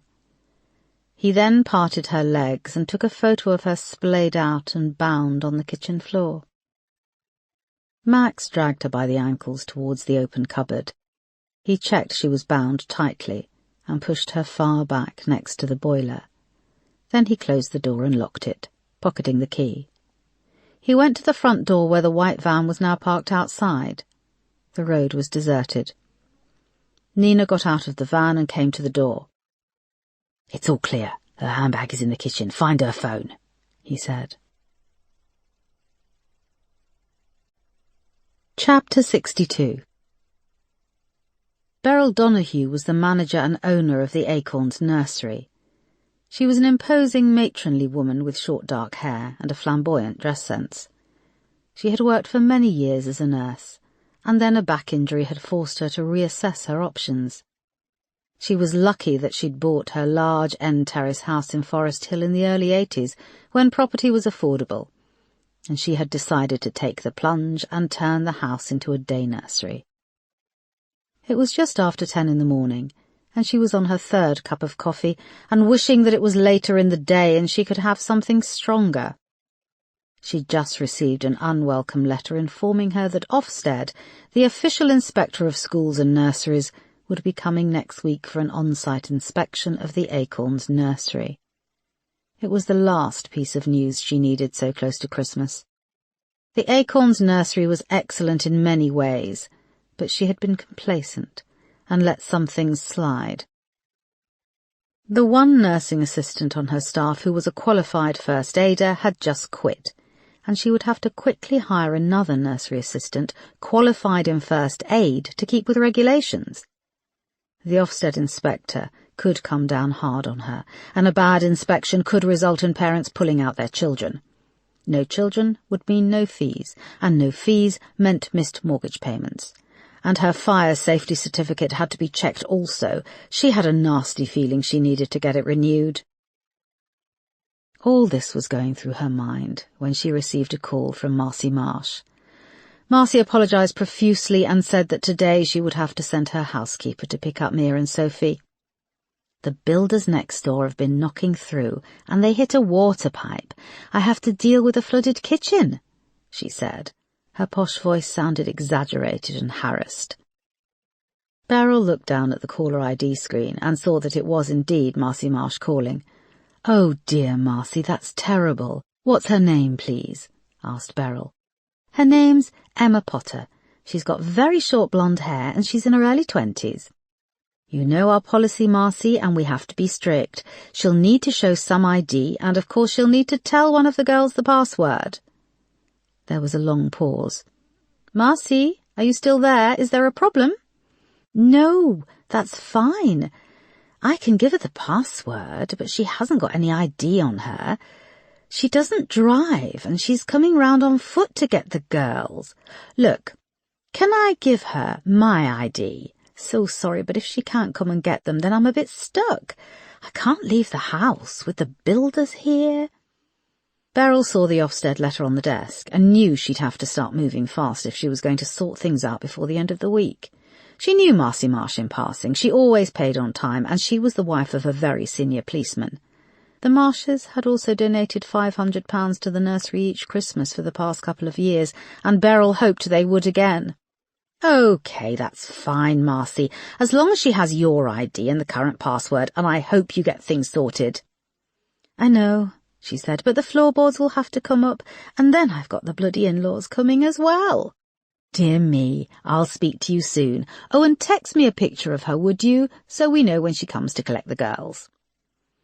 Beryl hung up the phone and started to scroll through a recruitment website, rapidly forgetting the conversation she had just had. Chapter 63. On Monday morning, Erica asked her team to revisit Max Kirkham and look into his background. Isaac's words had haunted her for most of the night, and she now had a gut feeling that she'd missed something. She took the original birth certificate they had on file for Max Kirkham, and she asked everyone to stop what they were doing and look deeper into his background. After phone calls back and forth with the National Records Office, they confirmed it was a genuine birth certificate. Janice Elise Kirkham gave birth to Maximilian Kirkham in 1983 in North Middlesex University Hospital. "Her name appears on the birth certificate," said Crane, reading off an email he'd received. "There's no father listed. I've looked deeper into her history, and Janice gave Max up for adoption in 1986 when he was aged 3. And now I'll hand over to Mr. McGorry here, who has found her in the system." "She has a record, shit," said Erica, shaking her head. McGorry stood up. Janice Kirkham bounced around the benefit system, working sporadically, but was arrested for possession of cocaine with intent to sell in November 1988. She was given bail, and at the time she was living in a council house, 14 Wandsworth Street in the East End. Shortly after she was bailed, the bedsit was devastated by fire. A woman's body was found in the bedroom, badly burnt and lying in the remains of a bed. The fire was caused by a faulty heater, and as Janice Kirkham lived alone, it was ruled that she perished in the fire. Erica looked at the photo of Max. "And there's nothing about a father?" Crane shook his head. "Bloody hell," said Erica, putting her head in her hands. Moss volunteered to do the lunch run, and she returned half an hour later with sandwiches and a shopping bag from a toy shop in the One shopping centre. She tried to stash it under her desk before anyone saw, but McGorry cried out across the room, "Lego City Volcano Response Helicopter!" Yes," she said as Erica glowered across the incident room. "My son is desperate for one, and everywhere is sold out. I just had a tip-off from my wife that they had some in the One Centre." "My nephew is desperate for one too," said McGorry. "Can I?" He didn't wait to be asked and slipped the colourful box out of the plastic bag. Moss sloughed off her coat and rolled up her sleeves. "I worked during the London riots in full protective gear, and I wish I'd just worn the same in the bloody toy shop. You should have seen it. Yummy mummies can be violent." She started to pass out the sandwiches. Erica took one and started to unwrap it. "You've got one lucky little boy," said McGorry. "I used to love playing with my Lego." "Don't tell us when you used to play with Lego. It probably wasn't that long ago," said Crane, unwrapping his sandwich. "It was 12 years ago. That's a long time, isn't it?" Some of the older staff members in the room smiled, but Erica remained stony-faced and was getting visibly irritated by the chatter. "Oh, my lord, 12 years ago I was having my 50th birthday party," said Marta. McGorry shrugged his shoulders. "I used to buy Lego men and pimp them up and sell them at school. I did punk Lego men and gay Lego men, probably not very PC. I use my son's Wolverine Lego man as a keyring," said Temple, pulling it from his pocket, "and my wife likes to change the hair on him every day. You know how you can take off the hair and put different ones on? Look, today he's got a little black bowl cut. Yesterday he had Gandalf's flowing locks. Same face, different hair." "I wish I could do that," said Crane, stroking the top of his head, which was now bald. "Although with long hair I'd look like my sister." Erica was about to snap at them all to shut up when she looked over at the whiteboards and did a double-take. She rushed over to the wall and grabbed the picture of Max Kirkham they'd lifted from his job-seeker's allowance file.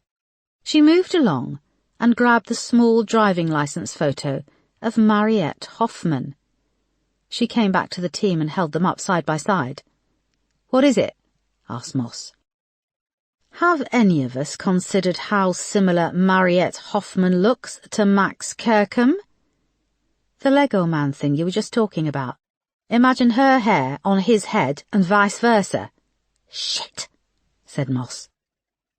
Crane, you've got access to facial recognition software which does a point-by-point match of facial similarities. Can we compare Mariette and Max's photos? It took a little while for Crane to load up the two photos and run the software, and there was silence in the incident room as everyone ate their lunch and waited. Okay, it's obviously not a match, but it's flagging up similarities in space between eyes, length of nose, and spacing on cheekbones, he said. But that doesn't mean anything. So they look alike, said Erica. You say that Max's mother, Janice Kirkham, died in a fire, but her body was so badly burnt they couldn't identify her, yet they ruled that it was her body on the grounds that she lived alone? Yes, said Crane. I want to see Janice Kirkham's birth certificate and Mariette Hoffman's birth certificate, said Erica.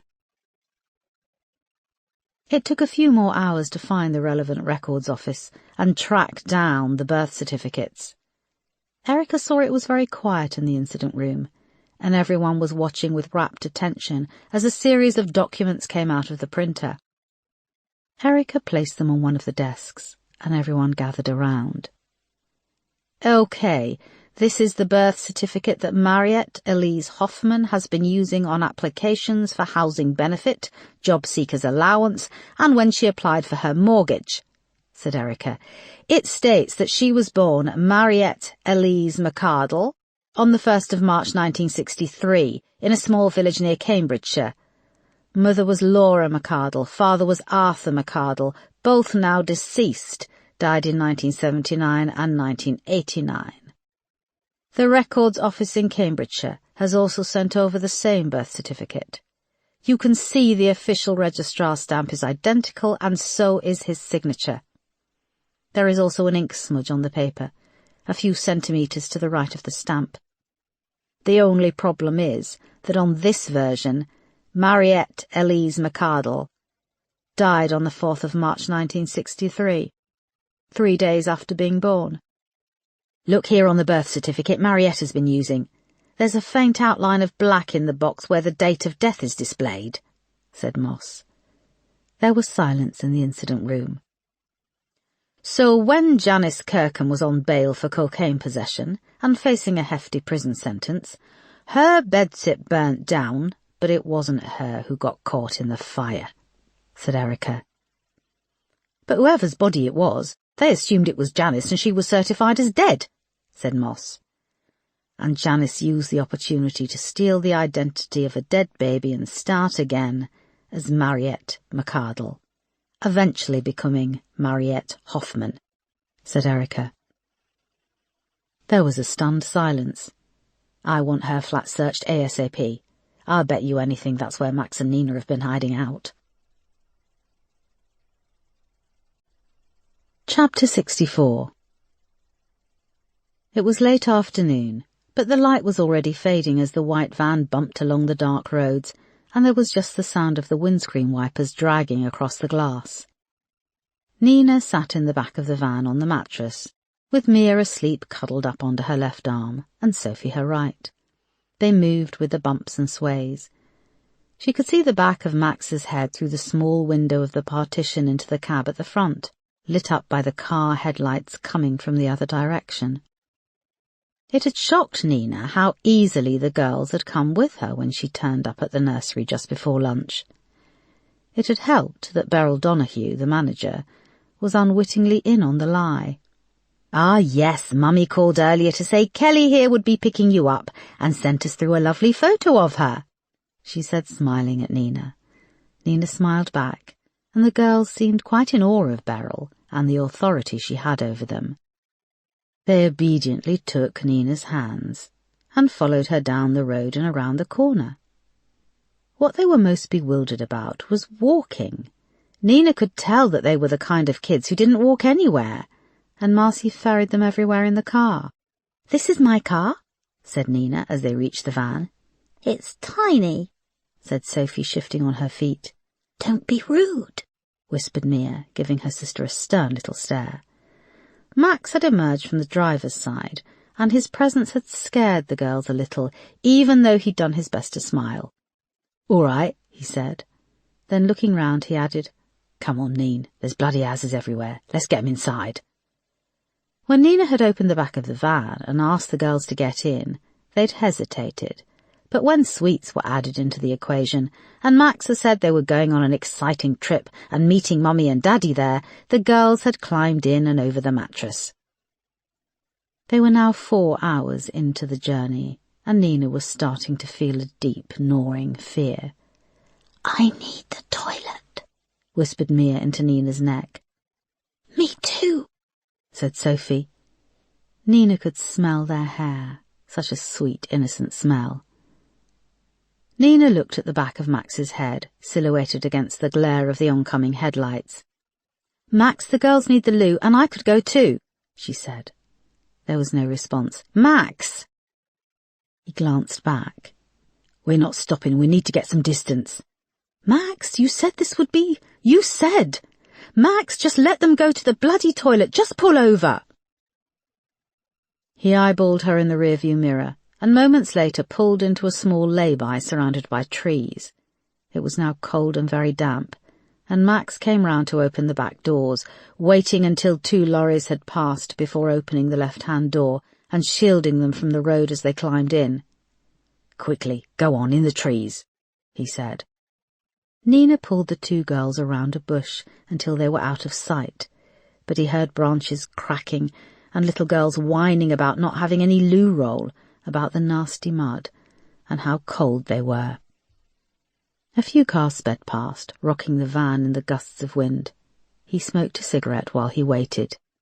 "You took your time," he said, when Nina came back holding the little girls' hands. He could see one of them had ripped their tights. Max opened the left-hand side door as a lorry sped past, its lights on full beam. He shoved Mia inside the van and picked up Sophie and dumped her on the mattress. "Hey, you don't touch them like that," said Nina. She poked her head inside and saw the 2 girls in the dark van cowering on the mattress. It was dawning on them that something was wrong. "Nina, I've never seen you before, but you told Mrs. Donahue that you were Mummy's friend," said Mia. "I am Mummy's friend. Just hang on," said Nina, shutting the door. As she turned to face Max, he punched her in the face and she went down on the wet tarmac. "You don't fucking talk to me like that, and you keep those 2 little shits in line." He walked off and got into the driver's seat. Nina felt water seeping through her jeans and pushed herself up off the tarmac. She wiped her hands on her jeans and felt her face. The left side was numb, but there wasn't any blood. She took a deep breath and wiped the tears away with the back of her hand. Then she got back into the van. The 2 little girls reached out for Nina in the darkness as the van pulled out onto the motorway, and they clung to her. She could smell their hair again and felt their warm, shaking bodies against hers. An overpowering feeling of guilt, shame, and maternal love hit her like a tidal wave, and she knew that whatever happened to her, she had to try and reverse this situation. She had to make sure these 2 little girls survived. Chapter 65.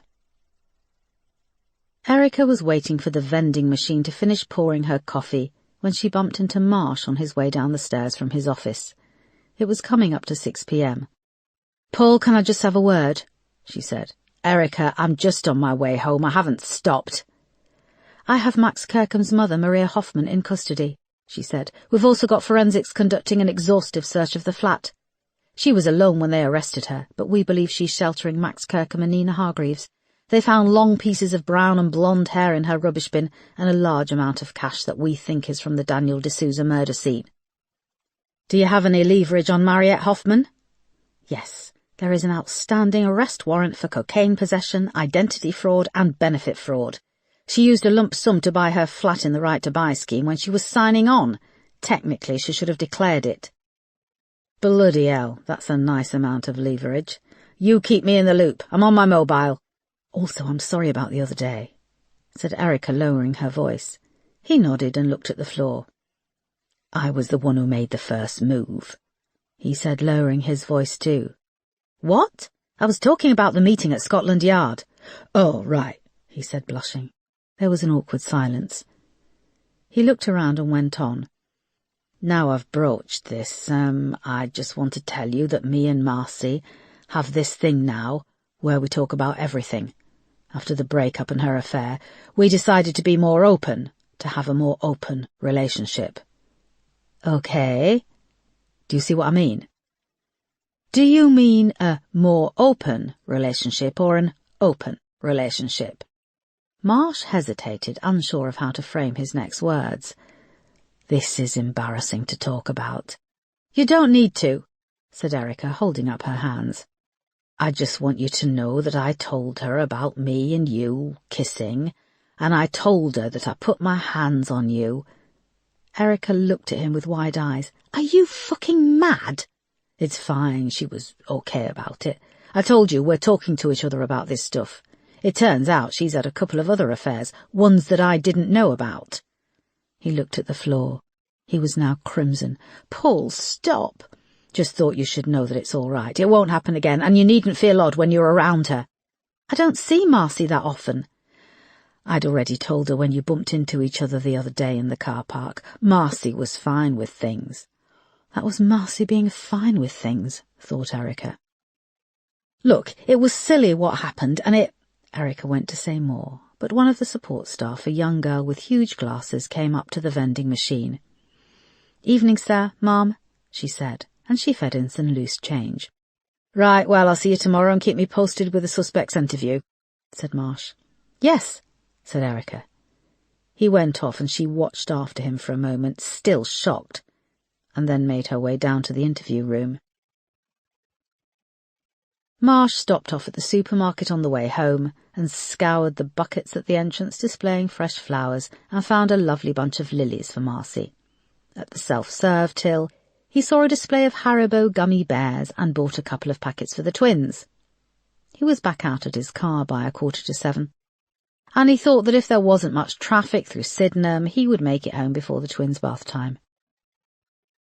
The house looked dark when he parked outside. He'd expected to see lights on in the upstairs bathroom in the hall. He got out of the car with the flowers and sweets and frowned as he approached the quiet house. It was gone bath time, and Marcy was always punctual. The water would usually be sloshing down the drain pipe. He had just missed it so many times before. He put his key in the lock and opened the door. The hallway was very cold, and he switched on the light, calling out to Marcy and the girls. There was silence. He put the flowers and sweets down on the hall table and moved through the rooms. First the living room, then the kitchen, where 2 bottles of wine and a funnel had been left out on the counter. He ran upstairs, now starting to really panic. The rooms were all dark and empty. On the landing he pulled out his phone and called Marcy's number. After a moment he heard it faintly ringing. He came back downstairs, through to the hallway, and listened for it, moving from room to room until he realised it was coming from the cupboard under the stairs. When he reached the door it was locked, and there was no key in the lock. "Marcy? Marcy, what's going on? Are you in there?" he shouted, hammering on the door. Her phone had fallen silent, so he called it again, and the ringtone started up again. He went upstairs to his office and scrabbled around in a drawer of spare keys, bringing a bunch down with him. He tried several in the door, and then he heard a thudding noise and a moan. Shit, I'm here, honey, damn it!" he shouted, dropping the keys on the floor. He finally found the right one, turned it and got the door open. He looked in shock at Marcy lying sprawled out under the boiler, stripped naked with her hands bound and a nylon stocking over her head. He rushed in to help her, gently peeling away the stocking and pulling her bra out of her mouth. "The girls!" she croaked and sputtered, panting and gagging. "Where are the girls?" Chapter 66. Interview room 1 at Lewisham Row Station was bare, with just a table and chairs. Erica and Moss sat opposite Mariette Hoffman and her solicitor. Mariette looked hideous under the bright lights of the interview room. Her long dark hair was a mess, and her skin pale and dry. She had a cold sore on her lip, and had a fading bruise on her left eye. A nasty whiff of bleach and stale sweat hung around her. For the recording, it's 6:57 p.m. on the 26th of November. Present in interview room 1 is Detective Chief Inspector Erica Foster, Detective Inspector Moss, Duty Solicitor Donald Frobisher, and Mariette Hoffman. Mariette shifted and looked up at the camera mounted in the corner of the room. "Can I smoke?" she said. "No, you can't," said Erica.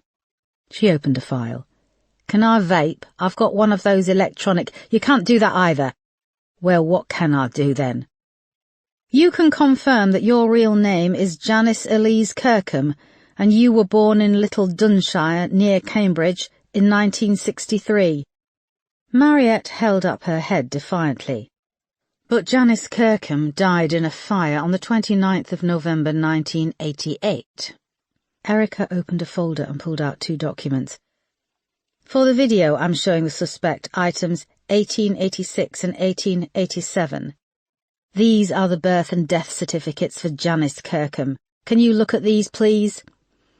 Mariette leaned forward and glanced at the documents in front of her. "Never heard of her, never met her, don't know her."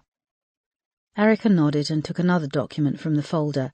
"For the video, I'm now showing item 1888. This is your birth certificate?" Mariette glanced at it. "Yep." "You were born Mariette Elise McArdle on 1st of March 1963, and then died 3 days after being born, on the 4th of March 1963. "What? Hang on." "You just confirmed that this is your birth certificate," said Erica. "This is an original document from the records office." No, that's a mistake." Erica then took out the fake certificate and placed it in front of Mariette. "So, who are you?"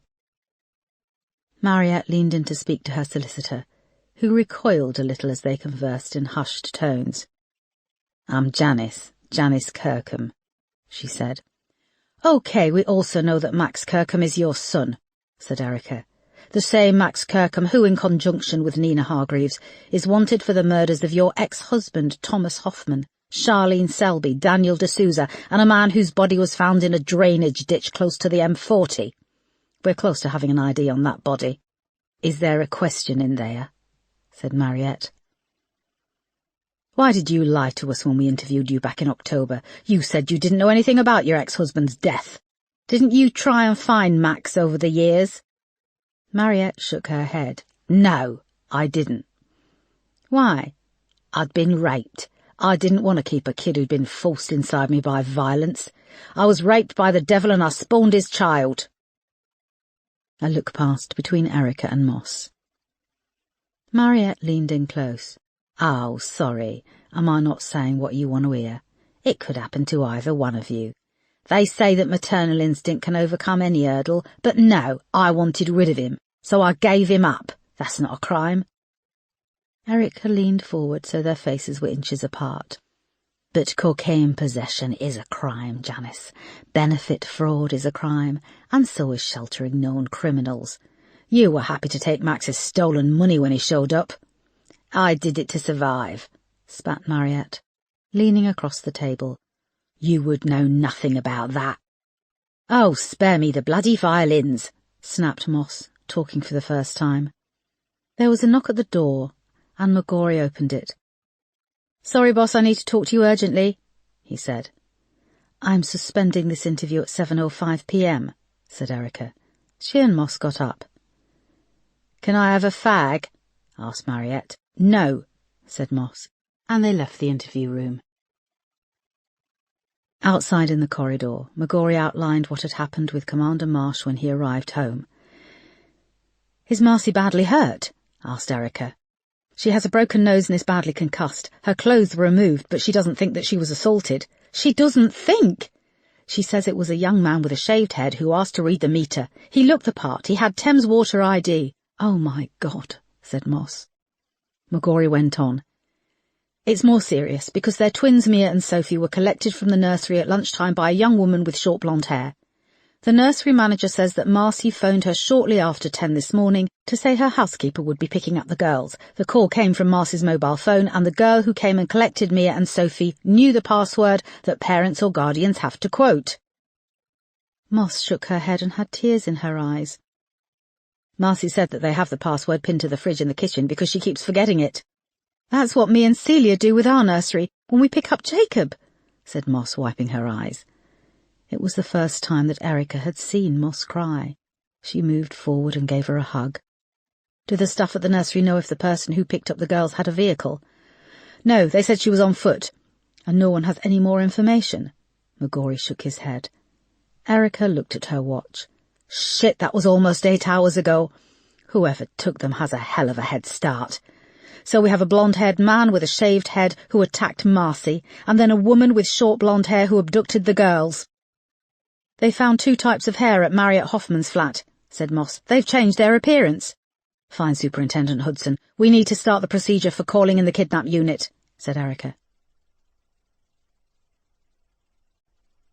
Chapter 67. It was 10:30 in the evening when Erica knocked on Marsh's front door. She was with Colleen Scanlon, a young family liaison officer, and Detective Superintendent Paris, a specialist officer from the Met Police Kidnap and Hostage Unit, who in turn had 2 of his officers, a man and a woman. In the dark street behind, a team of uniformed officers were moving between the houses, knocking on doors and conducting a door-to-door with the neighbours. D.S. Paris was in his late 50s, with a head of thick white hair and a portly frame. He had a calm, authoritative presence. What he'd said during their first briefing still rang loud in Erica's ears. We have to assume that a kidnap is a murder waiting to happen. Violence is used routinely, often extreme violence. The clock is ticking now, and it's ticking fast. The longer it takes us to find the kidnap victims, the less likely the case is to have a successful outcome. Marsh's front door was opened by an overly tanned man in his 70s with immaculate grey hair.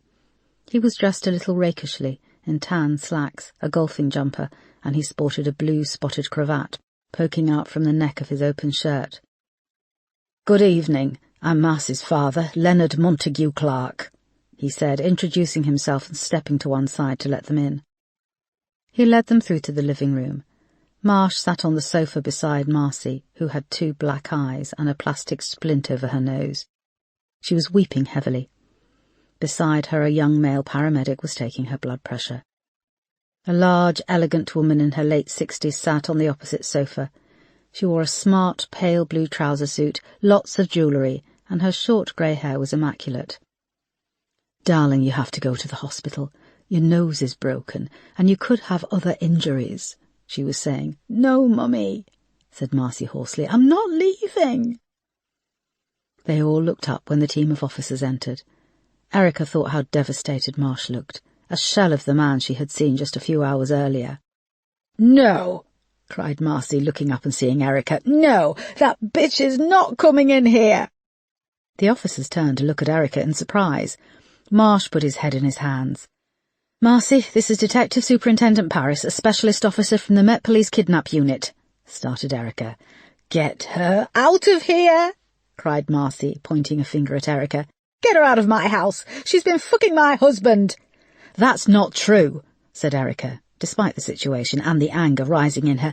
"I am here to help with these officers to do my job and—" "Do you hear me?" shouted Marcy, standing up and launching herself at Erica. The blood pressure cuff hung off her arm and the rubber hose whipped back and forth as she beat Erica back into the corner of the room. Everyone froze and looked on in shock. "Marcy, stop! Stop this!" shouted Marsh, leaping up and dragging her off. The paramedic got her settled back on the sofa. Erica felt her nose to see if it was bleeding and tried to compose herself. Detective Superintendent Paris stepped forward. "I think you need to leave," he said softly. "It isn't true what she's saying." He put up his hands. "Okay, that is noted, but you need to leave. This is not conducive to our investigation." "Okay, yes," said Erica, smoothing down her hair. She looked over at Marsh, but he was cradling Marcy in his arms. Marcy's parents were now staring at her with a mix of curiosity and distaste, and even Superintendent Paris and the other officers regarded her coldly. Erica went to say something, but thought better of it, and came out of the living room and into the hallway. She stopped at the front door and listened as Paris started to explain in his soft voice that his team had established an incident room working out of Lewisham Row, and they were ready to act. "How many times have you managed to save? Save people who've been kidnapped," said Marsh, his voice thick with emotion. "I have a very high success rate," said Paris. "They've got my babies. Please bring my babies back to me," cried Marcy, her voice hysterical. Erica wiped tears from her eyes and quietly let herself out of the house. Chapter 68. Moss was back in interview room 1 at Lewisham Row, sitting opposite Mariette Hoffman and her solicitor. It was now late. "You need to start talking to me, Mariette," said Moss. Mariette remained stony-faced and impassive. "Who are you being loyal to? Your son Max, who killed your ex-husband?" Thomas owed him money, a lot of money. "So that's the reason for Max to bump him off, and Charlene?" "It was Nina who killed Charlene." "So you are talking now. What does it fucking look like? My mouth is moving, sand is coming out." She turned to her solicitor. "Aren't you supposed to jump in here and stop her asking stupid questions?"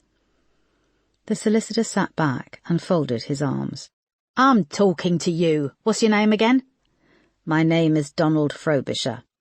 "Well, Donald, I'm paying you to represent me, and you're sitting there with a face on you."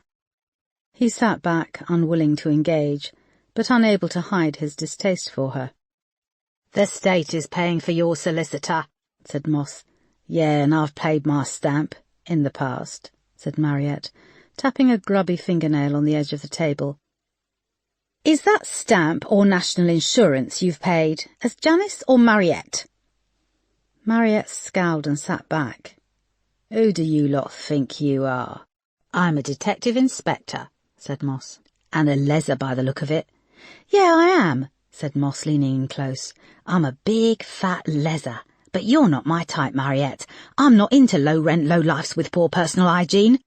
I clean my ass every day," she shouted, showing emotion for the first time. "It's spotless," she added, sitting back and trying to calm down. "You've been sheltering 2 multiple murderers, Mariette. You've withheld information from the police, accepted stolen goods, you've faked your own death, you're wanted under a different identity for possession of a Class A drug. No wonder you haven't had time to look after yourself. And push the Hoover round. I remember your place when we first visited. It was a tip." "It bloody wasn't," she roared, slamming her hand down on the table. "It was immaculate. Tell her, Donald, stop her." The solicitor gave Moss a concerned look and shook his head. "Please keep your line of questioning to the facts of this case." "Of course," said Moss, trying to hide her glee. She waited for Mariette to sit back and calm down. "OK, as we've already gone over, we found receipts in your flat for camping gear, tinned goods, parachute rocket distress flares, 3 pay-as-you-go mobile phones, spare batteries, and ammunition for a Glock handgun. We've confiscated £9,000 in cash. We've also found the registration details of a white Berlingo van in your name and several fake number plates in a lockup, also rented in your name. The van is missing. Where is it, Mariette? Where have they gone? And what are they intending to do with what you bought them?"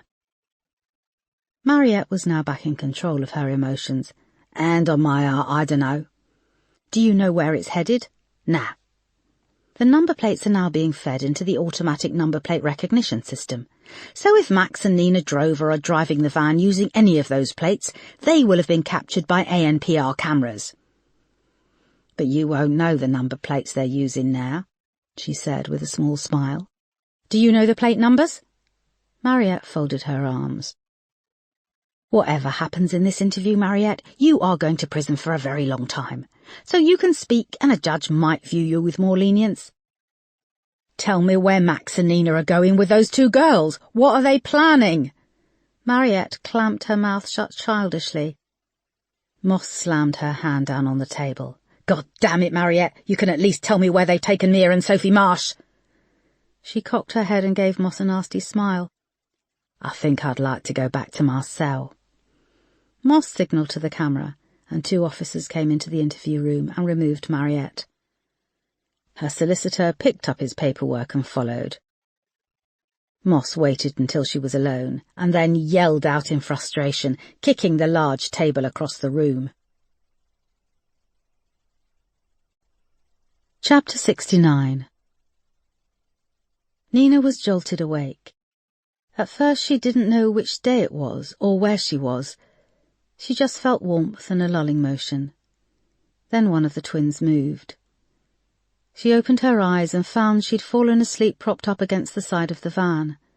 Mia and Sophie were under her arms, sleeping with their heads on her chest. She realised what had woken her up. The van had stopped moving. It was very dark inside. The glow of the display on the car radio gave them a little light, but she couldn't see anything through the front window. "Shit," she said under her breath, as she shifted awkwardly. Her leg was curled under her, and it had gone dead. A glow of light appeared outside and got brighter, and the driver's side was pulled open. Wind came screaming through the doorway and flurries of snow. Max poked his head through the door. He was wearing one of the black woolly hats Mariette had bought them. "You need to wake them two up and we need to get moving," he said.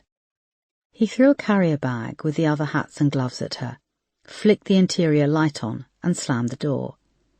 The grubby inside of the van came into view. One of the girls stirred, and Nina couldn't tell if it was Mia or Sophie. She opened her little eyes, and then remembered what had happened. "Oh, where are we?" she asked, her eyes quickly filling with tears.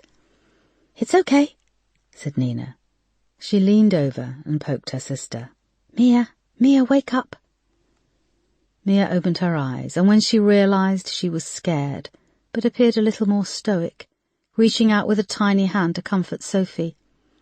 Nina looked down and found their interaction heartbreaking. "It's okay. It's cold outside and I think it's still late. Just stay here for a moment," said Nina. "Look, there's some hats and gloves in here. Can you put them on for me?" she added, handing them the carrier.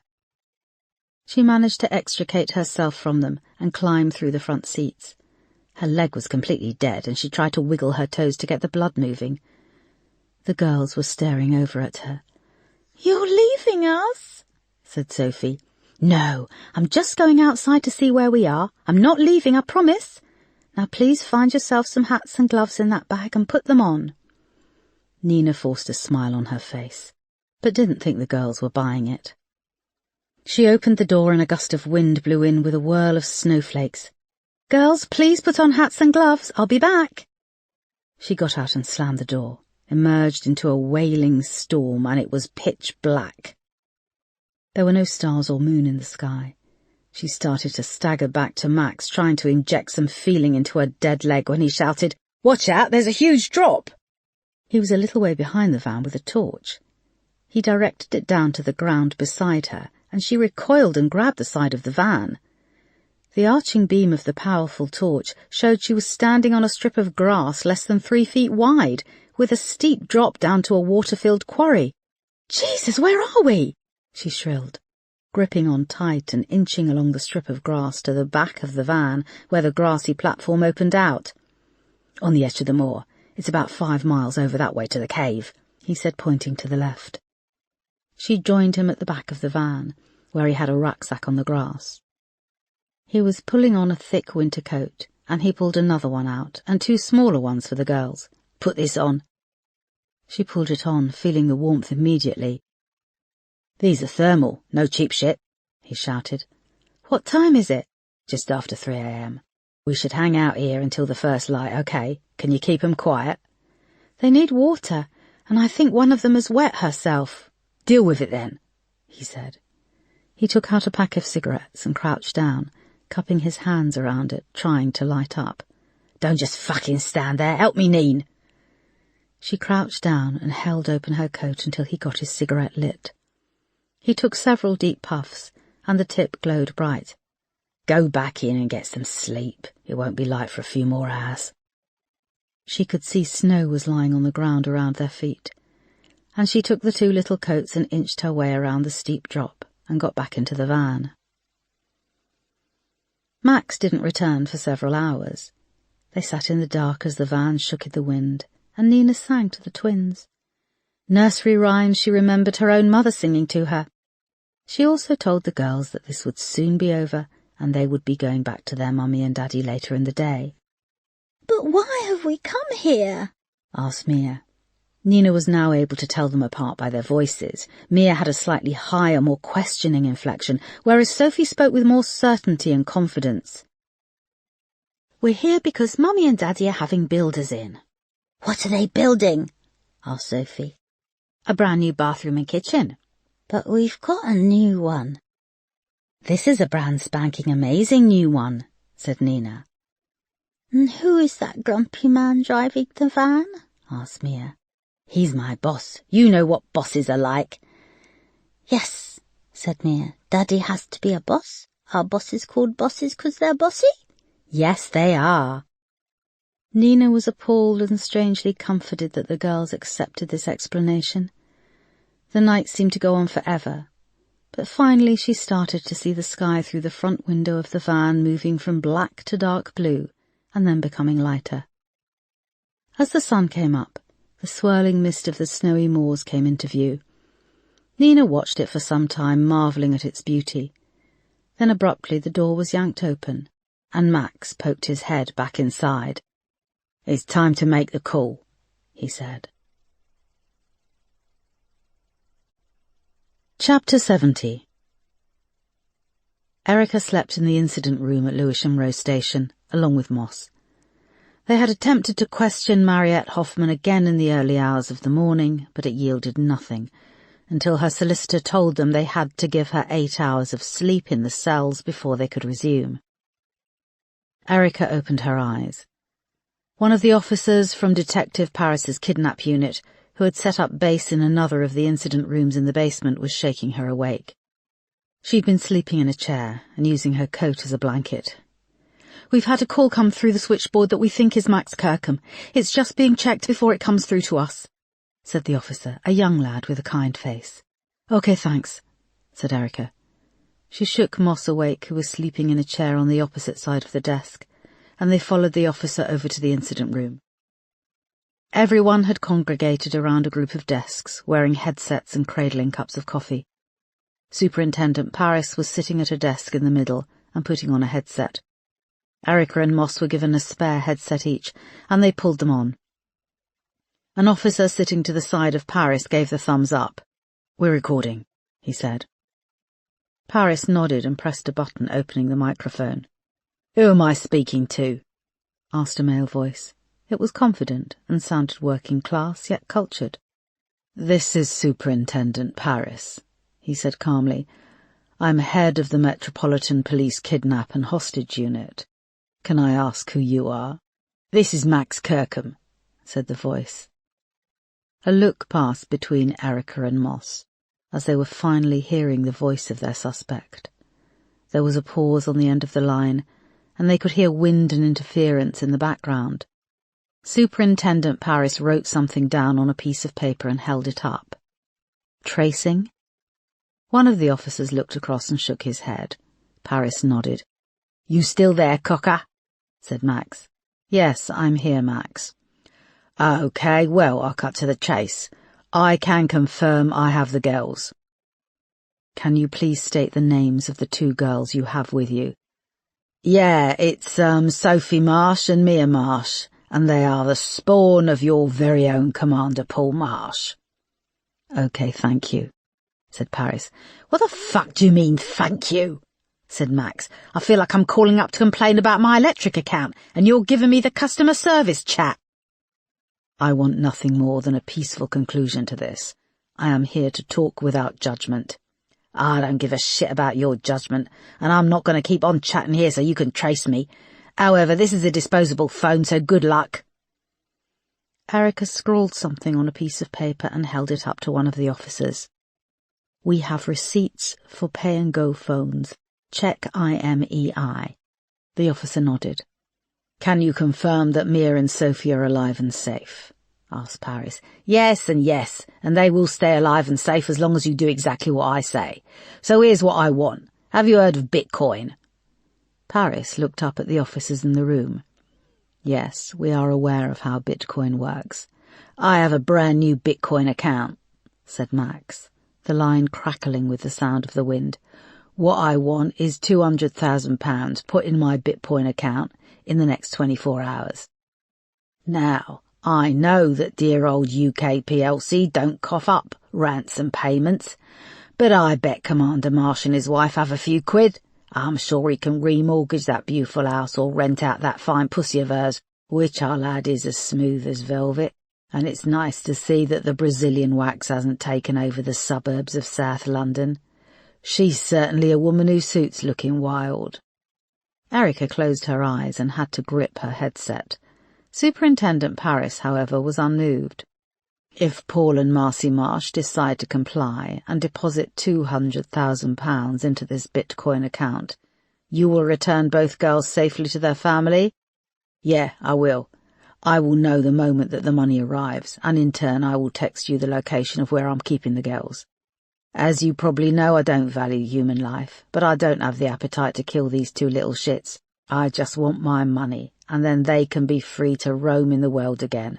Free to go to their private schools and grow up to be bourgeois little cunts. I'll give you 6 hours, and then I will call back. I won't answer this number, so don't try to call. The line went dead. There was a pause as the team removed their headsets, and they watched Paris as he carried on writing on a piece of paper. "Okay," he said. "We want to get a trace on this phone. We'll have to triangulate with the nearest mobile phone masts. This needs to be a level 1 priority. We also need to put out a nationwide search for all white vans with the make and model we have from the person in custody. Again, level 1 priority. We also need to have people on the ground. We should conduct a door-to-door in the immediate houses around the daycare centre where these girls were abducted. I want all resources diverted away, and this becomes our number 1 priority." "The second 2 are already underway," said Erica. "I also have Nina Hargreaves' diary, which was recovered from their council flat. The entries should prove useful." Superintendent Paris paused and didn't look thrilled to see her. "Thank you, DCI Foster, but I am making a recommendation that you are not involved in this case from here onwards. You have been welcome here as an observer, but after the events of last night I think your involvement has crossed over into personal territory." "With respect," started Erica, but he put up his hand. "That's all I'm saying on the matter. Please can you leave my incident room?" Chapter 71. It was now light, and Nina stood with the girls shivering in the cold. They watched as Max retrieved the last of the bags from the back of the van and slammed the doors shut. There were 2 large rucksacks filled with their supplies and another 2 bags of food. Now it was light. Nina could see they were standing on a low ridge of rock and heather, and the road had finished 100 yards further up behind them. In one direction they could see across Dartmoor. The weather was clear, but the green landscape was speckled with snow. To the side of the van was the rocky lip of a large water-filled quarry with a layer of ice. Large wisps of low-hanging cloud drifted past, and the twins, who now had their coats on and their hoods up, gazed at them, momentarily distracted by the sight of clouds that you could reach out and touch. Max went over to the front of the van and leaned into the passenger side and undid the window, then moved around and did the same with the driver's side. He turned the wheel until the front wheels were angled towards the frozen water, then took off the handbrake and slammed the door. He leaned into the back and gave it a push. Nina and the girls moved closer to the edge of the quarry and watched as it rolled over the edge, gathering speed before it hit the ice. It stayed there for a moment, bobbing up and down, with the back half poking up out of the water, and then it was still. "Come on," said Max as they watched it for a couple of minutes. Nothing happened. Then slowly there was a creaking, sucking sound, and bubbles floated up as it slowly started to sink through the hole in the ice. As the lip of the front windows reached the water, it filled rapidly and sunk fast, disappearing through the ice. Max came over to the girls and crouched down. He pulled a little bag of the Haribo sweets out of each pocket and handed them to the girls. "Now, these are for you, okay?" he said. The girls nodded with wide eyes and each took a packet. "If you keep being good and quiet and do exactly what you're told, you'll see your mummy and daddy again. If you misbehave—" He turned and pointed to the bubbles still floating up through the hole in the ice. "You'll end up in there with the van, and you know something?" He leaned forward and whispered, "If you go in there, you never stop sinking. You just keep going down and down and down into the dark, and you'll never be found." The two girls began to cry, silent tears running down their faces. "Max, you don't have to," started Nina. "Shut up. Now, we need to get moving." Max pulled on a large rucksack, and he gave the other one to Nina. They set off down the bank opposite the quarry, towards the green landscape stretching out ahead and speckled with snow. Chapter 72.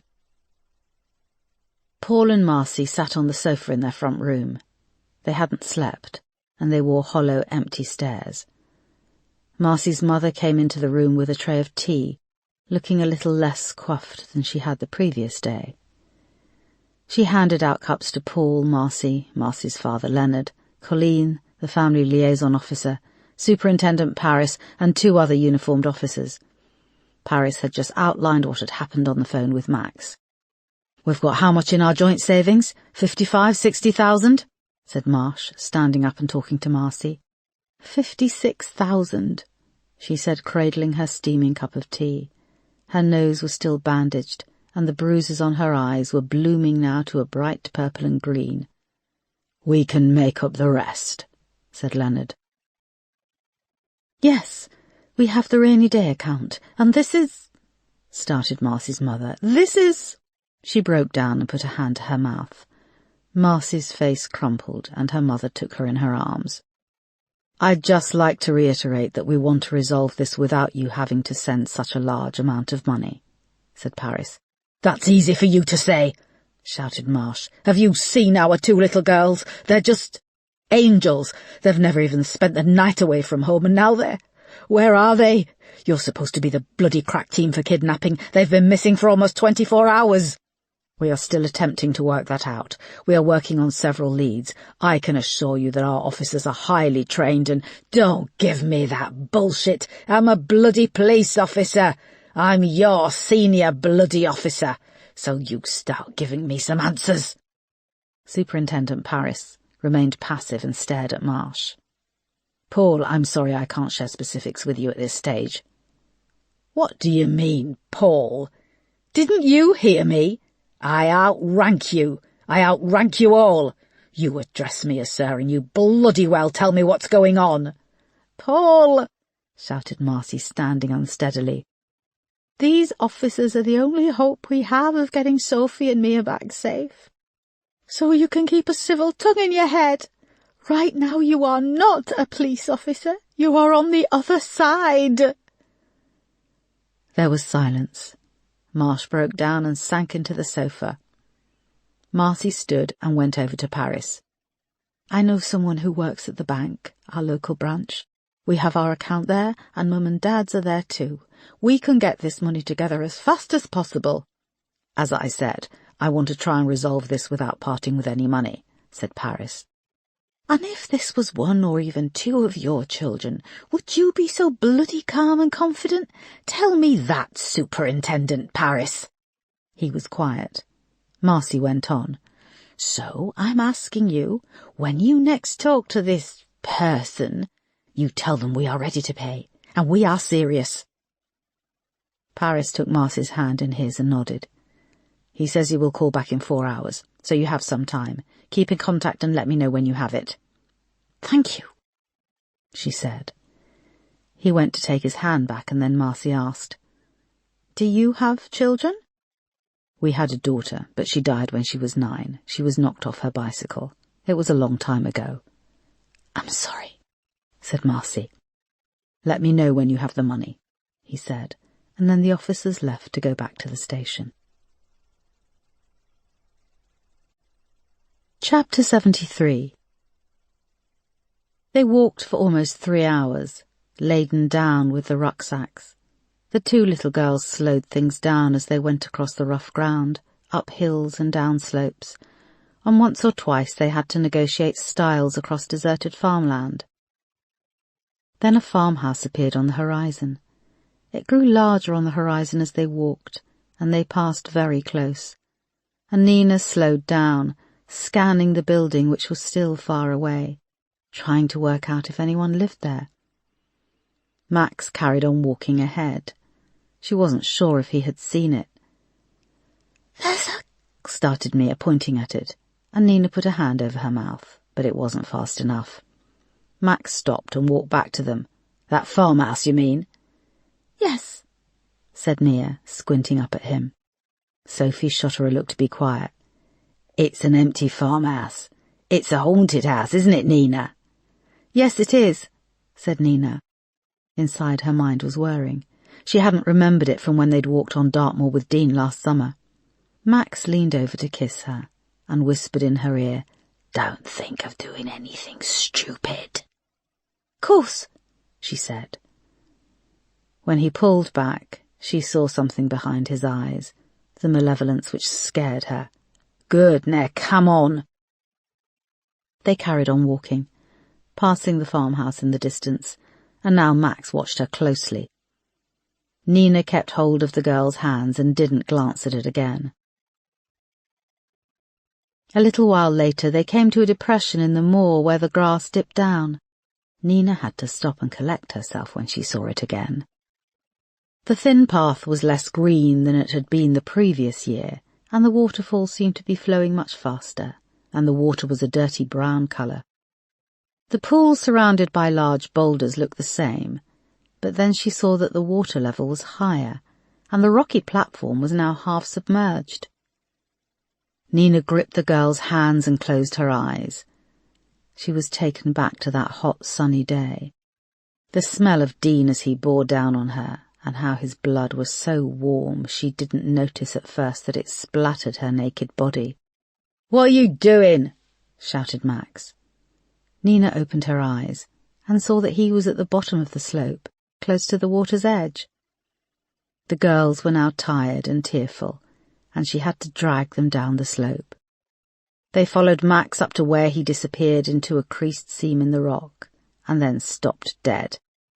"Come on, it's a place we can shelter," said Nina.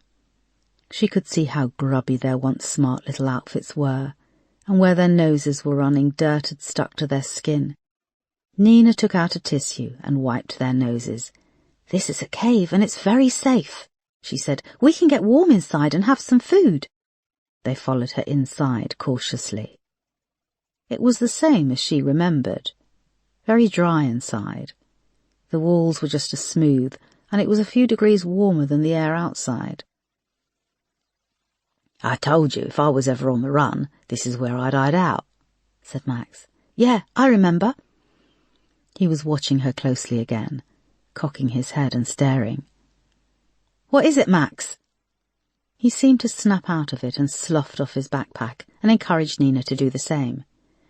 She went to the rocky platform covered in graffiti and took it off, relishing the feeling of losing the heavy weight. They unpacked the blankets and sleeping bags. Max opened some tins of beans and heated them up on the tiny stove, and he found the yellow, blue and red plastic bowls Mariette bought them and the plastic cutlery. He even had a bit of a banter with the girls, asking them which bowl they would like their beans in. "I want blue," said Sophie. "I want blue too," said Mia. "Good job I don't like blue," said Max, and the girls laughed nervously. Nina was pleased to see them tucking into the food, and that they were warming up, with a little colour spreading across their pale cheeks. As she ate, her mind was racing. Max would shortly head off to make the second phone call, and they would be left alone. She looked at the girls so young and innocent, eating their food. Could Max be trusted not to hurt them? "What are you thinking, Neen?" said Max. She jumped and saw he was staring at her again. "Nothing." "Didn't look like nothing." "No, I'm just tired. I'll try to get some sleep when you go. When are you going?" "In about 5 minutes, if you just let me finish my fucking food," he shouted, and he threw his bowl of beans against the wall of the cave. The girls jumped and looked up from their food as Max's bowl clattered in the silence. Nina saw the girls both had a little orange stain around their mouths. "Sorry, do you want mine?" asked Nina. Nah, I don't. He stood up. You don't think this is going to work, do you? Nina gulped and felt the food in her stomach start to shift. It felt surreal and like it was all getting out of hand. No, that's not true. I do think it's going to work. Neen, I'm in control. I'm the guy with the plan, the laptop and the phone. I can run everything, and we've planned everything, and if you fuck this up now— I won't, I promise, said Nina, jumping up and going at him, pawing at his arms. Mia and Sophie were now staring at her, a mixture of confusion and fear in their faces. I'm sorry, I'm jittery and hungry, and we wouldn't have this opportunity if it wasn't for you. He shook her off and went to the rucksack, pulling out a phone, a map, and the gun. Now I'm going back to the second location on Pittman's tour to make the second call with the second phone as we planned, he said. Yes. And it will take me a couple of hours. It should buy us some time, confuse them when they try to triangulate the signal. The mobile phone masts are far apart on the moor, and we're safely tucked away here. Yes, I know. He came close and looked her in the eyes. Because you know there is nowhere to go, Neen. This is a one-way street, a one-way trip. You have to give me your loyalty. I need your loyalty. He was breathing hard and shaking. The girls were sitting up on the rock and staring at him open-mouthed. Max, I'll be here with the girls waiting, she said, trying to smile, trying to look like everything was easy. He watched her for a moment and nodded. Okay, wish me luck. Good luck, she said and kissed him. Nina watched as he made his way out through the slit in the cave. She breathed out and waited for 10 minutes. The girls were quiet. She turned to them. Okay, girls, I want you to keep calm, and in a few minutes we're going to walk to that farmhouse and we're going to see if anyone is— Her voice trailed off.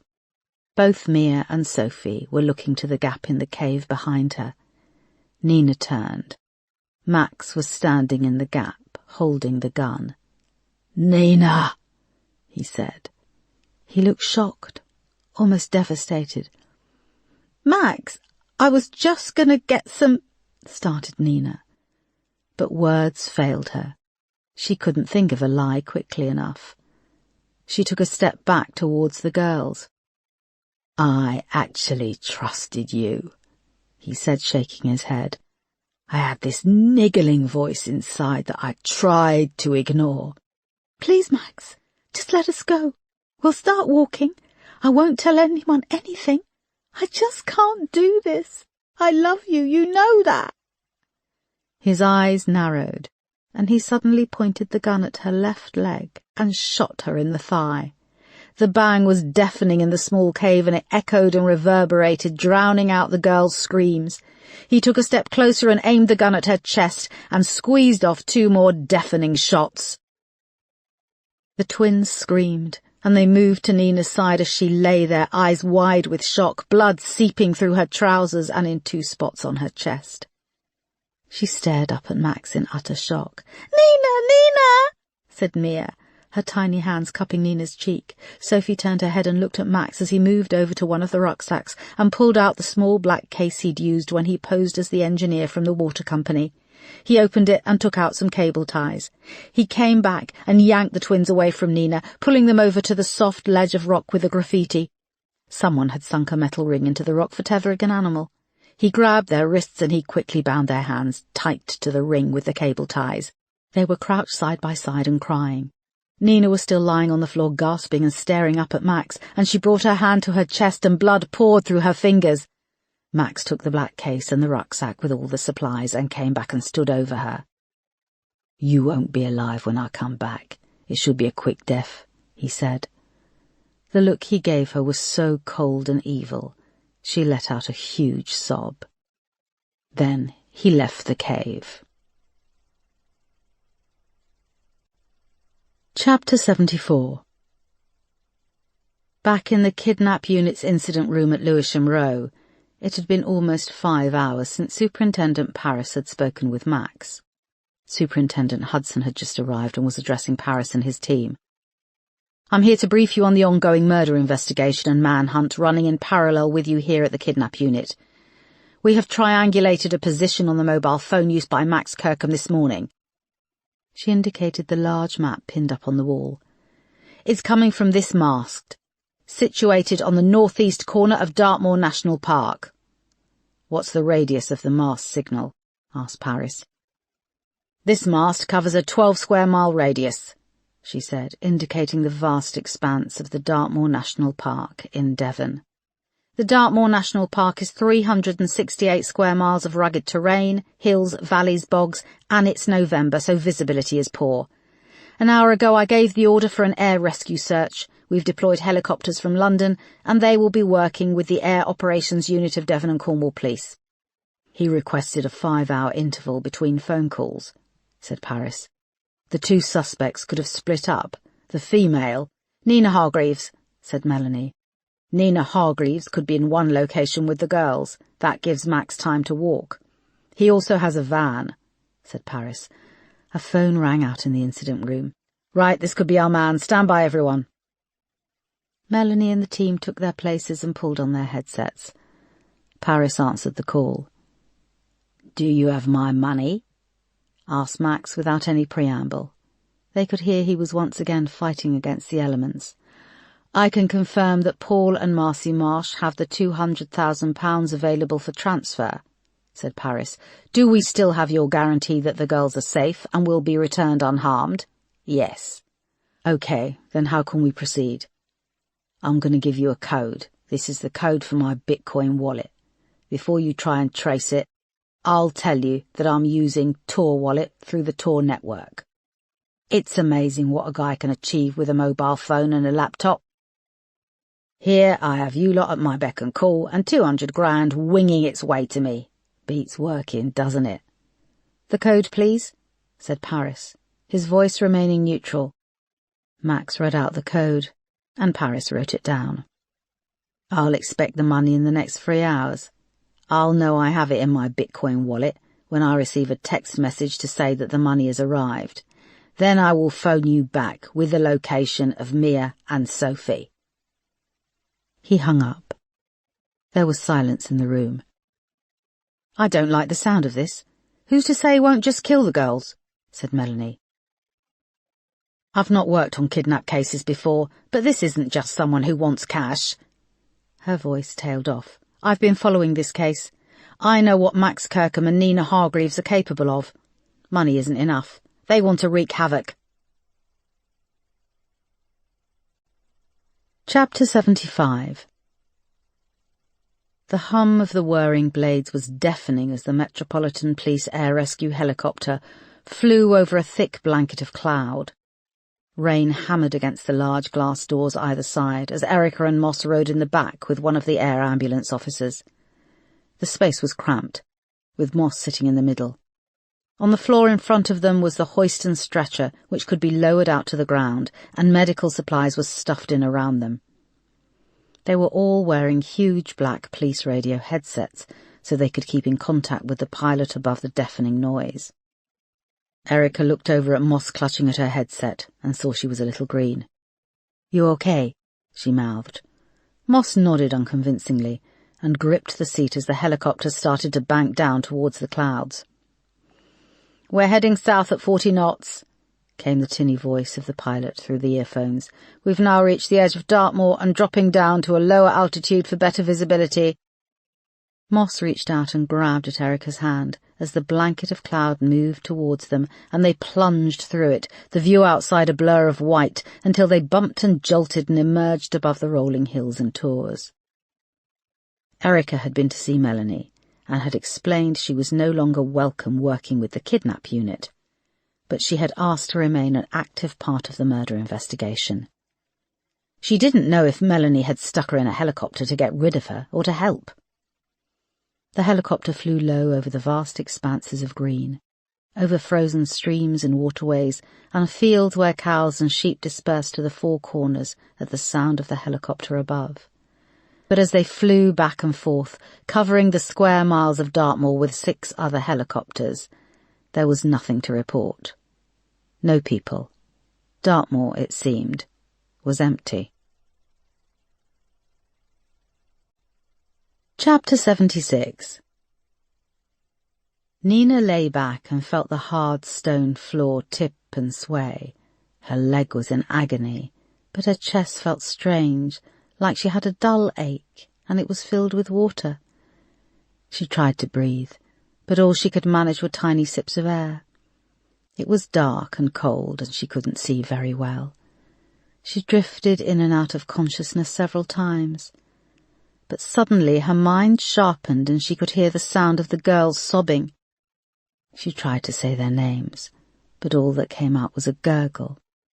And then she coughed and pain exploded in her chest like 1,000 pieces of glass. "Nina? Nina, are you there?" said a little voice through the dark. She put out her hands and felt the rock underneath. It was wet, cold and wet.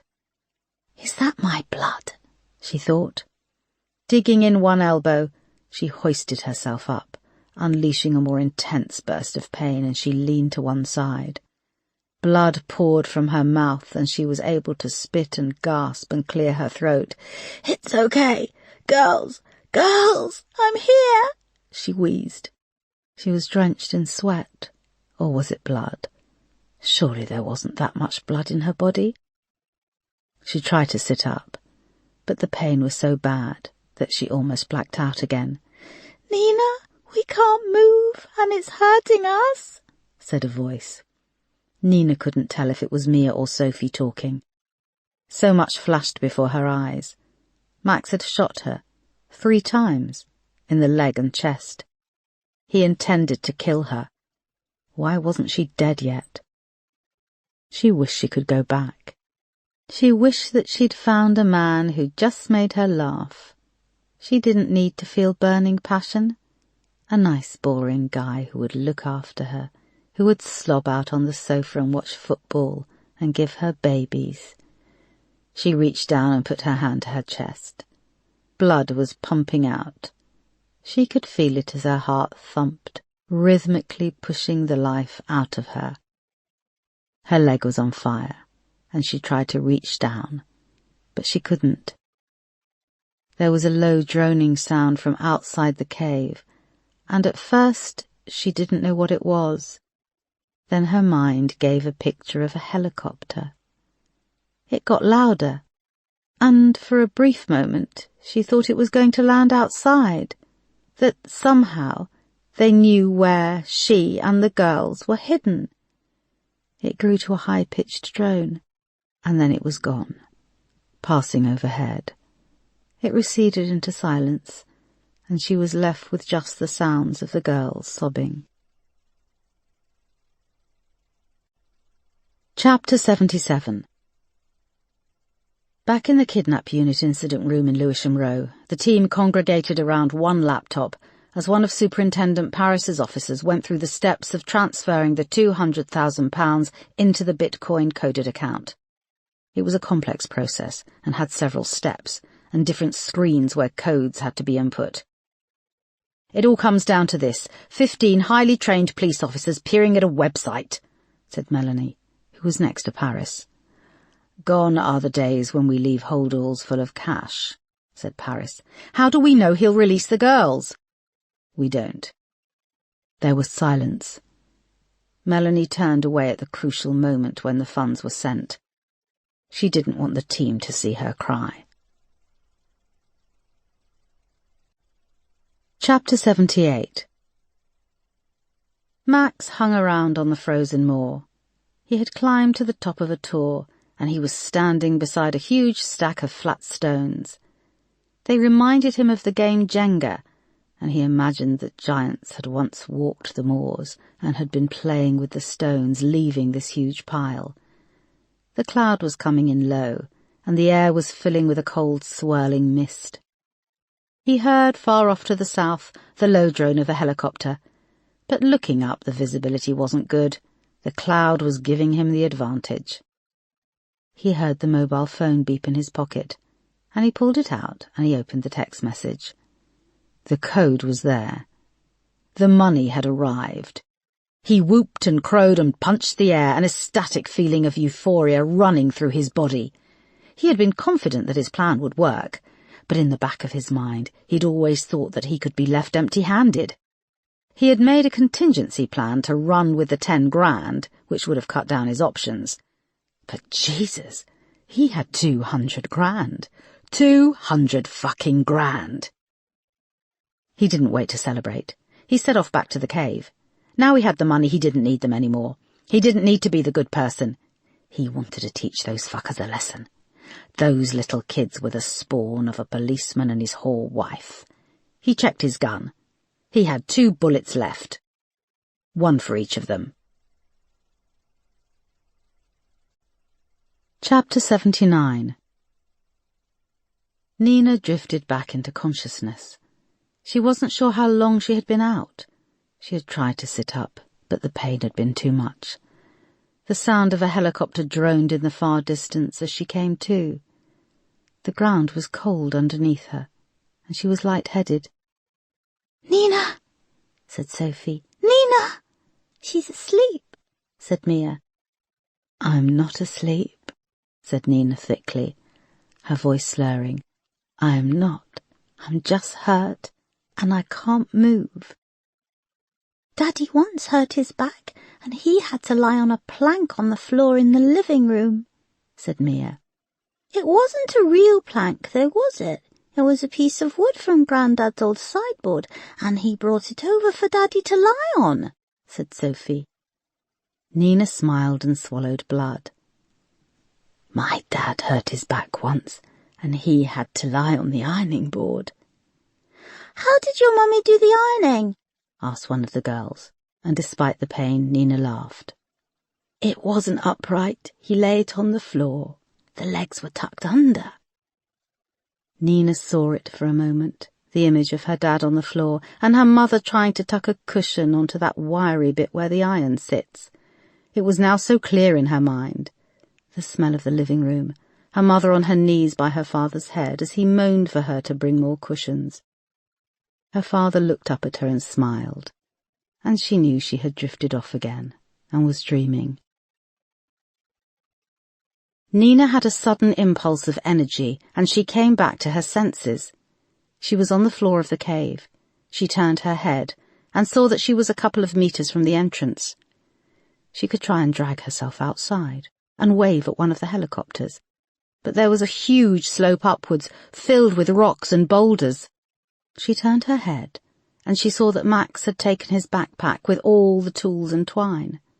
He also had the black case which was filled with the matches, torch, scissors and wire cutters.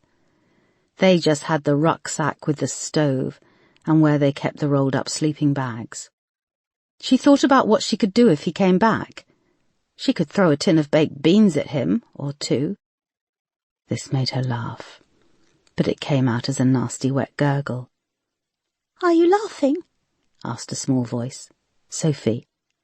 "Yes, I am," she said. Nina shifted, and then she forced herself to sit up. The darkness in the cave started to overwhelm her, and she saw stars, but she breathed through it. She felt her chest. He must have missed her heart. Surely she'd be dead by now. She tried not to think about how much blood she had lost. The blood seemed to have eased from her chest. Well, the blood that she could see. She had a funny feeling, a fullness, which made her think she was bleeding pretty badly inside. It was her leg that continued to pour with blood. What if she made a tourniquet? If she managed to get the bottom of her jeans and roll them up tight, high above her knee, that could work to stop the bleeding. She reached down and felt her inside slosh and burn. Her fingers brushed the bottoms of the jeans, and she could tell they were too tight for it to work. She wished that the bottoms were wider so she could have rolled them higher. Shame I'm not wearing flares, she thought. Not that I've ever owned a pair. She froze. Flares. Distress flares. In the rucksack, with the stove and bedding, in the side pocket were the distress flares. Please, she thought, please don't let him have remembered about it. He took the stuff that I could use to cut the girls free and the first aid kit, but my rucksack, which had bedding and the maps, that has the red distress flare in the pocket." She felt another burst of energy and started to drag herself over to the rucksack. "Nina, are you okay?" asked a small voice. Sophie. She could hear it was Sophie. "Yes, Sophie, you sit tight. I'm going to get us out of this," she said. The pain was agonizing, but she made it across the rough stone floor to the rucksack. She felt around, running her hands over the pockets. Yes! They were in the outside pocket. She could feel the outline. She unzipped the pocket and pulled out the 2 long red distress flares. The original plan was that when they received the money, they would leave the girls out on the moor and make a call to Marsh with their exact location. Then they had planned to make their way across the moor to a town on the edge, near Plymouth. Here they would catch a cab and make their way to the port, which was only a few miles. It was then he was going to fire the flare as a signal. Max had arranged for a bloke he knew from the Young Offender Centre to be waiting to pick them up in a boat.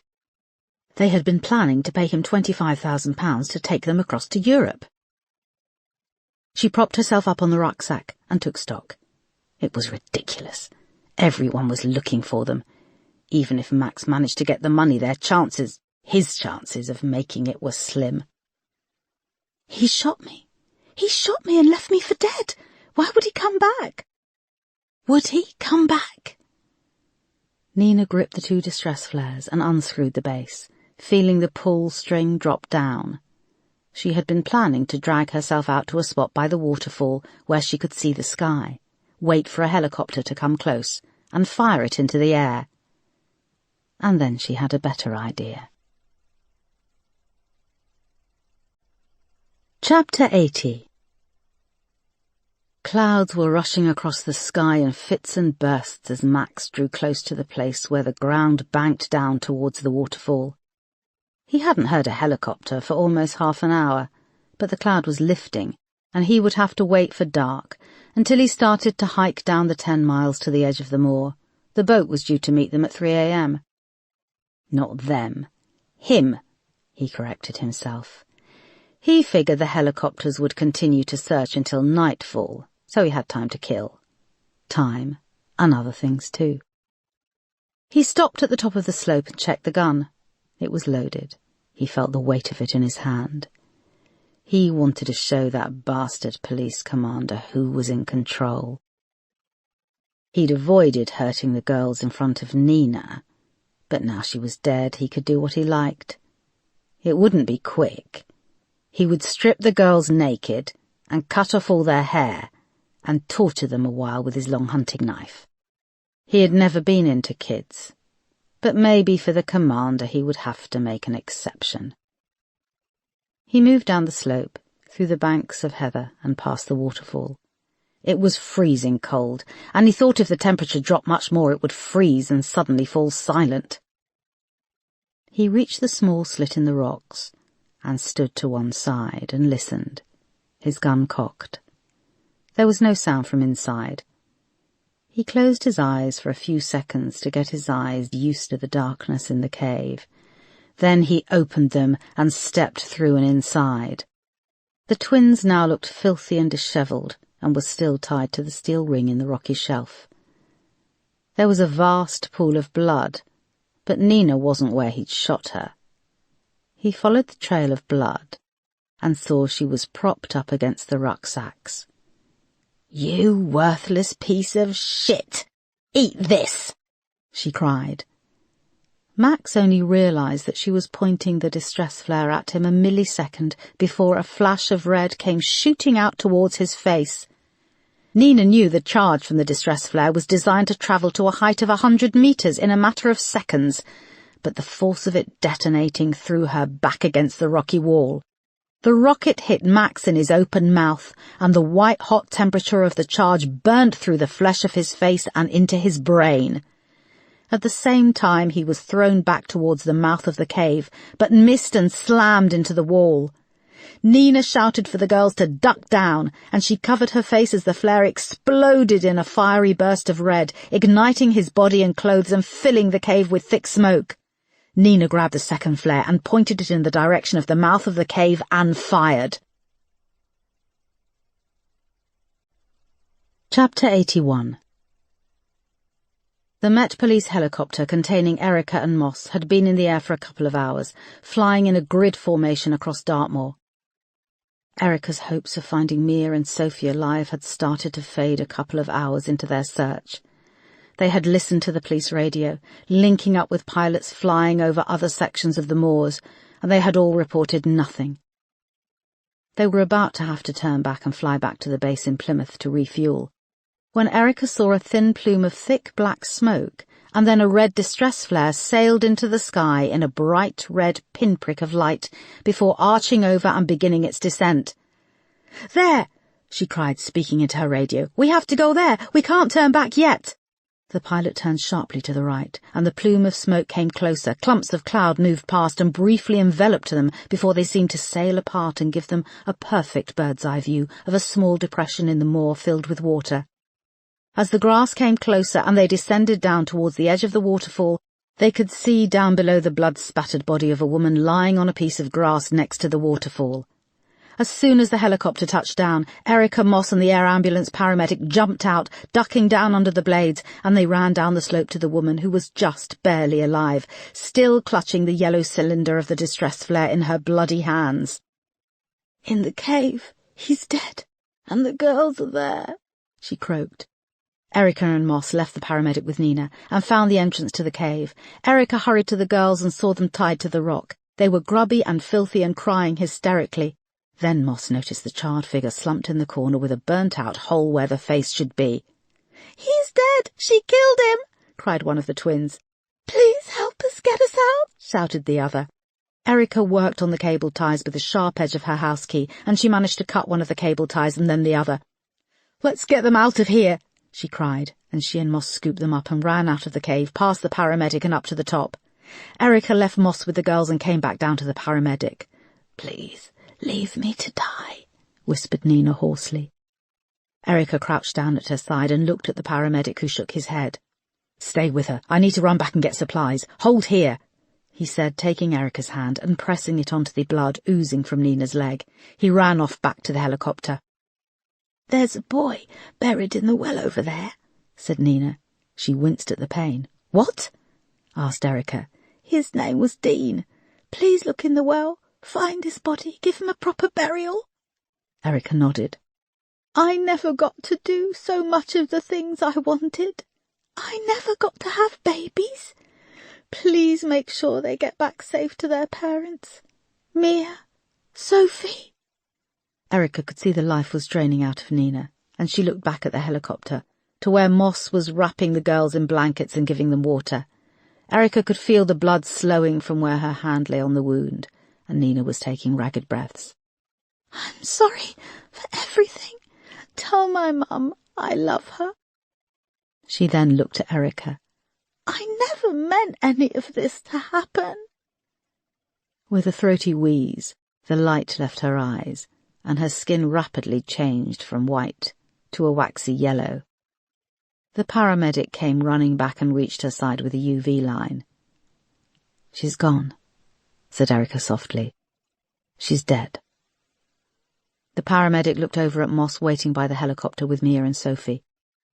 "We need to get those girls to a hospital and have them checked over," he said. "I'm going to call one of the other helicopters to come and get you."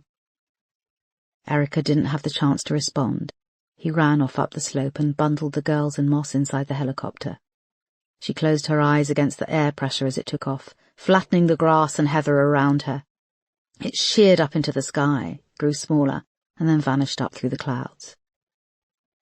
Erica looked down at Nina's body and felt an overwhelming sadness.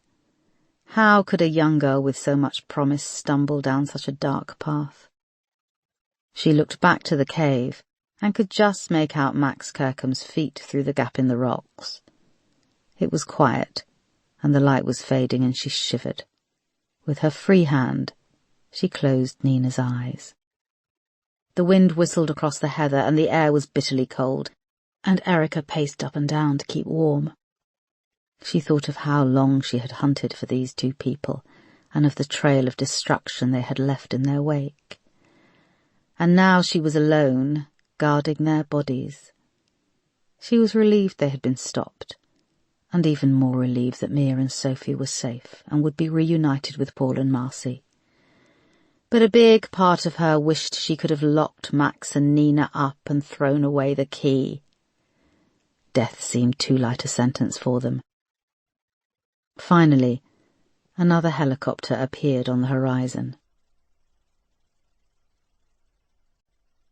Epilogue. Friday, 18th of December.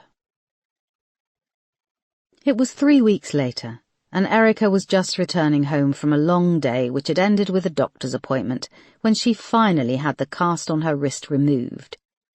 It was cold, and had been threatening to snow for the past few days, but she doubted they would have a white Christmas. As she put the key in the lock, she saw how emaciated her wrist looked after wearing the cast for so many weeks. She opened the door and stepped inside, picking up a pile of cards on the mat. She went through to the living room, taking off her coat, and the first thing she did was open the 18th door on the advent calendar Jacob and Carolina had sent her. She popped out the chocolate and saw behind it was a Santa and Mrs. Claus, both fat and jolly with beaming red faces. Santa was holding a piece of mistletoe above Mrs. Claus's head, and she was coquettishly leaning up to kiss him. "You just remember, love, Santa only comes once a year. Make the most of it," said Erica to the calendar. She popped the chocolate in her mouth and went to the fridge and poured herself a large vodka. She took it to the sofa and started to open the cards. There were Christmas cards from Moss, Crane and McGorry, and even Peterson had sent her one with a rather ambiguous best wishes. She had seen them all that day, apart from Peterson, whose return to work loomed in the new year, so she wasn't sure why they had all posted their cards. She felt a little stingy for slipping her Christmas cards into everyone's pigeonholes.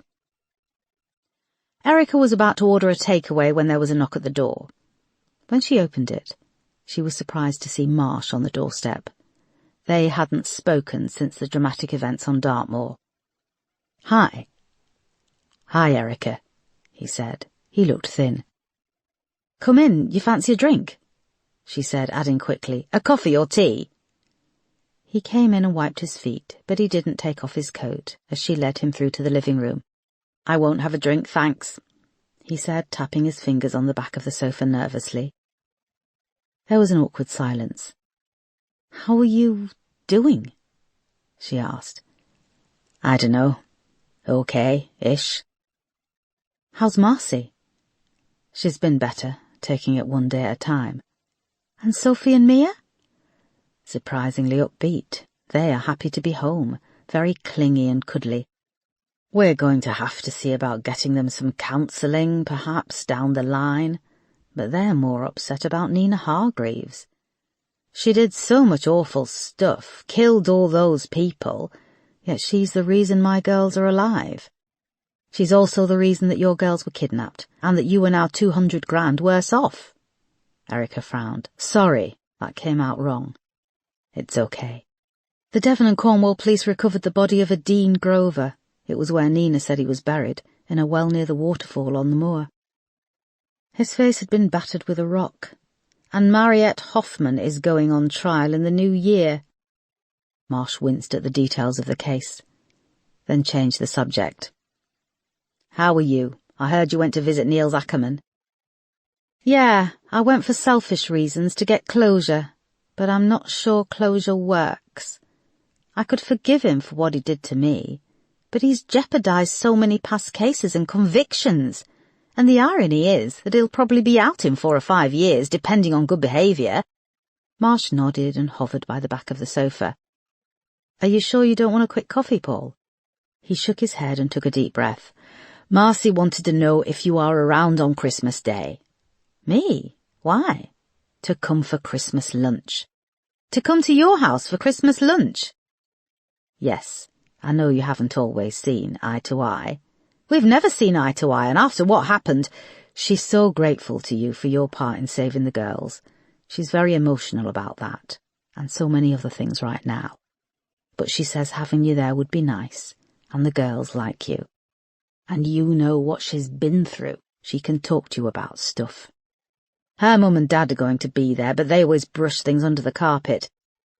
You could just come for a sherry and a mince pie if lunch is too much.